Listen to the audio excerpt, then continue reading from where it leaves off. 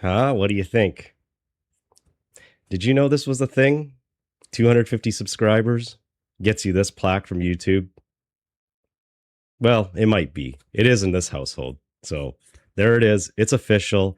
I've reached 250. It's actually a little more than 250. This live stream is a little bit long overdue. So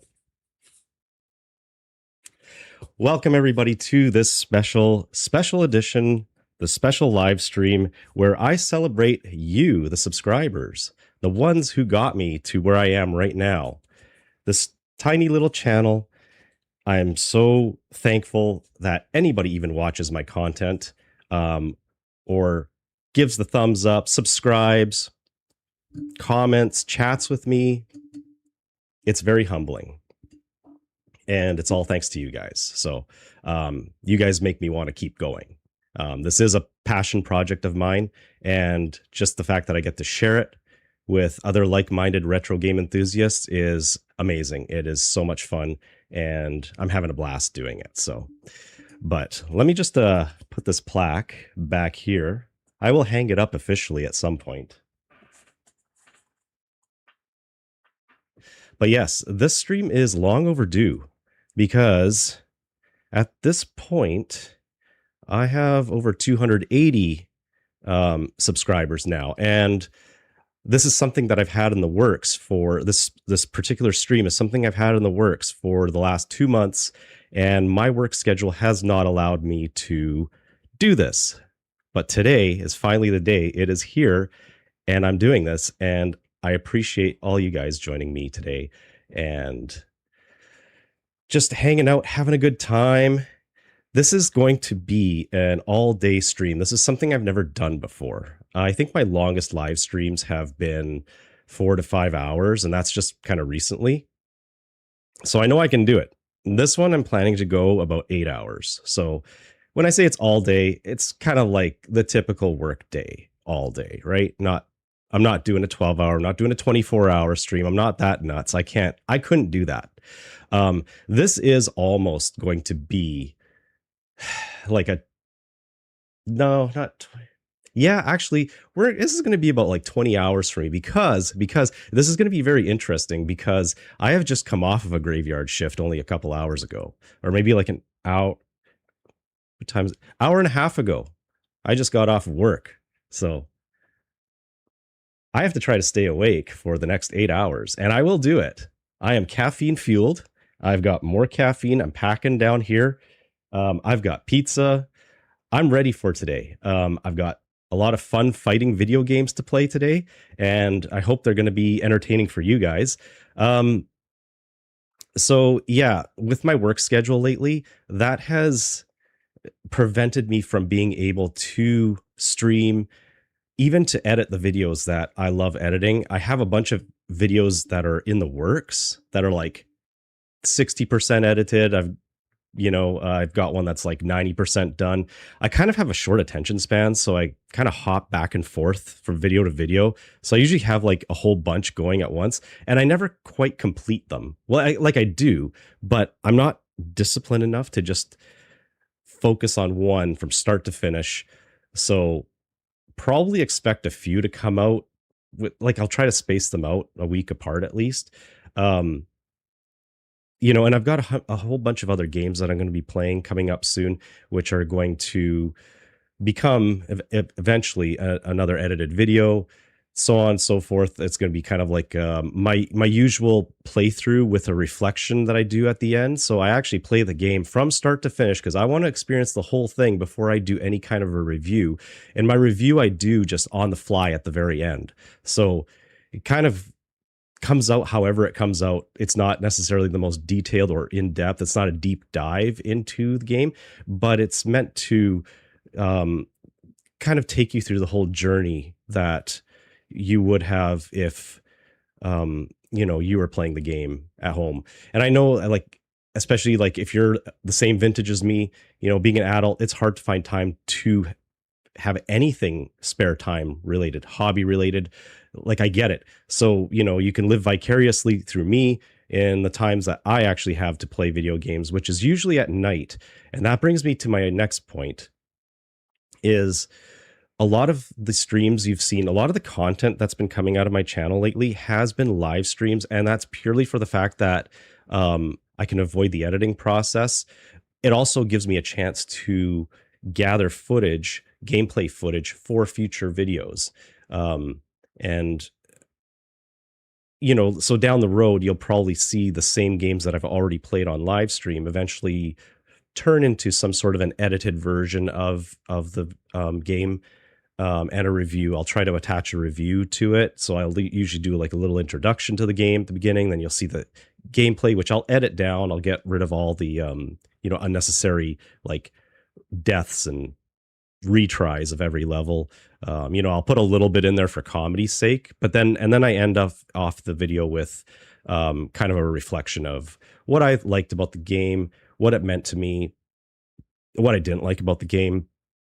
And then at that point, I turn it over to you guys. I invite you guys to comment below what your experiences were like on, playing these video games. Kind of like, do you have any nostalgia for these, or is it, it can't be just me. So anyways, so my dark streams that I've been doing without the microphone, those are happening in the middle of the night. And those are the days that, or those are the nights that I'm not working. I'm trying to do a live stream at night. Because it's the only way I can really get content out there. I don't want my channel to seem abandoned, because it's not. It's legitimately difficult for me to make content when I'm working night shifts. I'm working full time, at a not a 9 to 5 job, but it's just at night. I guess it's 9 o'clock at night till 5 in the morning, somewhere around there. So it's a 9 to 5 a.m. job, but and it's hard to come home and even if I put a couple of hours of editing in after my shift, a couple hours of editing really translates to like a couple of minutes of finished video. So it really takes a long time. Like, I'm a one-man show. I'm putting all the graphics together, and I love designing graphics. I love adding little comedy and just visuals to my videos that make it a little more engaging and interesting to watch. It's everything, making thumbnails, it's adding the sounds, it's trying to find the right music to put in the background, which can be a challenge. Usually I use video game music, but sometimes I use other royalty-free music that just happens to fit the mood. I'm kind of stuck in that lurch right now with a video. In fact, I'm having a hard time trying to figure out what kind of music to put in the background of it. But so, all this stuff kind of takes time, and and in between all that, I have to sleep, and I've been robbing myself of much needed sleep just to kind of sustain, the full-time work and my hobby, which is this. It's, playing games and broadcasting it live to you guys and editing. It's all a passion project, like I said. So it's not like, I have to do this. I do it because I want to, and I love to do it. And I hope it's something that you guys enjoy. So I do appreciate everybody that watches, every time you give a thumbs up, every time you leave a comment. I mean, subscribing is awesome. Like it really just, it feeds that need that I have to keep going and, say like, validate that, hey, this is working and people like this kind of stuff. And I know there's a lot of retro gaming channels out there. There's just gaming channels galore in general, right? So, you guys choosing me really means a lot to me. So I thank you from the bottom of my heart. Thank you so much for tuning into my stuff. It really means a lot to me. And, feel free to chat in, feel free to lurk. I'm going to be here all day. I understand, like, this is a weekday and people, hey, how's it going, Big D? Thanks for joining. Like, it's middle of the day, so like, well, depending on what part of the world you're from, because like if you're in the southern hemisphere, obviously it's getting late, it's nighttime. So and I appreciate all my international viewers too. It's really awesome. So thank you so much for tuning in. But yeah, so my dark streams that I do at night, I have to do them without the microphone. And I think to a degree, some people probably enjoy that because, you don't necessarily want to listen to somebody reacting. And I try not to react like kind of crazy and nuts like some people do. Um, it's just sometimes you just want to have a game in the background. But I always try to keep my webcam live so that you do see that there's a real person playing. Like this is not recorded. This is actually like I'm live, so you guys can also chat in too. But like a lot of people like to lurk, and I'm one of them. I'm guilty of that. I always like to lurk when I watch other streams, not necessarily gaming streams, but just anything. Right? I'm not really a big chatter, so you guys just being here, having me on in the background is very much appreciated. I love that. Like I do that all the time. I fall asleep to a lot of live streams or just long form video content, which I just enjoy.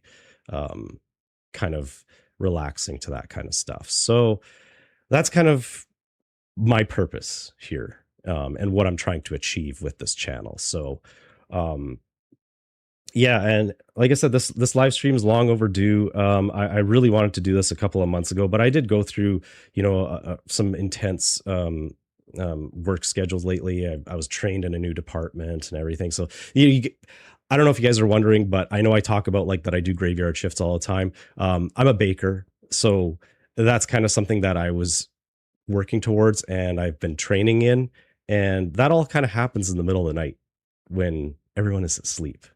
We're making bread, we're making cookies, we're making pastries, we're doing all that fun stuff. Like it smells great and it's a fun job. It's very intense. There's a lot to learn, and it's it takes a mental toll, physical toll actually too. There's just a lot of multitasking that has to happen. So that's what I did. That's the shift that I just got off of a couple hours ago, and I'm mentally drained, but I'm also like kind of hopped up on caffeine, and I did that purposely because I want to stay awake today. If I'm going 8 hours at least here, I don't want to just be a zombie the whole night or the whole day. So it might happen. If it does, just like spam the chat or something. Like, wake up, doofus, right?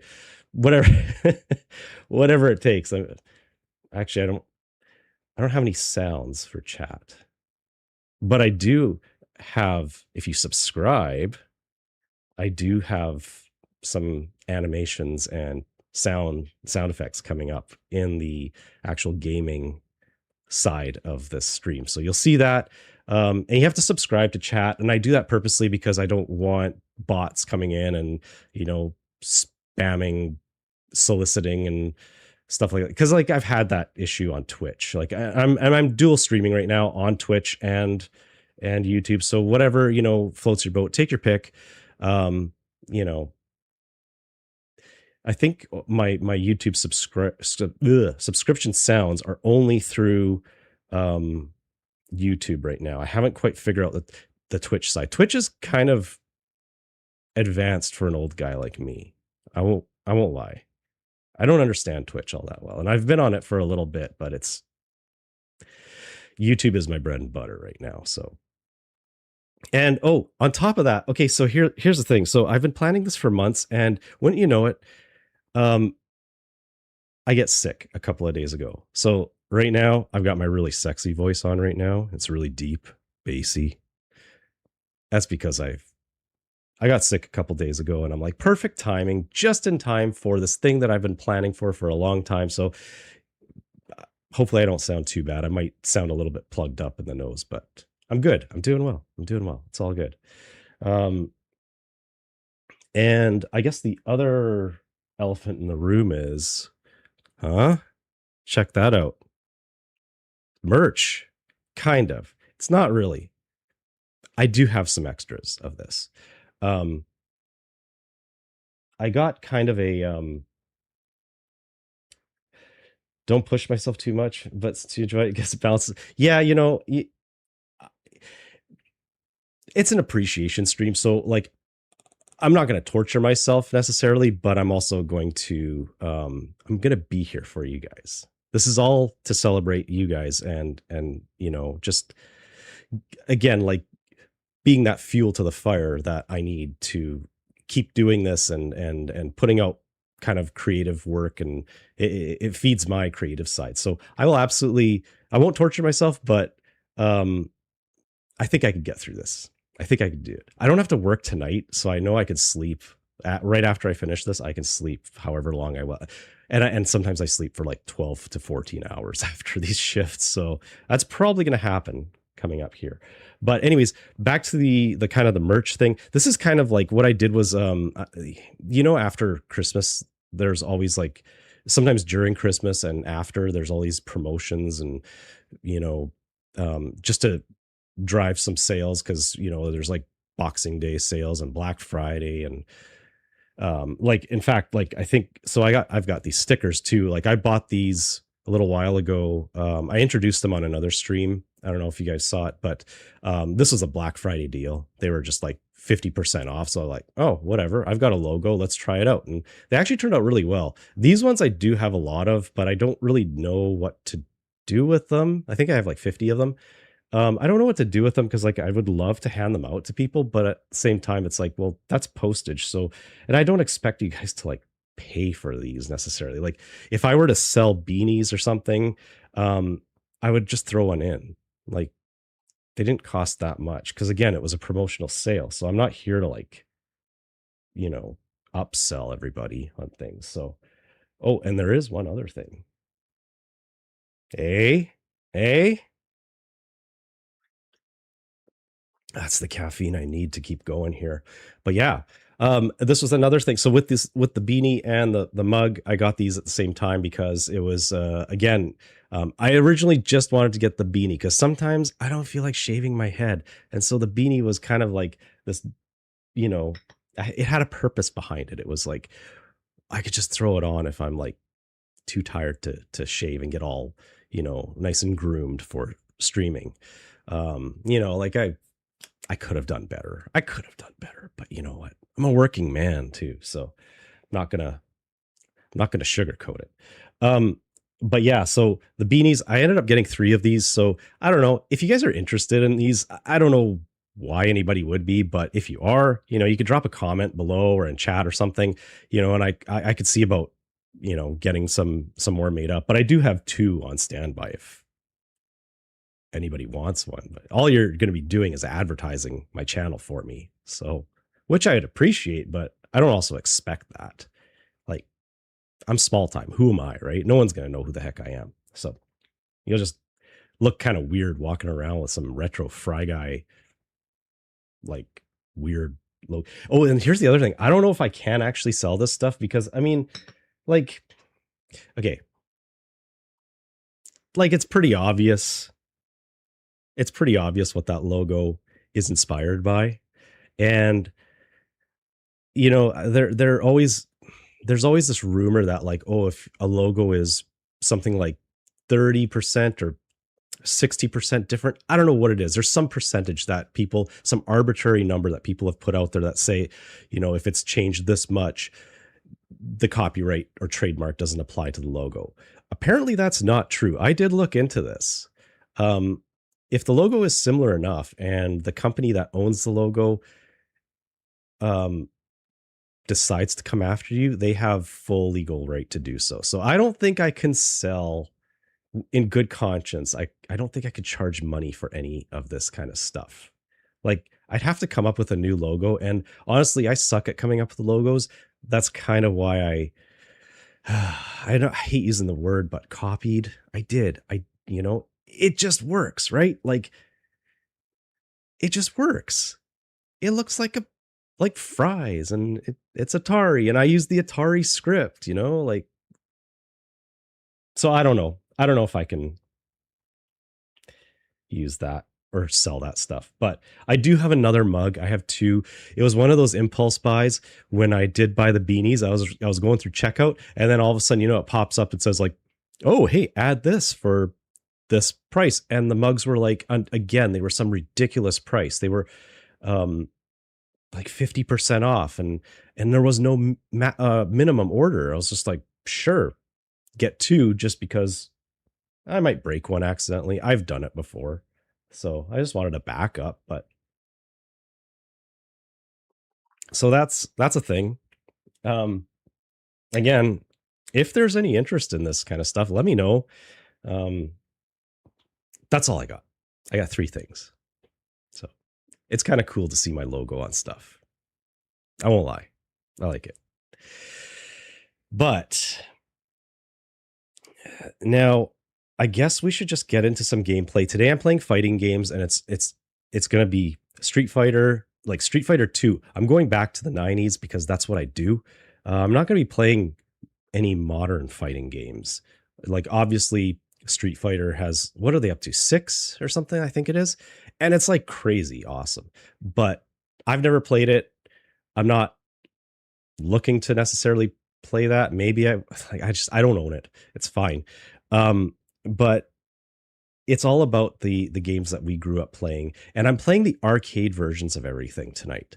I'm not going to play, the Genesis and Super Nintendo. Like the console versions, they're great, but I mean, we remember the arcade versions. A lot of us probably grew up playing these games at corner stores, mall arcades, wherever it was, and that's kind of where the nostalgia lies with me, and I'm assuming it probably lies there with you guys too. Although I do have a lot of nostalgia for playing the console, the home console versions as well. That wouldn't have happened if I didn't play them in the arcade first. So that's why I'm going to the arcade versions. So some of them are going to be emulated. Well, actually, they're all emulated technically. But so Street Fighter 2, and I'm going to be playing like Super Street Fighter 2 because, I want all the characters. The newest Street Fighter game I will be playing is going to be Street Fighter Alpha 3, just because I happen to get into that one. And so what I'm planning to do is every hour, I'm going to change the game to something else. So I won't necessarily complete it, but I'm going to try my best. I'm really not good at fighting games, but I played them a lot and I really enjoy them. So bear with me. I do have them set to, hey, what's up? What's up, boy P Nasty? What's up, man? I love it. Thanks for being here. Oh, shit. You're raiding me. Damn, dude. Thank you so much for the raid. What's up, raiders? My name is Jeff. I go by the name Retro Fry Guy, and I play retro video games. I do a little bit of reviews here and there, but for the most part, I live stream retro video games. So thank you so much for joining in. I appreciate it. That's awesome. See you guys here. Wow. Thanks, man. I appreciate the compliment. I'm glad you like my channel. Nice. Oh, man, that's great. A nasty raid. Love it. I hope to return that favor, my friend. Thank you so much. So what I was saying is I'm playing a bunch of fighting games today. This is going to be like an 8-hour long stream, and I just got started. So there's a lot of stuff coming up here. Join in anytime you want. Like I don't expect you guys to hang around the whole stream, but I'm here if you want. So I'm here to entertain. So yes, so I'm going to be playing Street Fighter 2, Super Street Fighter 2, Street Fighter Alpha 3. It's just one that I got into. I really enjoyed it. I'm going to play the original Mortal Kombat. And again, all arcade versions, Mortal Kombat 2, and probably Ultimate Mortal Kombat 3. And that's kind of what I've got for now, because I originally was only going to do a 6-hour stream, but I think I have 8 hours available here. I have the house to myself right now, so that's why I'm doing this. So I do have a couple of additional fighting games to include in here, like Primal Rage, maybe. And what was the other one? Oh, like Eternal Champions, the Sega CD version. So that would be a console version. Everything else would be arcade. And I'm not good at them. I'm probably going to be looking up not strategy guides, but move sets, because I can't remember this stuff. Like, obviously I remember the basic move set of, Street Fighter characters, but I'm not good. This is going to be interesting. I'm going to totally suck at this, but you know what? Let's just go with it.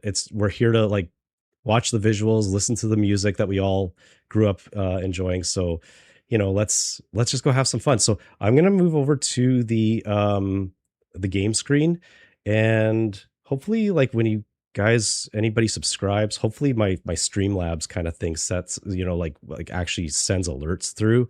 So I'm trying to upgrade my presentation a little bit every time I do this. So let's see if this stuff actually works, because you can't really do a test on this unless you're live. So let's switch right over right now.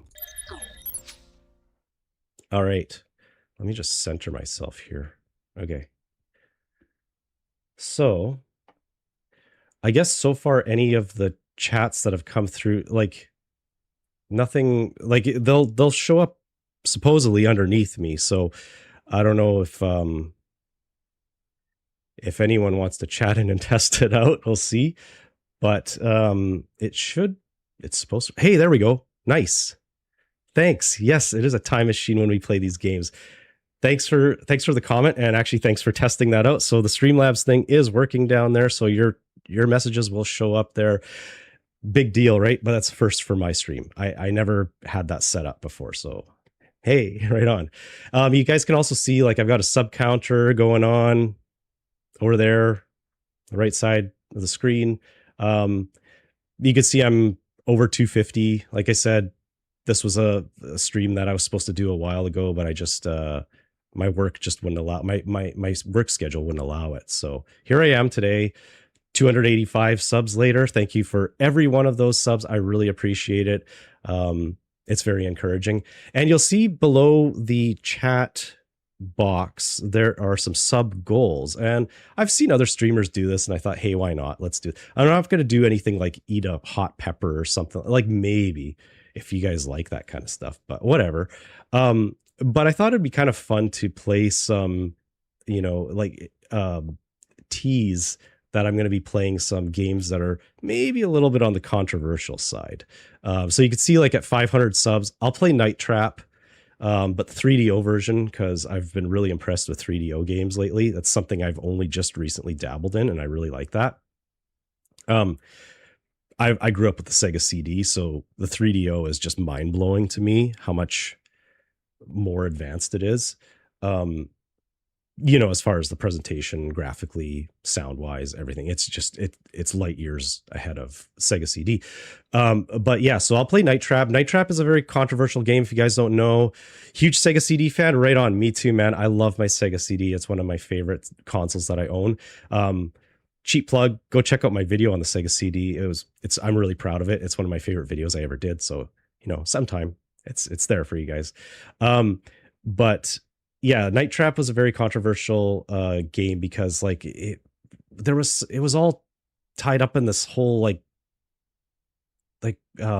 parents were all up in arms about it. That and Mortal Kombat, and it kind of went to court and everything. It was crazy. It happened like around the time that the game was released. So what is that, like 92, 93, somewhere around there? You guys can check it out if you've never heard about it. But yeah, Night Trap, Mortal Kombat, very controversial. And we're playing one of them today.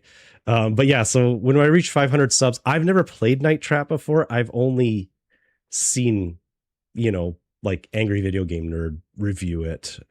So that's one that I'll play when I reach 500 subs. I'll do another live stream on that one. And then at 1,000 subs, which seems unreachable and unattainable goal for me in this channel, like at the present time right now. But Plumbers Don't Wear Ties for the 3DO. That one is very racy. It's not a great game, but it's very racy. There's some censored nudity in it. There is a way to uncensor it, apparently. I'm not going to uncensor it because then YouTube will give me some sort of a strike. I'm sure I'll get slapped on the wrist for that. But yeah, Plumbers Don't Wear Ties. It's a really ridiculous game. It's kind of going to be torture for me to play because it is a bad game.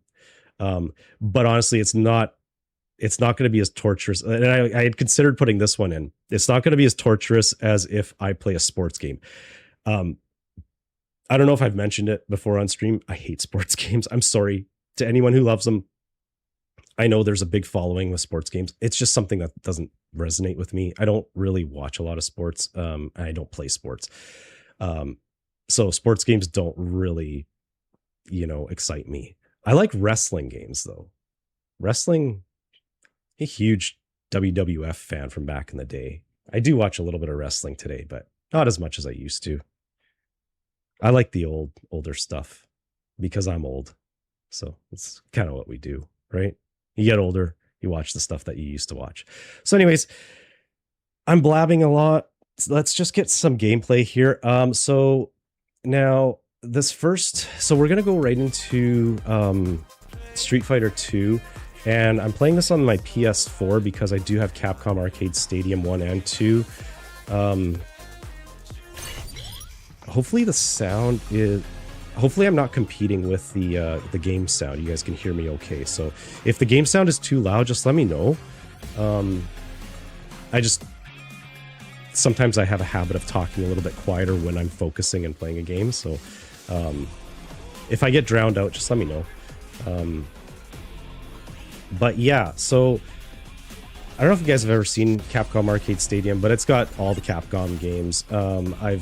I have the first Stadium 2. There's a bunch of stuff that I've never played before, like Street Fighter 1. Don't worry, I'm not going to play that. That's pretty bad. It's kind of cool because you could play the Japanese version, the Japanese ROM of all these games. So it's pretty cool. Yeah, there is a really good variety that they offer here. So I do want to explore these a little bit more. But it's really neat. Like, this way I get to play these without having to emulate them on, like, you know, RetroArch or anything. Or, I can just... I've got the legit version, essentially. I paid for this. Okay, so where are we going here? So, where was I? Okay, so Street Fighter 2, the Anniversary Edition. This has, like, a bunch of options. So let's get right into this. I think I've already set up the difficulty. I put the difficulty on easy because I suck, and I actually want to get a little bit further into this game, just so, you know, we get to see some cool stuff. So, but yeah.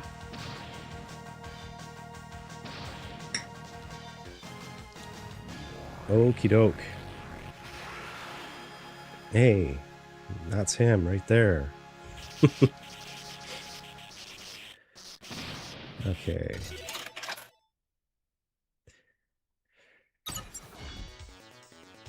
Yeah, so we can select game speed. I'm just gonna go with 2.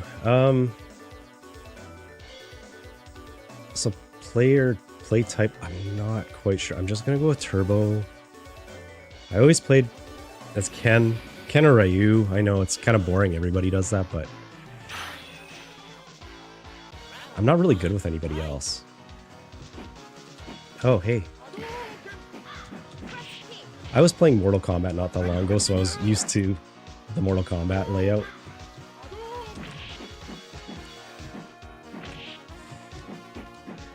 Oh yeah, and I, in addition to sucking really bad, I always sucked at doing a dragon punch. And I'm gonna lose the first battle. Watch this. See, yeah. So I always sucked at doing a dragon punch, even though I'm playing on a controller. I don't know why. I always was really bad at that.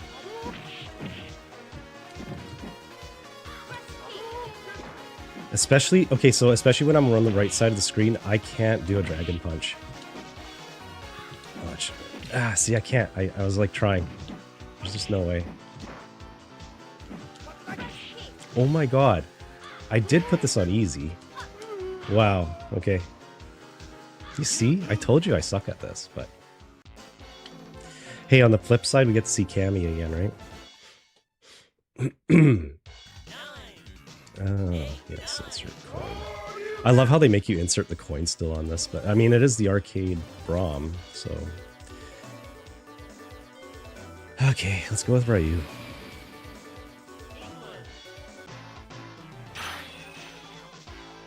I get nervous playing these games too when people are watching. I always say that, but I don't mean like, don't go anywhere. You guys can still watch. Just might take me a bit longer than, you know, most people playing this. Oops. Oh my god. Seriously? Oh shit.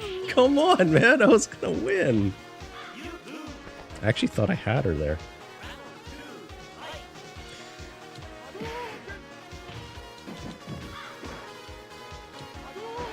Yeah, okay, good. I'm glad I'm not the only one that's not that great at these.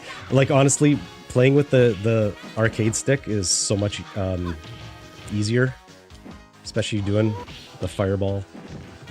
Oh my god. Yeah. I have a fight stick, but it's a Mortal Kombat one.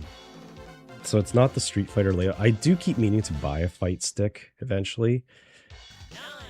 Audio mix sounds good thus far. Awesome. Thank you for letting me know. Appreciate that.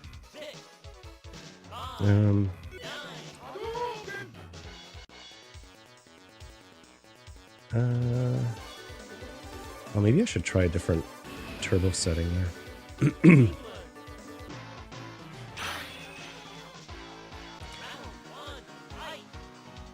Okay, focus. I can do this. Oh, jeez.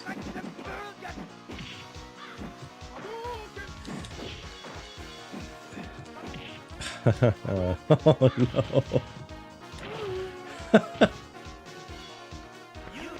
There are certain opponents that I really am bad at. DJ is one of them. When I get to him, I'll be playing that a lot. Hey, look at that. Finally, a Dragon Punch. I don't want to be on this side. I need a Raiden teleport right now. Oops.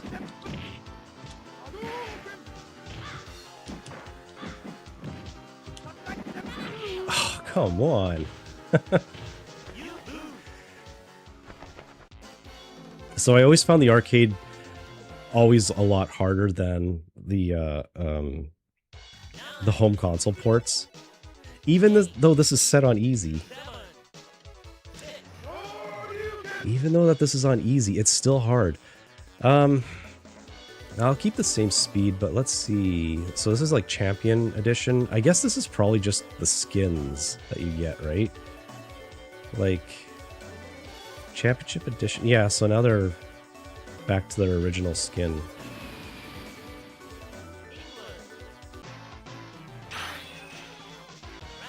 Okay, I can do this.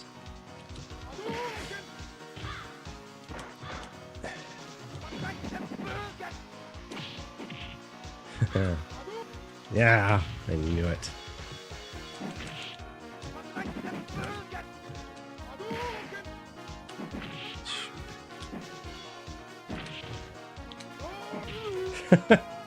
I did a Dragon Punch just because I can sometimes do them, even though it wasn't warranted there, but... I might have to check the difficulty setting on this, because maybe it like reset, but I'm pretty sure... Oh my god. I said I was bad at this, but I don't think I was that bad, but holy crap, apparently I'm really bad. Here, let me, how do I... Oh, options.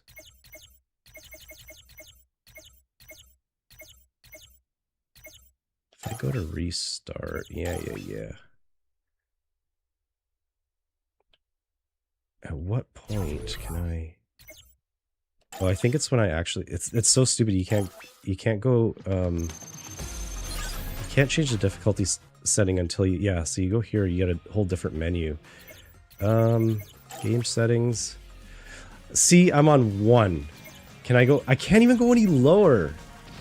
Oh, this is so embarrassing. I can't believe... Okay, well, full disclosure. That's how bad I am. This toque is really warm. Or this beanie. It's really warm. I feel like I'm sweating. No, let's not reset difficulty. Let's just keep this, and... I'll just try to do better.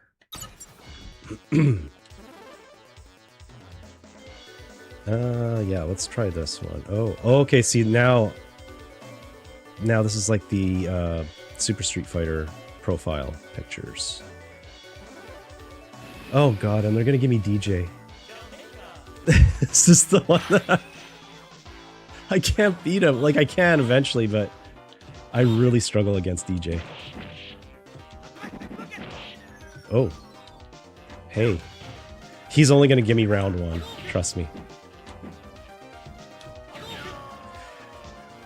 Okay, that was a fluke, but he'll only give me the first round, trust me. Whoops.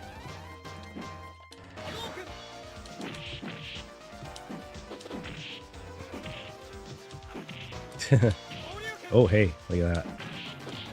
No.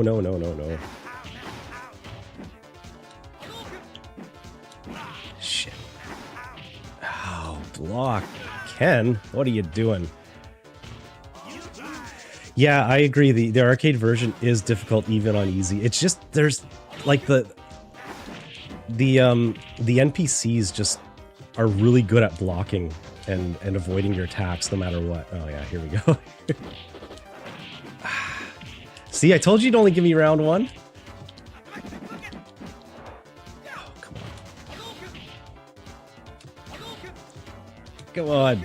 No. Oh. I could have had him too with one more hit. Yeah. DJ is my nemesis in this game. I can't believe they give him to me right away. Maybe it's good that they give him to me right away because then I can get him out of the way. So, let's try that again. Maybe I'll try using some of the other players. I'm like, obviously you can see I don't really do combos. That would have been an opportune time for a dragon punch. Get out of here.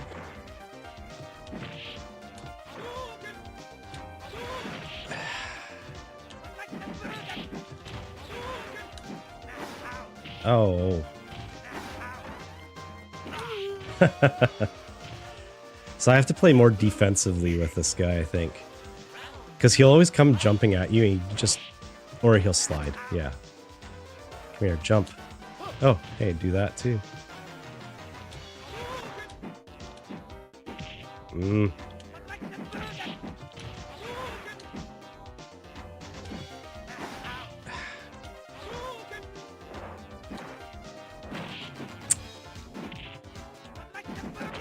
Wow.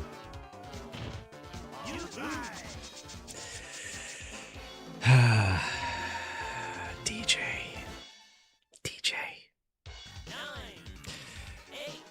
Okay, let's just for shits and giggles, let's try somebody else here.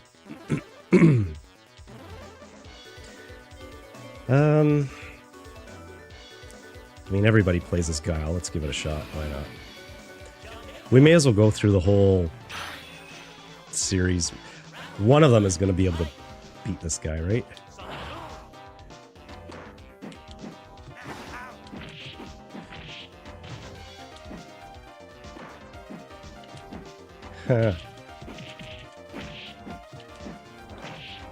Okay, I do remember how to do the blade kick.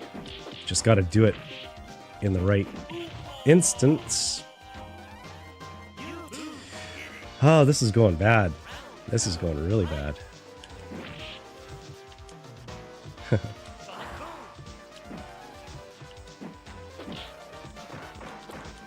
I'm not good with Guile. Oh, good.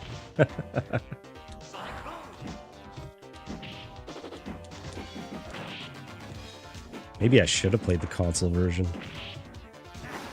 Oh, shoot. I was about to get him with a Sonic Boom, but not so fast.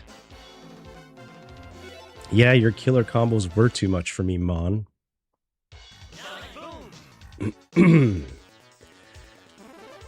Okay, I'm gonna try something stupid. I suck with Blanca, but let's give him a shot, because maybe I could just sit there and, like, do the electricity thing every time he jumps at me. Let's see. Yeah, okay.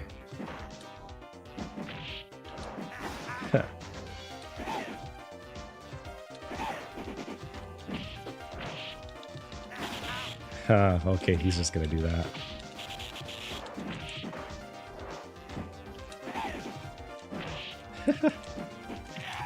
Yeah.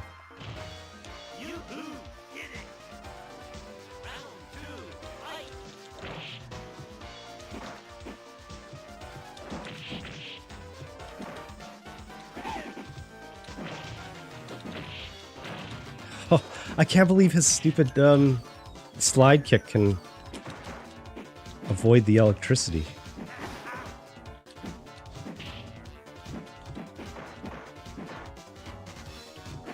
What's his super move?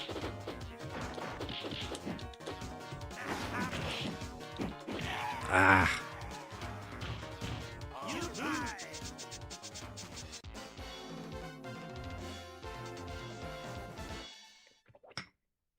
So if I keep starting this over again and choosing a different player, they should give me a different person's, like, I'm in first place, guys, apparently. So, hey, you know, not that bad, according to this. Okay. Who else can I use here? Sure, why not? See, new opponent. This is how we're going to see all the opponents. By just doing this.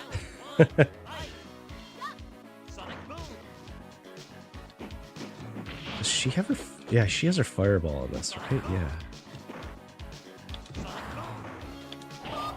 There it is. Why can't I ever do it when I need to?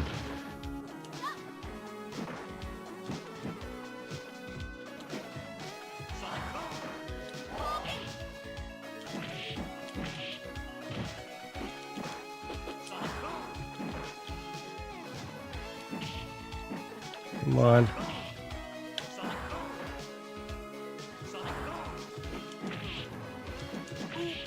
Well, okay. I'll do it. I'll take it. It's like, why can't I do her little spin kick thingy that she's so famous for?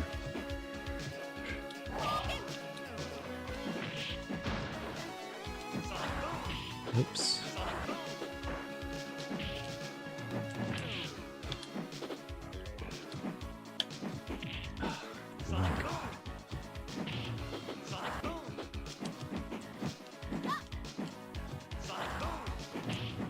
Damn, he threw a slow one.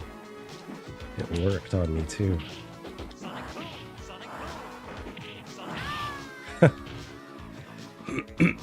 Excuse me.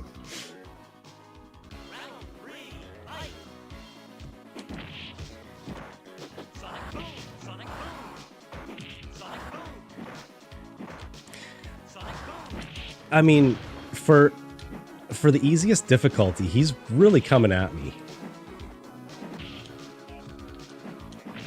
Why can't I do this kick? See, why does it do that? Okay, I'm no good with her. Oh, shoot. No, no, no. Oh, I forgot. Okay, I can speed things up and... That's the kind of crazy thing with this arcade stadium, or Capcom arcade stadium.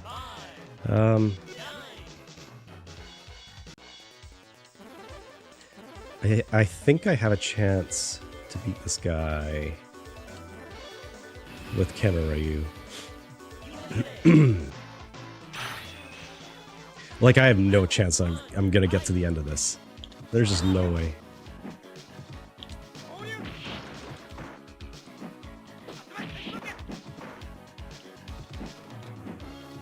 Oh my god.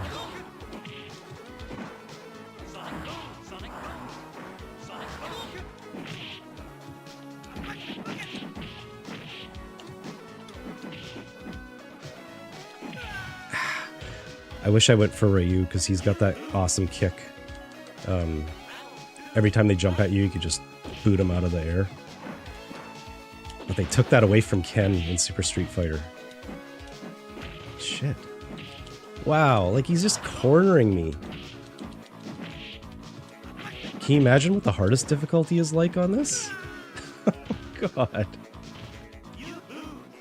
I'll be better at Mortal Kombat, I promise you. I'm better. So here's the thing.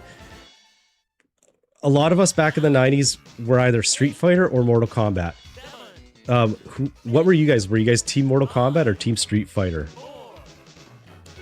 I was primarily Mortal Kombat. I had a lot of friends that liked Street Fighter. And I do like Street Fighter as well. I really do. But at the time, when it was kind of this battle between the two fighting games, I was definitely Team Mortal Kombat. But I will admit, yeah, like Street Fighter has the more in-depth move set, and it's more polished as far as the fighting is concerned.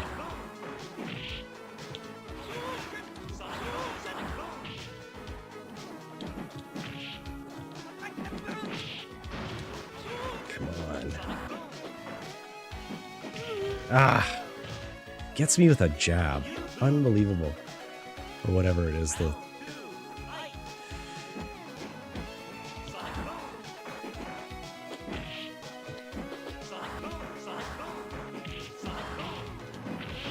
You know what, though? I don't mind fighting Guile because I love his stage music. It's always my favorite music in the game.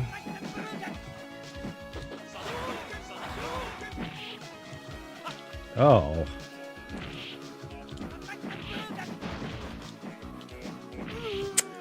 Man, oh man. I really wish I had a fight stick for this. I'm not saying that I would be any better, but I might. Like playing this on a PlayStation controller. I am playing with the D-pad. I just don't play with Joy-Cons. I don't know. I'm not a Joy-Con person. Even when I play on my Nintendo Switch, I never use the Joy-Cons. So what's this one? This is just regular Super Street Fighter.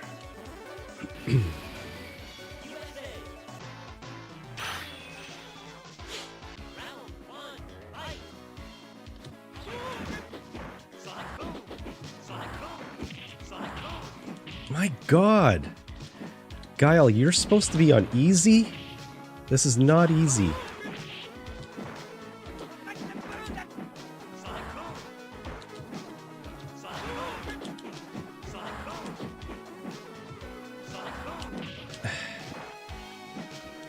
He's just supposed to stand there and let me hit him. He's not supposed to fight back like this, but he is.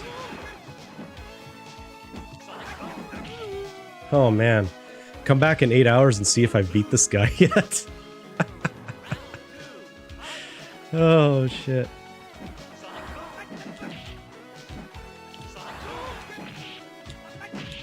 Oh my God, stop avoiding my attacks, man.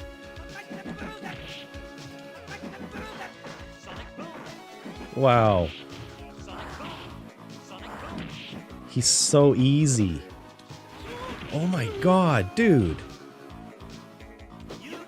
This may have been a bad idea to play the arcade version. Holy shit. Trophy earned? Coin consumer? Yeah. Yeah, yeah.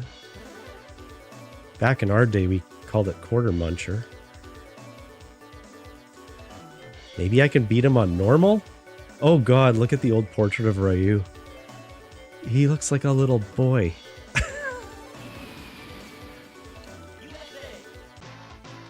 Maybe it'll have mercy on me this way.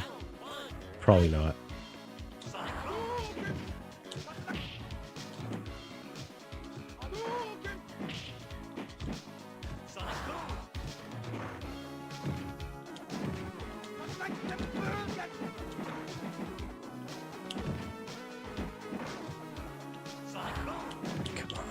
Ah.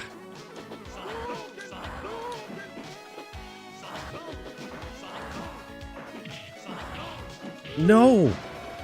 I had so much opportunity to get him there, and then he just comes in, closes in with his BS attacks.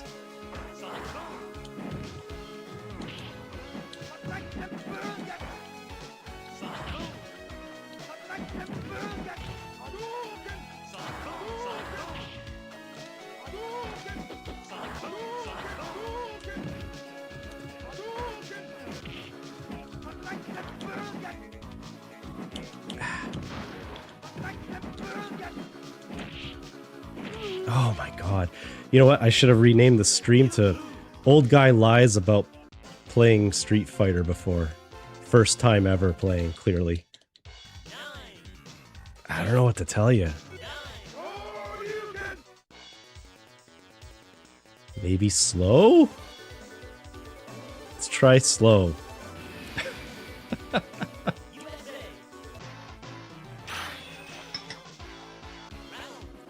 I need it to move like molasses, like me on a January morning.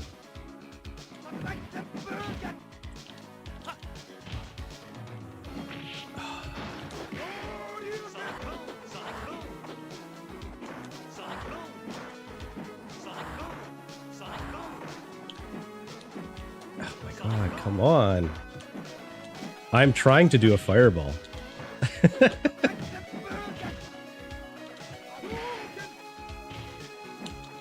Ah.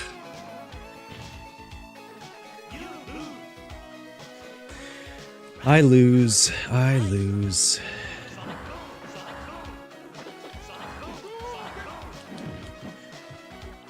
Usually it's easier to pull off moves in the slower version, right? Like when you do turbo, you have to pull the moves off twice as fast. Oh, Guile, can you stop avoiding all of my offense, please? Can I at least beat the first dude?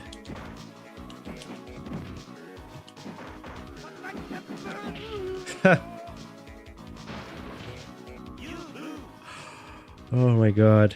I swear I'm better at Street Fighter Alpha 3. That one seems to be more forgiving.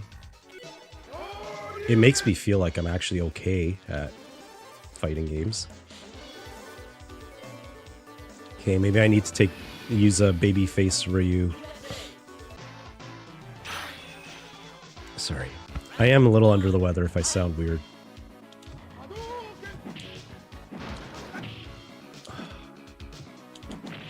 Like, this is unreasonable. What is hard like on this? You know, the setting. Like, this is nuts. Look at him go. I am actually getting frustrated. This is not good. What are we, an hour into the stream? And I'm already frustrated by Street Fighter 2? I love this game, but it's making me reconsider that. But this is a pretty accurate reflection of how I played in the arcade.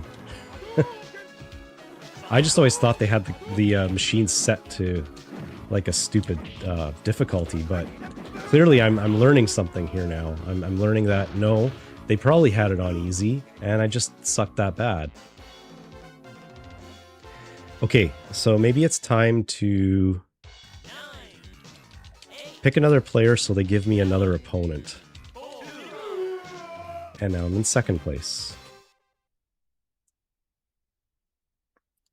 Because if I'm going to be this bad, at least you guys, you know, deserve to see some other opponents. Okay, fine, I'll do a super. You're no better? Thank God. Okay, I just have this vision of you guys just laughing at me and everything I'm doing. And that's fine. If I'm entertaining you, then hey. Fei Long is not an easy opponent either. Come on, right?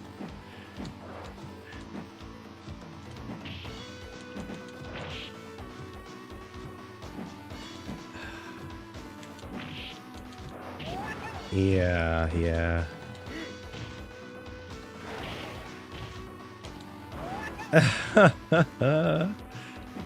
I don't even know how to do combos with Bison. Oh, God. Oh, are you serious? Like, I just needed to clip him once. He could have blocked it, and I would have got him. But this game will not give me the satisfaction.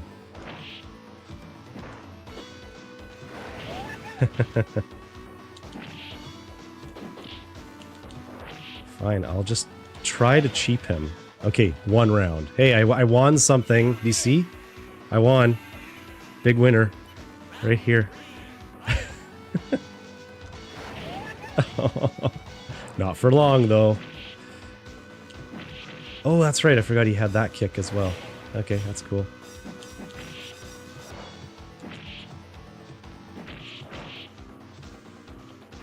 Hey, hey. Come on, man.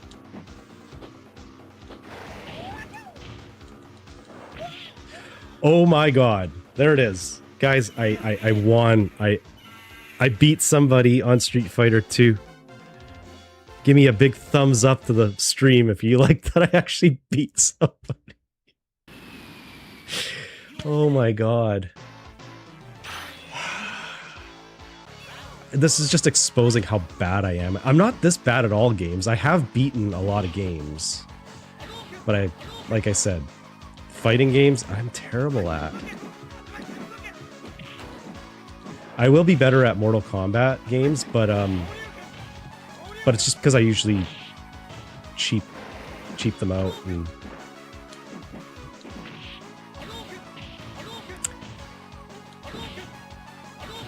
yeah, you're just gonna throw fireballs at me?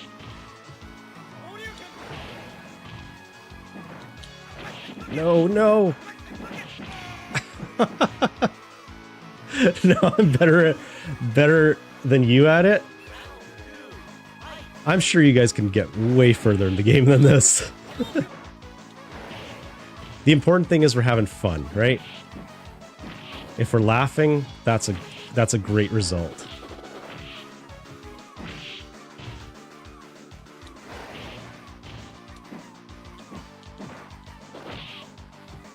See, I just keep doing the same moves over and over, hoping that something will stick. So, I mean, Bison should be able to get through quite a few opponents. He's pretty OP. And there goes Ken, just destroying me.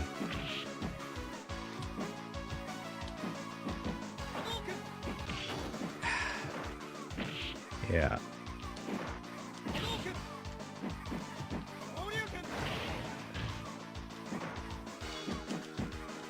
No. Oh, that was gonna happen. Okay. Alright. So there's a chance that I could maybe get past him, but I'm not gonna use Bison again right now. I'm sticking to slow because that's my speed, clearly. Let's go... I know I keep going back to Ken and Ryu, because that's how I always...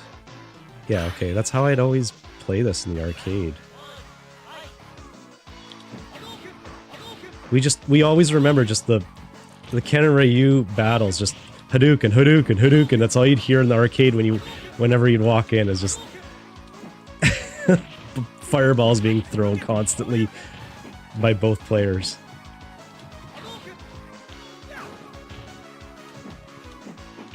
Shit. No.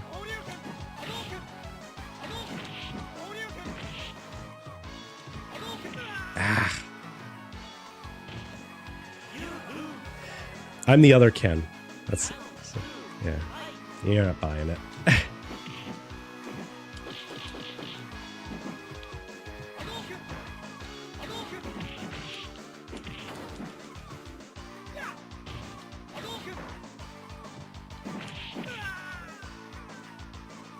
You used to stand in line at the arcade to get your butt kicked at this. You know, I could relate. But I was always so intimidated. I'd only play the machine when no one else was around. And sometimes some nice person would come up and put a quarter in when I'm playing. And I just remember just gritting my teeth because I'm like, I'm going to lose against whoever challenges me in this. So, yeah. That used to suck. At Mortal Kombat, I had a chance at beating people when they would play second player. But yes, for the most part, I'd always find a machine that was unoccupied just so that people wouldn't see how bad I am or challenge me. So me actually even playing this in front of a live audience right now is a big step forward for me.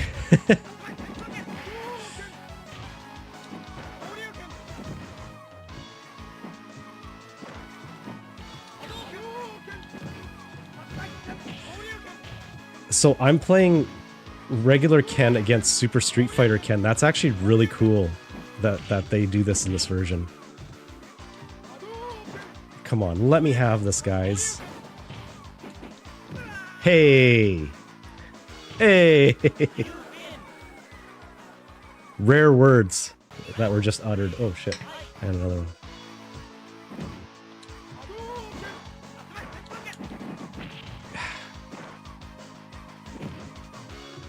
Come on, jump at me again, man.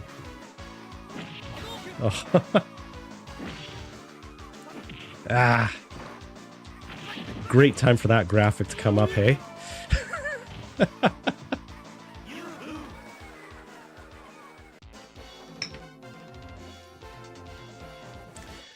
So what are we at here? We're an hour and 15 into this stream. I'm just kind of debating when I should switch over to Street Fighter Alpha. It feels like I only just started playing this.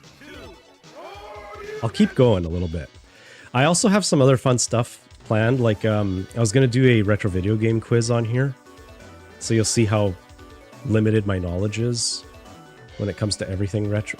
I mean, you're kind of knowledgeable about the stuff that you grew up with, the video games that you played, right? Like, I don't know every game.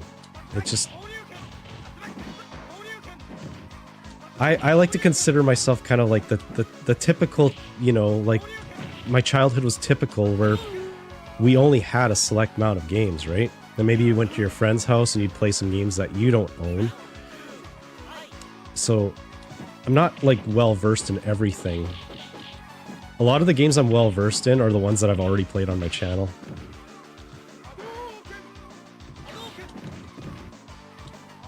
Oh, hey, look who just pulled off a combo. Thank you. Hold your applause. But now he's gonna kick my ass for it.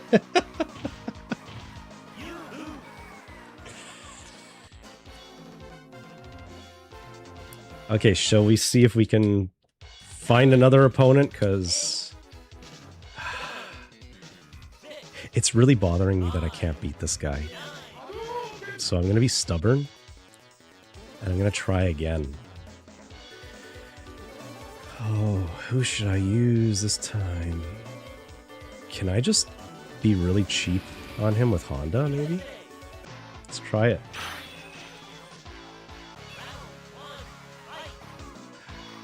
You don't think you could stream this game? Or... It's, I swear I'm better when I...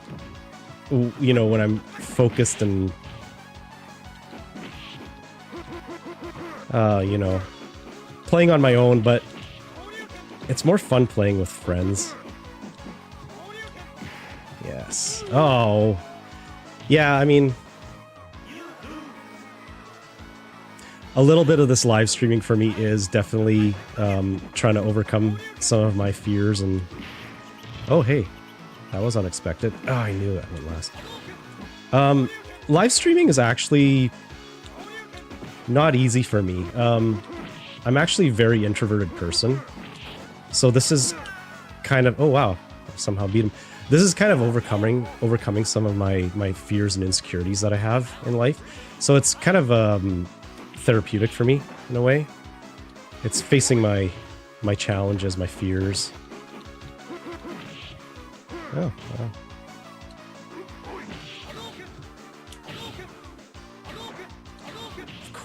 Of course he's just gonna throw fireballs at me. Yeah. Yeah, I don't know. I seem to be getting more comfortable with live streaming the more I do it. If I go too long without live streaming, especially with if I don't have the mic on, my nerves kind of get the best of me. I won't lie, I was nervous to do this today. You know, I was thinking about it all the time at work today, on my shift. I was just like, I gotta come home and do this, but I've also had a lot of excitement going forward. Yeah, so it's something I've wanted to do. Okay, I'll give it one more shot here with Ryu, and maybe I'll move on to Street Fighter Alpha? I don't know. I actually didn't like Street Fighter Alpha when I first saw it. I thought it was such a downgrade from Street Fighter 2. Then I started playing it, and I realized how much fun it actually was. Because remember when Street Fighter 2 was a big thing? It was just like they kept releasing a new version of it all the time, and it was graphically the exact same. You know, they introduced some new characters, that's about it, and slightly modified the moveset. But boy, did they ever milk this particular IP. Shoot. I really should do a Dragon Punch more often. Hey, again, the Dragon Punch, just it's hard to do on the controller for me. Like, I don't know about you guys, but I really grip the controller hard, especially when I'm playing a fighting game. And my thumb gets really tired.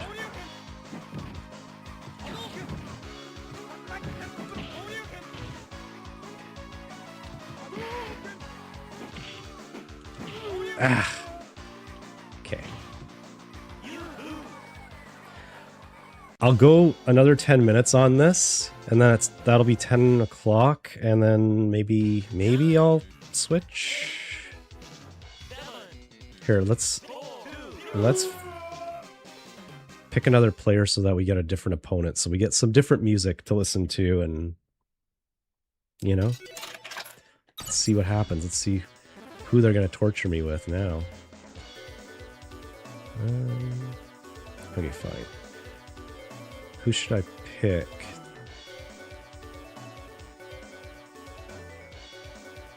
Oh boy, I don't know who to go for.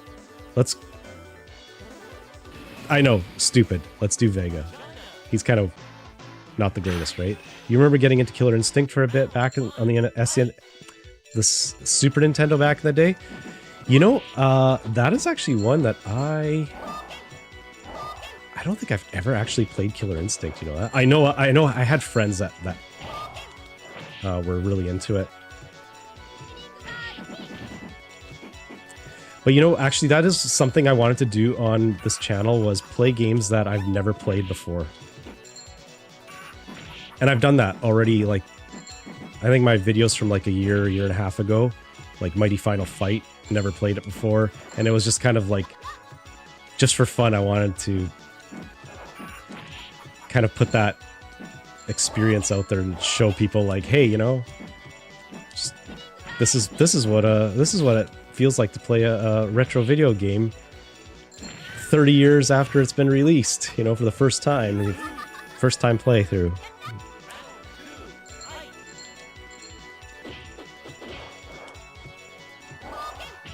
Oh.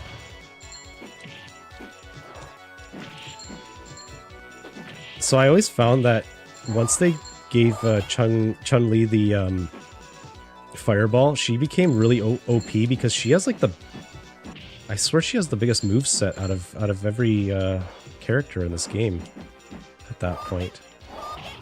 Why did I do that?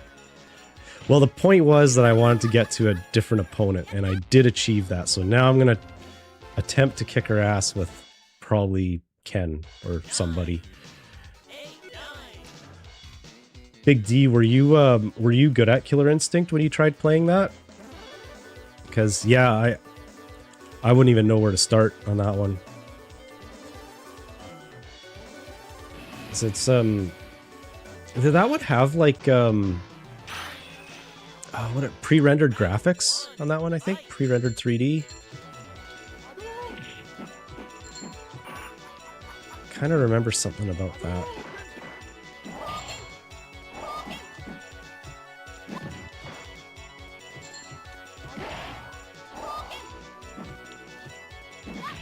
Huh.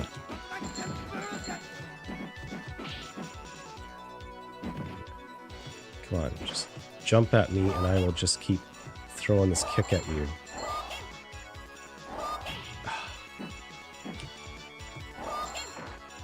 Now we're just gonna do that all day, huh? Okay.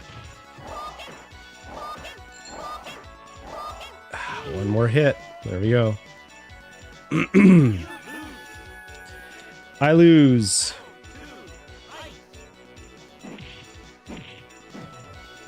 Oh, come on. I can't believe how did her kick overpower mine? I kept trying to boot her out of midair there.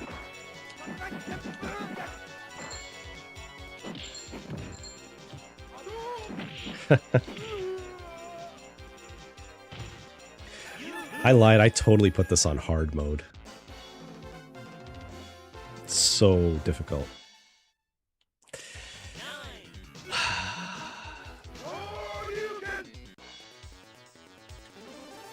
slow and normal. I should be able to do this. Maybe because I have it on like Super Street Fighter mode for the opponents. Maybe they're just harder. Because maybe this game was harder. Maybe they made it a little bit harder in the when they released Super Street Fighter. Like, that is a very real possibility because they wanted to milk the IP for longer, so it makes sense that they would make the game harder because they probably figured people would, you know, have mastered it by then. I wonder...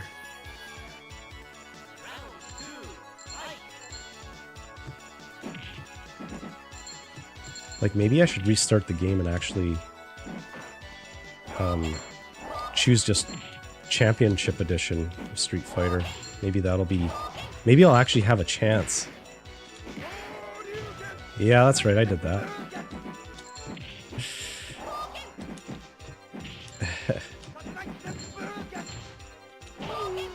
I don't know what I was trying to do there. Not really, but you practiced, and yes, it had the same graphics technique as Donkey Kong Country. Yeah, that's what I thought. That was pretty cool. Those pre-rendered 3D graphics were state-of-the-art back in the day. Okay. Let me just try one thing here with this.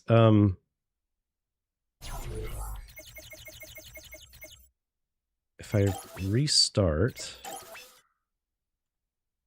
And then I choose...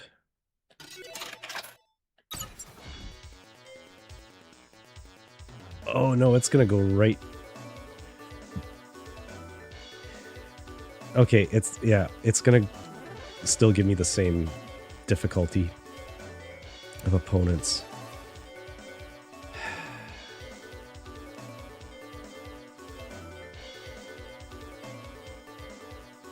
Wait a second, look at that. When I go on normal mode, I can't select any of the newer characters. That's funny.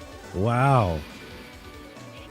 Okay, let's come full circle. Let me try to beat Cammy now. Not bloody likely, though.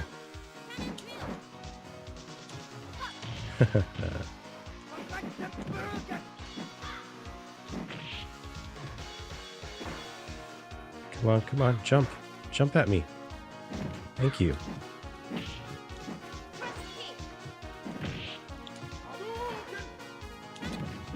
Hey. Finally stopped her. Hey!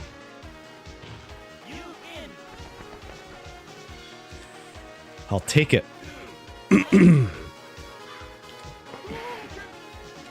So yeah, speaking of pre-rendered 3D graphics, I'll let you in on a little something. Donkey Kong Country is one of my videos that I'm editing right now.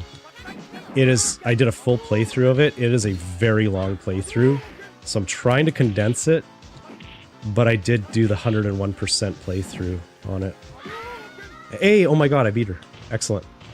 Yeah, I did the 101% playthrough on Donkey Kong Country, because I love that game, but I will admit, I did lose my patience in that one. And my whole channel, I try not to be frustrated when I play games, but it's kind of impossible not to with retro games. And Donkey Kong Country broke me. And it's not that it's a hard game, but if you want to get all the secrets, there are some really frustrating areas to get into.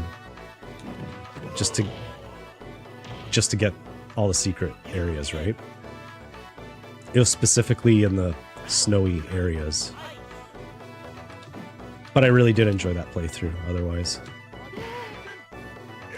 And I hope to do Donkey Kong Country 2 and 3, which I've never played in their entirety. I've only dabbled in that one. Or those two, I mean, I should say.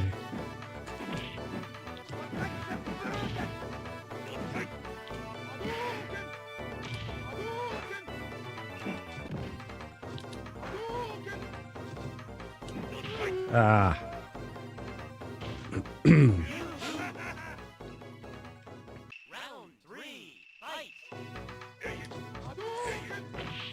Funny story too. One of the games that I was going to be doing a video for very soon as well, and I have to do the gameplay of it. The timing of it was just so stupid though. So, cliffhanger for the Sega CD. It's one of my guilty pleasures. Because of the snowboarding scene, or the snowboarding levels. Ah, shoot. Come on. Hey! Yes! That's the furthest I've gotten in the game so far in this playthrough. So the Sega CD version of Cliffhanger, I was literally just about to play it. Like, I have a script already generated for it. Like, and then, do you guys watch Sega Lord X? I love his content. And he puts out a video on Cliffhanger, Sega CD Cliffhanger, right around the time I was going to record a video for it. And I was like, I better hold off now, because I have been accused on my very second video I ever did. I don't know if you guys watched it, the Mortal Kombat. It was the Mortal Kombat plug and play, TV plug and play things from Jack's Pacific. It's one of my most popular videos. And I was accused, my first comment on there was that somebody said I copied another YouTuber. And that, like, and I was like, what are you talking about? Like, I literally picked this thing up from a thrift store, and I did a quick video on it because I thought this is really neat. And it was something I could just make quickly. And somebody else happened to put out a video at the same week that I did. And here's the funny part. I put my video out like something like 3 days before this other guy, but yeah, some viewer accused me of copying this other YouTuber who has more subscribers. I'm like, you know, good on you. But I put my video out first, and somehow I was accused of copying. So I was like, when I saw that Sega Lord X put out the Cliffhanger Sega CD video, I was like, I better just delay that one for a little bit, because I don't want to be accused of copying. Because there's so many of us that do retro games on YouTube that, like, it's inevitable that sometimes you just accidentally line up just by chance. I've had it where other people have put out videos shortly after on the same game that I'd covered. It's like, yeah, it's coincidence, man. It happens.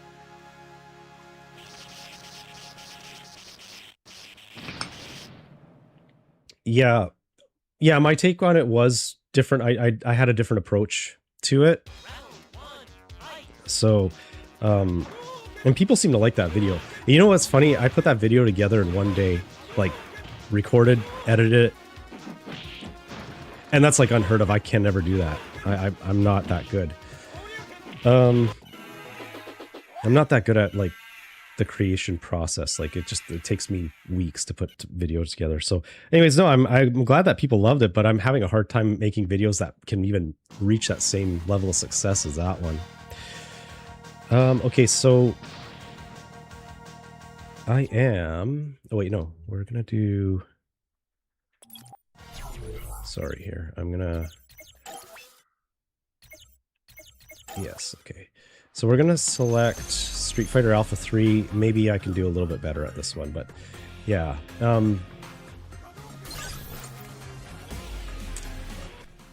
Yeah. I don't know what I was trying to say. We were talking about that Mortal Kombat video, but yeah, that one surprised me that people enjoyed that one. I look back at those videos and it's so cringe because like I was trying to pretty much shouted my way through all the dialogue. So, oh, thank you. I think my videos are pretty good. You know, it's funny, like I'm my biggest critic, right? And I think that's normal for most people. Obviously my style is going to evolve just like everybody's. I once heard, like, I watch all these people that like encourage you on, you know, how to make YouTube videos. And I remember this one creator said, you're always going to look back at your first video and cringe. And at the time when I made my first few videos, I was like, these are really good. These are really good. And then of course now I look back at them and I'm just like, oh, I could have done that better. Like my delivery was so excitable because I was trying different presentation styles at that time, and at the time that seemed like the best way to go about it. So I wish I could redo them sometimes, but I also am like, no, that's how they turned out, that's how they stay. People seem to like them, so you know, I appreciate that. But it's definitely hard to replicate the success of those first couple of videos. I feel like a lot of my subscribers are just waiting for me to do kind of more in-depth videos like I did, especially that Double Dragon collection video. That one surprised me how popular that got. I've never made a video that came even close to that popularity. All right, let's see if I can do any better. Okay, you see, this is on easy, and it's already more enjoyable. Like, not all my attacks are being blocked. See, I don't suck that bad. Street Fighter 2 is stupid hard.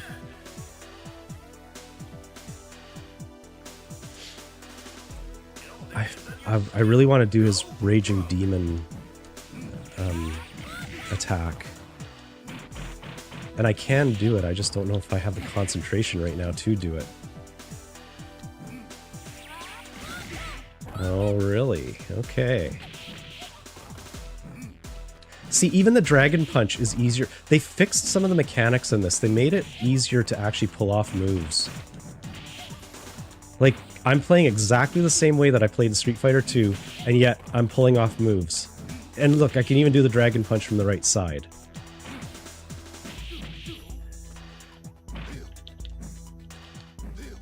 Oh, or not. Okay. No, no, no, don't do that. Come on, come on.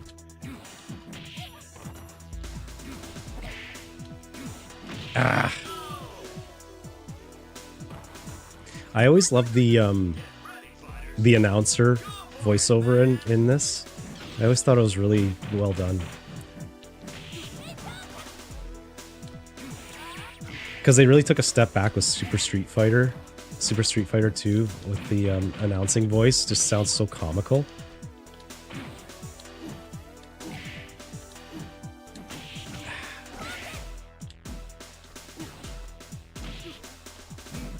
Gotta get on the other side here. Whoa. Oh, I didn't know he could do the super move in the air like that. I know that the fireball, yes, from a jump, but wow, okay. So your energy doesn't get drained as fast in this one too. It actually gives you a chance to enjoy the battle a little bit more.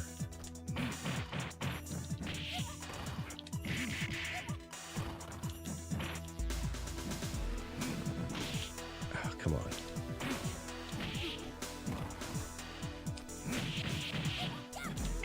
Hey, there we go. Good. Double Dragon was an arcade favorite, or I should say 7-Eleven. 7-Eleven, that's where I played it most. I love Double Dragon. The original Double Dragon is probably the game I have played the most frequently. I would always play it wherever I saw it. I used to find it in like always like corner stores. It's, I don't know what it is about that game. It is such a perfect beat 'em up. The replayability is off the charts on that one. And so I actually plan on I don't know if you guys have seen all the what do they call them? They're fan remakes of the game. There are so many fan remakes. Like, they're not hacks. They're actually, the whole game is remade, right? It's the open bore remakes. And there are some really fun characters added to. You've probably seen my Double Dragon Reloaded video where he plays like the WWF superstars. Super fun. But I have even more. And I will play them.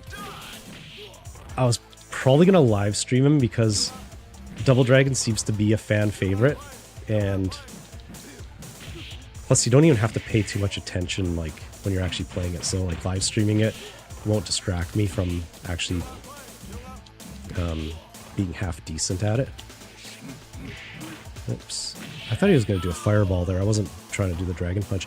But yeah, Double Dragon, I can't say enough good things about it. Like if I were stranded on an island and I could only have one video game for the rest of my life, it would be Double Dragon, the arcade version. Double Dragon 1. I love Double Dragon 2, but Double Dragon 1 is like super nostalgia. I will not let anybody talk ill about Double Dragon, the arcade version. That is sacred ground. That game is so perfect. I'm sure kids today probably look at that and go like, what's the big deal? You'd have to have lived that time, right? Even when I play that game now, I still remember the smell in the arcades, you know, and that old musty, dirty carpet kind of smell. It's just, I love it. It's, you know, some of them smelled like cigarette smoke too.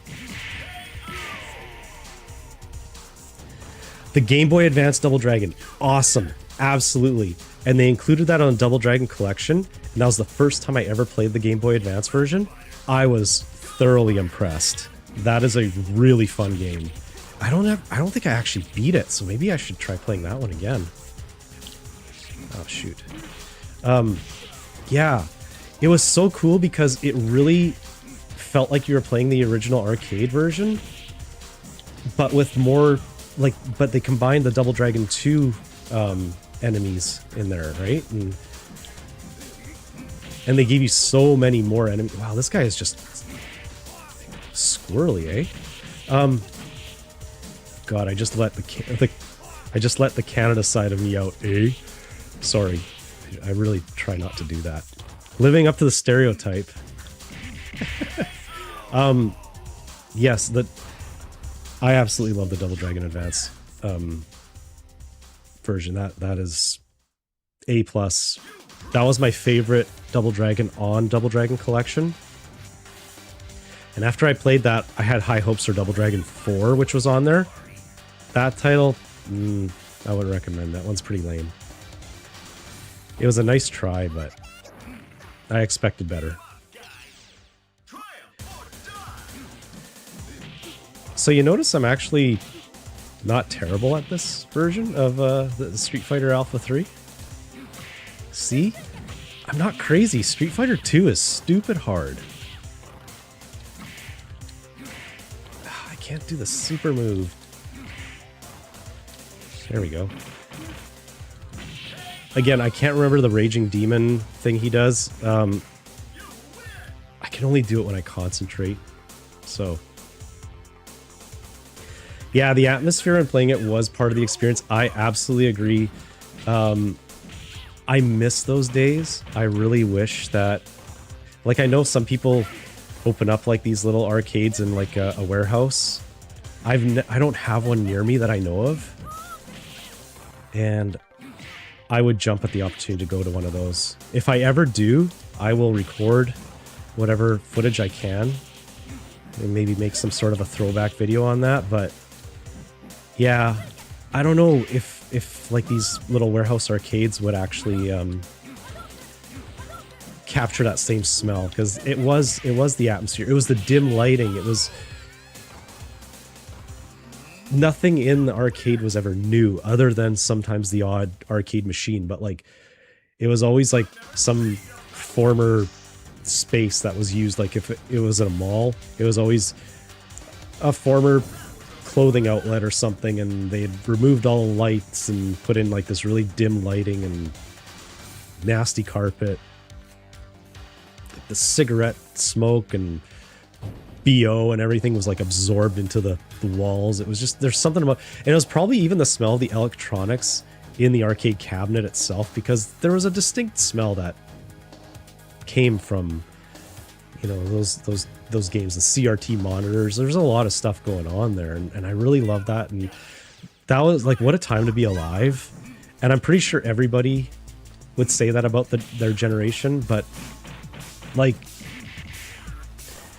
kids these days don't have that, and it's a shame, because it really was something special.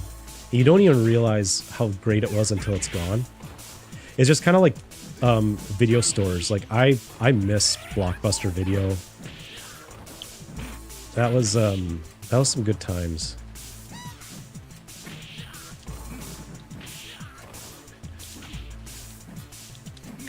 Come on. Oh.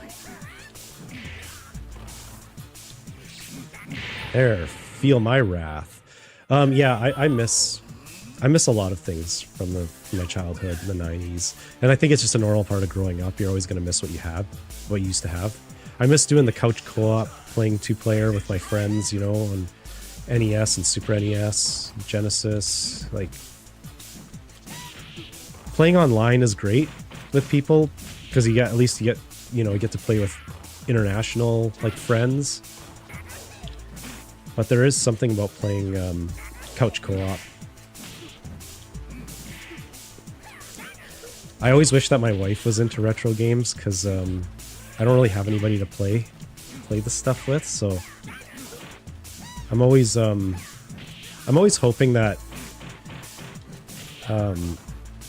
you know, I can kind of like meet some friends online, like other YouTubers or anybody who's interested in starting a channel, to even play kind of a co-op. Shoot.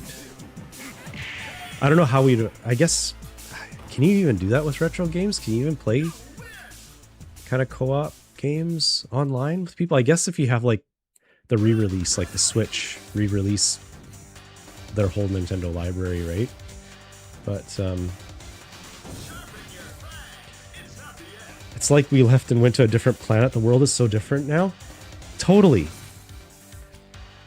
I'm not a conspiracy theory guy, but it does feel like somewhere along the way we skewed off to a different timeline in the world because it's unrecognizable. Without getting into world events and everything that we've been through over the last, 2 decades, there's a lot that, like, just technology, how much it's evolved. It really feels like, it feels like we woke up in a different world at some point. Maybe we're all dead and this is the afterlife and we don't even realize it. I'm not going to subscribe to those conspiracies, but, technology moved a lot faster than I think a lot of us were ready for. It's great. Don't get me wrong. I love all my gadgets. I love my computers. Even doing stuff like this, live streaming, was not easy to do 20 years ago. I wish I had the means to do this back then, and the not only that, but the desire to. Because starting a YouTube channel now is really hard. You're like such a small fish in a massive pond now. And the people who have been doing it for 10 plus years are the ones who have the longevity and the following. I wish I did that 10 years ago, but I also didn't have the means. I only just bought this computer like 2.5 years ago. Yeah. So, man, remember computers back in the day? They were so much money, like, to get anything that was even half decent, let alone a gaming computer. So I invested in this computer just because I knew this is what I wanted to do. I wanted to try YouTube. Oh wow, I kicked his ass. Look at that. Who sucks at Street Fighter now, huh? Yeah, so I like the modern conveniences that we have now, but I also miss what we used to have. Again, I think it's also just a reflection of growing up, right? It's a natural part. We used to hear like our parents or our grandparents talk about like, oh, back in our day, we had this, and man, you blink and all of a sudden you're doing the same thing. I hear my parents' words coming out of my own mouth now. You know that whole thing, you'll understand when you're older? Yeah, you really do. You can't understand at the time. So, I still live in the past with like all the things like my creature comforts that I used to enjoy, you know, over the years, but I also embrace the modern technology as well. I try not to block that out, because then I feel really disconnected from the rest of the world. So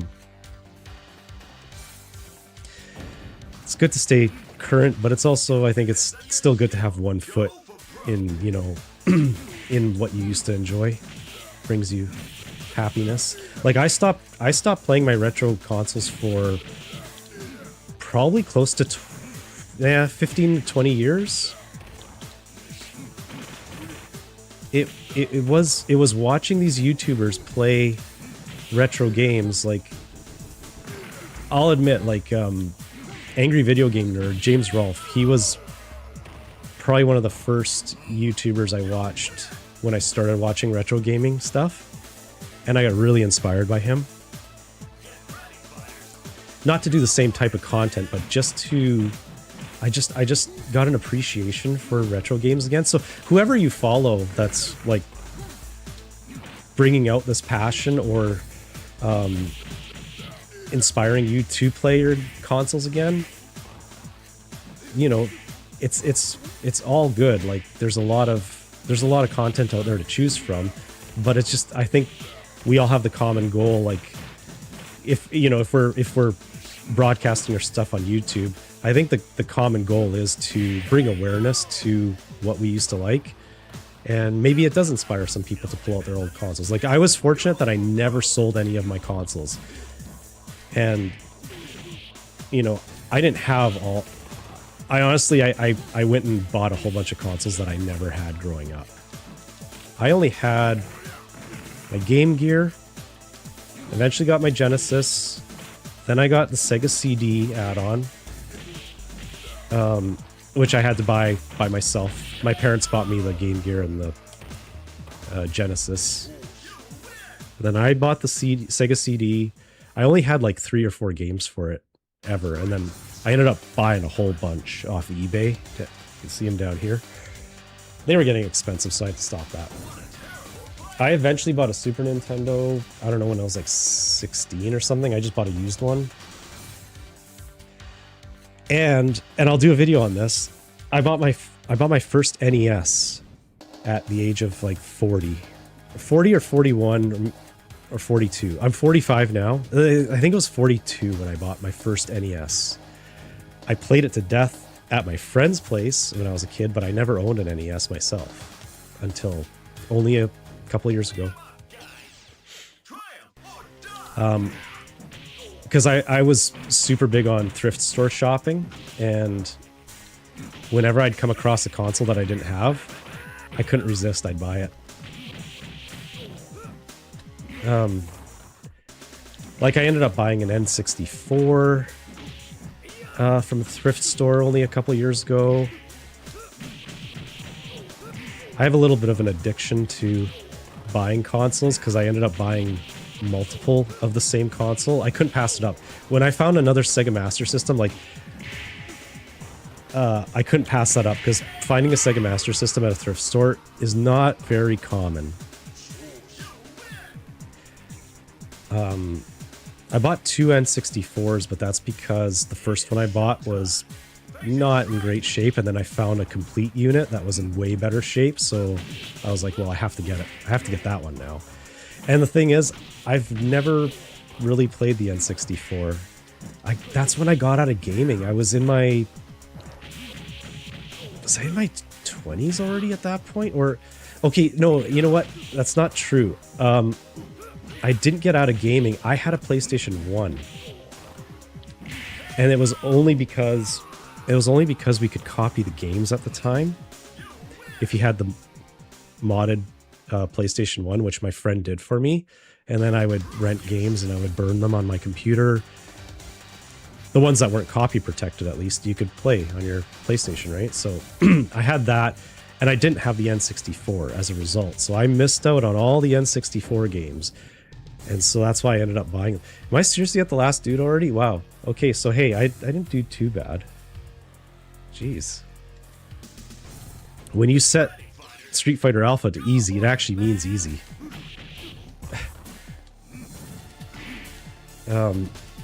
Yeah, so I got that. I ended up getting a GameCube because I found one. Oh, hey, wow. I ended up finding a complete GameCube, so that was really cool. Haven't played it. I made sure it worked. That's about it, but I haven't really played it. What else did I buy? I already had a Wii. That was something my wife and I bought when we first got together. The Wii is pretty fun. What else did I get? Oh, I ended up finding a Wii U. That was kind of a tough one to find because, like, I had to find it in bits and pieces. I am really not concentrating here. That's why I'm doing the same moves over and over again. You kept all your games from childhood and bought a bunch of games years back, but now they cost so much to get most of the games I'd ever want for retro. Not to say I would pass up a good deal. Well, that's, yeah. The game prices have gotten so ridiculous. That's kind of why I stopped collecting as well. I still will get a game if I find them. I had to stop thrift store shopping. It was a bit of an addiction, I will admit. I would go twice a week, and I would hop to 3 different. Oh, I died. Okay, I would hop to 3 different thrift stores along the way. And I would do that, yeah, twice a week because I wanted to make sure I was the first one to get to them. And I ended up buying a lot of games. And I ended up getting ripped off because they got wise to the game prices and they started hiking up their game prices. And I had to stop going because it was nuts. But yeah, I have a hard time passing them up when I see them. Especially when it's a good deal, but I have overpaid for a few things. Probably my most overpaid thing I ever bought was a broken Game Gear. Which I have right here beside me. It actually came in the case, which I already have. So I have 2, actually I have 3 Game Gears. I recapped my first Game Gear and I had so much fun doing it. I regret that I didn't record it because that was before I had this channel. So I have a plan to do a Game Gear repair and recap video. Eventually, I don't know when I'll get around to it because when I did that recap, I was unemployed. Now it's really hard to find time to do that. But yeah, I've overpaid for stuff on eBay just because I wanted it. Probably most famously Sunset Riders I overpaid for, but that's an expensive game. But the Sega CD stuff, it was just getting ridiculous. I bought a whole bunch of filler titles. That's why I have, I don't know, 20 official Sega CD games. I ended up just finding the ROMs online and burning them after. So, all right. So, oh boy, I'm having so much fun actually just chatting with you guys, not so much playing the game.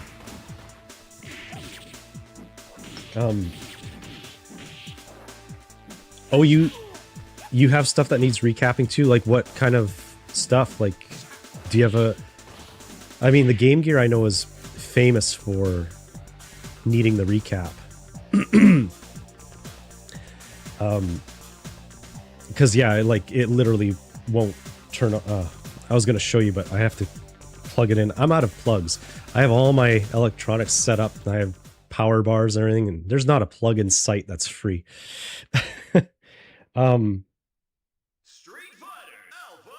Yeah, the recap on the Game Gear was nerve-wracking because it's really tiny components, but and my Game Gear stopped working, and that was the original one that I had from my childhood. And yeah, of course, all the capacitors were leaking. But I did get it working again, and that was very satisfying. So that's why I wanted to do it again, but with different capacitors. I got like, what are they called?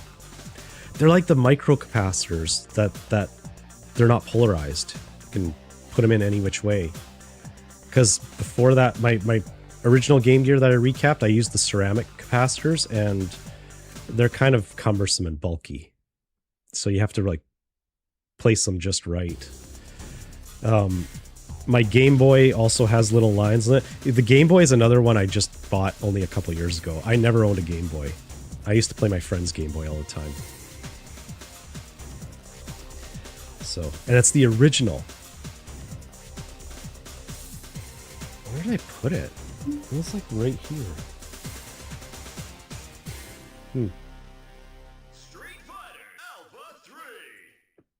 I thought I had it here. Anyways, yeah, I've got the original Game Boy just because I need to have the original. Your NES and SNES? Also, a few games need new batteries. Oh, so is that why like people's NES and Super Nintendos are failing? Because I did see a video that seems to be starting to happen now, which is pretty impressive considering how long both those consoles have been out. Like both of mine still work fine. So I don't know what signs it's going to show when it starts to fail. And whatever it does, I hope that it's repairable or it doesn't cause permanent damage. But yeah, I get you about the games needing some batteries. I actually need to change the battery in my Sega CD unit because every time I put in like Sonic CD, it always gives me that error message saying that it can't back up any of the data. I actually have a video plan. See, I have so many videos planned, but executing them takes a long time. It's hard to find the time to do it. I have a Genesis game that I was going to do a battery replacement video on, and I'm going to actually put like the little battery holder in there, so it's like you don't have, because the batteries are soldered in, and I want to be able to just pop a new battery in and out whenever I need to change it. I don't want to have to solder it every single time. So I was going to do a little tutorial video on like, hey, this is how to add, how to change the battery, but add a little button cell holder so you can just pop it in and out. I have to do that one eventually, but okay, so I've been yammering on 10:30 now, so we're 2 hours in. I'm kind of tired of playing Street Fighter already. I'm not even kidding you. I didn't think I would get tired of it yet. So let me just wonder if no, okay. So I'm gonna go to Mortal Kombat, which means I gotta switch controllers here.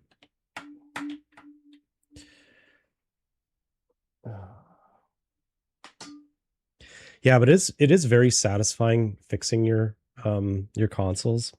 I do love that. Oops. Oh, where are we at here? Excuse me. Pick anything I want, man? Okay. All right. We can always come back to Street Fighter as well, too, right? I don't have to...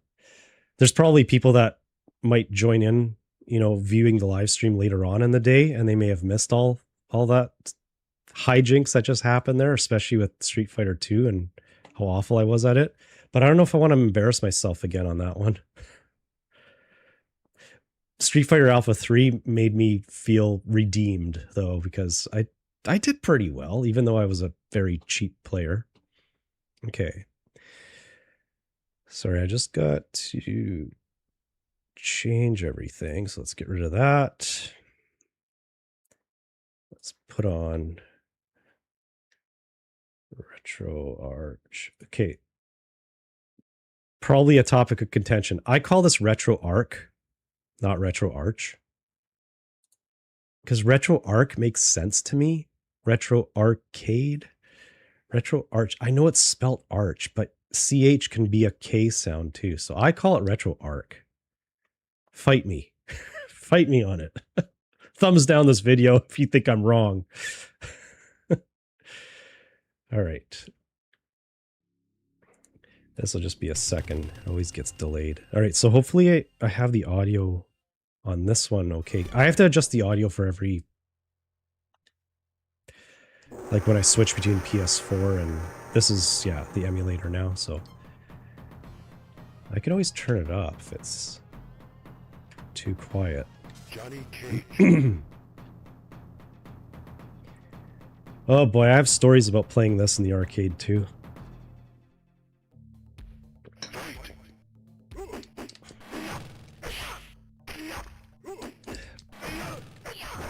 So now we go to a way more limited move set. Oops.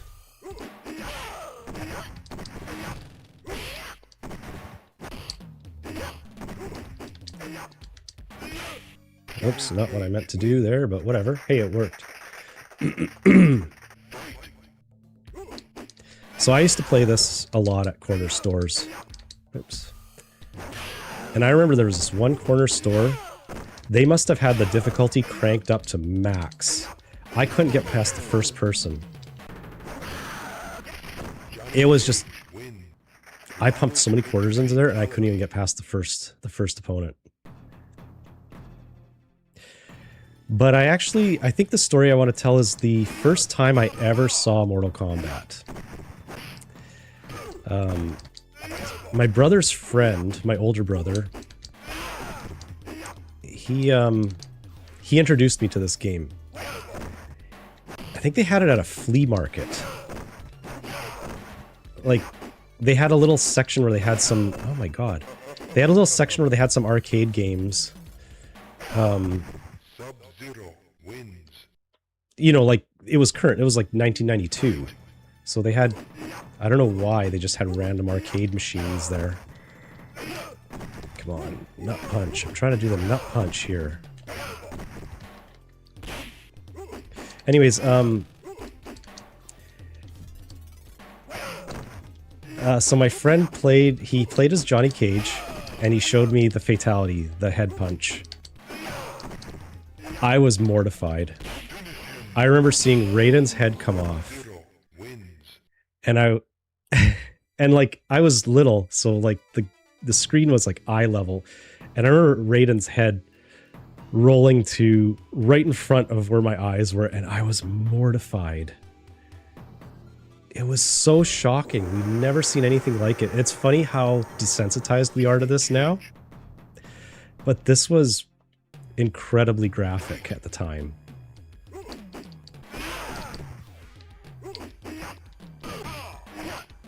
And it's always had this like mystique to it because of that moment. So I often play as Johnny Cage when I play Mortal Kombat 1. Is your PlayStation hacked or did you switch systems? I had to step out for a second so I didn't see. No, my PS4 is not hacked. The only one that is modded is my PS1. But no, I'm playing on RetroArch. And in case you missed it, I was saying I call it RetroArch, not RetroArch, because it makes more sense to be Retro Arcade. And the CH can stand for a K sound. But yeah, I'm playing on the emulator now. I wouldn't even know how do you hack a PlayStation? Maybe this is not the place to discuss that, but I am kind of curious. Like, I have a Wii U that people say like they hack them all the time, and I have no idea how to do that. Maybe mine's already hacked, because I did buy it used. But,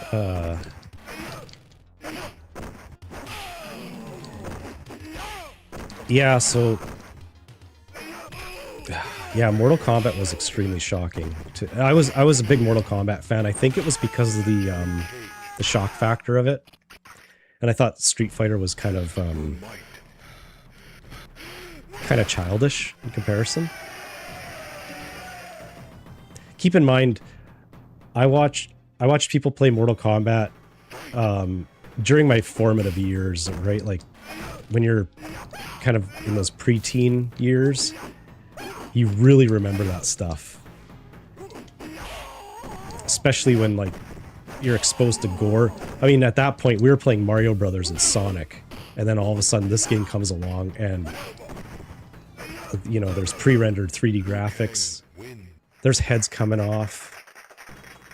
There's skeletons. It's just... It was, you know, unheard of. I actually can't believe that my mom even let me get this game. What the hell? Why couldn't I duck there? Because I ended up, the first time the first Mortal Kombat game I got for a home console was for my Game Gear, and that one's surprisingly good for Game Gear. It's really good.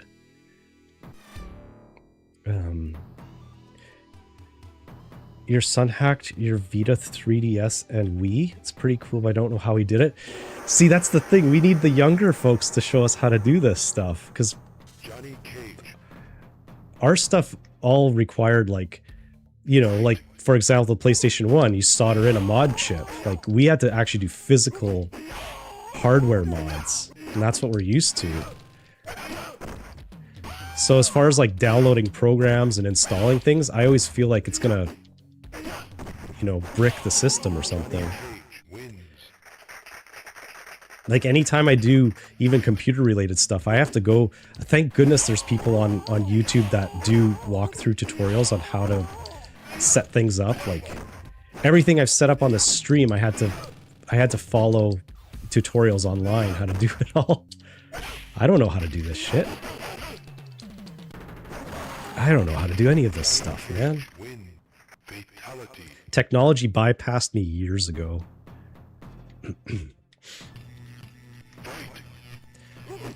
So, when you say, like, hacking your Vita, your 3DS, and Wii, like, what did that mean? Does that mean you can download games and put them on there and they'll play just like the physical cartridge? Because I think that's what people were doing with the Wii U. You could just download ROMs and then you're playing them just like you would. See, that's what I mean, like with my Sega CD. I download the ROMs and I burn them onto CD as image files, and you can play them on your Sega CD because Sega CD didn't have any copy protection. It was the first of its kind. And there's Raiden's head. That's exactly what scared the crap out of me when I was a kid.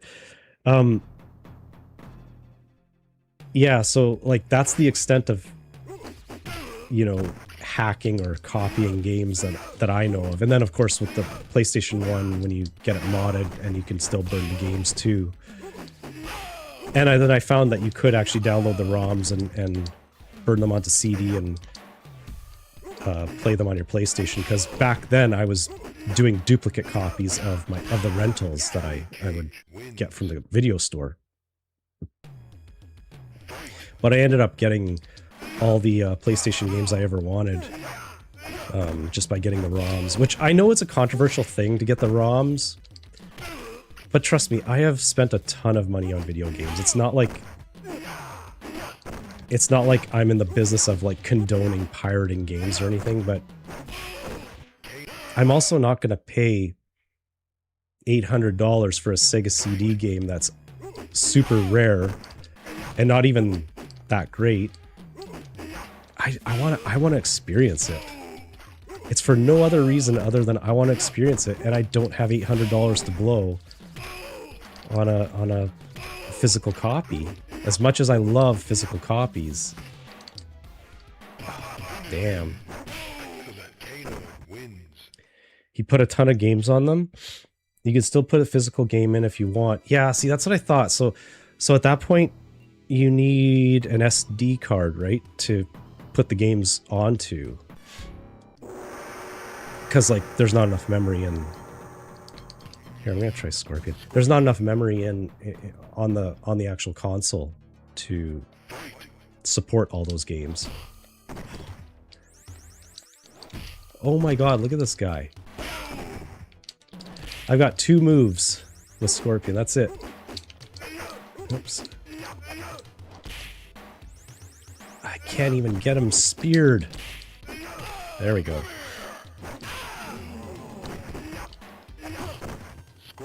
Yeah.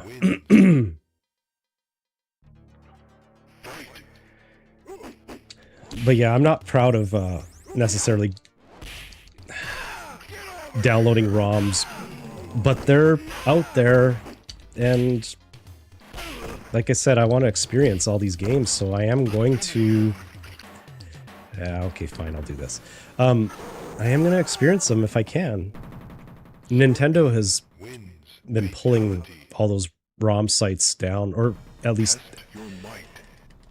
asking them to remove their Nintendo ROMs. Like, Vim's Lair is a good one I go to all the time. And they've removed a lot of their Nintendo ROMs. So I'm kind of glad I grabbed a whole bunch before that happened. That was just by chance.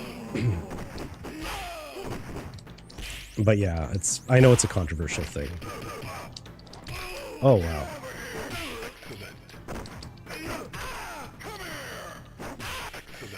So... But like I said, I have spent a ton of money on games too. And my wife is not super pleased with that, but...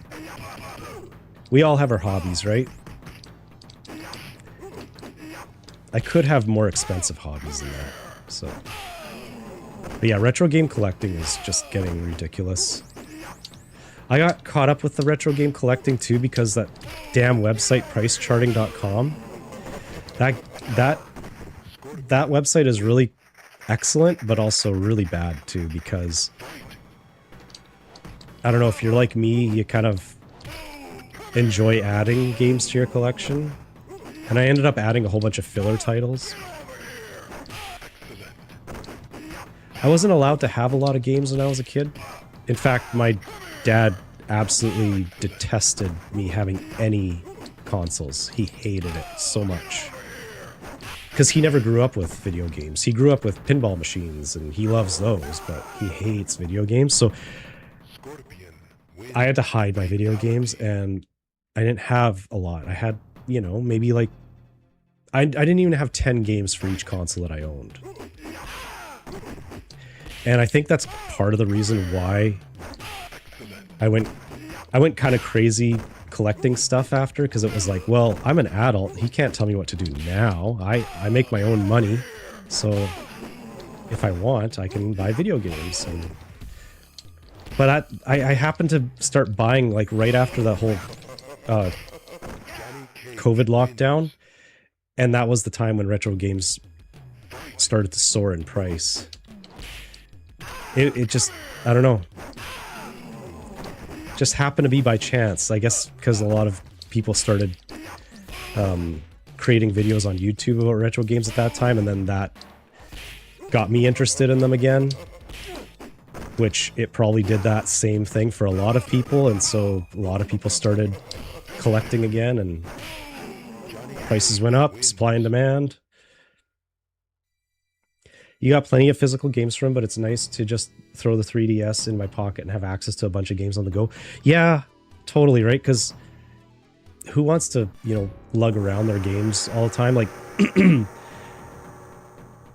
I have a ton of physical games, but I find myself playing a lot of my games on the emulator now, more so than anything. So, it's just because it's convenient, and I totally get it. Oh, nice. Oh, so I have a hard time doing the, I can't do Sub-Zero slide in this. I have tried before. I am apparently pressing the right combinations, but... Oh, nice. I'm pressing the right button combination, but it doesn't seem to work for me in this. I don't know why.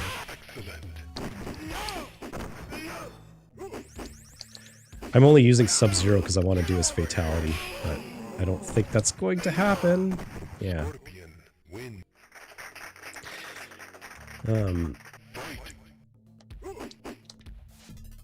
Yeah. Yeah, using the emulator is super convenient. So, I would do the same thing as you. If I had games loaded onto my consoles, I would totally do that.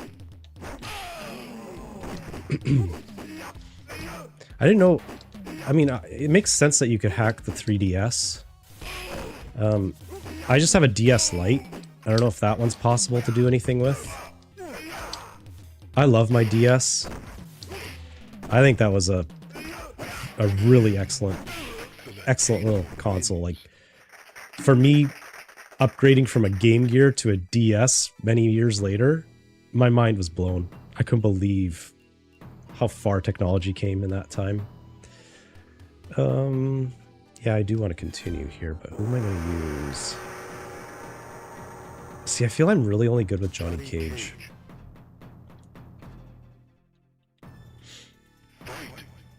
Maybe I'll, if I beat this game, well, I know I can beat it, but, I'll play it again with a different fighter. Ha! What a way to go. You want some of this too? Oh! There we go.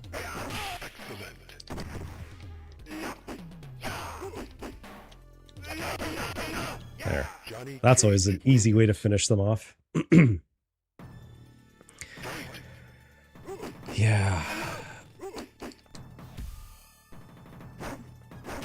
Yeah, so I went crazy with Mortal Kombat when it came out. Remember Mortal Monday? I went crazy buying this for like pretty much I own it for every console that I have, except for Game Boy.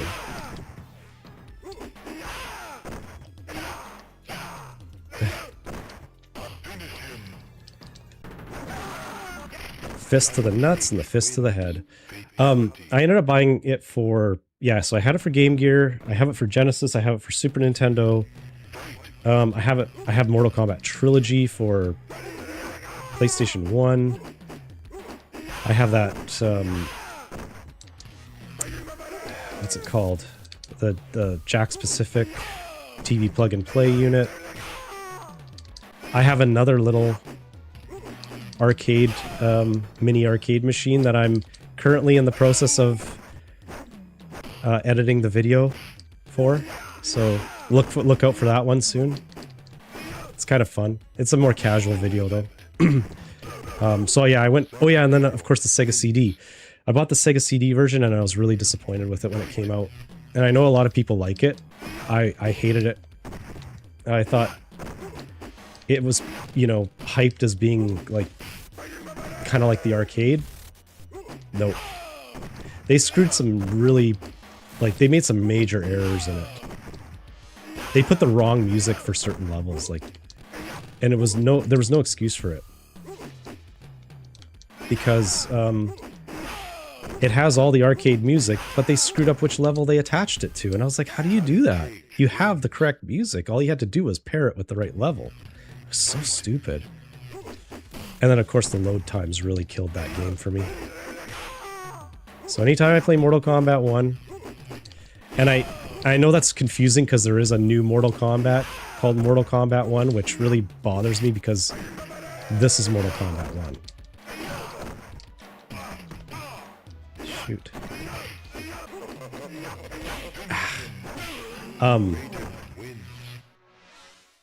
Yeah, anytime I play Mortal Kombat 1, it's always the arcade version now.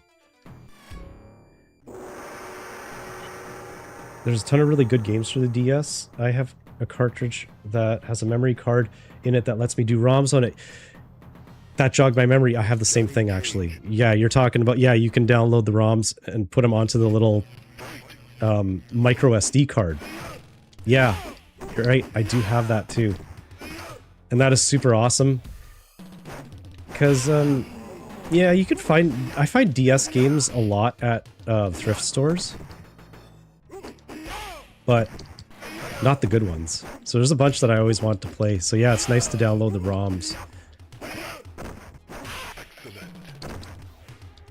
Yeah, because that... You don't even have to mod the DS for that. You just need the... You just need the SD... You just need the little adapter. And the little micro SD card. And... there's probably some executable file on there or something that you can that enables that. So yeah, DS is I was going to say it's underrated, but it actually wasn't because it was highly regarded. It's just that it's kind of mostly forgotten about nowadays. Old technology always gets forgotten about until there's a resurgence of it when people have nostalgia. So I just got spam on my Twitch channel. Don't spam my Twitch channel. It's like some of the only engagement I get on Twitch is spam. Except for my boy P Nasty. He likes to chat on there a lot, which is awesome. Always appreciate that. Yeah, I really like my physical media too. There's something about, you know how I would compare it to? It's like I used to love buying CDs, music CDs. And it was because you get like the cover art, you get the little insert. I love physical games. I also like to have my games complete. Like Genesis and Sega Master System games are some of the most collectible for me, in my opinion, just because they did it right with plastic cases. I'm really sad that Nintendo didn't go that route. But I still collect Super Nintendo games, but I don't collect like complete versions. Oh man. Oh, how did that miss his... Wow, okay.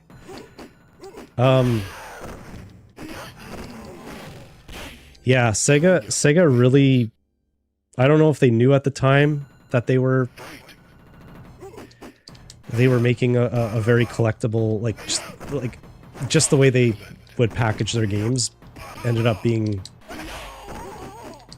ended up making them more collectible for people. I have a few boxed games like for Super Nintendo, but that's because I bought them like that, brand new. That's the only reason I have them. Otherwise, I don't seek out boxed games for the Nintendo. Oh no. Shoot. Goro's getting mad. You can hear him in the background. He's pissed. He wants a fight. If only I can just beat this last endurance match. Maybe I can do it with Scorpion.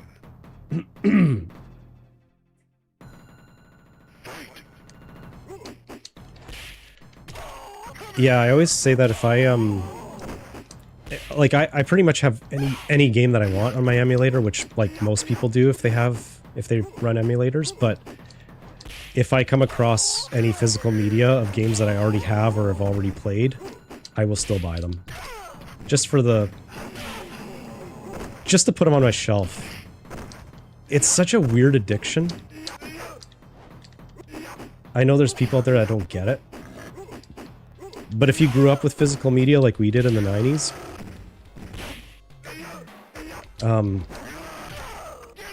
I think there's just a nostalgia for the tangible game cartridge that you can hold in your hand. Like, I know people think like NES games are butt ugly and they're huge. I love NES games. I think they're cool as hell. I know most of them is just an empty shell, but... Ooh, look at this. Oh no. Scorpion wins. I actually got to Goro. Here we go.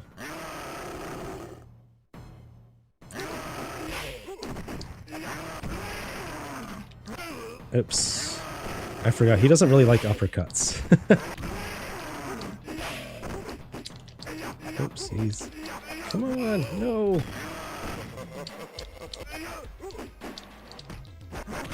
There we go. Ha! Of course he wins.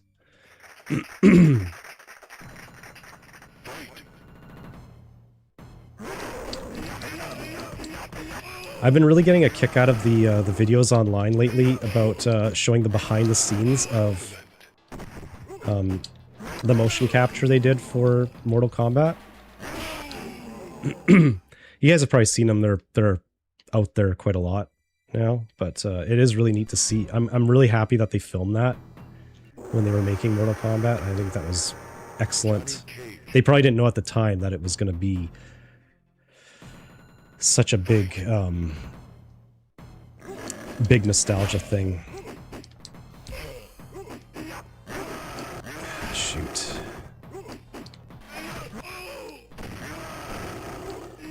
I'm probably gonna have to just be really cheap with Goro here to beat him.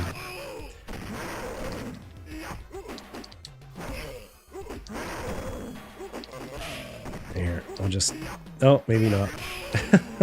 Oh yeah, you can't trip him.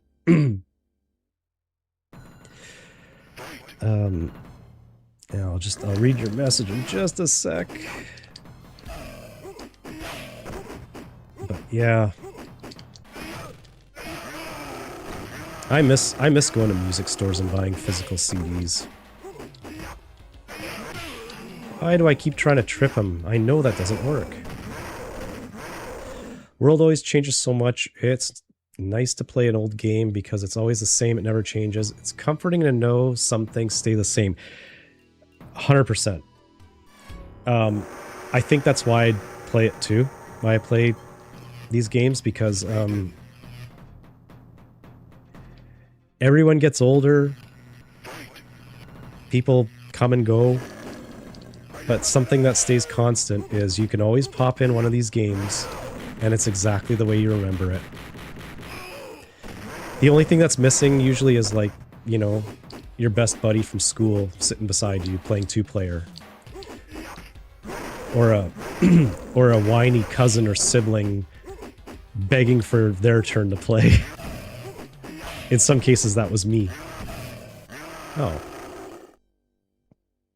But yeah, reliving the sights and sounds of these old games is priceless. And I think kids these days don't understand that, but they will. They will understand when they're in their 30s and 40s, when all of a sudden, like, PlayStation 3 and PlayStation 4 is nostalgic to them.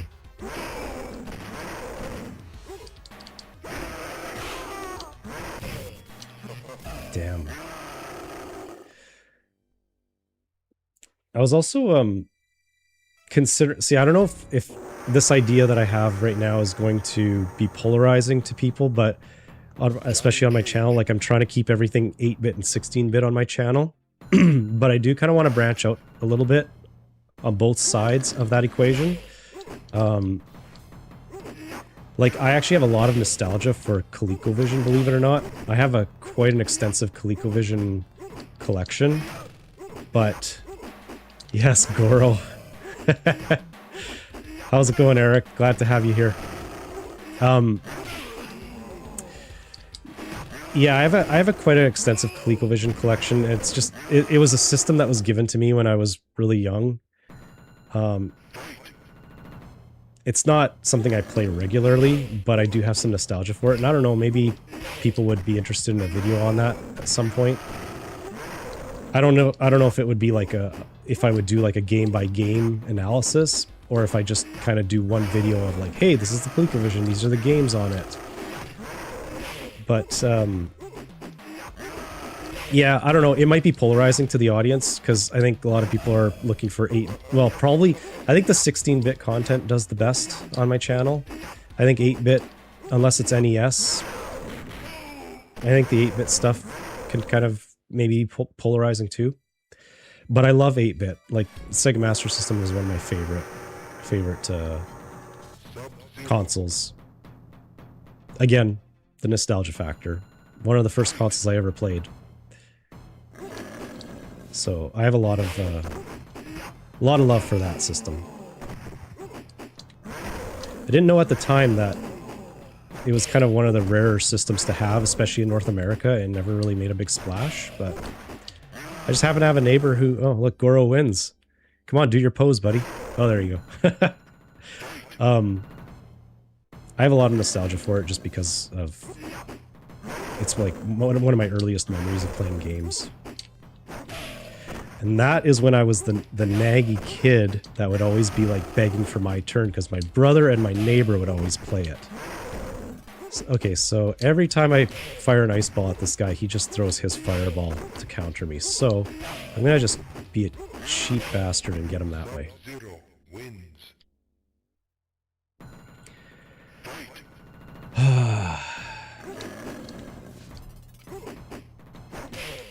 Yeah, I should, once I beat this, and I will, not like Street Fighter, yeah, see, Goro's really easy this way if you can just jump kick him all the time. I'm gonna play this again. We're gonna try the fatalities from all the other,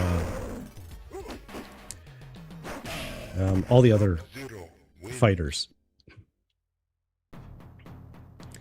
And then I'm going to be moving on to Mortal Kombat 2, which, guess what? I have nostalgia for too. Yeah, I can't do the slide. I don't know. The Sub-Zero slide was like back, block, high kick, low kick at the same time. It never works for me. And I also heard there's also a variation back, block, low kick, low punch. Neither of them work for me. So I don't know.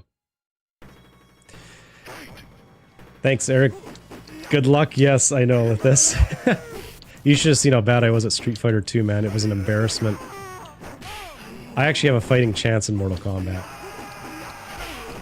It's just basic enough for me to do reasonable at, you know, satisfactory.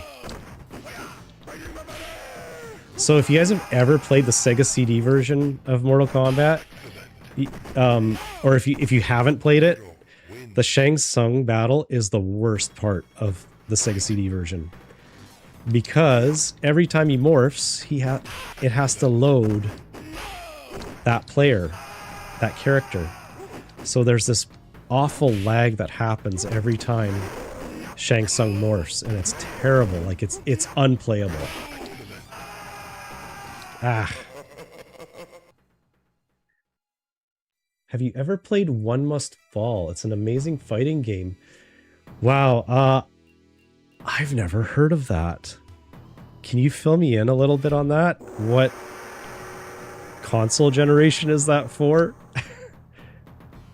Johnny Cage. I'm not going to pretend to know things that I don't know, so full disclosure, I'm just going to admit I don't actually know what that is.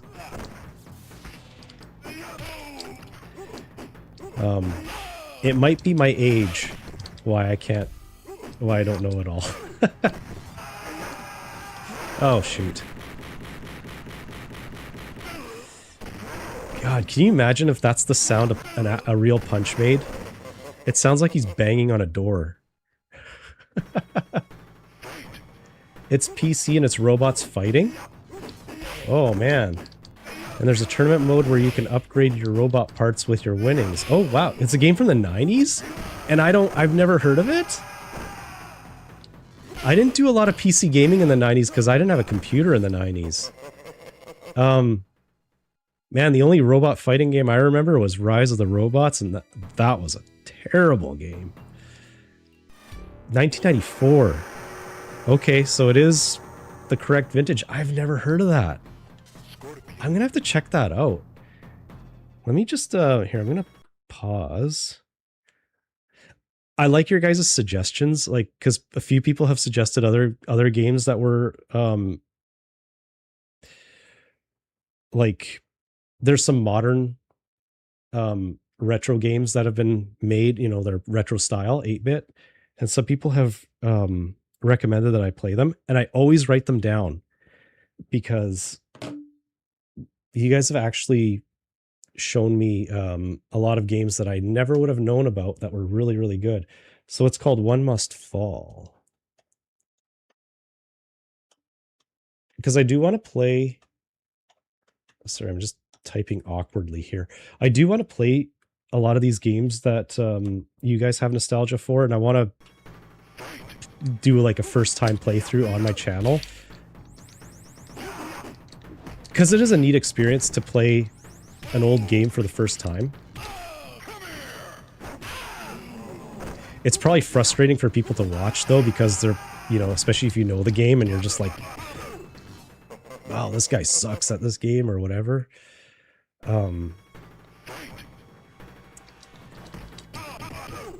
But I'm a sucker for any of the fighting games from back in the day. But you can see how terrible I am at them, so probably not going to be that awesome. Ah, shit. But it's definitely worth checking out. Thanks for that recommendation. I appreciate it. One Must Fall would be great. No one streams it? You don't say. It's really hard to find games that people don't stream these days, so that's an attractive prospect right there. I need more eyes on my stuff. Sure, let's try Kano. Oh, there was some pretty cool game somebody recommended to me a couple of weeks ago. It was on Steam. Definitely have to check them out. But yeah, no, I always write down your suggestions. Somebody recommended I played Knuckles Chaotix because I love Sonic games. Man, I gave that one a shot because I was like, well, I better try it out before I play it, before I stream it. Holy crap, that game is so different than any Sonic game I've ever played. It is not easy. But I will play that one too. But not today, because today is all about fighting games. So yeah, I will definitely check out One Must Fall. That's awesome. Thank you so much. Oh, who am I going to use to beat this guy?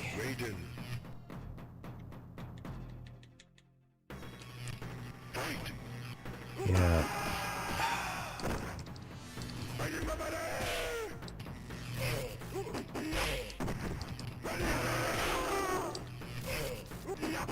Oh no.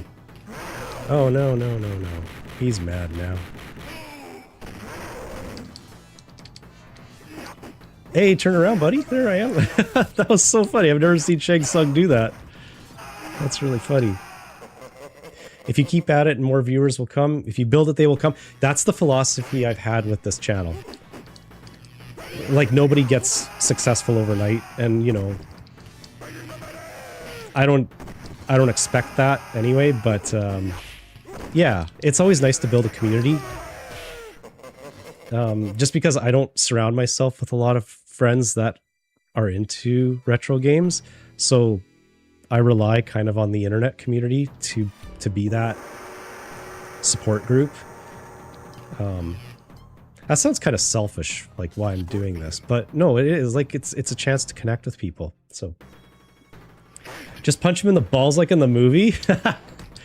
Does Shang Tsung have balls? He's like, you can't even trip him. I don't know why I chose Scorpion. I just did. You just joined during Lost Vikings. Again, almost nobody streams it. Yeah, I guess that is kind of a rare one, right? So, I appreciate you checking that one out. I had a lot of fun doing that. I don't know how far you got into that, or if you saw my mental breakdown towards the end. That's kind of unusual for me. I was very tired, and I was going a little bit stir crazy. Scorpion wins. So I'm glad that didn't turn you away if you did see it, because some people don't like that. I'm not an obnoxious gamer.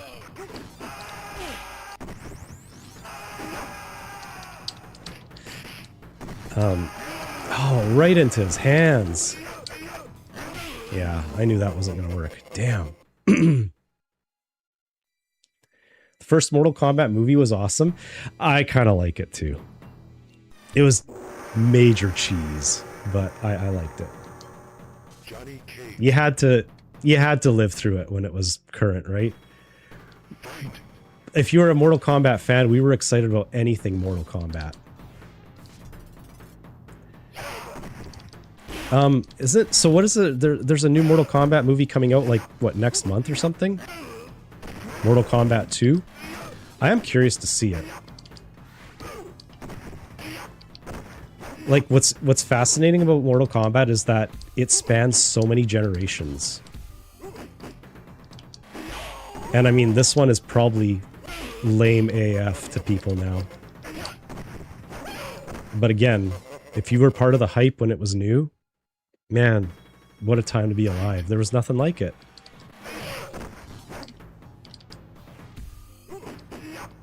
I don't usually struggle this much with Shang Tsung.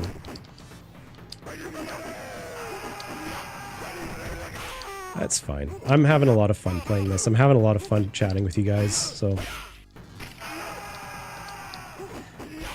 Honestly, this is the most fun I've ever had on a live stream. It's just because I don't usually get a lot of chatters, so I really do appreciate the interaction. It really... It's heartwarming. I'm not gonna get sappy, but it is. It's... When you start getting that engagement with people, it kind of changes the whole dynamic of the stream and why you do it, you know? So I'm gonna go back to Scorpion. So no, I really do appreciate it. I appreciate just the love and support, you know, for doing something that I know a lot of people already do. So, you know, the only thing I can offer that's different is just my personality and, you know, my friendship to you guys, you know, extending, it's literally extending my hand in friendship to everybody, so. I do love the retro gaming community just because we are a special breed. We understand each other. Oh, man. Yeah, man, his fireballs are nuts, especially like when you end up bouncing off the top of them. It's just like... He's so OP, right?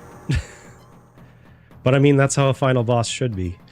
Who do I try? I haven't tried Liu Kang.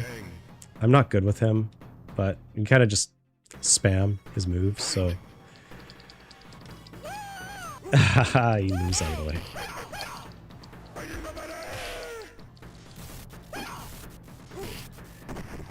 Thanks, Big D, man. I appreciate that. I appreciate you guys. Oh, shoot. Yeah.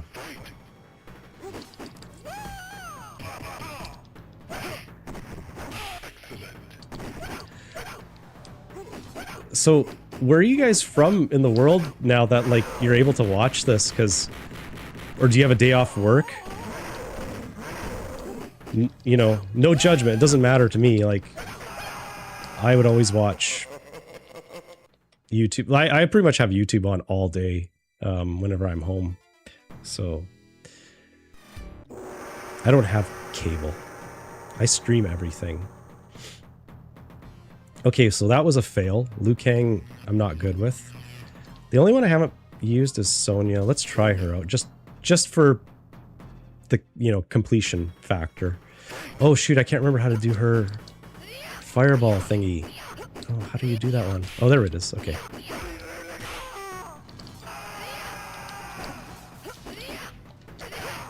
How do you do her? Oh, I forget how to do her scissor kick thingy. Okay, well, there's that. Come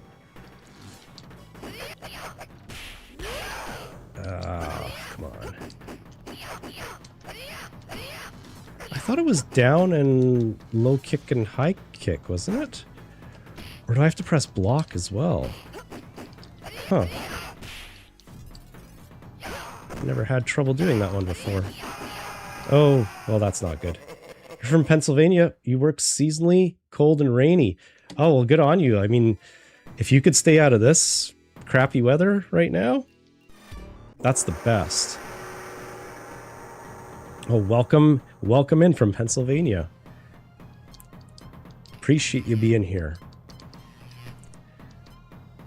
Yeah, there's nothing better than just chilling to some video games on your days off, or if you're, you know, at home. Very comforting.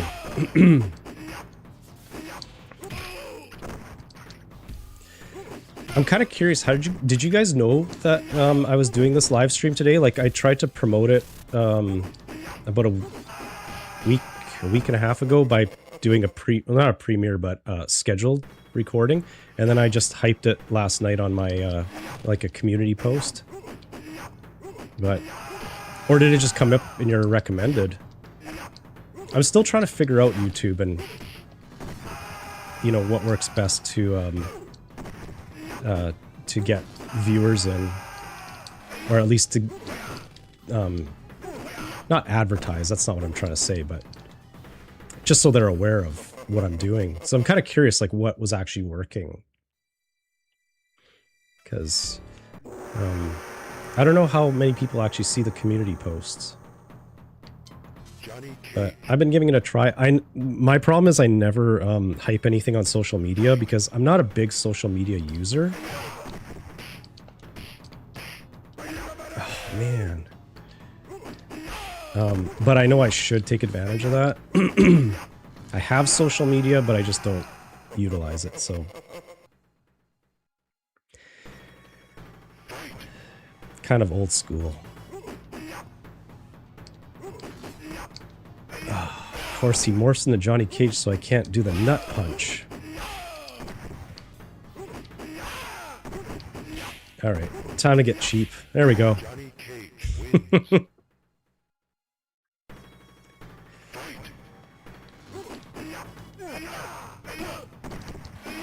Oh. Come on, this is it. I gotta take him out once and for all here. Okay. Cheap seems to be working, so there we go. Okay. I didn't realize in the arcade they come out so fast that the, you know, the dude can't say the names fast enough. I am the Supreme Mortal Kombat Warrior. Thank you. You just came across this video? Think it recommended because I was watching some of your videos? Oh, okay, that's awesome. Yeah, YouTube's been treating me fairly well as far as, like, fanning out my videos to people's feeds. And that, I think that only happens when people engage in my, like, with my videos, and that's everything from, like, clicking the thumbs up. Did you know that even clicking the thumbs down is considered engagement? So when people thumbs down my content, they're actually helping me, which I find hilarious. I don't take offense to people, you know, doing thumbs down on my videos. It's fine.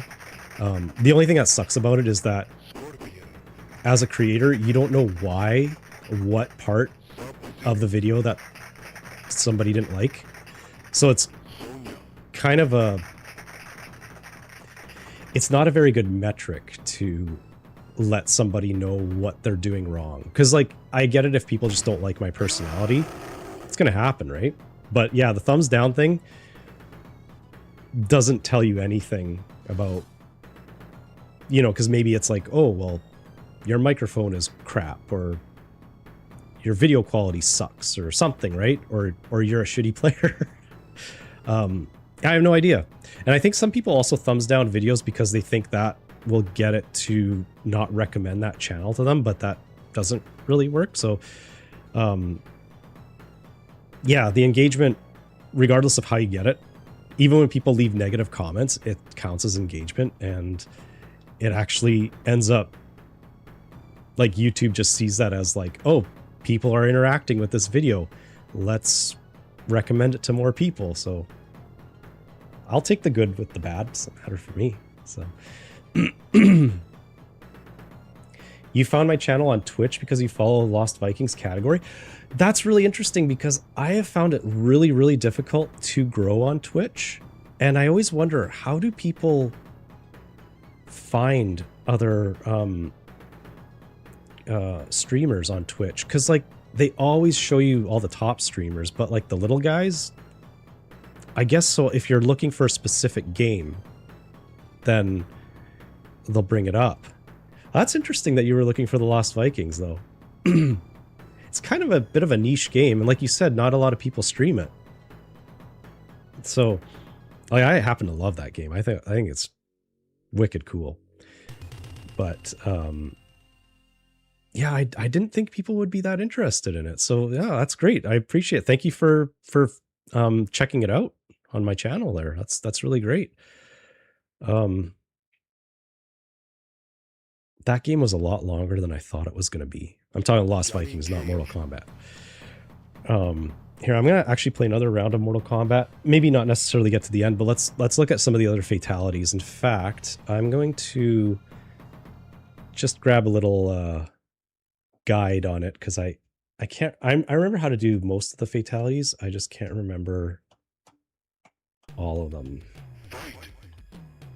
Fatalities this. Now when you Google anything Mortal Kombat, it comes up with like every single Mortal Kombat ever made. So it's like, and I can't, if I Google Mortal Kombat 1 fatalities list, it's going to give me the modern, the Mortal Kombat 1 that was released like a year and a half ago. There you go. Mortal Kombat 1992 fatalities list. We have to refer to it by year. Let's see. Oh, perfect. Okay. So let's just go through them one by one. So what you've seen Johnny Cage a number of times already on this playthrough. You know, head comes off, easy peasy.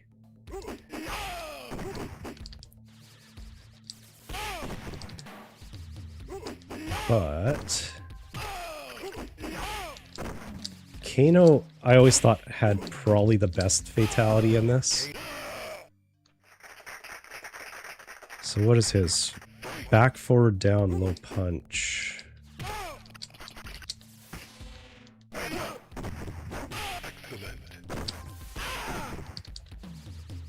Better get in close. Back, forward, down. Oh. Back, forward, down, low punch. I know sometimes these fatalities can be hard to pull off, especially in the arcade. They don't give you a lot of time to do them. I'll get them, though. Maybe. If I can beat them first. Oh my god. Fine, come here. I'm just gonna be cheap. Oh, she got to me first. There we go.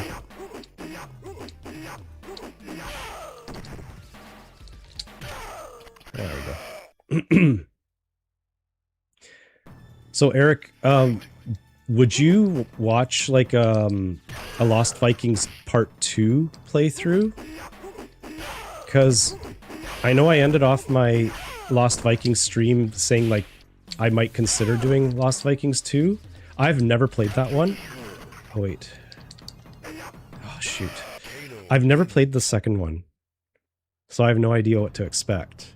I'm assuming they introduced new mechanics into it, but I just didn't know if people would be interested in watching it. So like the videos have been doing okay. I only get, I don't know, like usually on my live streams I only get like up to like 50 views unless the game is really popular. But yeah, that one being a little bit more niche. Yeah, you would, eh? Okay, you've never played Part 2. Yeah, I'm assuming that's for both Genesis and Super Nintendo. And I played the Genesis one because it has the 5 extra levels in it over the Super Nintendo, but I was curious to check out the Super Nintendo version. So if Lost Vikings 2 is the same on Super Nintendo and Genesis, I'll probably end up playing the Super Nintendo version just to try, you know, because I try to bounce between both consoles. I mean, my channel is definitely heavy on Sega. Oh, hey, look at that. I don't even have to do the fatality now. Sub-Zero's fatality. He just did it for us. So I'm going to start again from the beginning because clearly I can't beat Sub-Zero with Kano.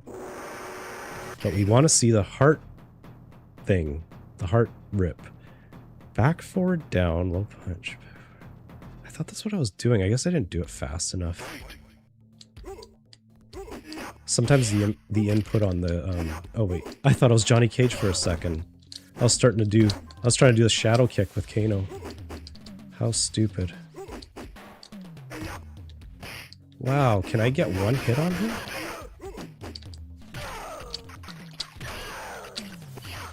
Huh. There we go.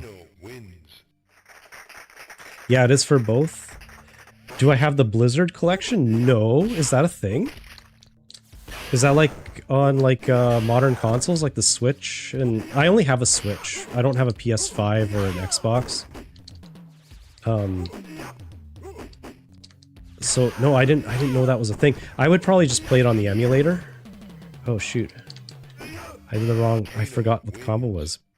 Back, forward, down. Shoot. Well, maybe we're not going to see this fatality if I can't pull it off. Yeah, I'll probably just, Oh, he still got me. Yeah, I'll just do the emulated version just because, it's easy for me to capture that on stream. Although if it is on Switch, I can capture the Switch easily. I have a capture card that works. I really wish I could do original hardware for all my captures, but I don't have a good upscaler. And I can't afford, you know, whatever it is, a $500 retro tank, which is what I really want, but I pressed the wrong thing again. Maybe if this channel ever gets monetized, maybe I can save up for a retro tank one day to play on original hardware. But I can't see that happening anytime soon.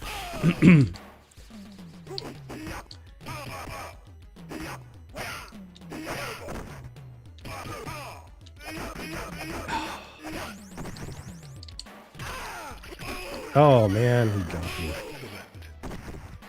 Oh, yay, there we go. Yes, it's for the Switch. It has Black Throne Lost Vikings Rock and Roll Racing. What? Really? Okay, cool. Okay, because, yeah, it's a collection. Okay, that's cool. Oh, man, I'll have to check that out. I don't remember ever seeing that. Oh, shoot. Here, let me just pause. Hang on a sec. Oh, wow, Kano looks hilarious.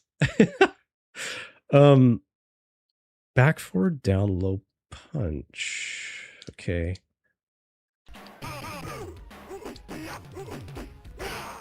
Oh no. Oh no, I lost anyway. Back, forward, down, low punch.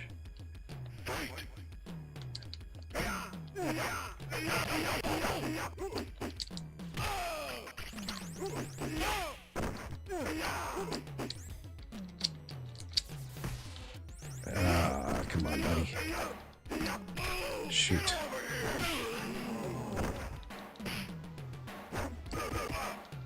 Uh-oh. Shoot. I tried to do it. It's not working for me. Why is it not working for me? I've always had trouble pulling off Kano's fatality.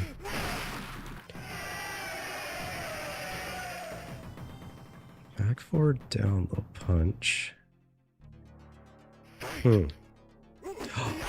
Oh, look at that, the silhouette. If I can get double flawless victory here without press... Oh, well, too late now. I've never been able to fight Reptile in the arcade version. But that would have been kind of cool. There we go. Also has developer interviews on it? Oh, no kidding, eh? I'll have to look out for that one. I love collection cartridges like that.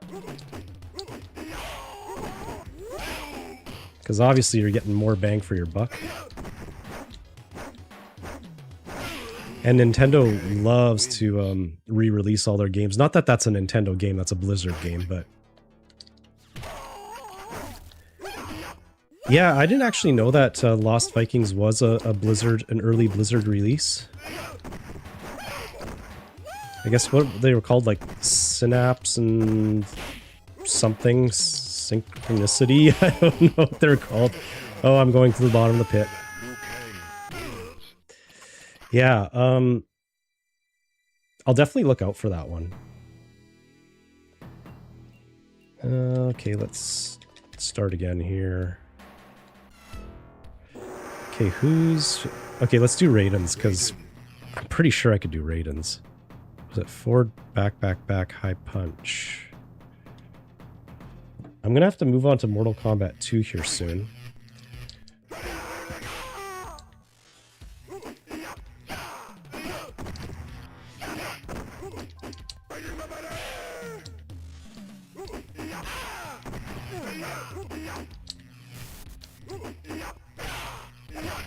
Okay, excuse me. You know, the censored version of Mortal Kombat on the Super Nintendo, I actually really liked Raiden's censored version where he turns the guy into dust. I think that was really awesome.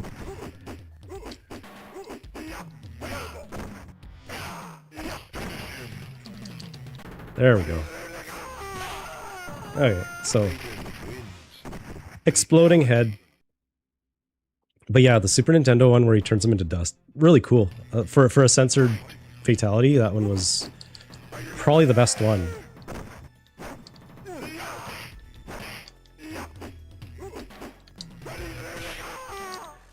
I always thought that the Super Nintendo Mortal Kombat was probably the best home console version. It's just really a shame that they didn't have any way of uncensoring it. Because control-wise, it was pretty tight. You know, the Genesis one's a little sloppy, and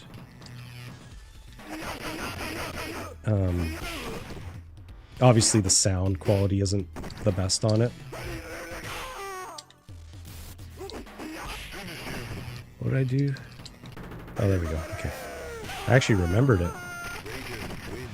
Okay, who else? So, Scorpion, we've already done Scorpions. Sonya's the same one. Sub-Zero, we've already seen. So we've seen every one except for... And Liu Kang sucks. So, it's Kano that we need to see. What I need to do is get to Kano, and maybe he'll do his fatality on me. I'm kind of questioning whether or not this guide that I found here actually has the right input for Kano. It seems like I'm putting in the right combination, nothing's happening, so... Okay. Let's try Kano again. Let me just... double check this. The Mortal Kombat Warehouse.com.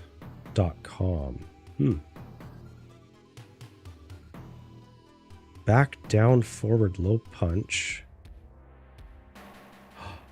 Look at that. I'm right. There's two. I'm getting two different. I'm getting conflicting.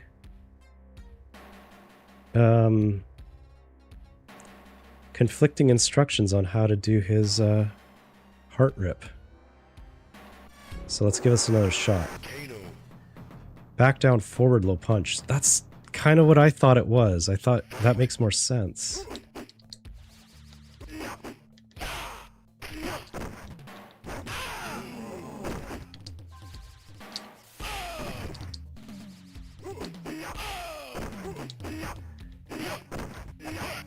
Okay.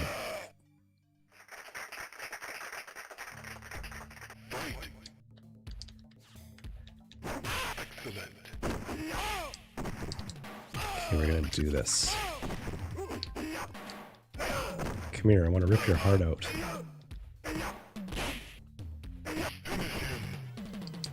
There we go. Back, down, forward, low punch. That's the correct sequence to do that. Okay.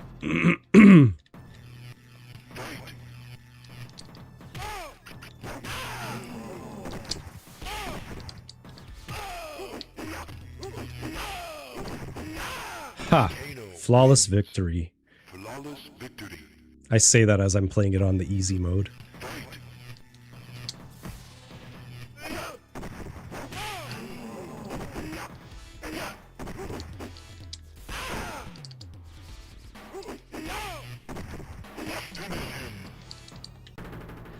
Double flawless and fatality. Kano wins. Flawless fatality.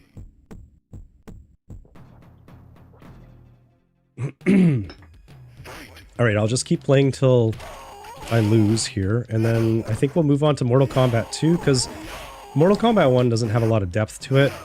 Like, once you beat the game once, you've kind of seen it all. The only thing that I wish I did was... You know the test your might? I always love getting up to, like, seeing how far I can get up to. Like, it's hard to get to Diamond. I can usually, I think, make it to Ruby, and that's it. And it would have been cool to see Reptile. Even if he made an appearance, because he does those little teasers, right? All the time. Ah. Liu Kang wins.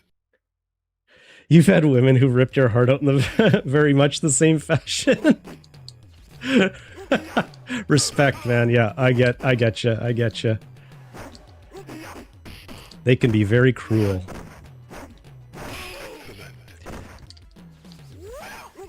So this game is very relatable in more ways than one. Oh, okay. Well, that's a good point to stop at for Mortal Kombat 1. So I've been drinking a lot of coffee. I have to go use the washroom. You guys aren't going to leave if I go to the washroom quickly, right?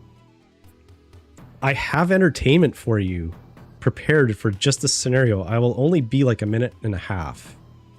It's just a number 1. So, and I'll come right back and I'll get right into Mortal Kombat 2. And that one's going to be a lot more involved because obviously it's more fleshed out, right? But here, I'm going to mute my mic. No, it doesn't matter. You guys can listen to what's going on here. But here, I've got things. Okay, I'll be right back. Watch this in the meantime. Double Dragon, the greatest martial arts video game legend ever. Kick it off with the million-seller Double Dragon 2 for your NES. And now, the incredible Double Dragon 2 Legend comes to Game Boy. The most outrageous portable street fighting action ever. And for world-class martial arts action, it's got to be Double Dragon 3. Total Double Dragon action for NES and Game Boy. From Acclaim, choose your weapon. Introducing the next generation from Nintendo, New Super Mario World, created especially for the Super Nintendo Entertainment System. It's a bit more exciting, a bit more challenging, a bit more graphic, a bit more colorful, a bit more realistic, a bit more levels, a bit more secret, a bit more enemies, a bit more friends, a bit more sound, a bit hotter, a bit cooler, a bit weird, a bit more revolutionary, a bit more Mario, a bit more of what you want. It's 16-bit, and it's yours only if you get New Super Nintendo. Now you're playing with power, superpower. Yo, he goes slow. He ain't no fool with that sonic speed. He just always cool. Sonic the Hedgehog. No fool.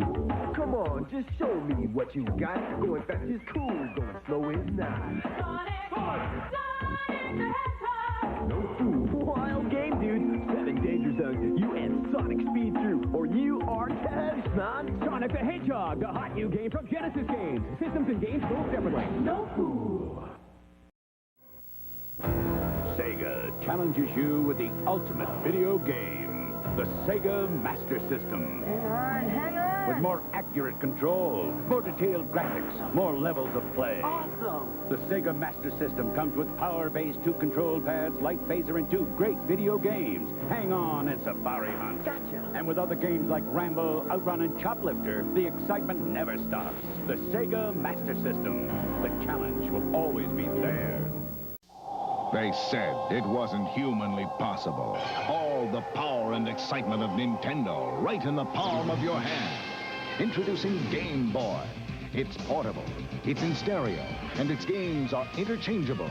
Game Boy comes complete with batteries and the outrageous new game Tetris. And for head-to-head competition, use Video Link and blow your opponent away. Game Boy, only from Nintendo. Now you're playing with power, portable power. Hey! You still don't have a Sega CD? Huh? What are you waiting for? Nintendo to make one? You have seen the games, right? Wrong answer, man. Show 'em!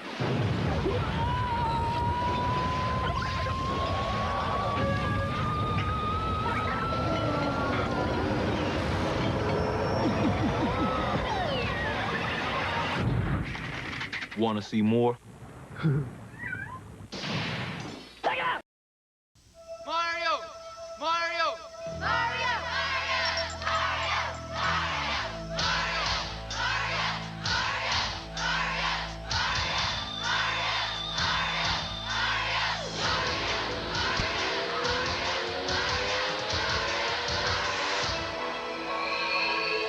He's back.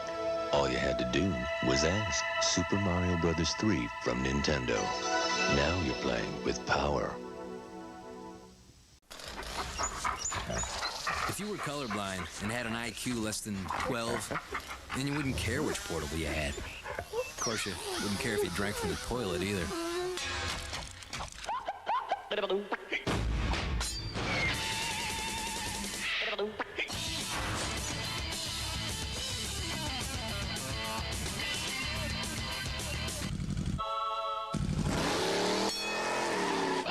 Game Gear.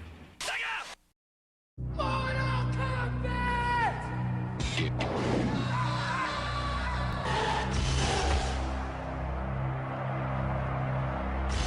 Mortal Kombat! Mortal Kombat! Mortal Kombat!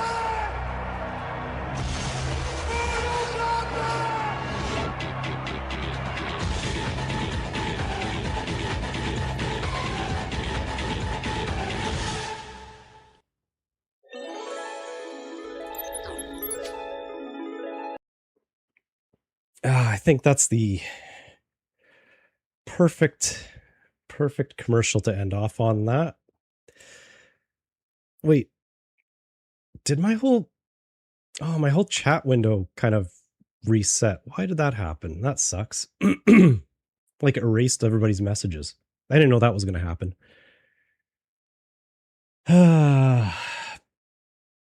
Okay. Y'all still with me here? Let's see. Okay. Yeah, sorry, I took a little bit longer than I thought I was going to because I had to let the dogs out to pee as well. So, oops. That's not what I wanted. Technical difficulties there. I meant to unpause the gameplay. Okay.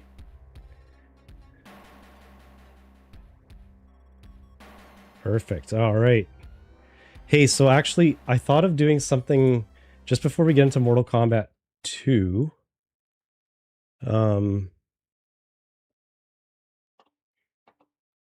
I thought it'd be kind of fun to check this thing out. Oh, where is this here? Just trying to navigate my own stuff. Oh, here we go. Okay. That's my YouTube screen. We don't need to see that. This. It's a retro game quiz. What's your retro video game IQ? I have no idea what this is all about. This is just a silly little thing I found, and I was like, okay, well, let's go through it and let's test, see what my retro video game IQ is. Play along too. Definitely let's see what this is all about. Might be something fun. All right, so you love video games, you've battled the big bosses, you've rescued the princesses, and you've died and been resurrected more times than you can count. Boy, have we ever. But is your retro gaming knowledge as strong as your resolve? There's only one way to find out. Let's start at the beginning. The very first arcade game was released in 1971. What was it called?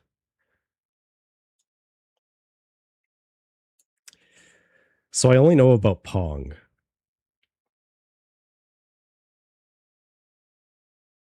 Computer Space seems made up to me.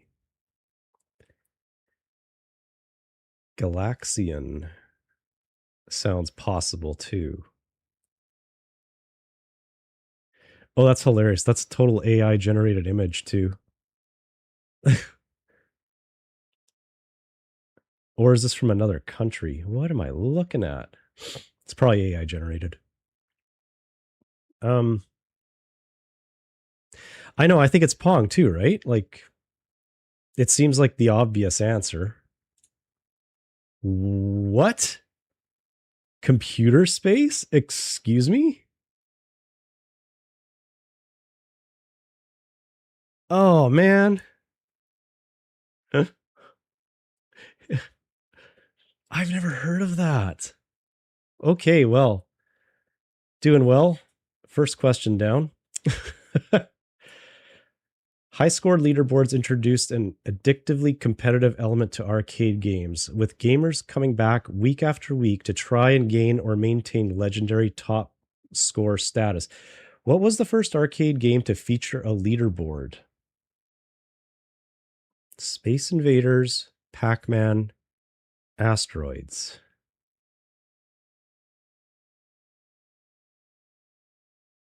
I mean, Space Invaders and Asteroids are a similar vintage, and then Pac-Man was slightly newer, I think. This is like Who Wants to Be a Millionaire, except we don't get $1 million. You just feel dumb at the end. You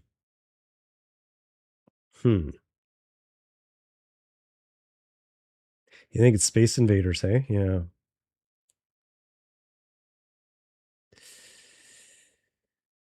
That's a toss-up for me between Space Invaders and Asteroids. Like, I can't imagine that Pac-Man would be the first.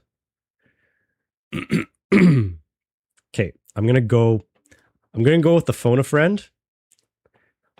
Big D says Space Invaders for the win. Hey, right on. Okay. That's your point. That's not mine. You got that one for me. One of the most iconic video game characters of all time, the insatiable Pac-Man, is on a mission to gobble up as many dots as possible while avoiding a host of ghosts. How many ghosts are after him? Isn't it 4? Pretty sure that's 4. Let's see. 4, 5, or 6. It's 4. I can't remember all their names. I remember everybody knows Blinky. Is it Blinky, Inky, Stinky? Dinky? I'm going to go with 4. Yes. Okay. Okay.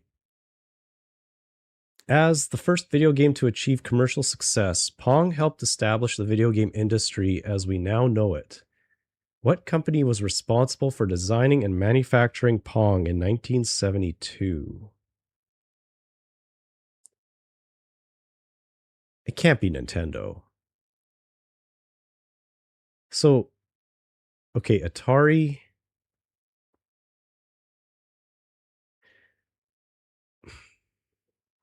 Was like Microsoft? I'm sure Microsoft was a thing back then, but it wasn't well known. Pong is an interesting one because it made it onto a lot of consoles. You're saying Atari, okay. It made it across like a lot of consoles, and I don't think there was like a trademark on it. So like, because I had a Radio Shack Pong machine. I probably still have it at my mom's place. I bet my brother has it. So like, pretty much, I think anybody could utilize that concept and make it their own. I am leaning towards Atari as well because Microsoft was like really in its infancy at that point. It wasn't a big thing. All right, perfect. Atari it is. You're pretty smart at this stuff, I must say. Okay, before Mario had his own game franchise, he appeared as a character in 1981's Donkey Kong, but he wasn't a plumber. What was Mario's original profession? Electrician, bricklayer, carpenter. He wasn't a plumber. Wait, he uses a hammer in Donkey Kong, so would that make him a carpenter? I'm gonna go with carpenter. It's probably wrong. Oh, it's right. Okay, perfect. So I used the clues from that game. Okay. In Nintendo's The Legend of Zelda, oh boy, I don't know Zelda that much. The player is confronted with a simple first task to complete before the adventure begins. The task is to retrieve what? Oh, I'm going to need to phone a friend on this one. Yeah, you thought it was Carpenter too, eh? Yeah. I know, that was kind of a weird question.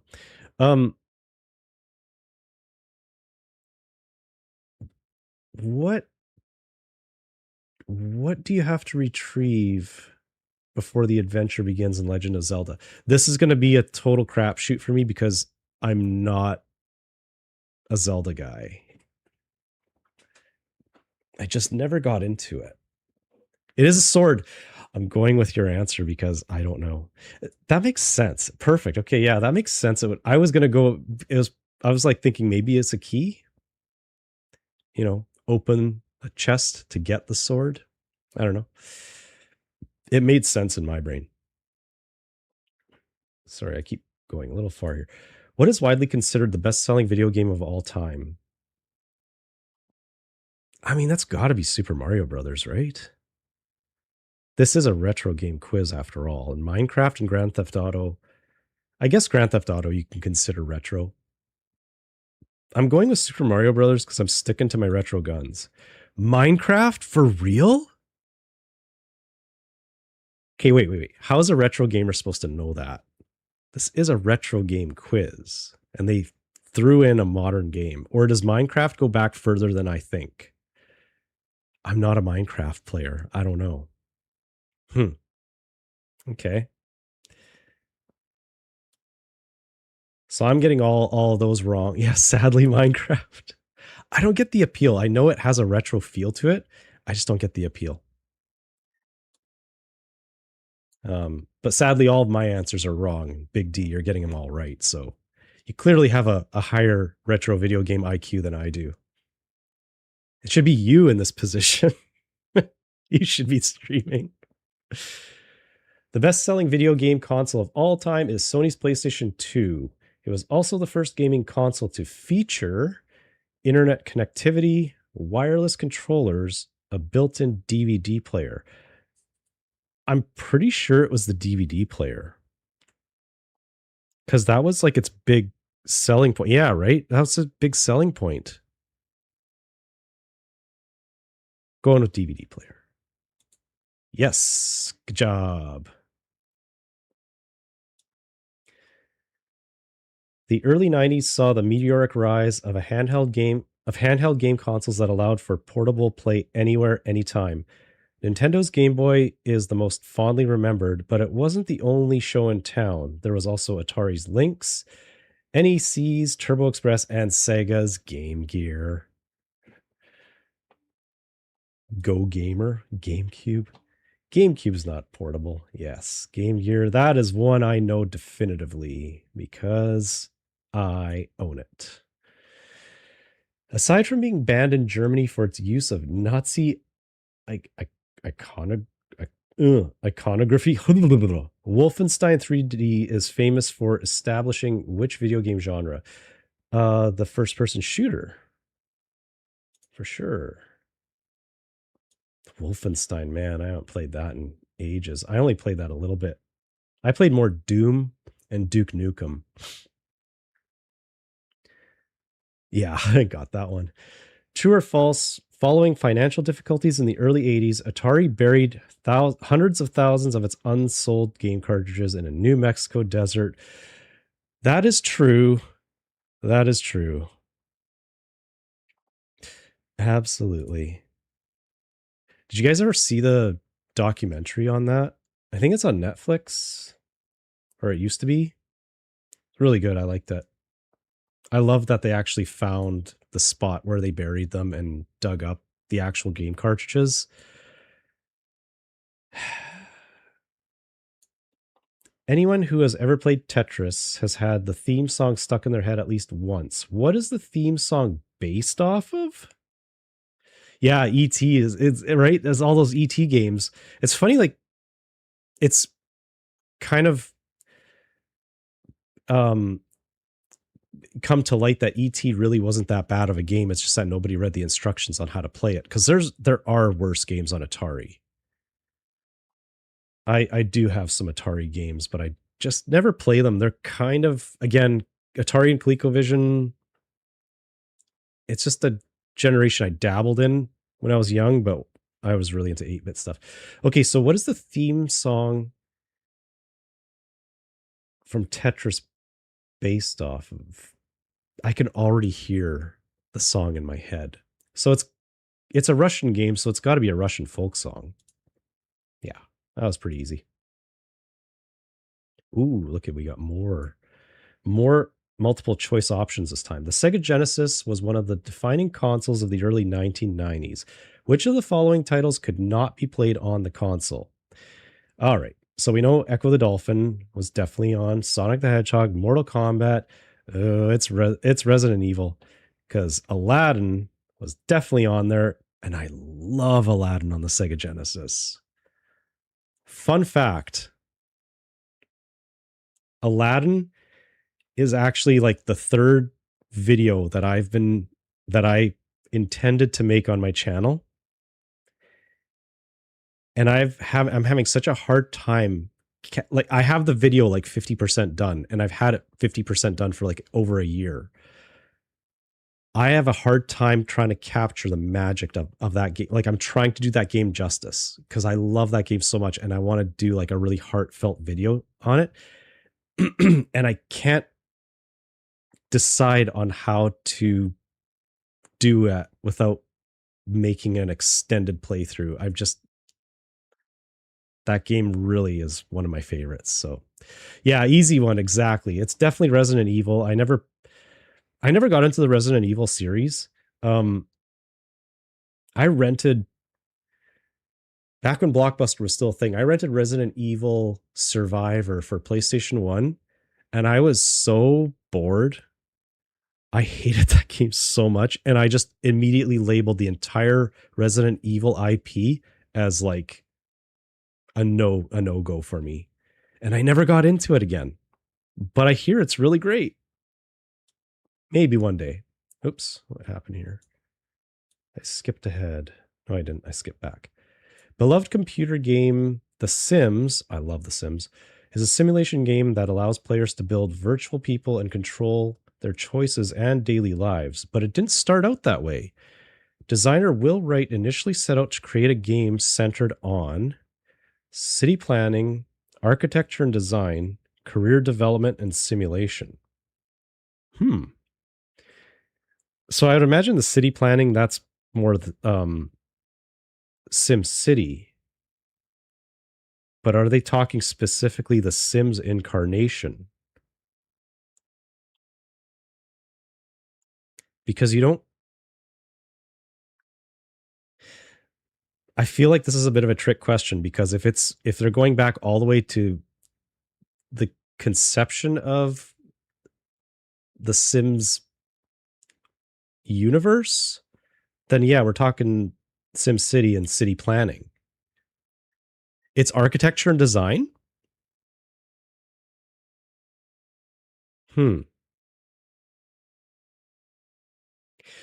It's between the two of those, isn't it? Yeah, so architecture and design would make sense for the Sims because you actually do get to lay out your house. You're very smart. You're very smart. You got it, man. You nailed it. Yes. Perfect. Good job. Do smartphone games count as video games? Kind of. Of course. What is the #1 most downloaded mobile game of all time? Pokemon Go, Angry Birds, Candy Crush. Okay, I've played 2 of those. I've never been a Pokemon guy. No offense to anyone who is. It was just it was just a little bit after my time in gaming. Takes your answers a little while to pop up. I know there's a bit of a delay. Even though I have this set to like a low latency stream, it's still taking a little while for everything to come through. So that's okay. I'm happy to take my time on this. So you're giving me the right answers, so I'm cool. You think it's Candy Crush? I know, right? Like, I was highly addicted to Candy Crush. I still have it on my phone to this day. I got really far in it. Angry Birds was quite a phenomenon, though, too. But then when Pokemon Go came out, people went absolutely bananas for that. I never played it. I do think it's Candy Crush as well. You know, they still advertise that? Oh my god. Okay, wow, it is Pokemon Go. See, again, not really a retro gaming question. But I'm surprised. I thought Candy Crush would have been it. That was like my... sure, I'm not the only one, but it was like my toilet game. You'd sit there and just crush candies while you're pinching a loaf. It's bad. Oh, is this it? We finish with a toughie. One of the very first playable human female characters in a video game is... okay, is it Samus or Samus? I'm sorry. Apologies. Is the protagonist of Nintendo's Metroid, which was released in what year? That's got to be 1986. Because the NES was like early and mid 90s. Or was it actually mid 90s? Yeah. It's not 78 because there was no... yeah, so it's 1986. Hell yeah. That wasn't that tough, that one. I got 13 of 16 right with your help, of course. You are a leaderboard legend. High score, you win. A video game veteran. You've been in the trenches since the beginning. So it's saying I'm old. You remember when controllers had cables and pixels could be measured with the naked eye. You recall Friday afternoons at the arcade and all-night local area network parties in the era before online gaming? I guess. Heck, you've forgotten more combos and cheat codes than kids could ever learn. We salute you, Master Gamer, and wish you many flawless victories to come.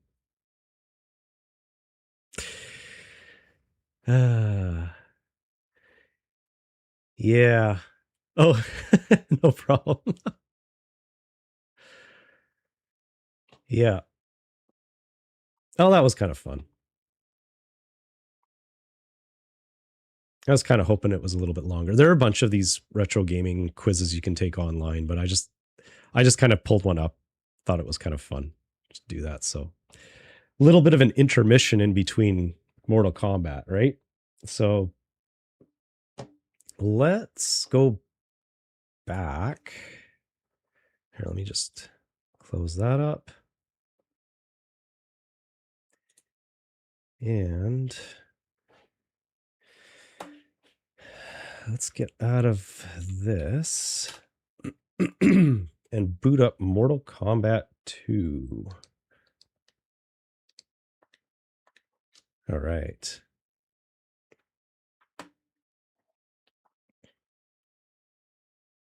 Oh, I'm still paused. There we go.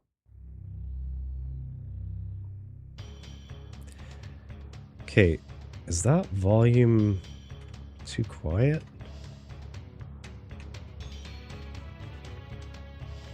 Maybe it's good. I don't want it to compete with my voice.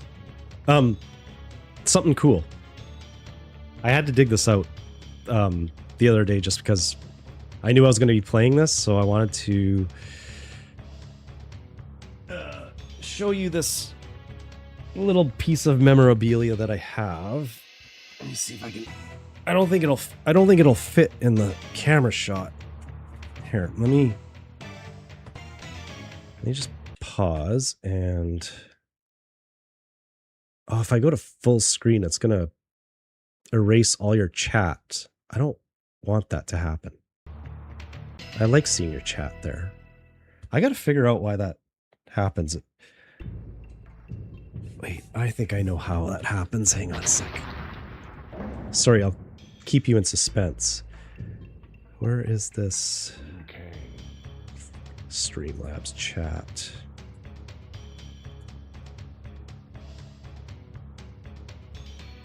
Yeah, it says shut down source when not.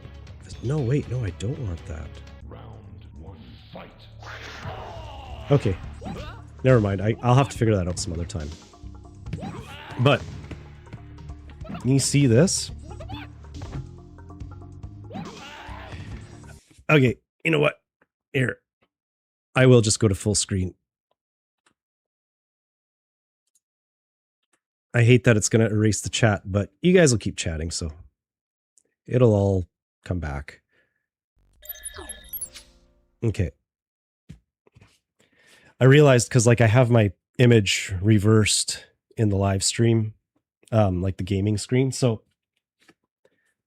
it's a Mortal Kombat 2 move list. Yeah, it's the full move list for see like Super Nintendo, Game Boy, Genesis, Game Gear. It's got all the screenshots from it. And I don't know where I got this. It's a full-size poster. And I can't remember where I got this, but I've had it for years. Like, I don't know. If I leave it back there, you can kind of see it. No. It screws up my lighting, though. Okay. Maybe what I'll do is I'll post a picture of it on Instagram or something. You guys can check it out.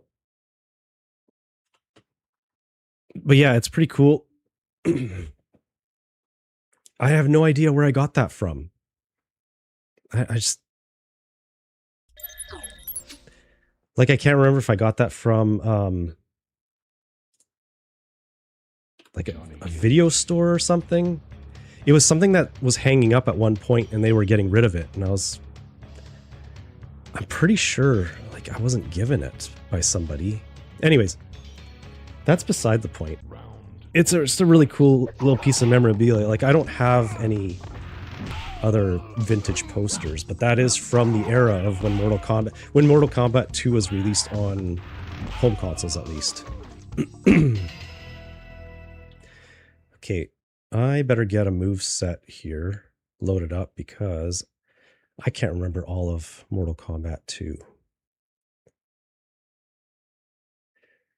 So, did you guys play Mortal Kombat 2? And if so, what character is like your go-to? Because I have a go-to character there, and you bet I'm going to play with them right away. Let's see, Mortal Kombat. Typing with one finger here. Move list.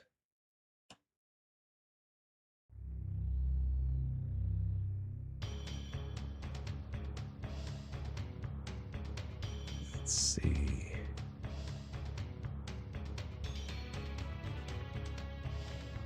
Okay. I'll try to do a bunch of the fatalities from these guys. Just because, like, that's what everybody wants to see, I'm sure. Because we're sick that way, aren't we? All right.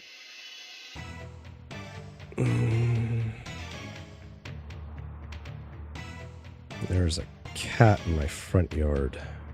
Oh, it's a squirrel. Squirrel. Okay. You got some Nintendo Power magazines? Not much cool. No, Nintendo Power, those magazines are worth, though. A few other odds and ends. I wish I subscribed to Nintendo Power. I used to buy GamePro magazines. GamePro was my jam, and I used to buy Electronic Gaming Monthly magazines, but I found that magazine to be a complete joke because... Is this a little loud? Maybe it is. It's a little loud. Should put it down to where I had it. Electronic Gaming Monthly was like, I swear it was like 75% advertising. There was hardly any meaningful articles in there.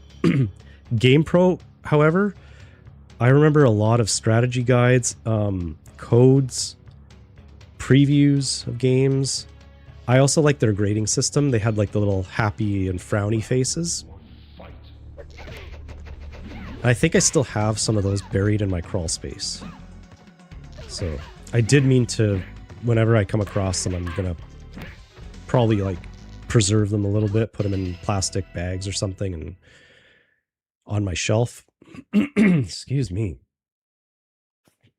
I need a drink. Hang on. I have more caffeine here. Time for a cherry Coke. But yeah, I absolutely love the old gaming magazines. I used to also, I subscribed for a brief period of time to Sega Visions. I think I got that for like 2 years.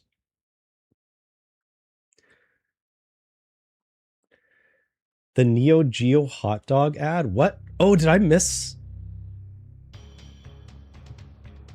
Was that the CD thing that was just on there?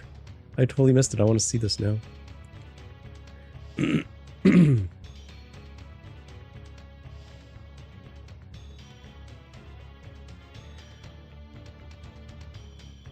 even realize. When did my sub count go up to 286? I think somebody subbed at the beginning when I was yammering on before I even started any gameplay. Damn, that's too bad my Streamlabs animation only plays on this screen. I don't have it loaded on my Facecam screen. So I was hopefully it works. It's kind of cool when somebody subs.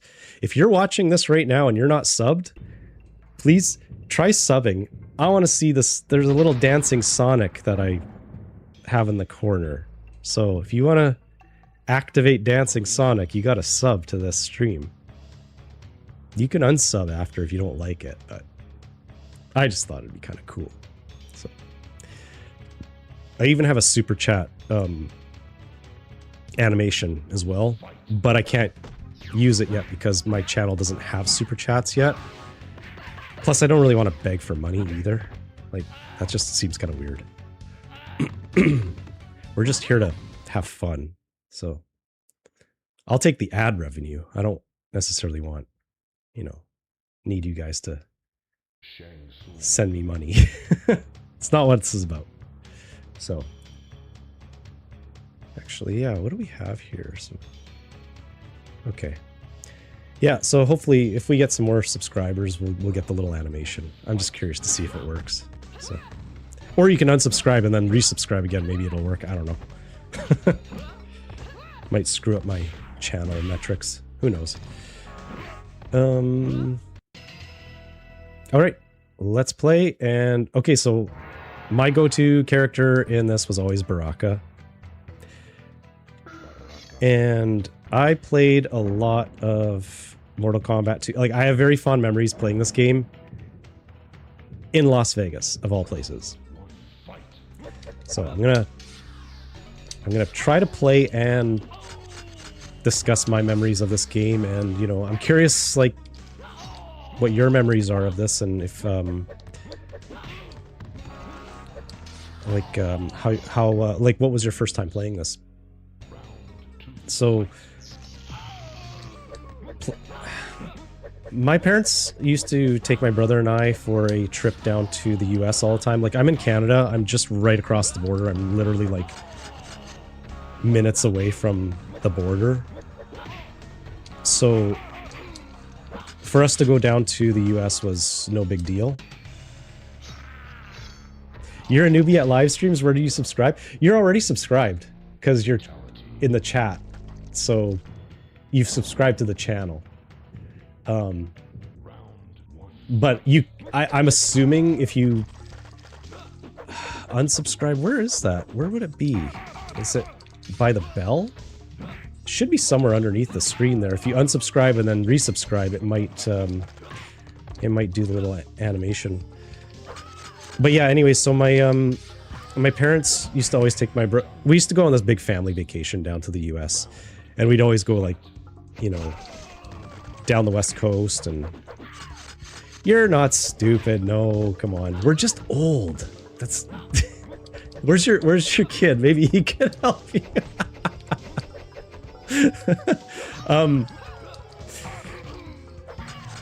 So sorry. No offense. I don't mean that. I'm just having a good time here. I swear there's no alcohol in this drink that I'm having. Wait, I gotta pause this for a sec. I want to know how to do the stage fatality here. What kind of a stupid thing did I find here? Back, high punch, stage fatality. Oh, high kick. Forward down. Okay, because I'm gonna kick her ass here in a sec.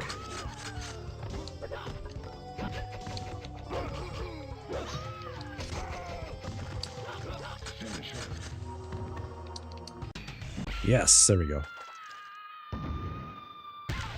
Brutal. Yeah, so anyways, where was I? Go to the States. We used to always visit Las Vegas. Las Vegas was always like a highlight of the trip. And my father liked to gamble, so he would keep in mind, this was during the time when Las Vegas turned into a bit of a family funhouse. And I remember distinctly playing this game at MGM Grand. There was a massive arcade there. Mortal Kombat 2 was like new in arcades at this point. Whatever year it was, 92 or 93. I think it was like 92. And they had about 12 machines lined up side by side of Mortal Kombat 2. So my parents used to send my brother and I loose in the... they used to send us loose in the arcades while they went and gambled, and they would give us each like a roll or two of quarters and just screw off for like 3 or 4 hours, and we'd just be, my brother and I would just be kids in a candy store playing all the video games we wanted. And of course, when I saw Mortal Kombat 2, I spent all my quarters on Mortal Kombat 2. And Baraka was the one I always used to play as, and those machines were definitely set to a pretty difficult setting. And I remember, like, really not slamming the buttons, but really tapping on them furiously. And I don't know why I still have this memory, but I remember this one kid making fun of me and playing the machine beside me. He was making this stupid face and like smacking the buttons like I was, and kind of laughing with his friends. And I was like, screw you, man. I was like 5 years younger than him, and he was bullying me. But regardless, I actually have really good memories playing this game because MGM Grand wasn't the only casino or resort that had this. I remember playing it at Treasure Island as well. No, sorry, that's not Mortal Kombat 2. That was Mortal Kombat 3 I played at Treasure Island a couple of years later. So,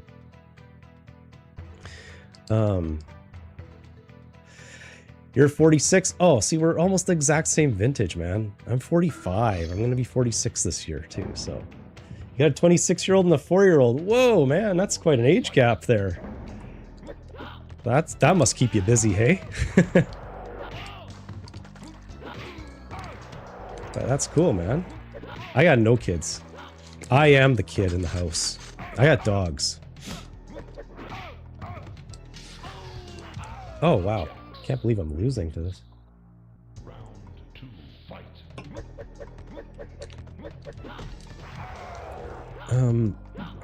Oh, shoot. I was getting distracted because I'm like, how do you do the Deadpool fatality? But it doesn't look like I'm going to be able to because Jax is probably going to... Yeah, he's going to send me in right now. Well, there's the Deadpool fatality. I sacrificed myself to see that fatality, clearly. So, yeah, we'll keep going. The movie The Wizard in Vegas. The girl said he grabbed my breast. Oh shit, The Wizard. Was that are you talking about the Wizard movie where they played Super Mario 3? They unveiled that one? Is that the one that are we thinking of the same one? I honestly really miss the old Las Vegas, and I know that's actually saying something because when people think of the old Las Vegas, they think of before it turned into a family affair. But being a kid at that time in Vegas was genuinely a lot of fun. And I'm kind of sad what it's become. They de-themed everything, right? I loved the themes. Oh, I should have done the spike thingy. Fun fact, my wife and I actually got married in Vegas. I loved it so much. She allowed us to get married in Vegas. At Bellagio. That was fun. That was a long time ago now. So yeah, a lot of fun memories there.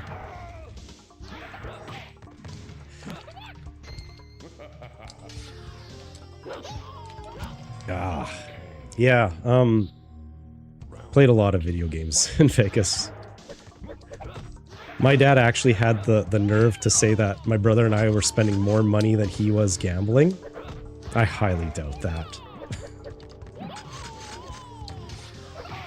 And that was also back in the day when slot machines actually still took quarters and tokens. Remember that? Oh wow, he still has his stupid fatality. He didn't even do his dragon chomp. Yeah, remember when Las Vegas had tokens and quarters for their slot machines? Those were the days, man. You don't get that anymore. Like, it's not the same. Okay, let's try somebody else.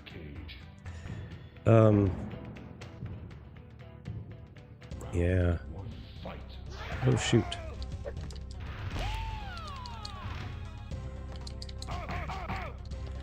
Still do the ball punch? He does. Yes.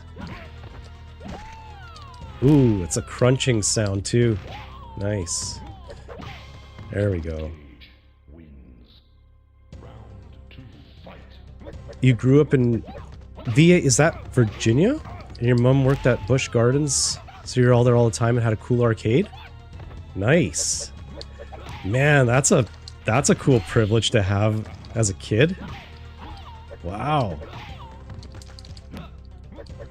I had to always go to my local corner store if I wanted to play games. But I was pretty fortunate to be able to play a lot in Vegas. Like, that was really, really fun. Oh, shoot.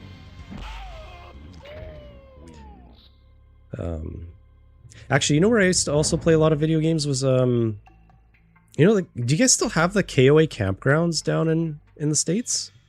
Those were really fun. They had, some of them had arcades. They usually had really old arcade machines there. It didn't matter to me. I still played them. Like, I'm talking, they had like Pac-Man and sometimes the original Mario Brothers, which I'm not a fan of that one.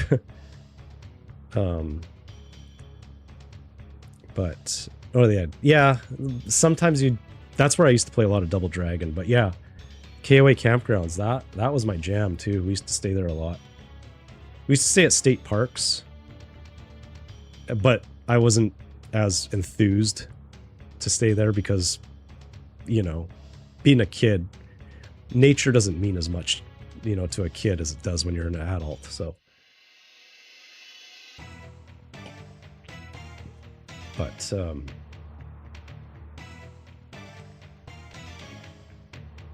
yeah, there were a lot of cool places you could play these. Okay, let me try this again with Johnny Cage. We'll do his fatality. Where is it here? Oh yeah, that's right, they have 2. So I've done both of Baraka's.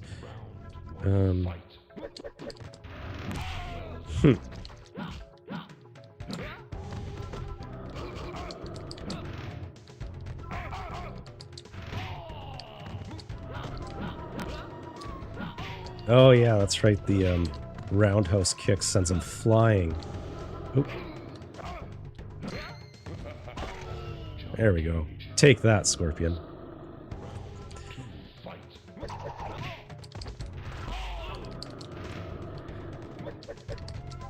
This is, sometimes you get the red shadow kick in this one. It wasn't a... It was like a random thing in this one.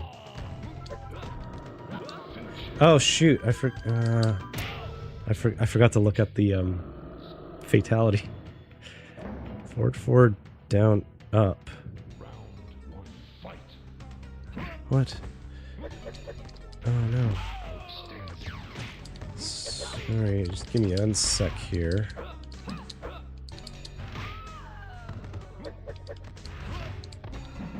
Oh.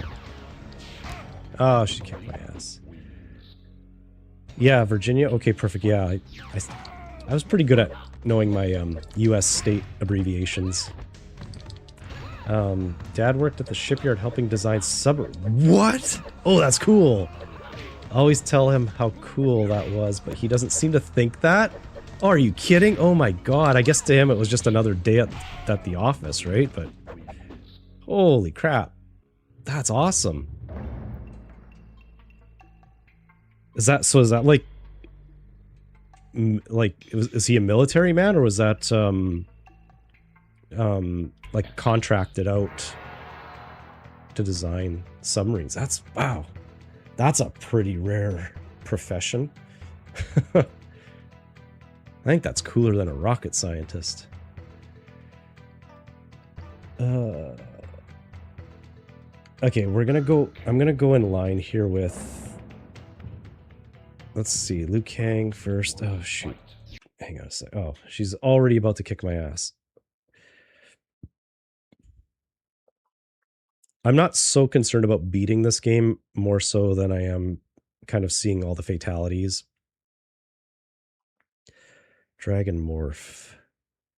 Down, forward, back, back. High kick?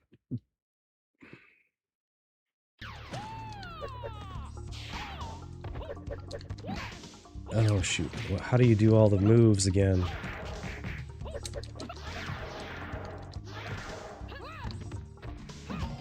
Oops.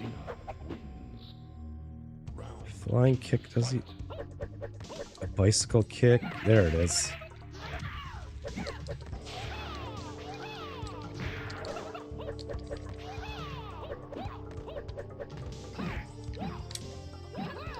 Oh man. Oh, look at her go. Unbelievable.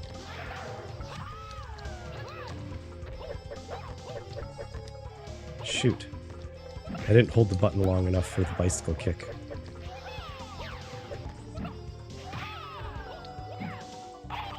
Oh, well, I'm going down. He was in the Air Force and it helped him get that job? It's in Newport News? Really? Wow. Damn, Air Force, that's hardcore. That's pretty cool. So we went from Air Force to designing marine stuff. That's cool. That must have been quite the thing to tell your friends in school when you know, what does your dad do? And it's like, oh, my dad just, you know, everybody's gonna be like, oh, my dad works at a gas station. My dad does this. Oh yeah, my dad designs submarines, you know, just usual stuff. It's boring. No, I'm sure as a kid you must have thought that was really cool too. So my problem with Liu Kang in this game is when he does his flying kick, he goes up. Why can't I do the bicycle kick anymore? I did it once. It's hold low kick for 2 seconds. And I'm gonna die. Because I'm trying to do the stupid bicycle kick. Isn't that crazy? There it is. Always good when you do the bicycle kick and it misses.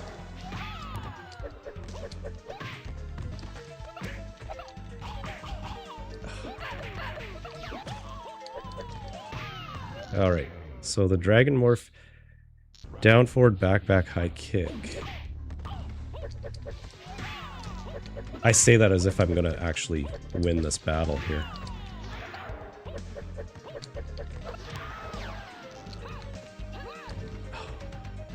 Oh my god.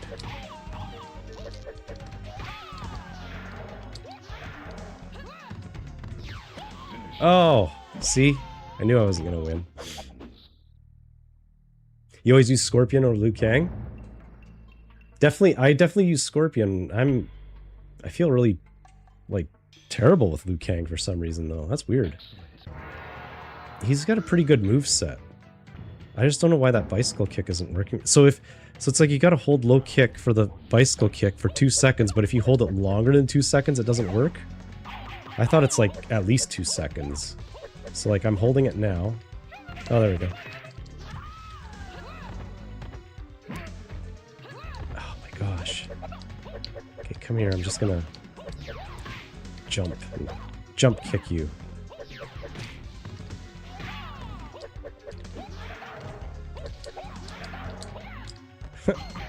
Oh my god. I always get so close to beating her and then that.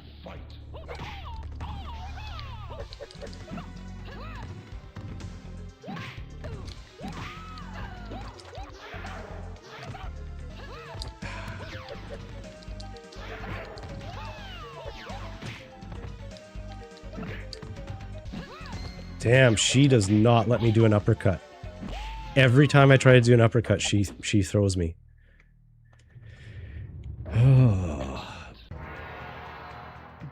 I'm actually surprised I didn't get as far as I thought I would with Baraka.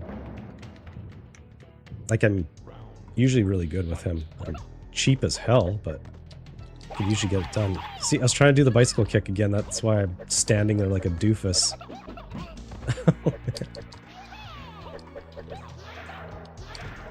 Holy crap. Wow.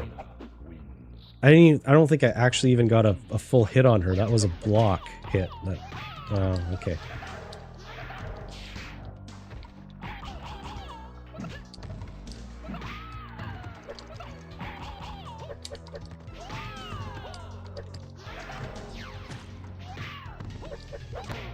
All right, finally.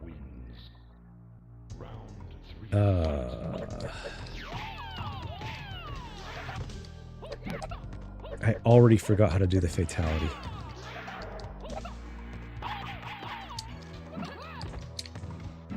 But it looks like I'm not gonna need to know because this... Oh, jeez. Why am I so bad at this? There was the... Aw. That only happens sometimes. I don't know what actually prompts that. Something does.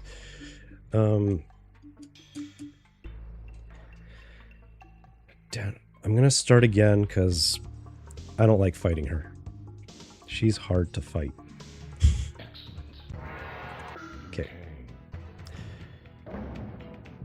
Down, forward, back, back, high kick.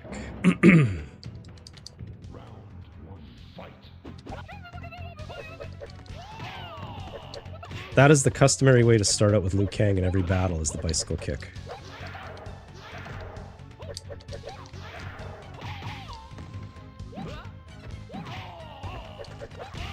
There we go.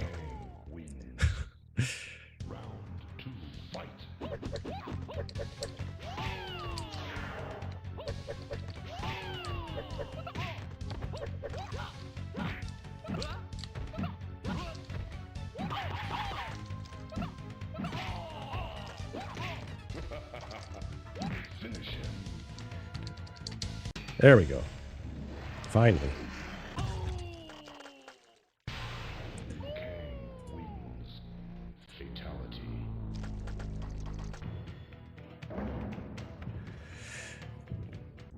Oh, Big D, man. It is what it is, man. It's all good. I know you're good people. Trust me. We're all going through. We're going through this all together, and it's, you know what? I still love you guys. So no need to apologize. You're a good person.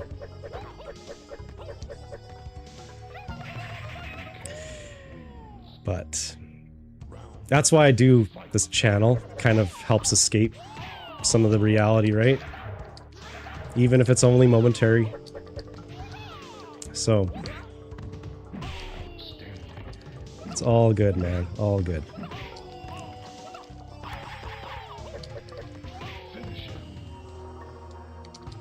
Oops, I have no idea what button combination I was just about to do there. We will get through it. We will. We'll get through it all together. Yeah, I definitely don't discuss the politics either, just because it is a sensitive subject, and yeah, I know it can be very polarizing, so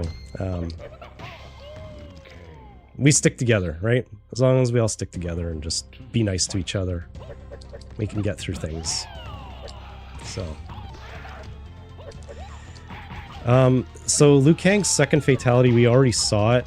It is just the stupid cartwheel punch thing he does. It's lame. So, oh, I wasn't even gonna do like the friendship or babalities. The babalities are kind of ridiculous. The friendships are kind of fun though. But I've already ruined my chances of that. I feel like I'm just doing the same moveset over and over again.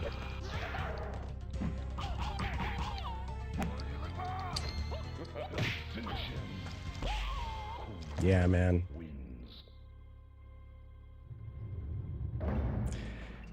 Okay, let's go to... Who's the next one in line here? Let's see. Ooh, Kung Lao. Oh, he's got...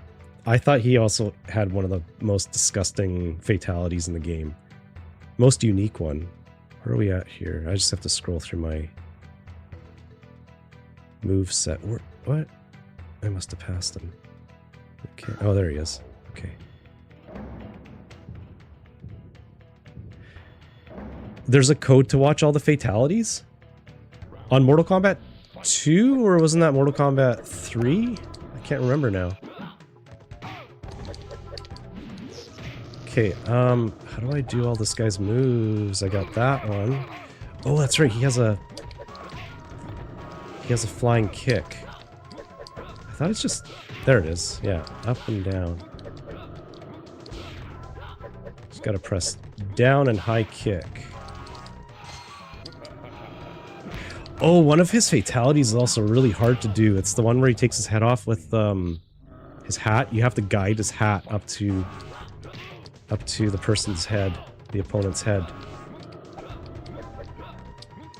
I'll attempt that one, but I don't know if I'm going to be able to do it. Because it's really hard to guide his hat.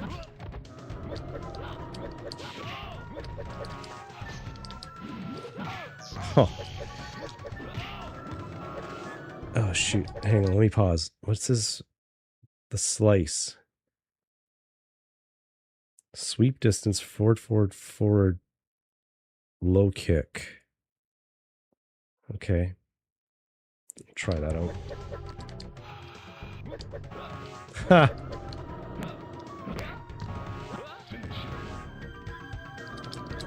There it is. Okay, good. Yeah, that was a pretty grotesque fatality back in the day. Like, I felt that... Okay, that and Jax doing the arm rip, those two were quite a step up from the first Mortal Kombat. It was... yeah. I remember being horrified when I saw that, but oddly intrigued. You know, because being a kid, we pretty much grew up in the horror genre, right? With like Friday the 13th and Nightmare on Elm Street, like, God, how many Friday the 13th movies I watched. Ugh. I won't lie though, some of those I watched just for the nudity, because, you know, back then I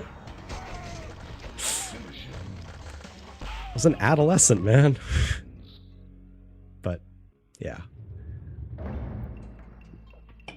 Jason is one of my favorite horror characters, and I'm not a big horror movie guy, but I do like Jason's mystique, his character, his creepiness.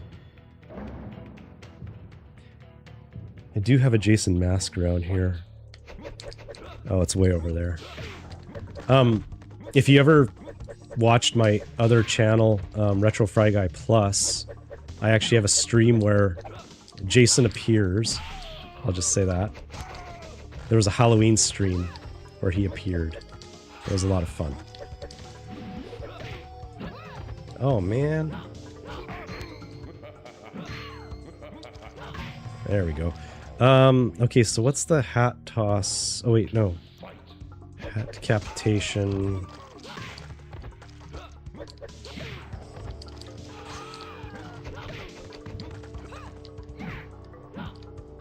Oh. Oh, no. It's too late. Hat decapitation at far range. Hold left and back and release. Really? I don't remember it being like that. It's probably too late to do it though now. Oh, hold low punch. Yeah, it's too late. Hold low punch and back and then release. Oh.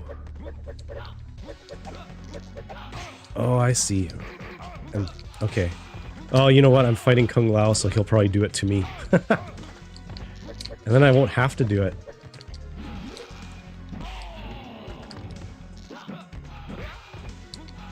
Oh, maybe? Maybe?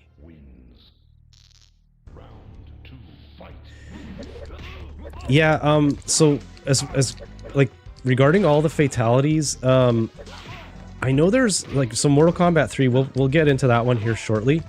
That one has, yeah, you could put in codes to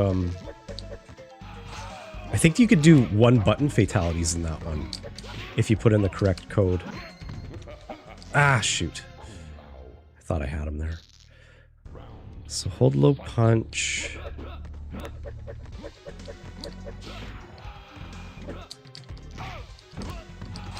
Oh, wow. Nice combo. Too bad I didn't do it. Okay. Oh, maybe if he... Come on. Get me from there. Maybe you'll... No, he's not going to do it. Yeah, no worries, Big D. I'll see you when you get back. Take care, man. I'll be here. Okay. This is bothering me. I need to figure this out. Kind of want to do this. So... Yeah, okay. Low punch.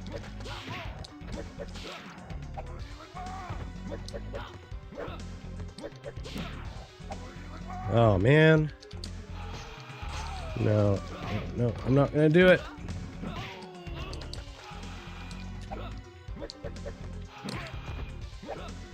Ah. My thumb is starting to get sore. That's what fighting games do to you, right?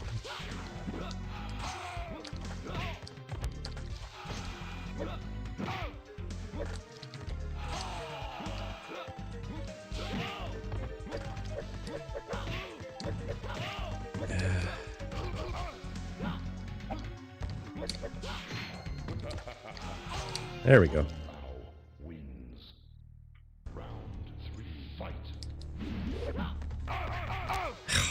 Oh, man. Okay.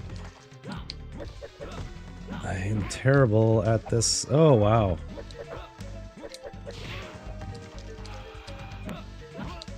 I actually don't remember this being this difficult.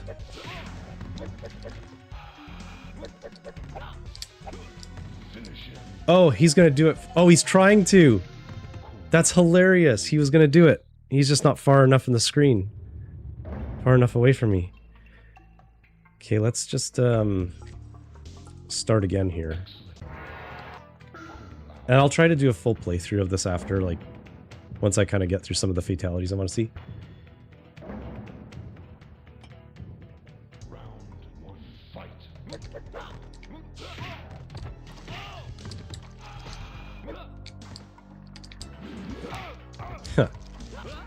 I hate that he teleports so close to his opponent.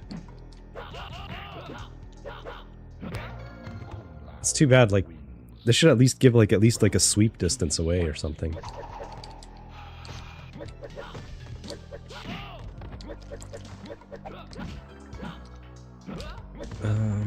Is there another move he has that I'm not aware of? Or is it just three? It's this kick, this teleport, and the hat throw.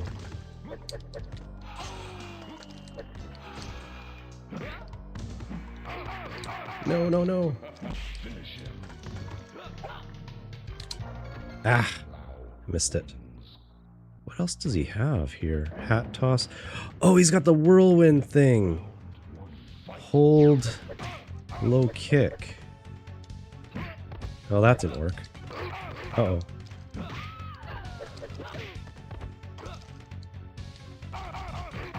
Hey. Oh, I have to press.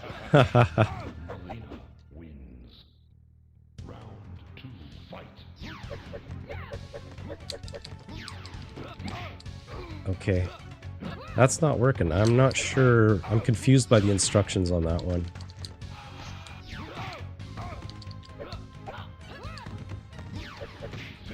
Alright, put me in the spikes. There you go. Now we get to see that one at least. The whirlwind. Hold low kick.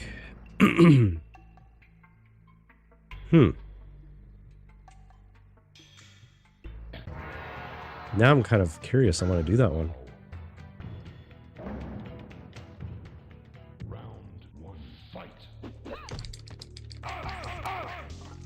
No, it's not working for me.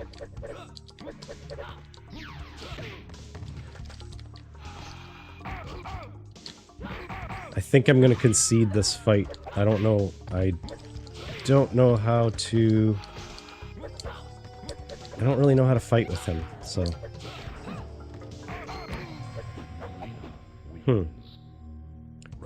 Yeah, I think I'm going to go on to the next fighter. Ooh.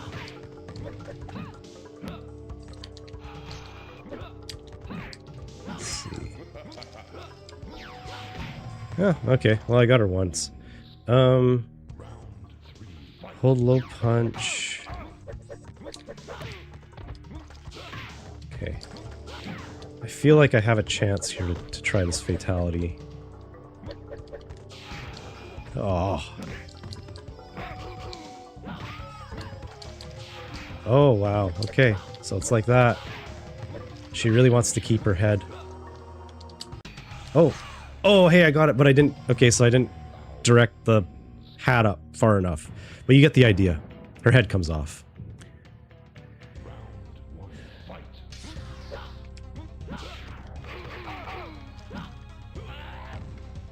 Here, maybe I actually will try to get to... Oh, shoot. Maybe I actually, like, after this... I'll use Baraka because he's my go-to. And I'll actually try to beat the game. But it's actually... This is kind of a challenge right now. And I know I don't have it... I don't think I have this set on very easy. There's, like, very easy, medium, hard, and very hard. Excuse me. I think I have this set just to easy.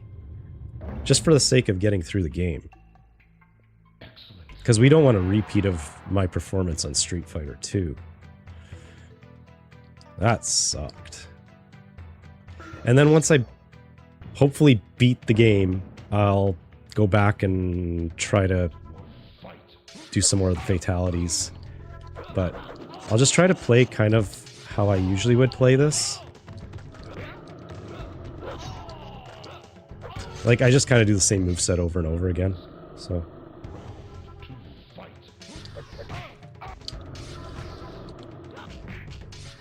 Oops. I can do that too, buddy.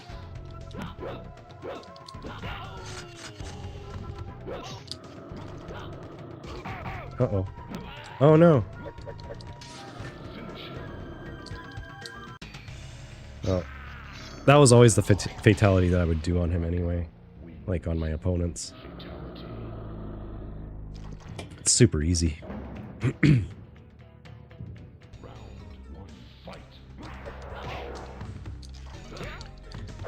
Yeah, I kind of want to get to like Kentaro. He's cool. He was always a spectacle. Like Kentaro was just more he was even creepier than Goro. I always felt Kentaro had like a spider kind of quality to his movement that was always really creepy. Even though I know it's more like he's like got the tiger stripes and everything. But oh wow. Uh-oh. Oh wow. I thought I had him. Where is... Oh hell yeah, I'm gonna continue.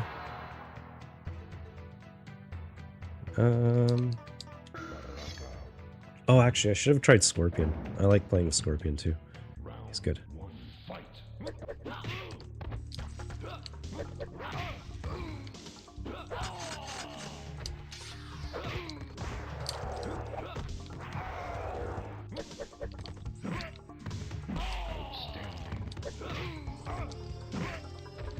Wow. He's not falling victim to my pattern that I always do. So, oh well. I knew he was... Oh my god, he still countered me.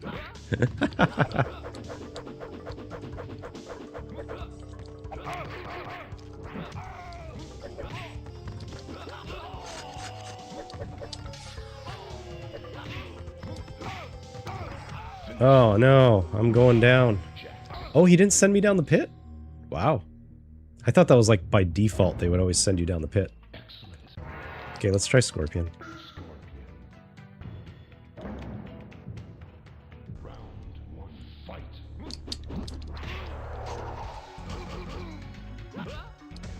Doesn't he have a leg takedown too? Let's see. Oh. Or not. Okay, okay.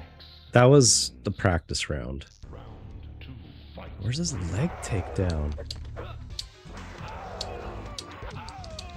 Oh my god. Oh jeez. Oh my god, I'm just getting my ass handed to me. Wow. Okay. So that happened.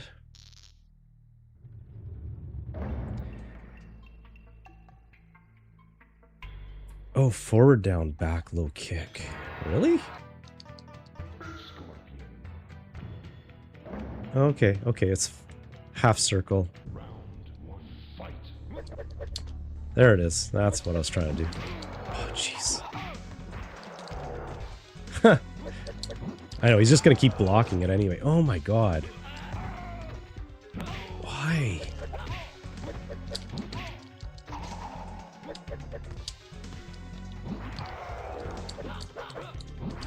Oh my god.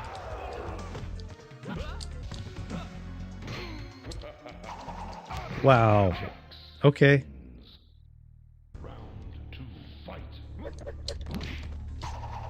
Can I like spear this guy just even once?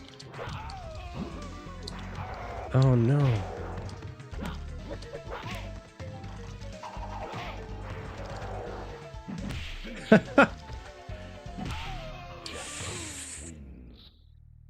Okay.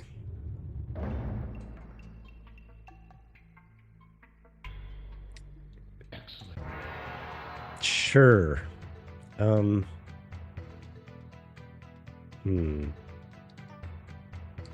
try with Baraka again.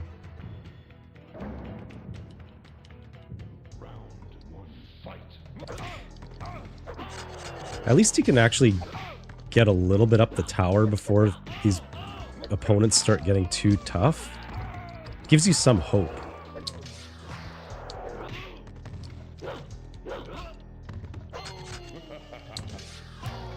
Okay.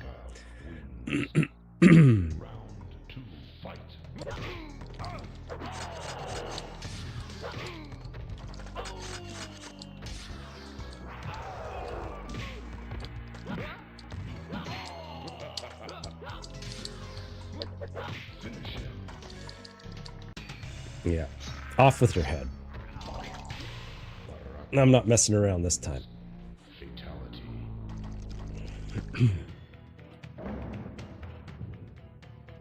Round 1, fight.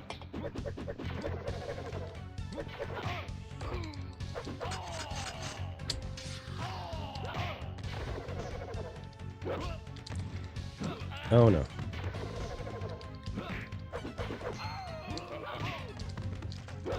Oh, he pissed. Cage wins. Round 2, fight.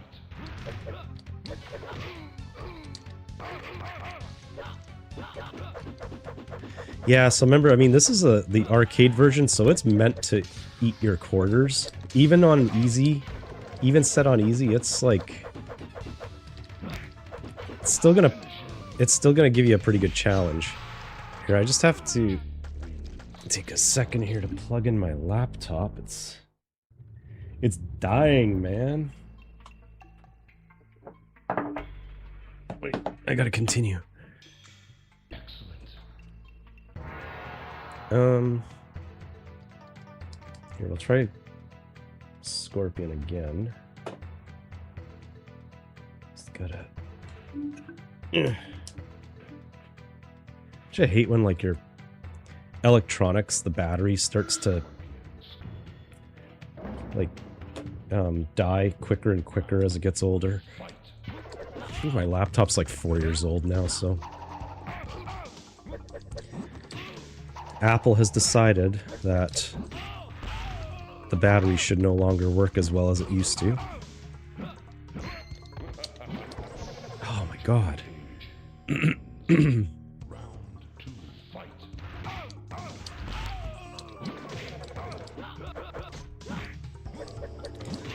So what's the point of Scorpion's Spear if I can never freaking get it to pull anybody over? Oh my god.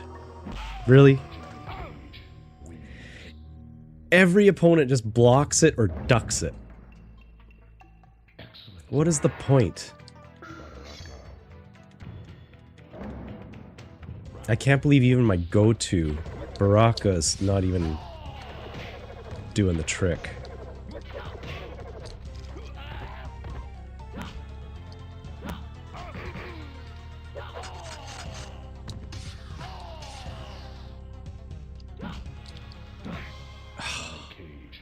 Oh, I can't believe that.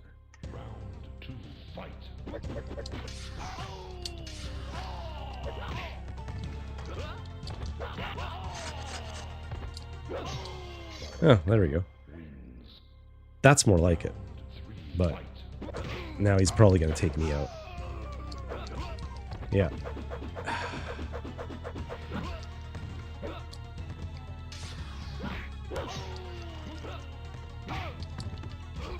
No, no. Man, at least do a fatality so we could see something cool.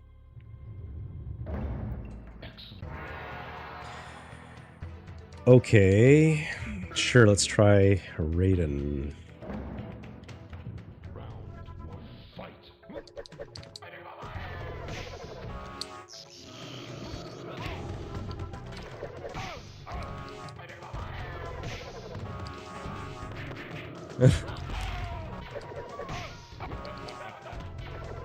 Oh, man. Alright. I guess I didn't set the difficulty on an easy enough level.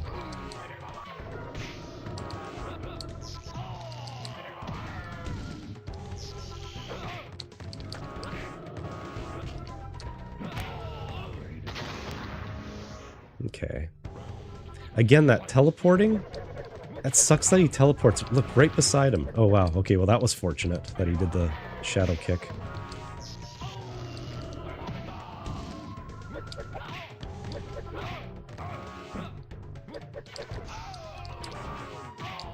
Ha! Gotcha.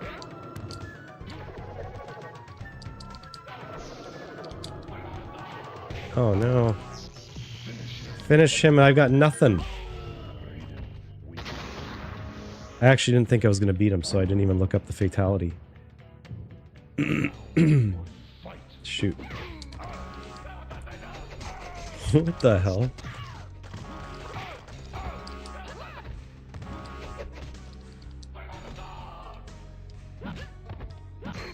Oh wow, okay. I seem to have a lot of trouble defeating Katana and Melina. They must train at the same school.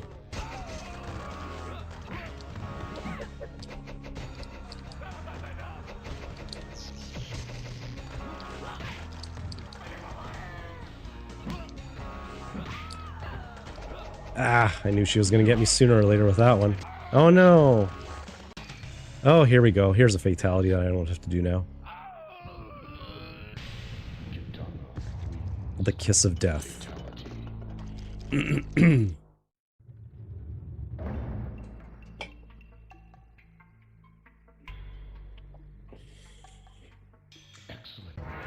Okay, well, I'm slowly moving my way up the tower. So, let's see if I can defeat her with Baraka now.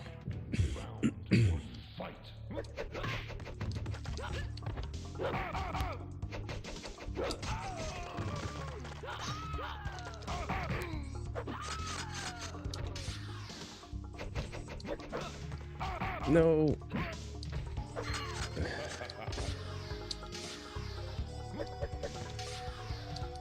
Ah.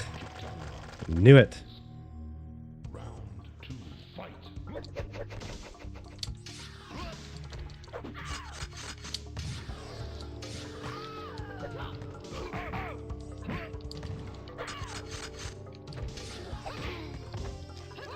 Uh-oh.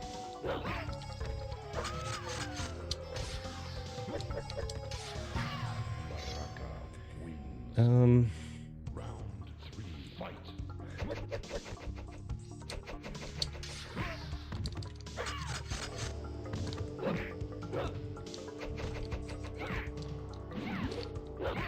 Shoot. Uh-oh.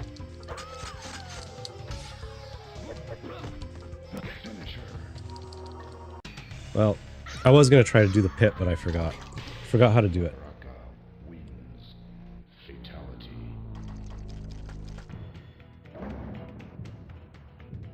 Stage fatality. Fight.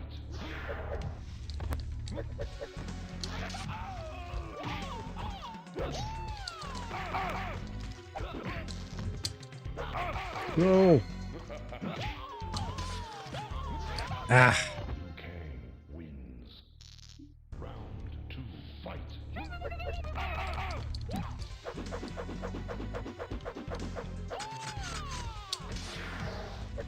Ah, shoot.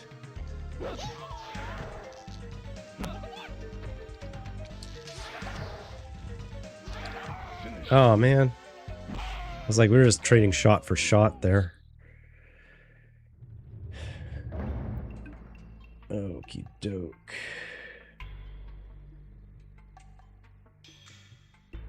Yes, let's keep going. Let's try Sub-Zero.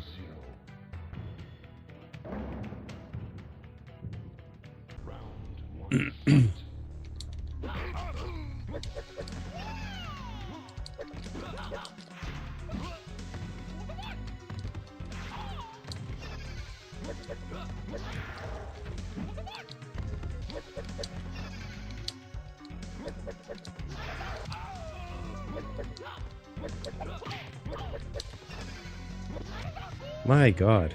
Wins. Round 2, fight. I always love when he counters the move I do with the same move. And he nails me instead. Oh, ha! Oh, come on, I couldn't even get there in time. That would have been awesome if I put the ice down and he had to do the finishing move on me when he was slipping around. But, okay. Well, that was the Sub-Zero experiment. That didn't work out so well. Sure, let's do Reptile. Since we didn't get to see him in Mortal Kombat 1.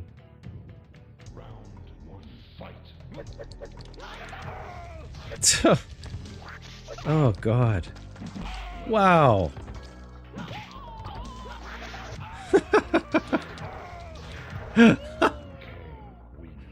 Oh, shit.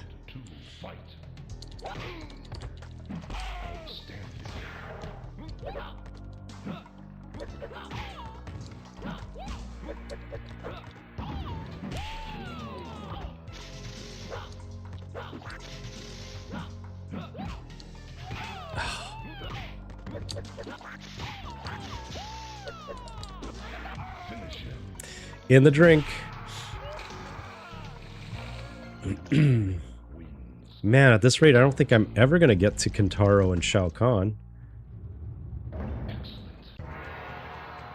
Like, seriously, Baraka's like my best shot at passing this, because he's just always the one that I go to, and...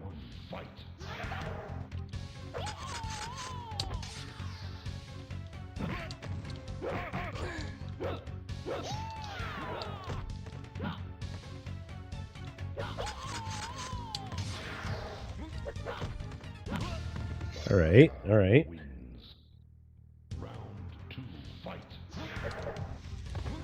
Wait, what is the stage fatality? Forward, forward, down, high kick.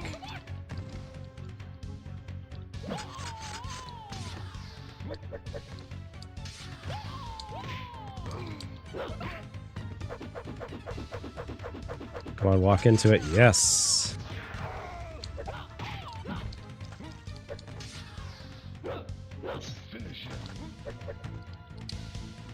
Oh, I pressed low kick. High kick. High kick. Okay, well, at least I got past him, though.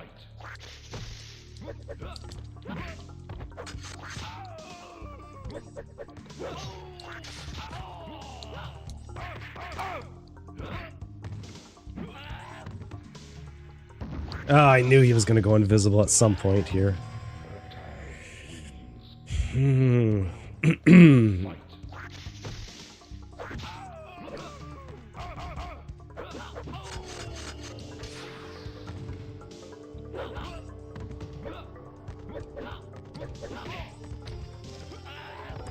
on, come on. Wow. Okay. I'll at least do something cool, man.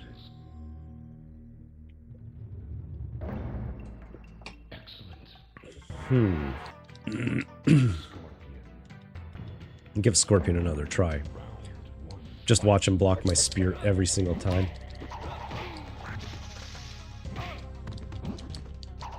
Yeah. Oh, finally! I swear that's like a first with this playthrough.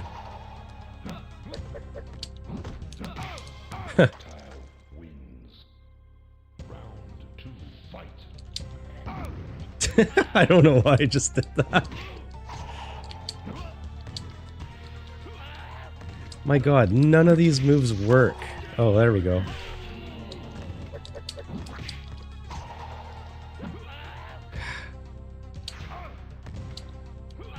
Oh my god.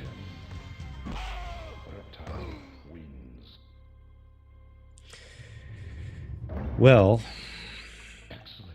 this is going well.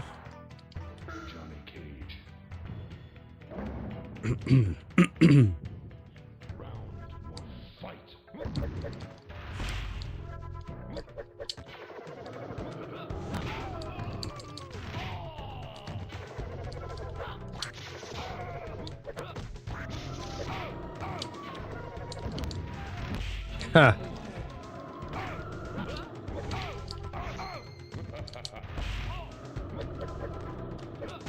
Ah, got him. Good. God, that sound effect.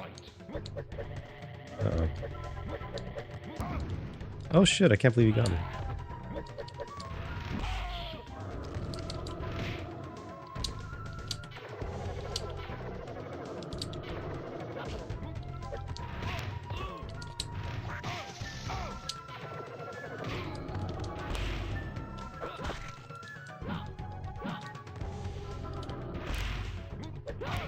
Damn.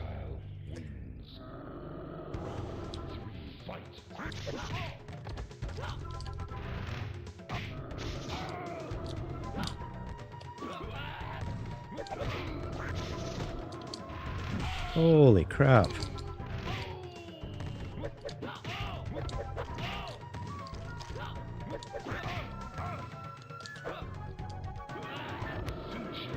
Wow. One of these days, I will get past this guy.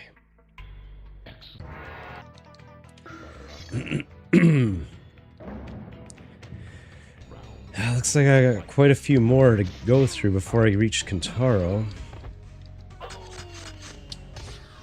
And this, I can't remember, is there an endurance in this, or is it just a mirror match? Uh-oh.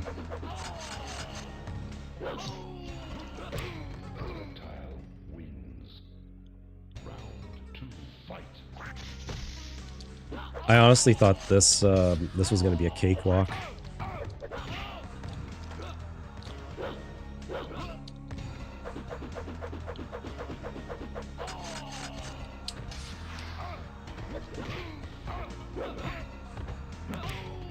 Okay. Just gotta change up my moveset every now and then, but it's still... He's still pretty tough.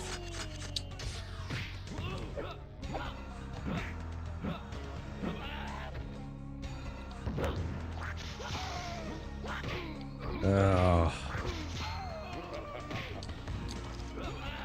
Damn. It always looks like he's about to do a finishing move when he backs up, but then he never does.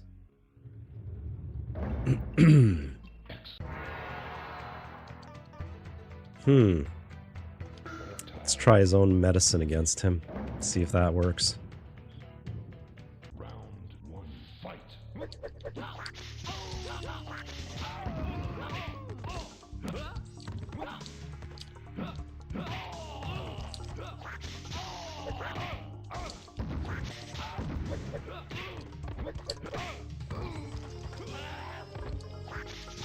Oh, that seemed to work.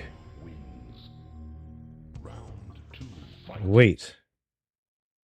Round 2, wait. I want to see what his fatality is.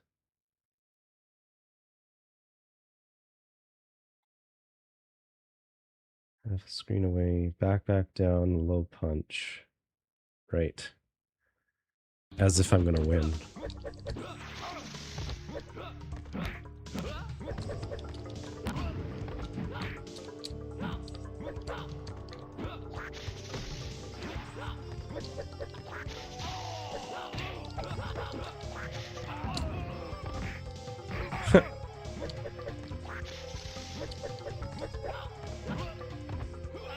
Shoot. Round 3, fight.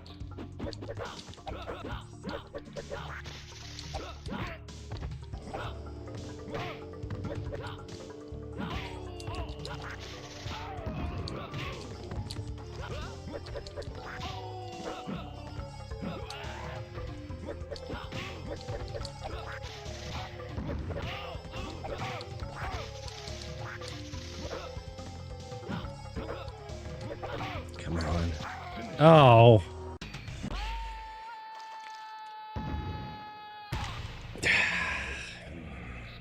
Fatality. That was actually a pretty good fight, though, right? I'm gonna try again. I want to do his fatality. I actually like when he does the face reveal.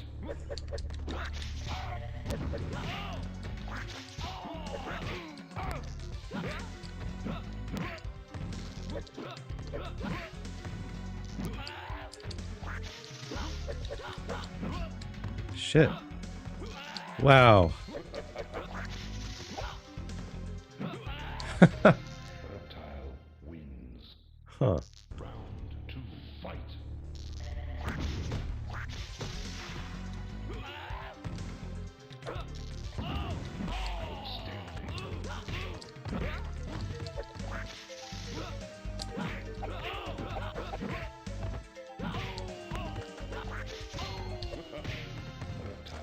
Almost looked like I knew what I was doing. Round 3, fight.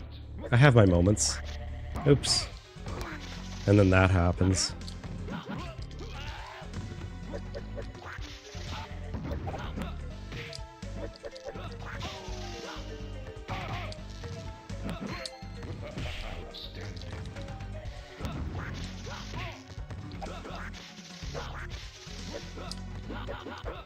Shit.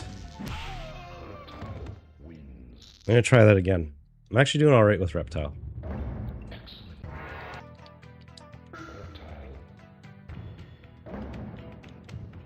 Round 1, fight.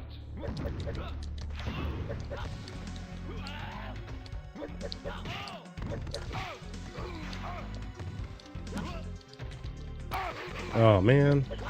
Make a liar out of me. Reptile wins. I was doing alright with him. 2, fight. Wait. How does he do the slide the same way as Sub-Zero? He does. I actually didn't realize he had that move.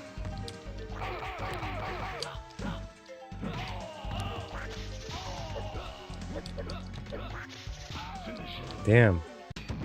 Oh, hey, at least he's doing that one. That was the fatality I wasn't gonna do.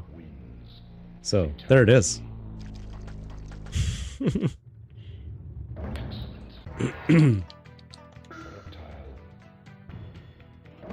I'm not giving up on that one.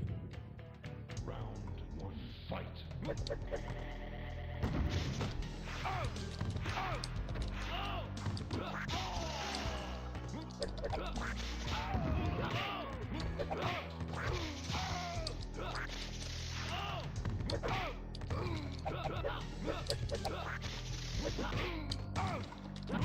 Damn. Reptile wins. Round 2, fight.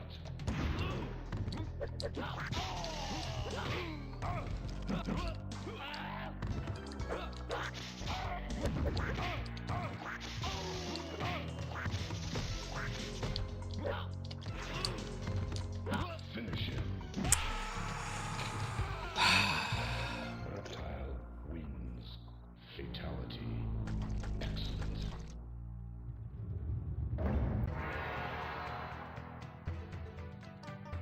Reptile. Round 1, fight.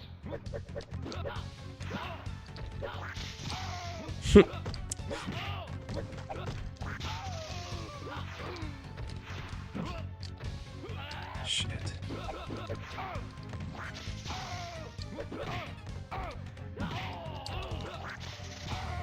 Oh. Wins. Round 2, fight.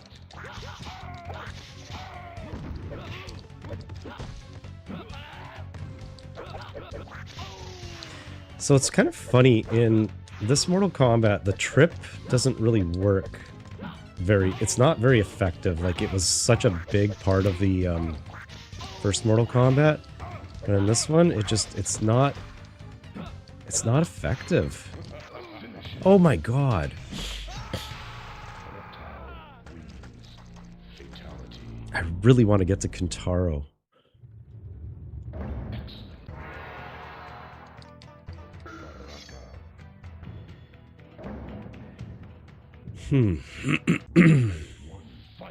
Man, if there's an endurance match in this, I am hooped.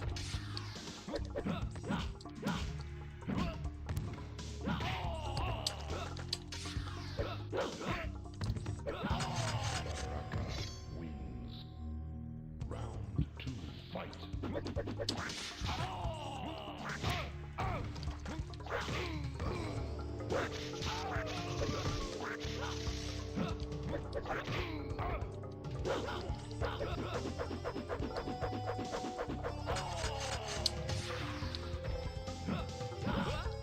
Oh wow, the trip actually worked. Oh, right on, finally. Finally done with this guy. Baraka wins. Fatality.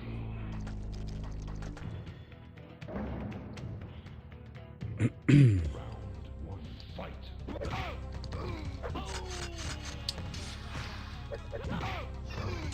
Oh. Thought I blocked that one in time, but I guess not.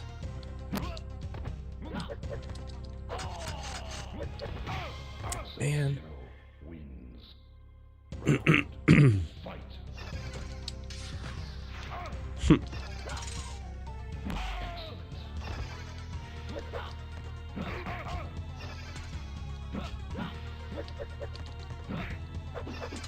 Yep. Okay. I'm gonna try Reptile on this guy now. Let's go Reptile on his ass. You know, I haven't tried his Jax, and he's pretty good actually in this.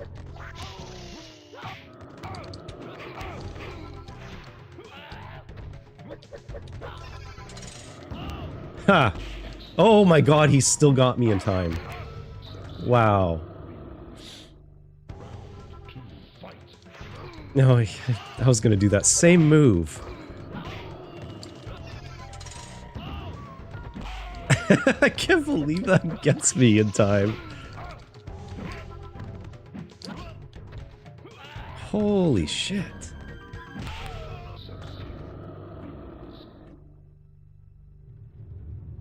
Okay. Let's try this guy. I remember some of his moveset.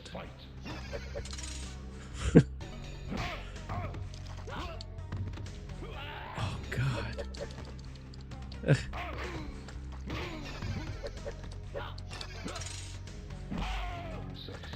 Alright, so you got a flawless victory on me.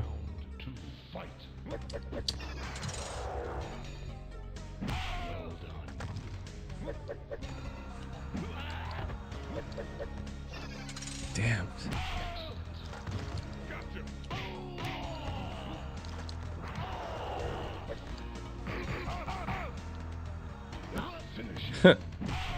Alright, alright. I'm just playing. I'm just playing. I'm not really this bad. You don't believe me. Okay.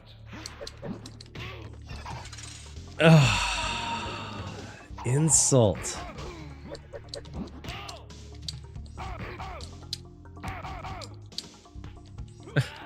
I don't know why I just tried that, but...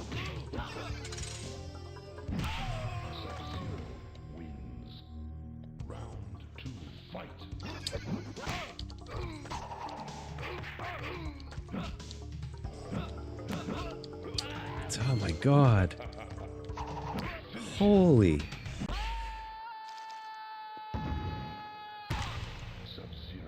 I really forgot how much of a quarter muncher the arcade version of Mortal Kombat is. Like, they do not want you to complete this game even on easy. It is... This is like borderline getting as bad as Street Fighter 2 in the arcade now.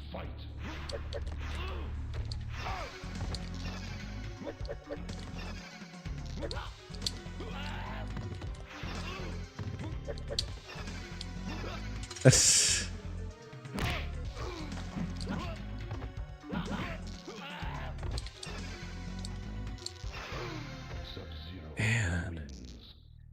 Like, they counter every attack.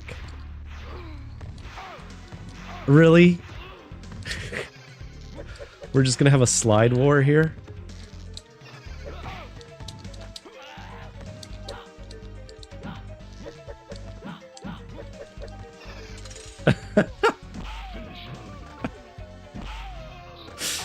Oh my god.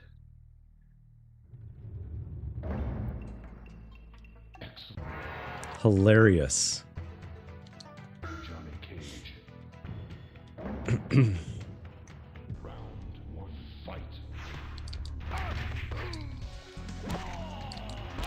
There, every time he slides and I block it, I'm gonna punch him in the sack.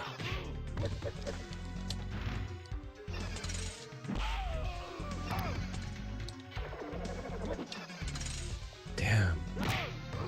Unbelievable. Am I still kicking butt? No, I'm getting my butt kicked. This guy is so cheap.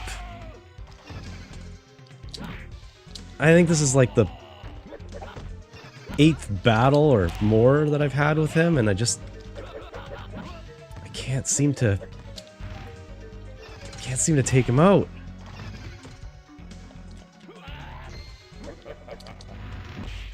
He just keeps dodging all of my attacks.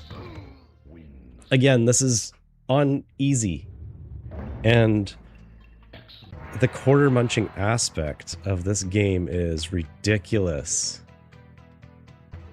It's like they don't want me to finish it. Weird.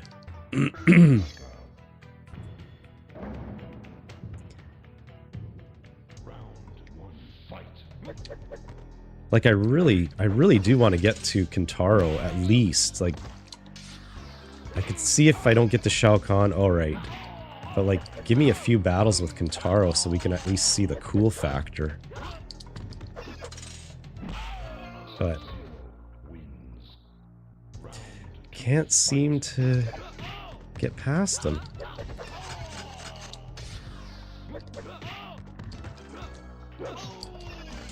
Ah. Okay. Yeah, I can get like one round past him. I am streaming till... Wait, you're on Eastern time, right? I'm streaming till 5 p.m. Pacific. So what is that, 8 Eastern? Yeah, that's right. Yeah, so... Oh man, what do I got here? 3.5 more hours? 3.5 more hours and then the wife comes home. And I usually don't stream when she's home. So it's just nice. I have the whole house to myself right now.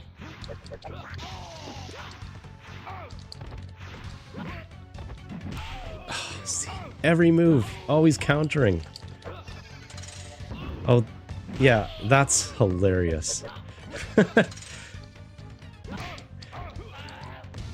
Yeah, I'm trying. I'm actually doing pretty well. I thought I'd be more tired, but not too bad. I'm getting hungry, and I do have a pizza right beside me, but I really don't want to eat on stream. I think that's kind of rude, but I'm also... I should have had a piece of pizza, like, quickly when I went to the washroom, but I'm still doing okay. Hey, my face disappeared there. That was weird. Oh, finally he does a fatality. He came just in time, so... There we go. But yeah. I'm trying to get past this dude. Look, I still got several more to get through. I think I'm more than halfway up the tower. Then I'm gonna get onto Mortal Kombat 3, but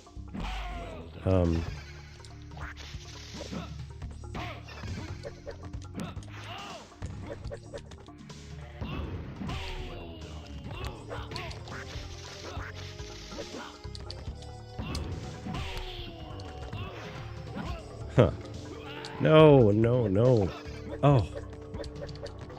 Isn't that convenient that he doesn't slip on his own ice?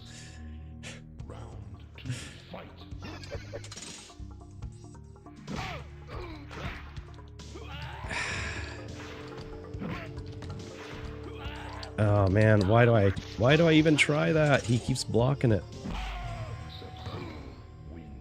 Yeah, I didn't actually know that Reptile had the same slide that Sub-Zero does.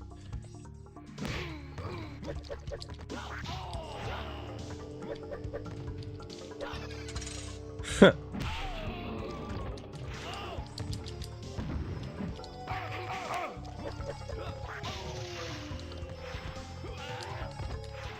Oh my god. I don't know. Really want to see Kintaro.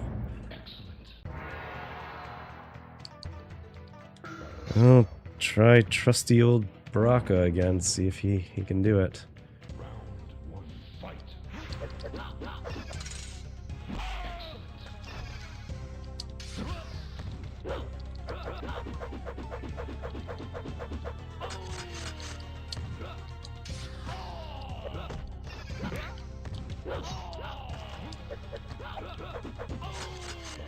So I've been live streaming for 5 hours now. I'm officially at my... I think that's my longest... My longest live stream is like a couple minutes after 5 hours, so I'm like right there.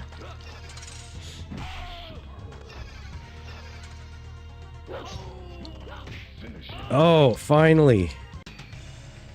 Got him! Off with his head. Baraka wins. Fatality. Hmm. Okay, perfect. We're almost at the question mark. What was the question mark again? Fight.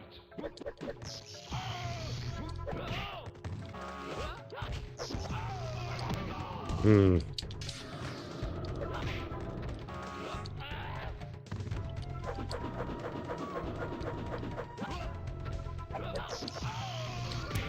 Huh.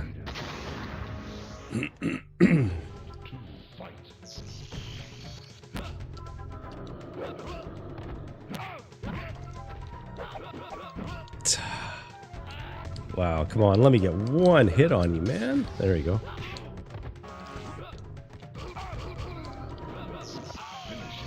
Darn it. Let me see, what time should I do Mortal Kombat 3? Maybe in like half an hour? I'm still undecided if I'm gonna play like Primal Rage. Primal Rage is kind of... like there's a cool factor to it, but I never liked the move set, like the system for pulling off moves. Oops. Wow. Block all of my attacks, will you? Hmm.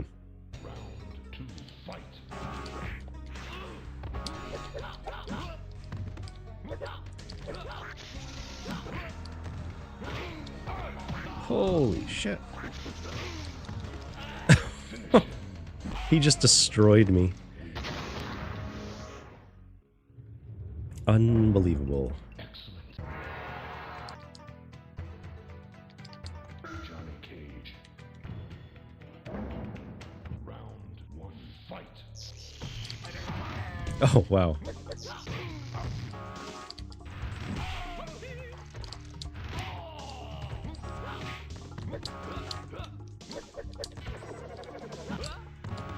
Take that. Okay. Hang on. I just want to see what his fatality, how to do that.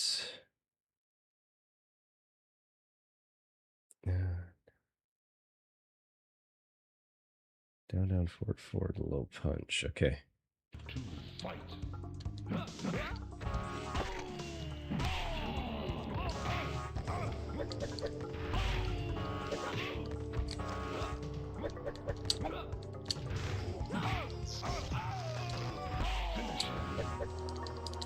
Yes, finally, something.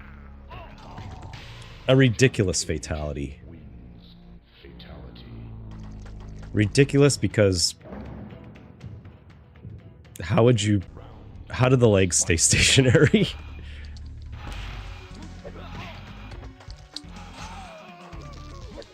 I've got a fireball too, bro. Somewhat.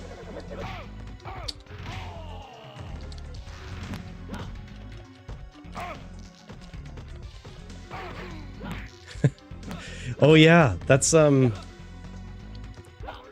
what's that guy's name? He's because they made him a playable character in, I thought, Mortal Kombat 4.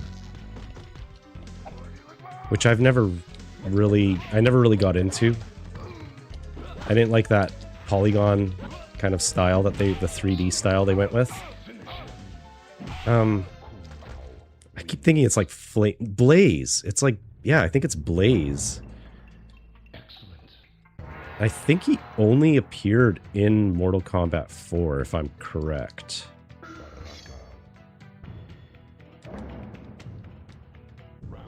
But yeah, I never liked the, I didn't like the direction that Mortal Kombat took in Mortal Kombat 4.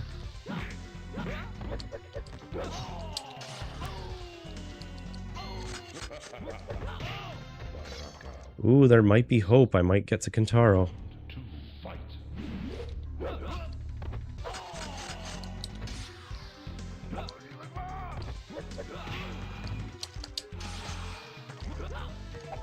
Uh-oh.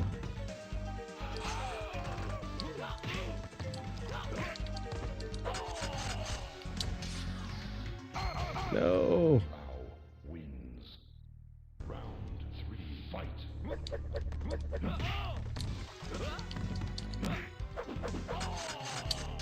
Come on.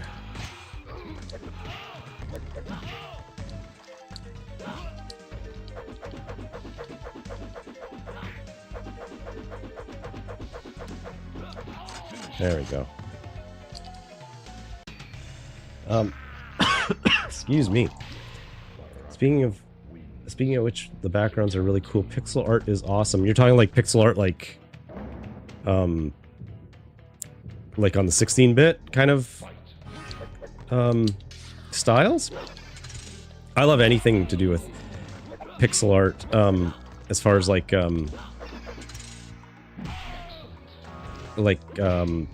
8-bit, 16-bit kind of appearance. Like, so I have a little recreation of a cartoon version of me at the very beginning of this live stream. I don't know if you saw it. It was like in that 5-minute intro.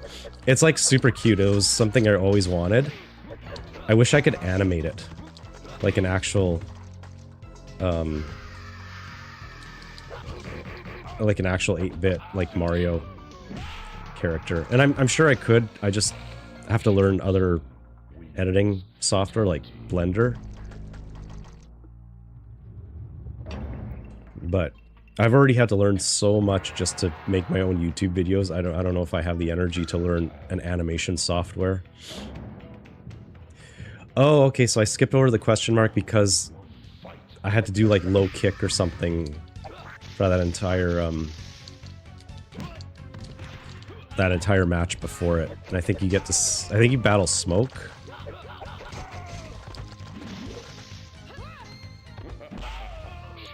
Yeah, this game, because they stepped away from the pre-rendered 3D graphics a little bit.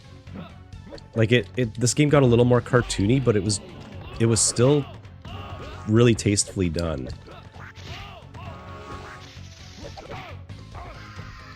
Like, I don't know what process they used to do this, but it definitely has a different appearance than Mortal Kombat 1.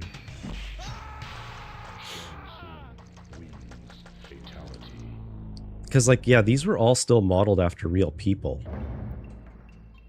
But they definitely applied some sort of, like, a filter or something to it to make it,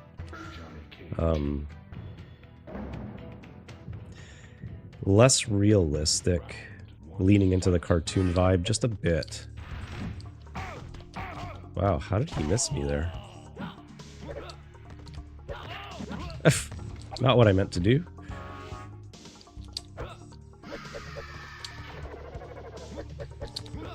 Shoot. Can I not punch you? Oh. Too late.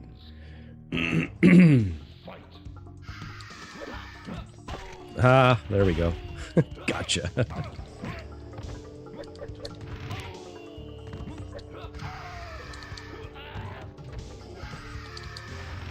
Oh no.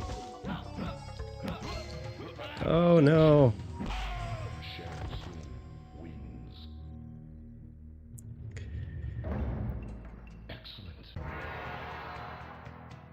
Yeah, I agree the backgrounds are really well done in this.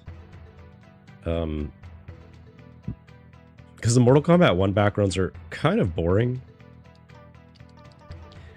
But this one, they added so much more color to Mortal Kombat 2 while still retaining the really dark theme. Mortal Kombat 2 was actually my favorite Mortal Kombat. I also really love the sound in this one. I thought they really nailed it with the soundtrack. The creepiness of Shao Kahn. Always saying things during the fight. was really fun. Well, one thing's for certain, I'm really bad with Scorpion. Every time I choose Scorpion, I get my ass handed to me. Like, they always block or dodge the spear. It never fails, no matter what I try. I can't ever seem to get that spear on them.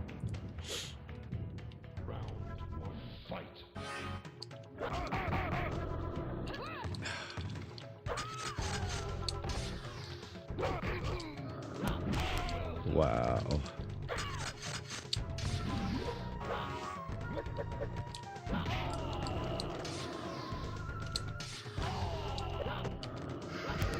Oh, hey, finally. The tree of the force reminds you of Butthead when he moves his mouth. I've never actually connected the two. That's kind of funny.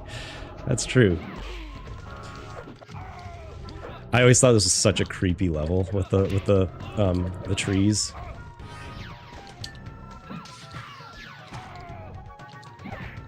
Come on. Oh, man.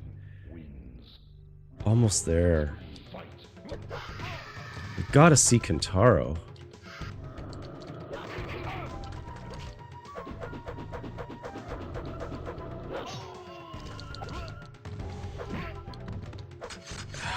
No. Jeez. Actually, I love Shang Tsung's that Soul Sucker fatality he has. I think that's super cool. One of the better fatalities for sure. And I've been trying to beat somebody with Reptile so I can do the you know, the mask, the face reveal and eating the guy's head.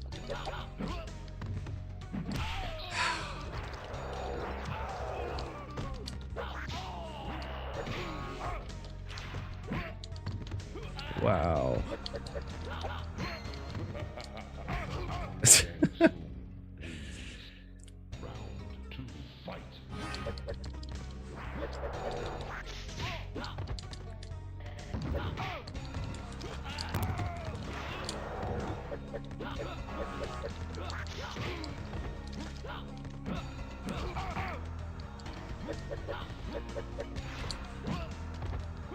Oh boy. Oh, okay, it's not the good one. Excuse me.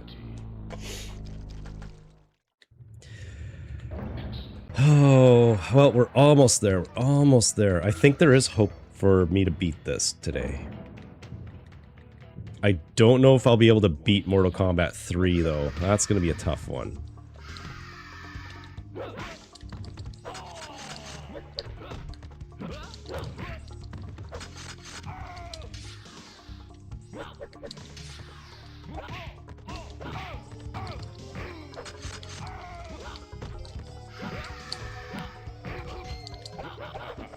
Ha! Shoot.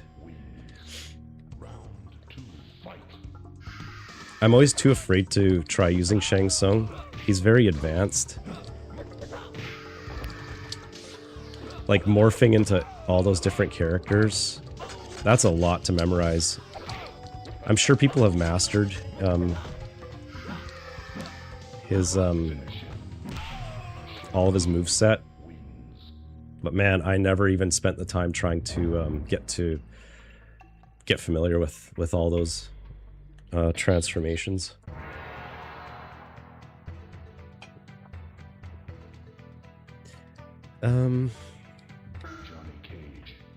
Yeah, Johnny Cage is pretty good in this. He's got so many. He's got a really big moveset in this. I do like using him a lot.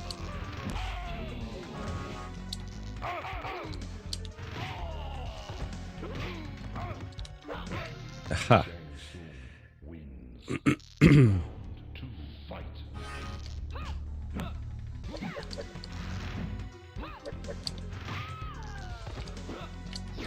Oops.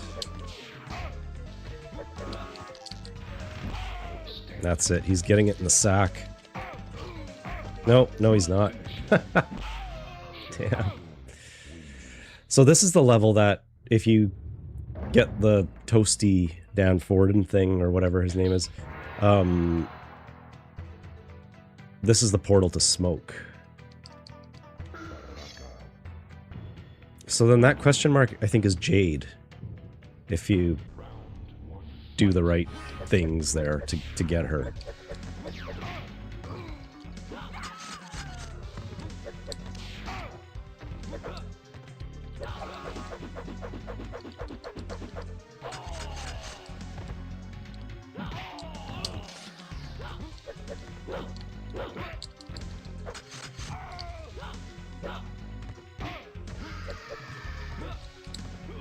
Uh-oh. Shoot. Ah! I put up a pretty good fight there. I can't believe he got me.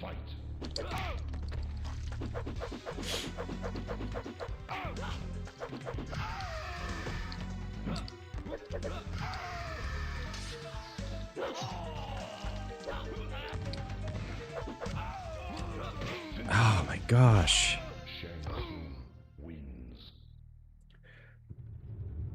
Remember the stories kids would have in school about this game? Stuff like, if you push these buttons, they'll do crazy stuff. That goes for any game back then. I remember this being a huge topic of discussion, always in school. Like, anybody who's anybody talked about Mortal Kombat, like, usually amongst the guys, right? The boys. But it was, yeah, that's when, remember, that was when, like, we didn't have all the moves yet. Like, we were still in the process of figuring out all the fatalities, because they didn't release how to do all the fatalities for quite a while, if I remember. So yeah, when somebody figured one out, it was a really big deal. And of course, we didn't have YouTube to just go and, you know,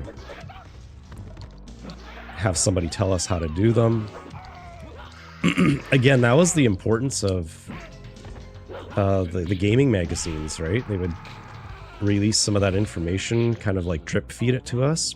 And it was always really cool when you found out something new.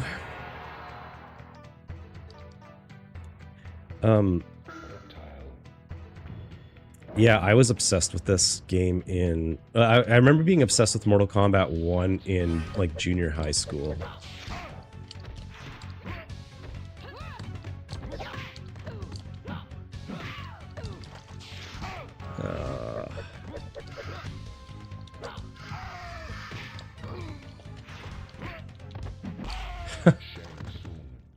He always counters my uppercut with his own uppercut.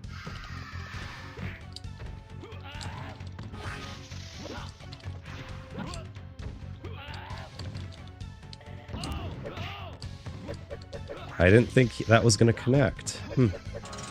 Oh boy.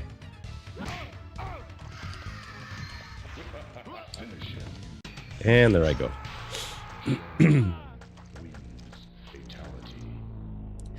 I've beaten this guy in one round so far, so I know I can do it.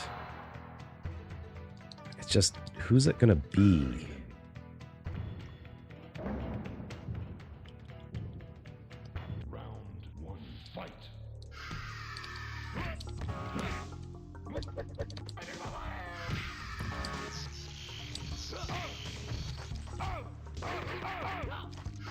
Oh my god.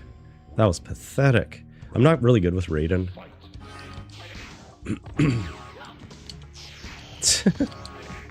Wow. Oh my god, how was I supposed to get out of that?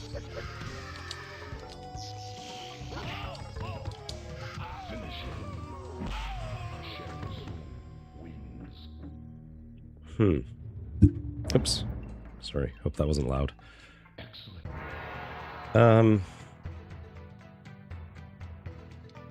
Maybe Sub-Zero? I don't know. I don't seem to have a lot of luck with Sub-Zero either.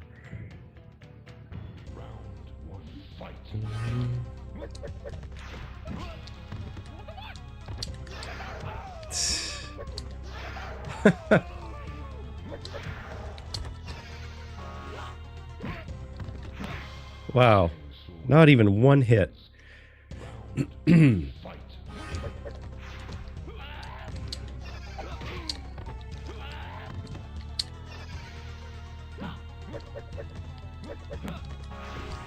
Jeez.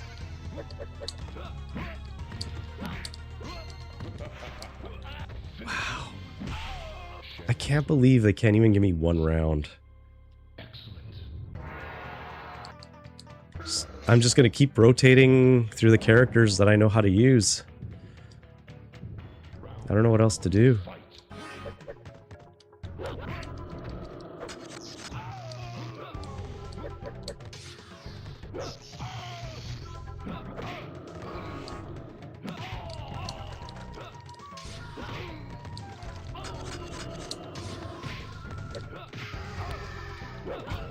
Huh.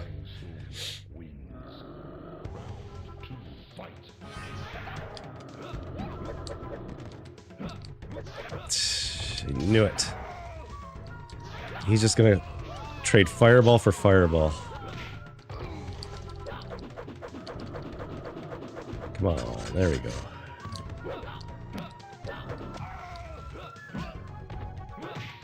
Wow.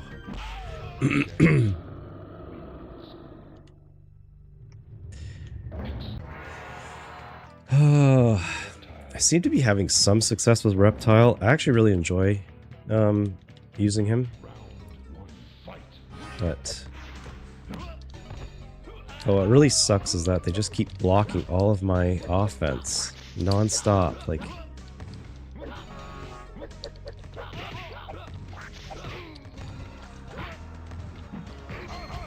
wow. I don't remember Shang Tsung being this difficult.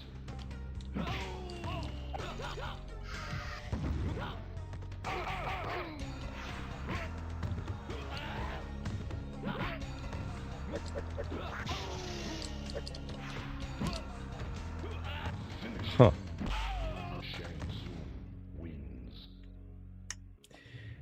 Time's like 2 o'clock.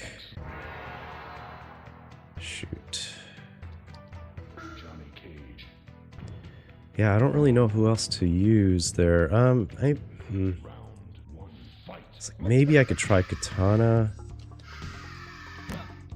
I'm not super awesome with her.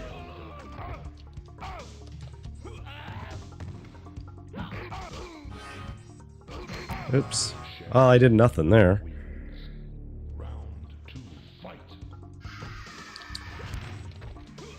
Holy.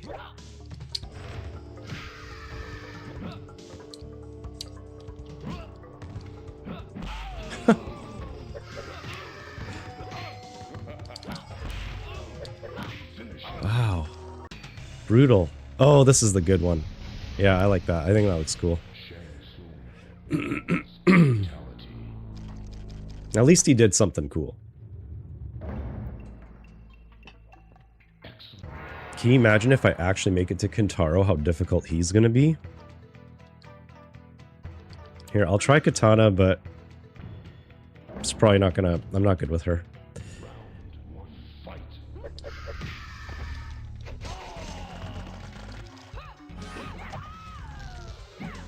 How do I do the fan lift? There it is. Oh my gosh.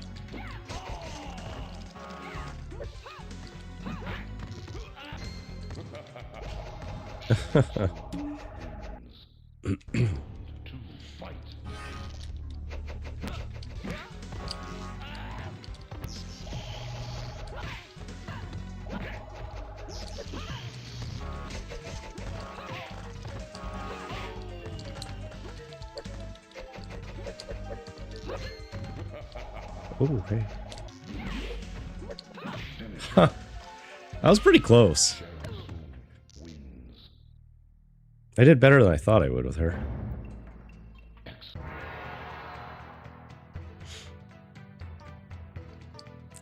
God, I'm tempted to do Shang Tsung versus Shang Tsung, but I can't remember how to do his fireballs. Here, I know I'm going to time out on this, but let me just see.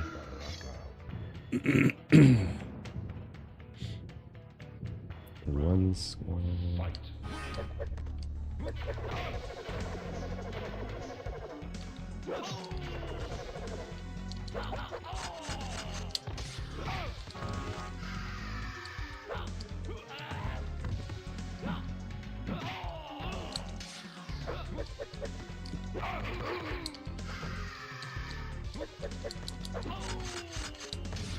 Ah, one more hit would have taken him out. Fight.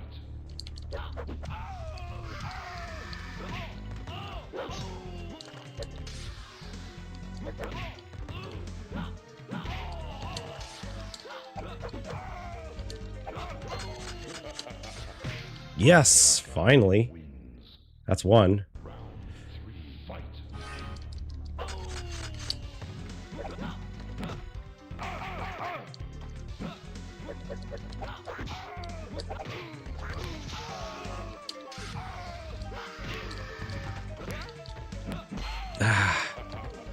Shoot. Okay, okay. So I think he's still my best bet to use this guy.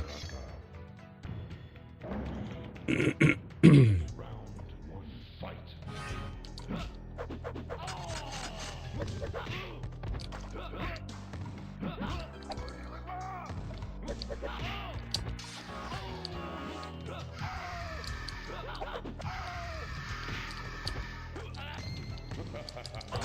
Oh, hey. Nice. Okay. I can do this. Round 2. Fight.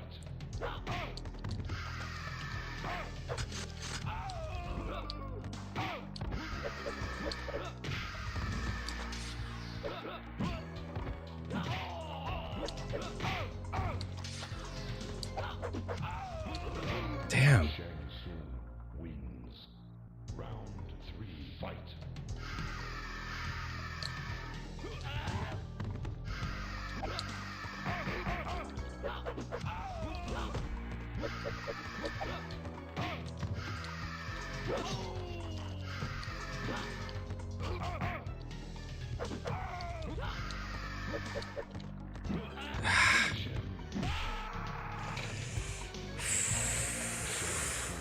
Fatality.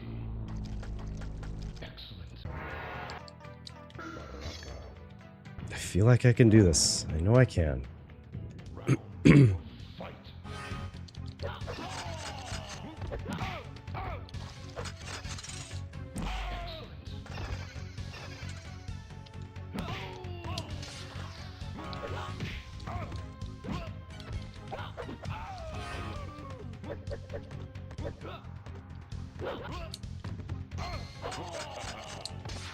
Ah. Wins. Round 2. Fight.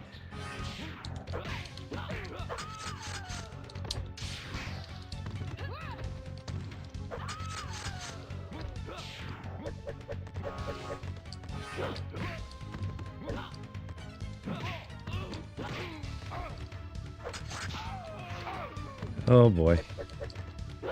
Oh, sweet. Wins. Yes, I am doing better than I was on Street Fighter 2. That was brutal. Probably not the best way to open a live stream. I didn't think it was going to be that tough. Like, I've beaten Street Fighter 2. Clearly not the arcade version. Actually, I don't know if I've ever beaten the arcade version of this either.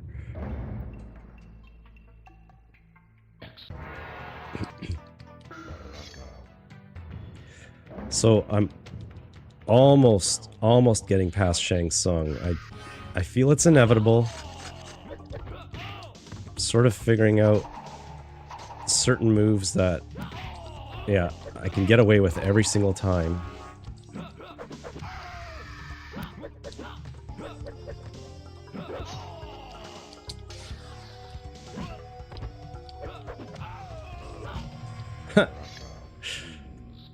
Okay.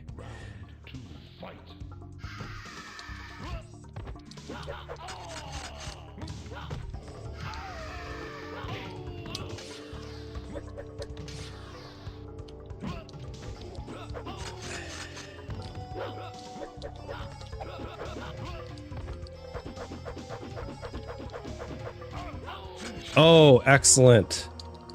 It's happening. Kentaro, baby. Finally.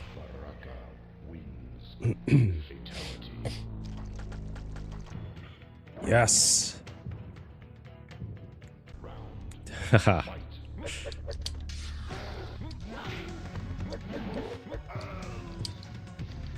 I can't remember. Does he actually...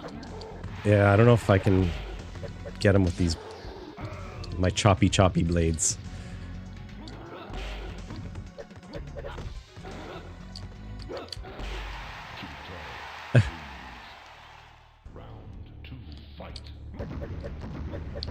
Jeez. He is an angry monster.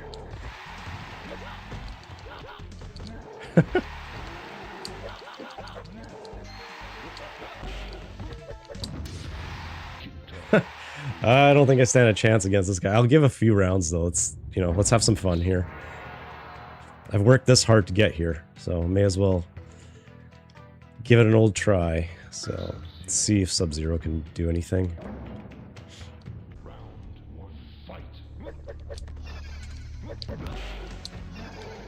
Ah.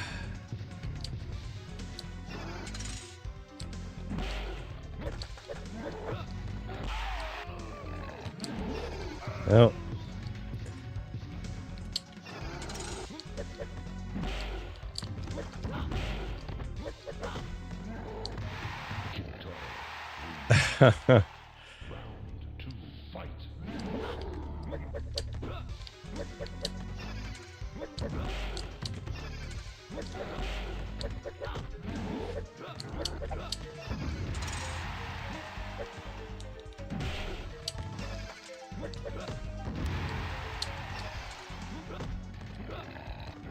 Oh, he pissed.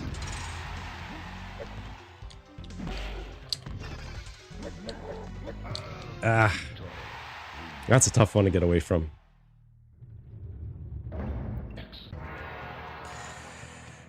Oh, who else here? Good old Johnny Cage. Do us proud. Right into his arms.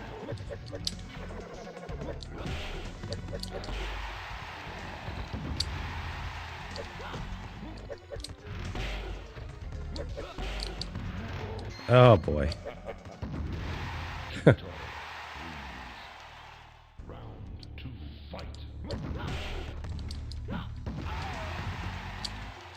Oops.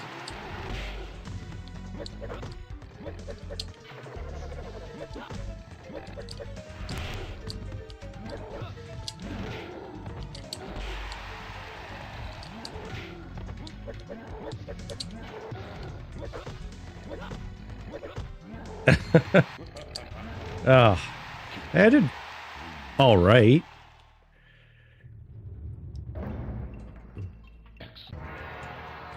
You think I'll get him, eh? Well, I appreciate the vote of confidence, but I don't know. This guy's tough. I mean, it would be cool to get to Shao Kahn, and then of course I'm going to be like, well, it'd be cool to beat the game too. I can't imagine how many quarters deep I'd be into this right now. Speaking of which, remember when games used to only cost 25 cents to play? I remember when games started being 50 cents and we were like, this is absurd. Oh, shoot, that doesn't work on him. Good to know. Okay, so Reptile's kind of useless then against him. Oh, okay, that works. Yeah, I think, like... Have you seen what the arcades look like nowadays? Like when you go to the movie theater and you watch, like, you see the little... I guess it's like more of like a midway. It's not really an arcade. Because it's got all these weird games. Like, it's just... What happened to arcades? Oh, they were so amazing, and then... I don't think you could play anything for under $1 now. That, or you have to, like, get these tickets or tokens or something.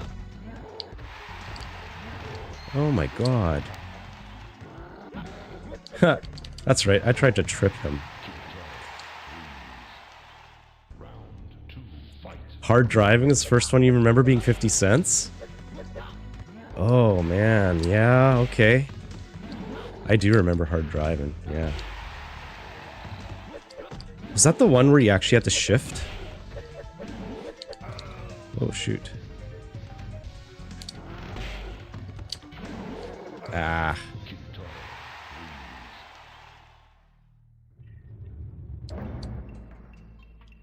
Actually, I have Primal Rage here on my emulator too, and that one by default is 2 credits to play.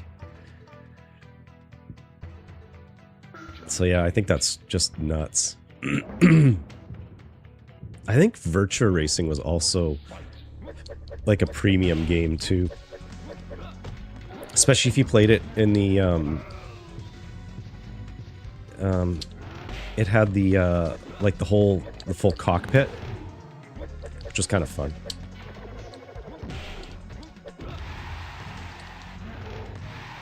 Wow. Yeah, that's right. Okay, yeah, so I do remember. Yeah, I had the clutch and the shifter. Honestly, that's where I kind of learned how to drive stick, because I played that before I was even 16. I think my brother was teaching me how to shift. Oh, shoot. Yeah, it was kind of fun.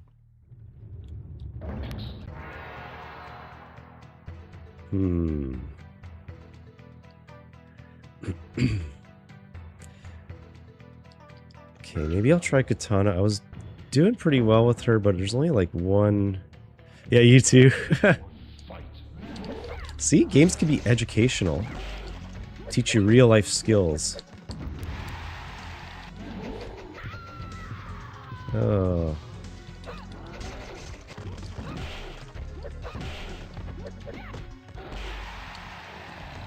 Man, this guy's got a hell of a right hand.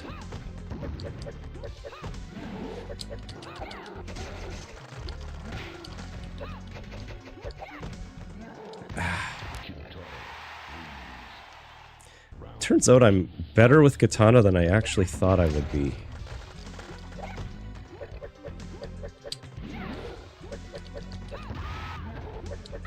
Ah, I spoke too soon.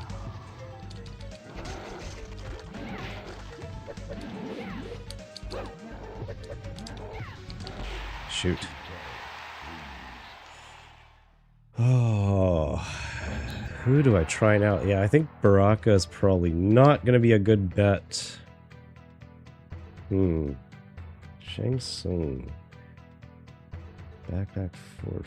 Okay, let's try him. Back, forward. Back, forward, high punch. Round 1, fight. Oh. Shoot. Ha! Oh, okay, there we go. Round 2, fight.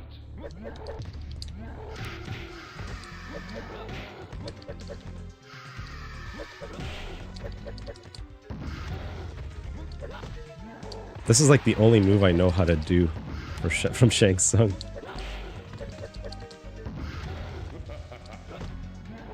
Yeah.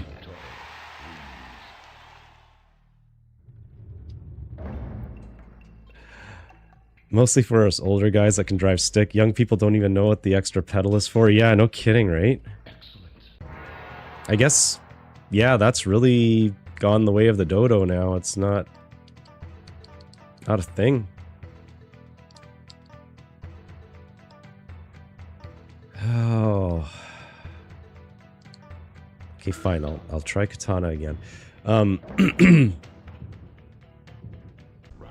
Yeah. Yeah, it's really...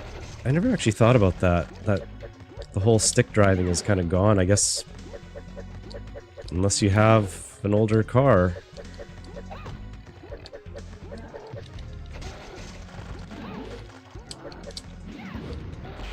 Oh. No.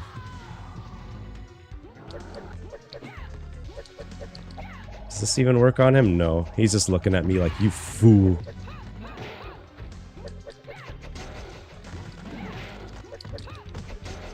Ooh, hey. I'm gonna try this again here.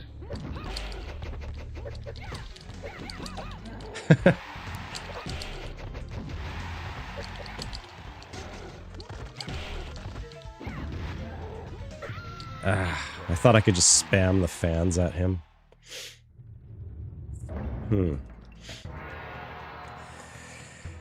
Okay, it seems to be between Johnny Cage and Katana that I'm doing the most damage on this guy. Huh.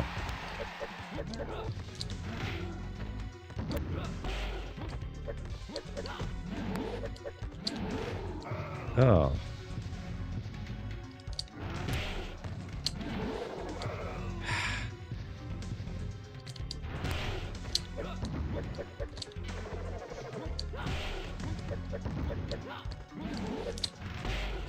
That's right, you take that, buddy. No, right into his arms. Damn. Round 2, fight.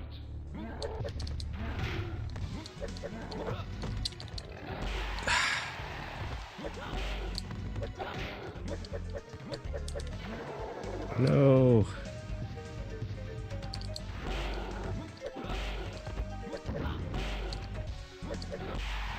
Oh, wow, what a shot. We're just trading punches now. I think he's got me beat.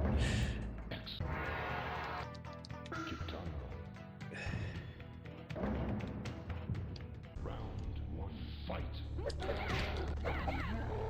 Oh, wow.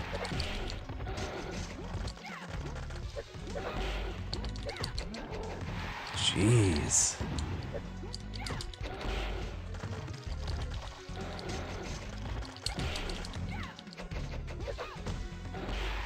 Oh, man.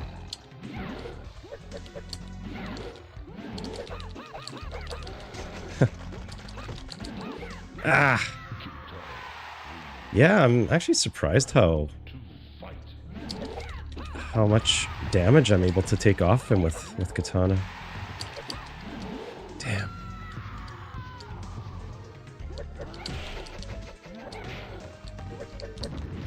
Ah. But then he sure showed me. Let's see, 218. Yeah, I'm going to be switching to MK3 here in a sec. Round 1, fight.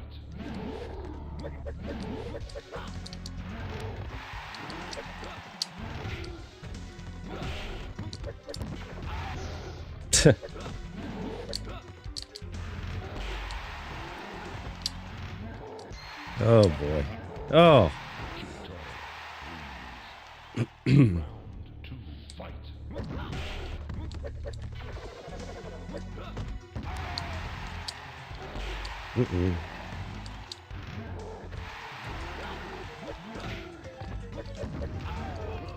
Oh wow. Just annihilated.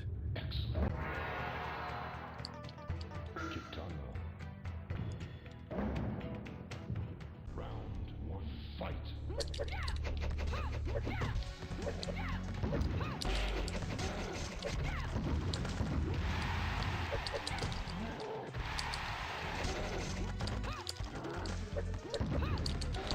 Uh-oh. Oh, man.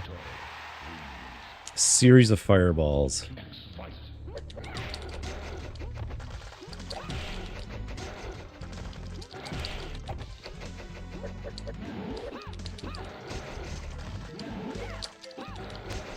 Huh.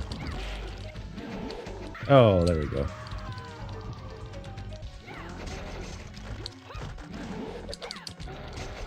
Oh, wow. Oh my god, I finally got him once. Oh, jeez.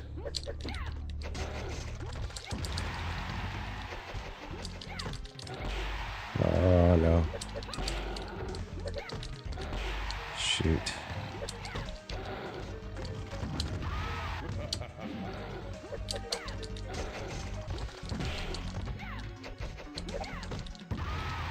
Okay, she seems to be my best hope at actually beating this guy. Oops. I already got a credit in there.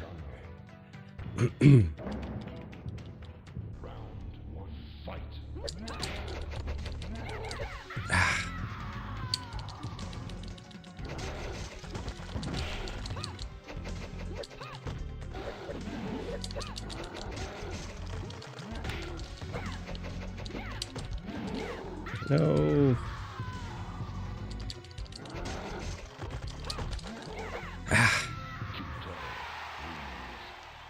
I have to nail that move right away to get to actually have any chance of defeating him. No. Shit.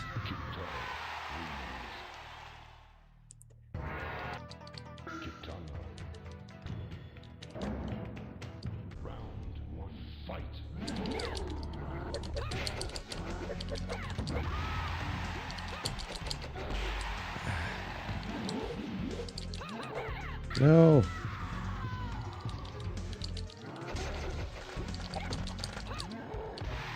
Huh. Can't seem to do what I did that one time there.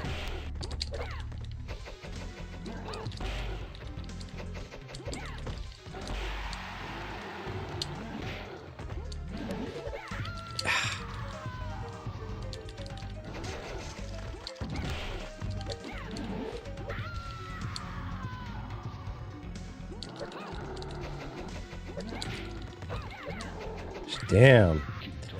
Back in the day, you would trade back and forth with your friends to tackle stuff like this. Agreed. Yeah, because, like, my hands are all sweaty, just trying to... I'm gripping the controller like crazy. My thumb is starting to get sore. So you get a little bit of a rest in between rounds and come back a little more fresh.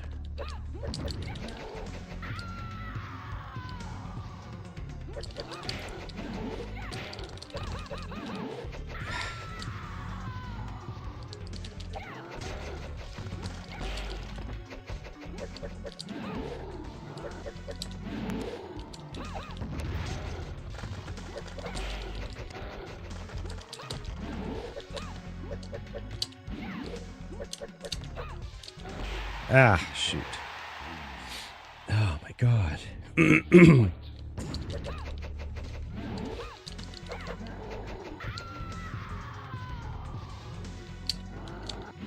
Oh, I missed my free shot at him right there.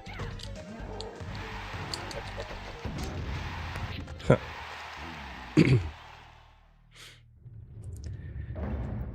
Okay. Okay, I'll go to the half hour here. Just keep trying. I just hate to concede after I got him that one round. I'm like, it is possible.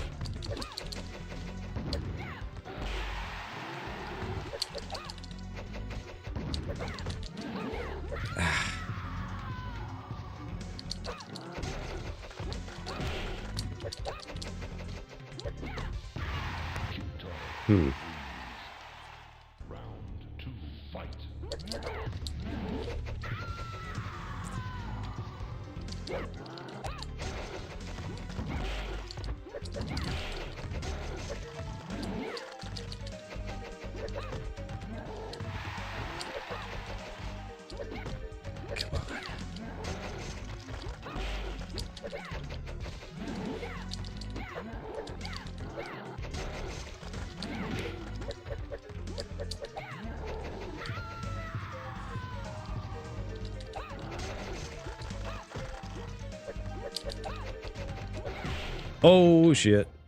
Okay, okay.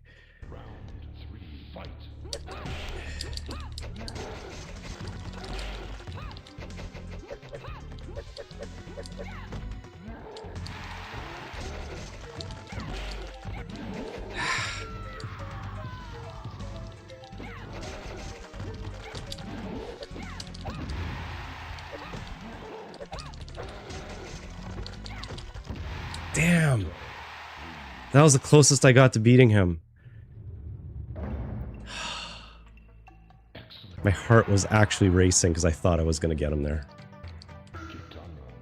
Damn, I can't believe how powerful Katana is in this. This is great.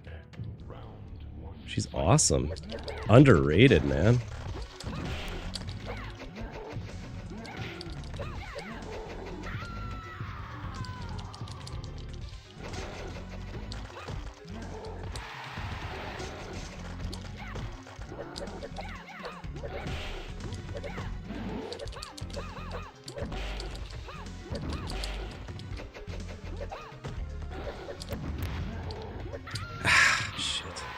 Didn't escape fast enough.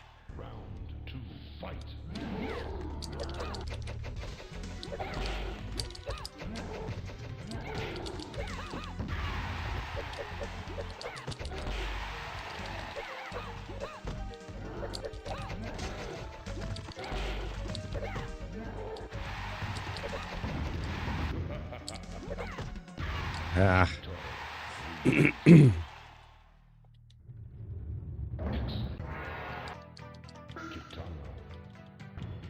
I feel like I can do this.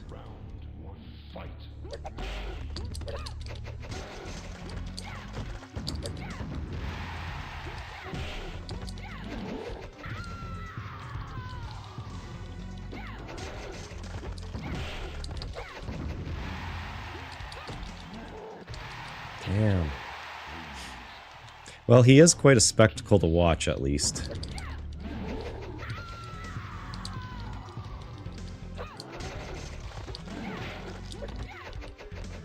And then, of course, in Mortal Kombat 3, I'm hoping I can get to Motaro, because I thought he was one of the coolest mid-bosses ever.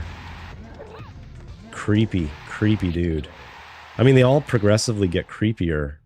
Goro seems so tame in comparison to Kentaro, and then Motaro just takes it to a whole other level.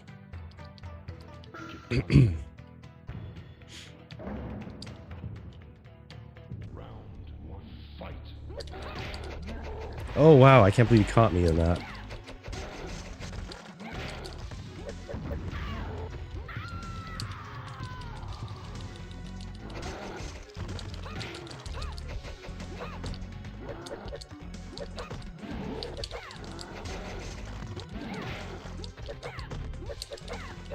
Shit. I have to keep my distance from him.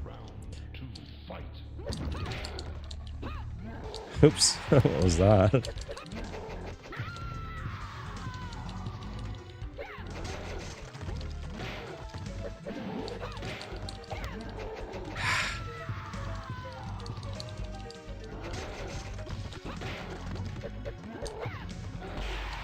Darn.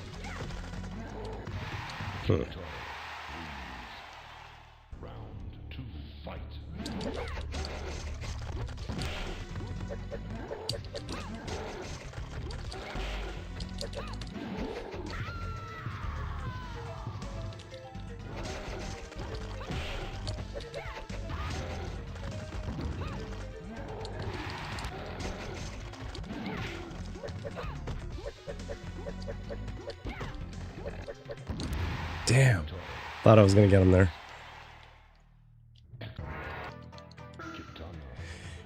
Ooh.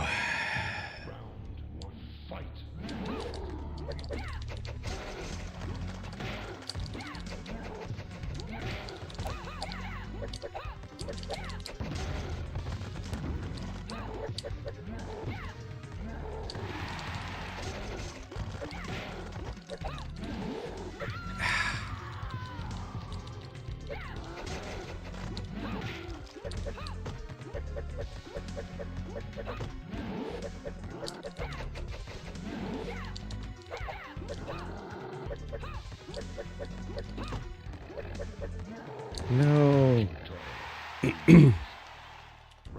He's got such a crazy reach.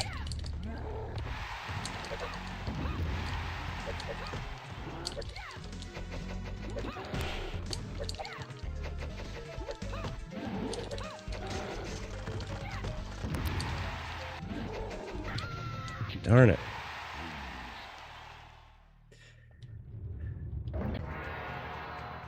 Oh, I did say I was only going to go till the half hour. Let's see.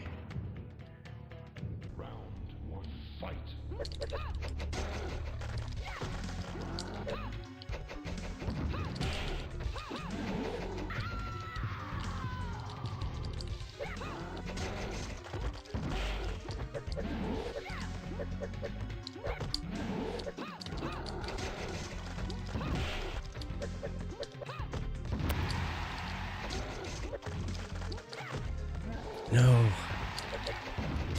Ah, man. Round 2, fight.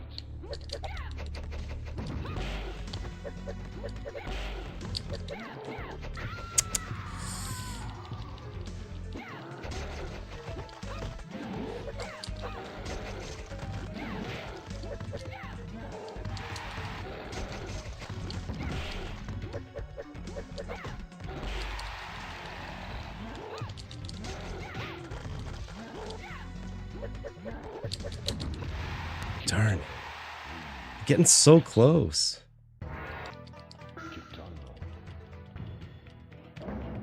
Like, if I beat him, it's gonna be just barely.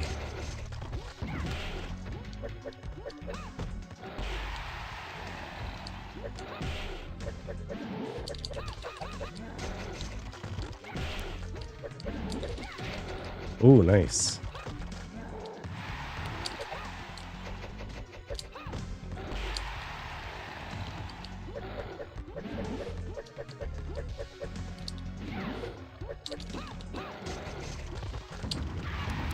Oh, man. Round 2, fight.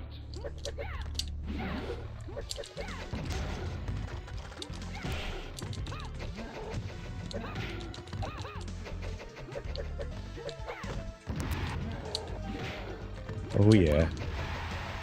Sometimes I get some really good moves in on him, and then other times, just garbage. No.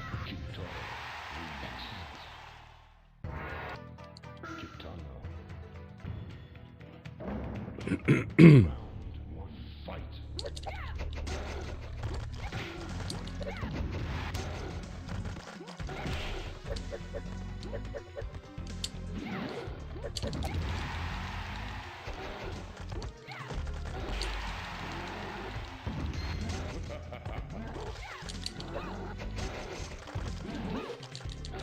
Shit.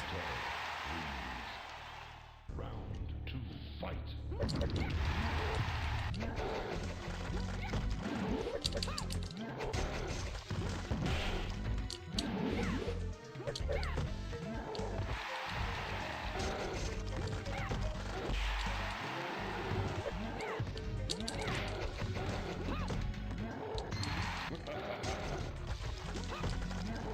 Damn.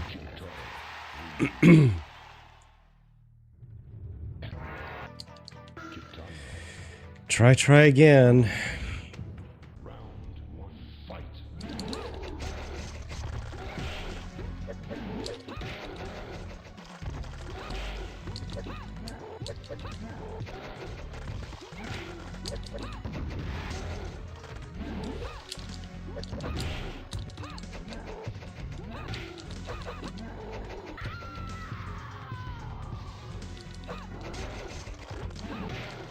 Wins. That was pretty good. Round 2, fight.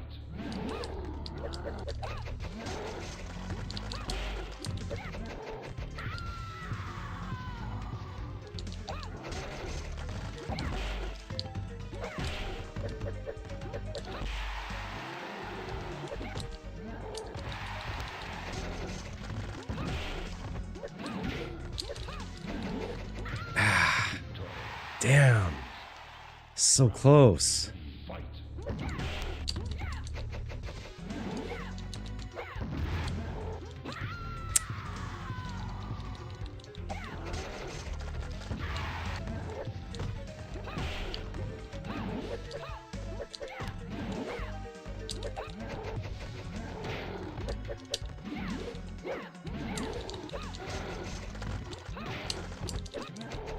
Shit. Oh my god. It's gonna happen. I'm like right there. I just don't know how much more my fingers can take.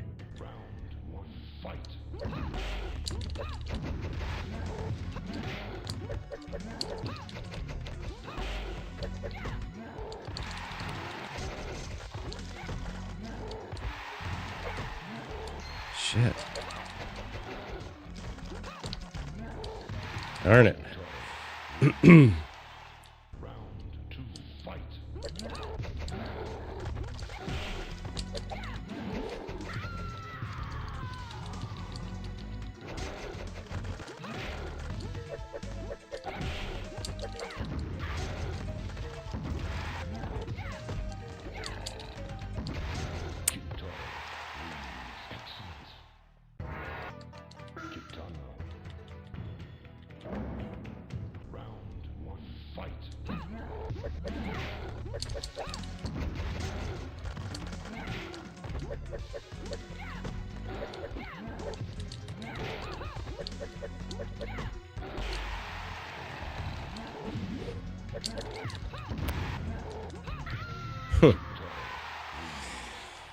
Whew.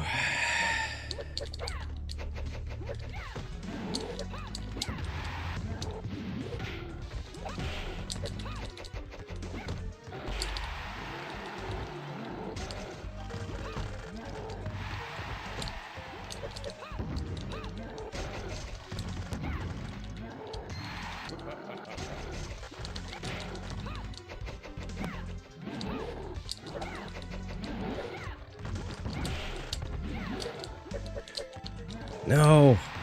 Damn it.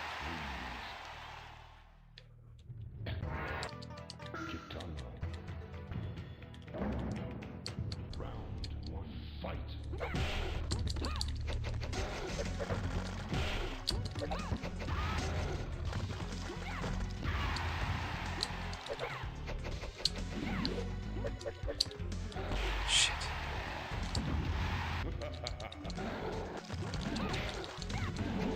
Ah.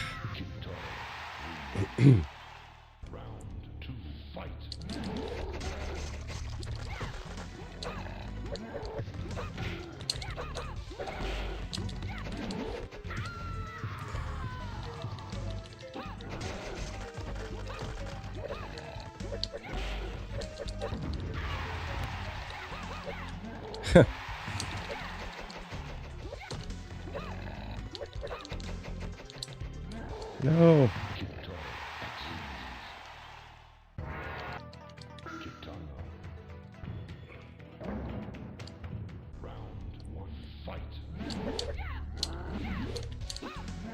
Oops.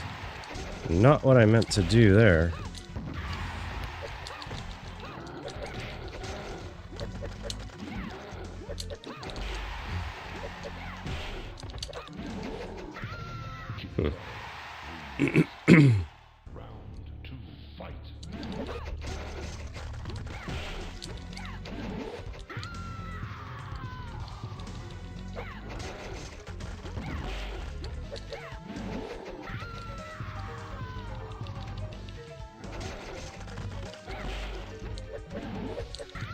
Damn. Whew, he is a beast.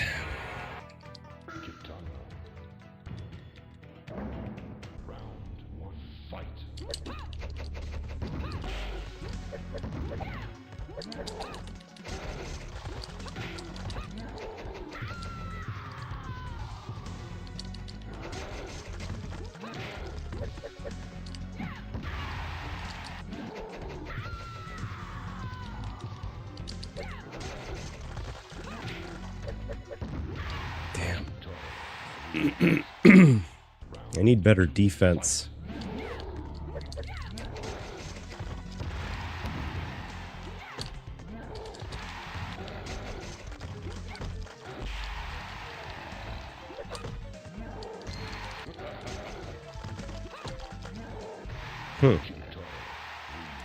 Seems I'm getting worse or he's getting better.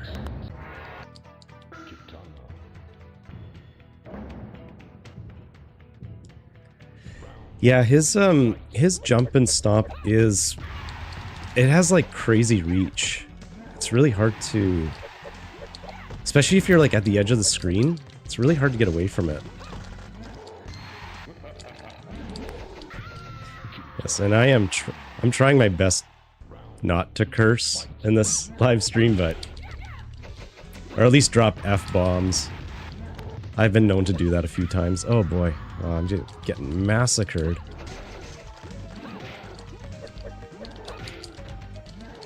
No.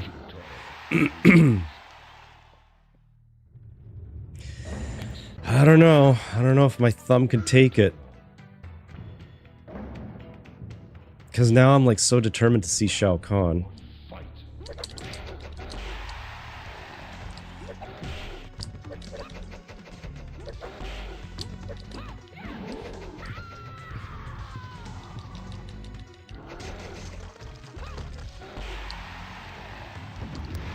Oh my god. Round 2, fight.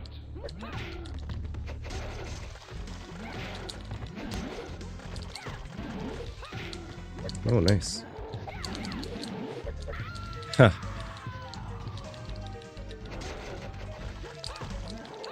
Oh, shoot. Not what I was trying to do.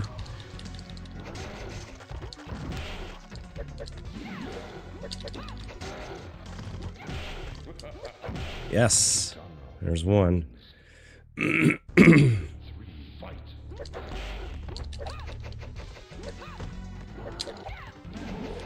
Ah.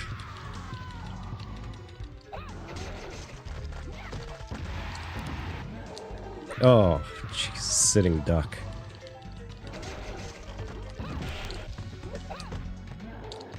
Damn it. Damn it, damn it, damn it. I can get him one round and that's it.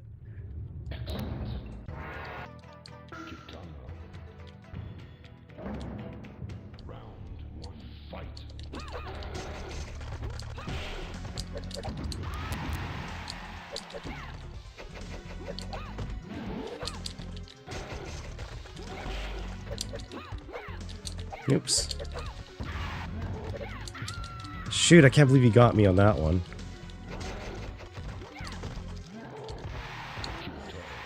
Yeah, the jump kick is pretty effective. As long as I hit it super early, I have to like jump and immediately do the kick.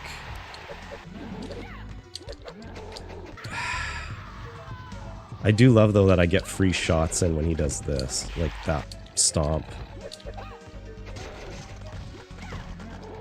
It's more than I can see any of the Street Fighter characters did for me.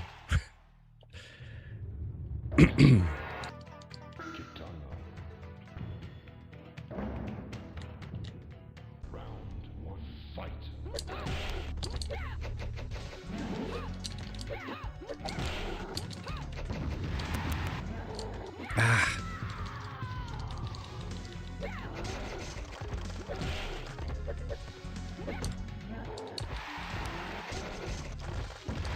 Huh. Point blank shot.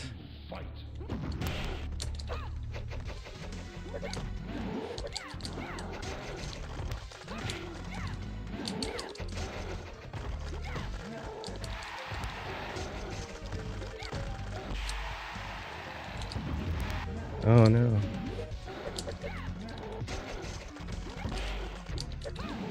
Ah, he's got me. Man, oh man. Man, I gotta be like $20 deep into this game now. If I were paying with quarters.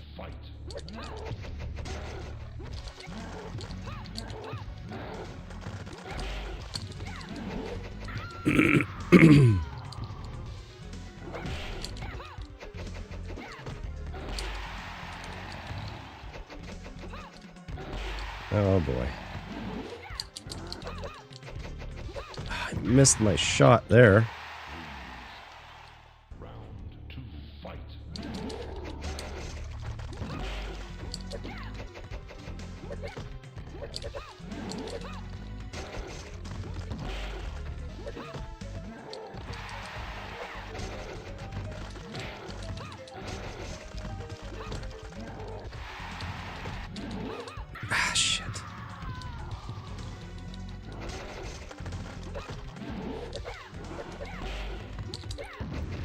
Damn. He got me first. I would have had him.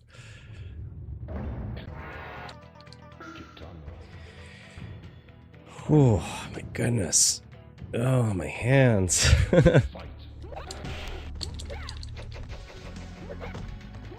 Remember getting that fatigue in your hands when you were a kid?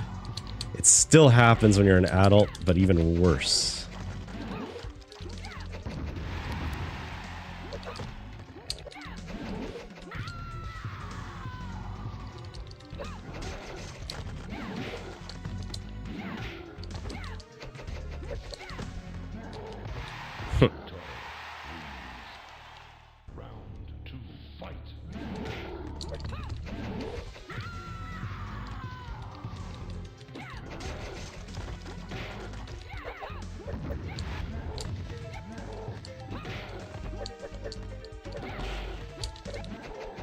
Damn it.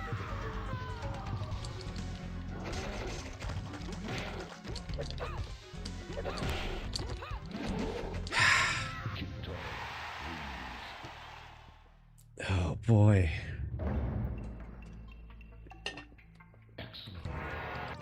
I can't take much more of this.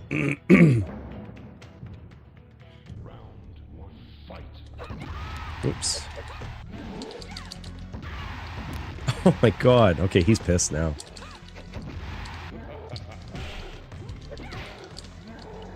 Oh, why did I try to do the fan lift? That was weird.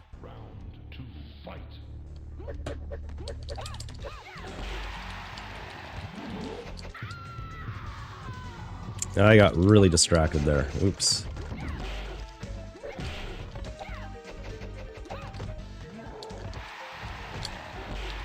Huh.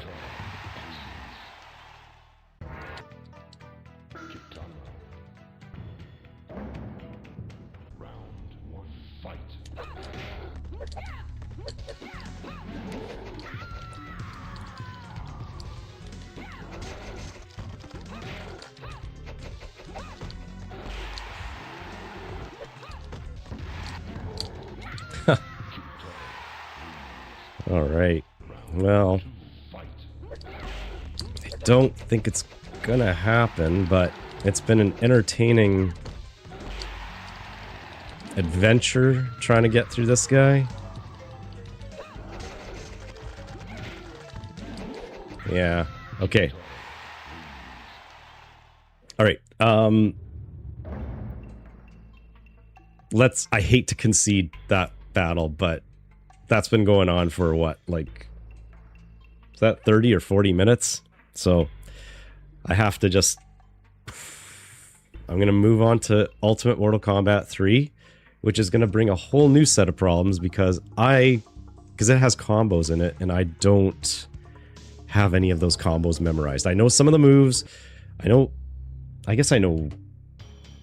Everybody has a go-to guy in every Mortal Kombat, right? That they play Street Fighter, whatever fighting game you play, you always have your go-to guy. I obviously have a go-to guy in Mortal Kombat 3 as well.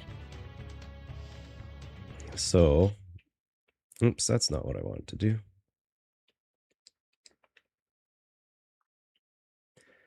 So, let's check out Ultimate Mortal Kombat 3.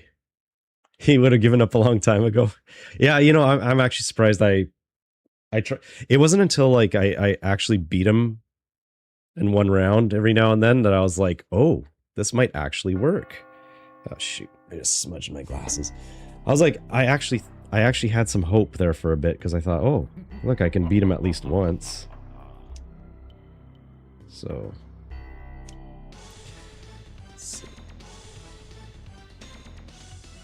all right, Ultimate Mortal Kombat 3. I just decided to go for Ultimate because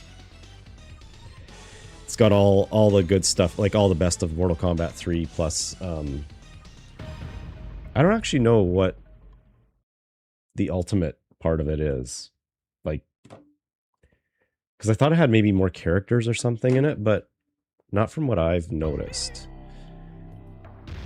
There's like still a whole bunch of locked characters, and I don't know how to unlock them. This is, I think you have to unlock them with the little codes. Okay, so my go-to guy... Actually, I have two. My original go-to was Cabal. I liked him because he was creepy. Now, I don't know. See, I'm just going to go with the Novice Tower. I know it's short, but I really can't tackle the other ones. This is going to be tough enough, I'm pretty sure. Yeah, they're all gonna... they're gonna... get through all... They're gonna, like... What's the word I'm looking for? Dodge my attacks? I'm getting tired. Where's the run button? I thought I had it all configured. Oh, there it is. Okay. Wow, it wouldn't even let me get one of my moves in. Oh, there we go. There's one.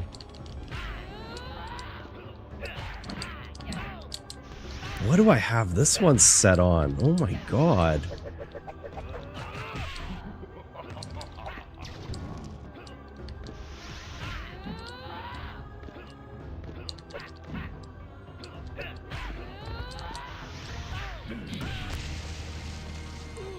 Oh, well, there we go. There's a stage fatality.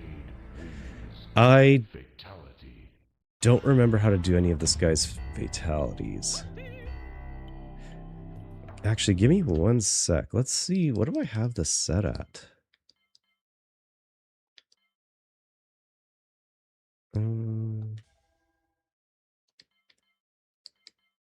Computer difficulty. I have it at medium. Yeah, we're going to put it at very easy just so we have some fun.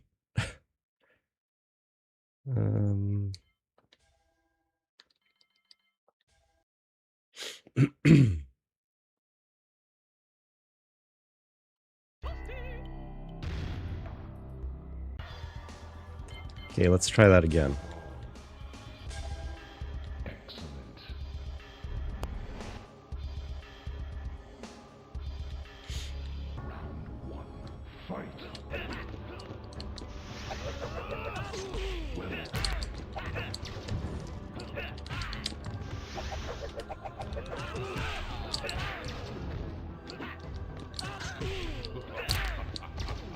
Oh, okay. That's a lot easier.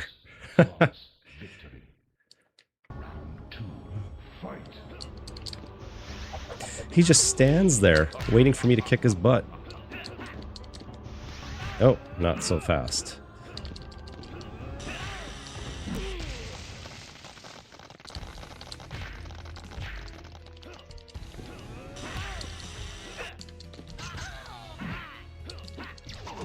Oh, okay. Huh. That was weird.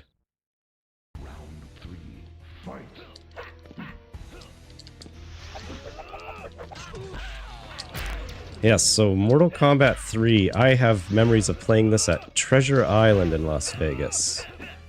I found this one machine kind of in a strange corner of one of the floors there.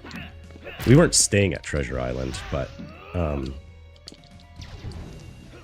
we were just visiting it for you know, doing the casino hopping. Oh, shoot. So, yeah, these backgrounds are nuts. Yeah, and yeah, it is kind of cool. You can punch your way through all the different levels. I know there's a few that are like that in this. I need to look up the fatality guide. Okay, so my other go-to, which I think a lot of people used, was Smoke. He was kind of cheap to use.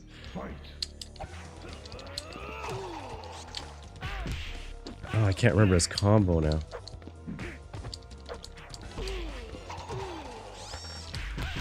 Oh, there we go. Oops.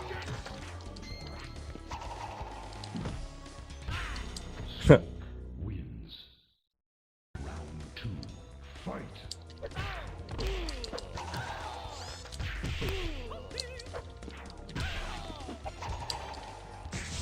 It's actually amazing how far Mortal Kombat has come since, like, the first one.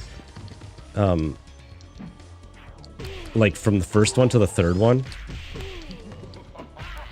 Oh, Oh, I don't remember how to finish him. Let's see. Let me try to find something. Fight. Let me just pause for a sec. Yeah, like the game mechanics made leaps and bounds just from the first second to the third. It was quite an impressive upgrade. Let's see, Mortal Kombat 3. Okay.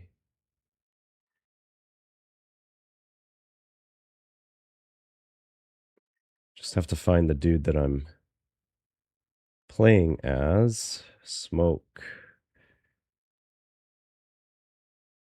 Oh, okay. Hold block up, forward, down. Okay.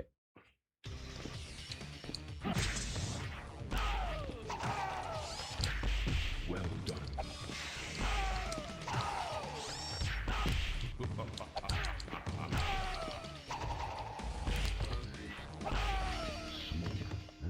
Up, forward, down. Okay.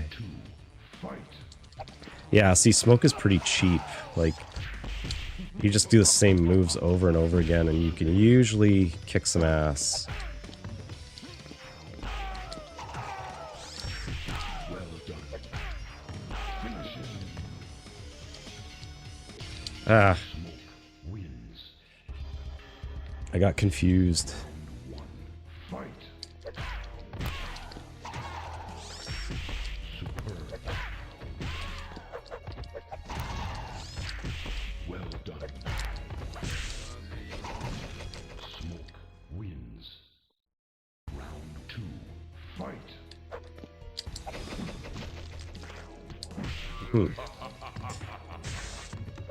Oh, she's got me figured out now. See?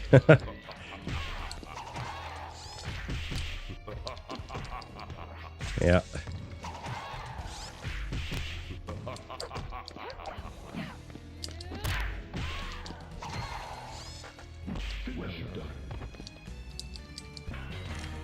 Okay, yeah, this is the fatality everybody does. It's pretty lame, actually. Everybody dies.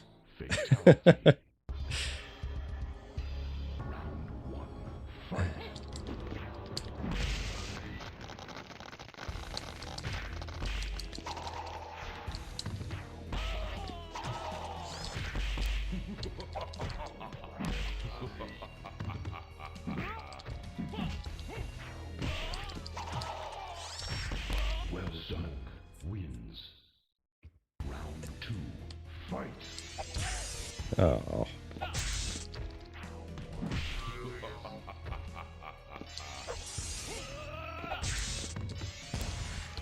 Wow. It's got my number this time. Oops.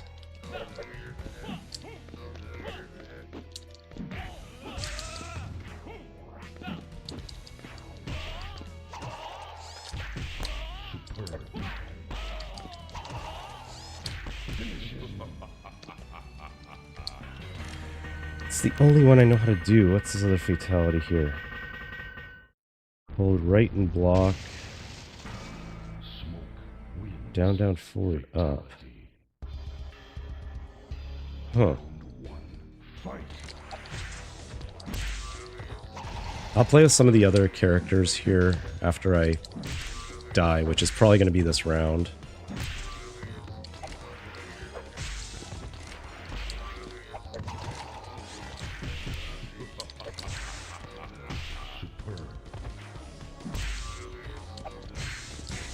Oh, wow, okay.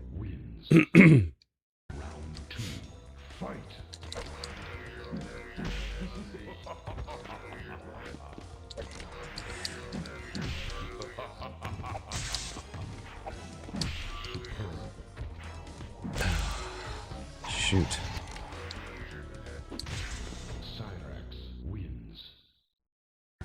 Am I going to upload this video to the channel? Well, this live stream will stay as part of the channel. You just have to go to the live tab.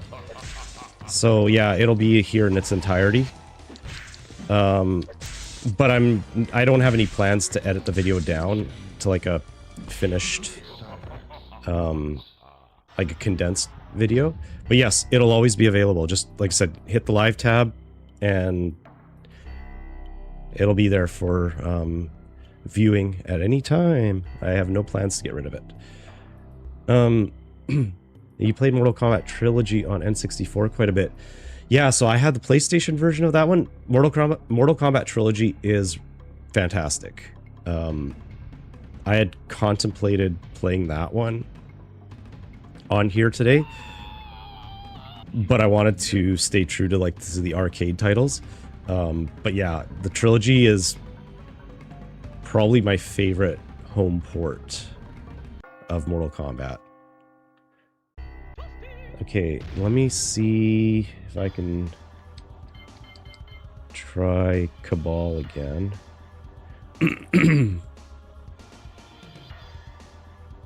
Because Cabal has one of my favorite so-called fatalities.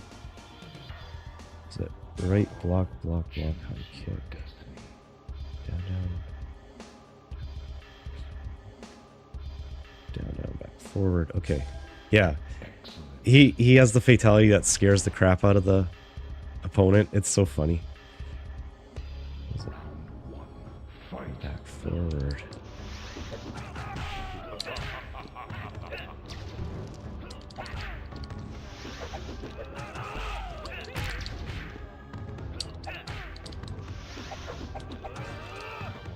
Wins. Flawless victory. Round 2. Fight. Oops.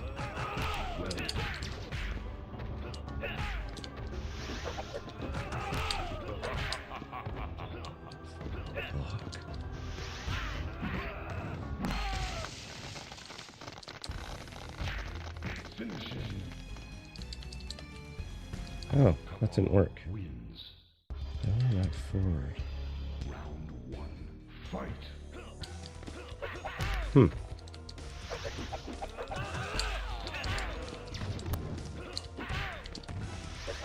I know there's longer combos I can do. I just forget how to do them. Let me see. I have to... Like, this is what two-player mode was really good for, was figuring out the combos. Yeah, see, it's something like that. Round 2. Fight. Oh, alright, he's got the gun.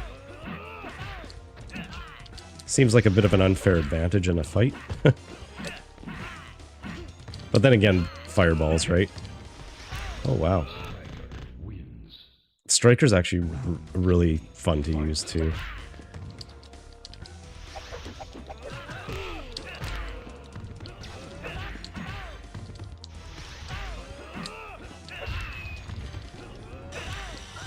Oh, man. Got me good there.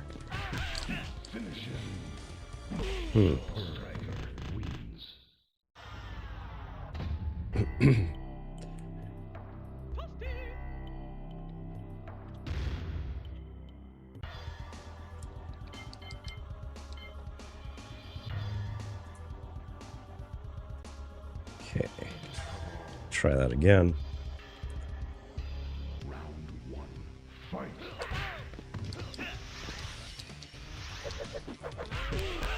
I want to figure that one out again. I can't remember how to do that.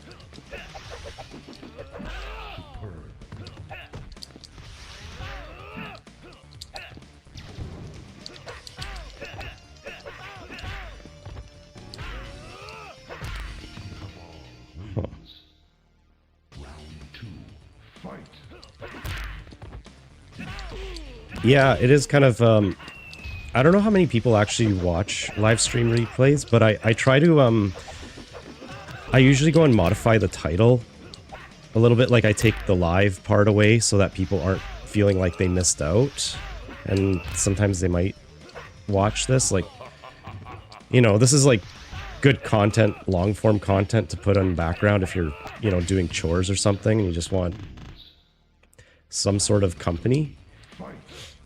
So yeah, it is kind of shit. It is always something that some people like it. So But I know there's nothing like being in the moment when you're interacting live with people, so... Oh, this guy is proving to be a bit difficult here. Oops.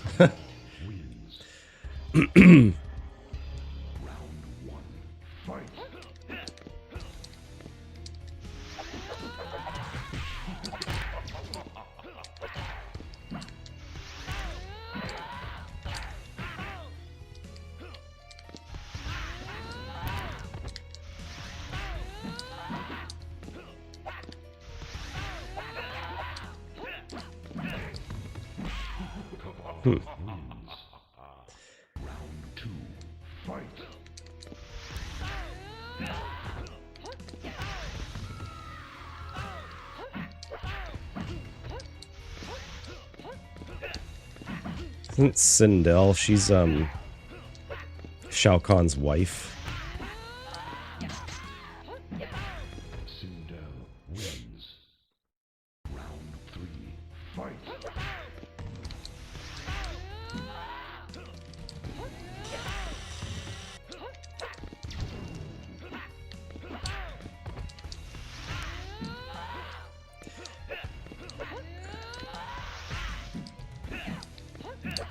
Wow. Alright. Well, let's move on to somebody else. Who should I play as?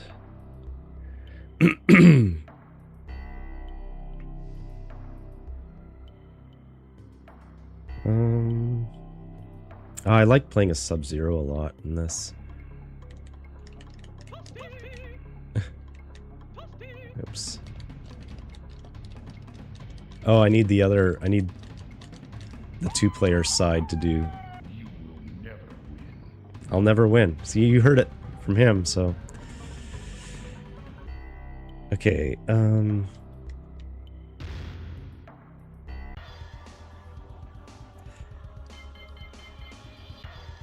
else did I play as? Yeah, I want to try playing a striker as well, but I'll try Sub-Zero first. Block right, block right. Oh, geez, why did I do that? Oh, I can't remember his combos.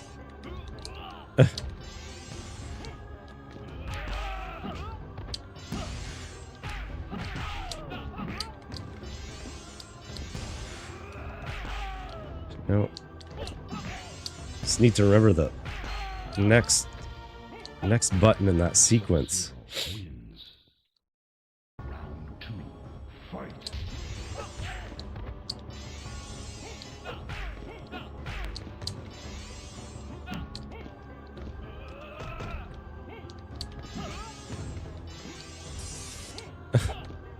Oh, I can't reach. Oh, yeah. No, that's not what I wanted.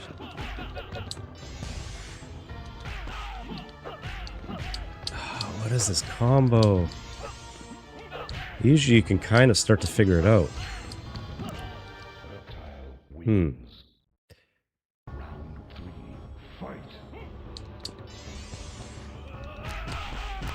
There it is. Will I remember that? I don't think so. Okay, there we go.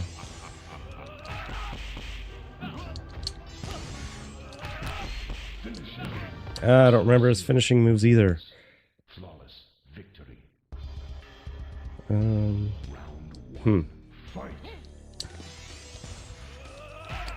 Oops.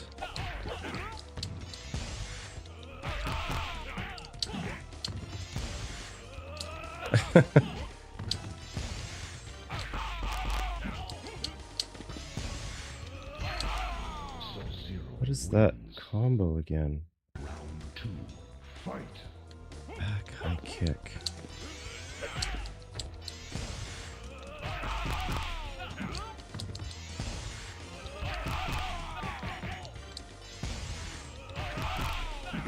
No, I can't remember it already.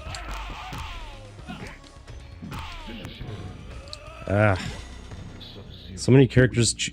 So many characters to choose from. I remember being able to put codes in on NBA Jam to play as Mortal Kombat characters. Really? Did I? Yeah, okay, I didn't turn my microphone down. Okay, good. I thought I accidentally turned my microphone down. Oh, shoot. I wasn't going to do that. Yeah, I know NBA Jam had hidden characters. I didn't know you could do Mortal Kombat characters in there. That's awesome. Do you remember which one? Like, I have NBA Jam Tournament Edition, which I know has... I think it has, like, Bill Clinton in it or something that you could play as.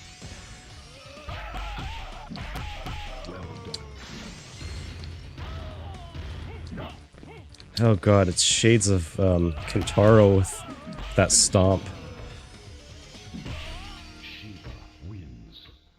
Let's see, what else? Okay, let's try Striker. I haven't been able to pull off... Oh, I have pulled off one fatality. That's it. Let me see...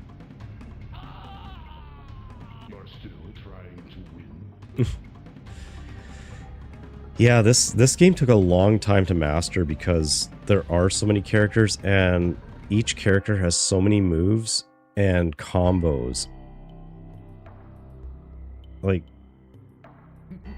it's come so far since Mortal Kombat 1, it's crazy.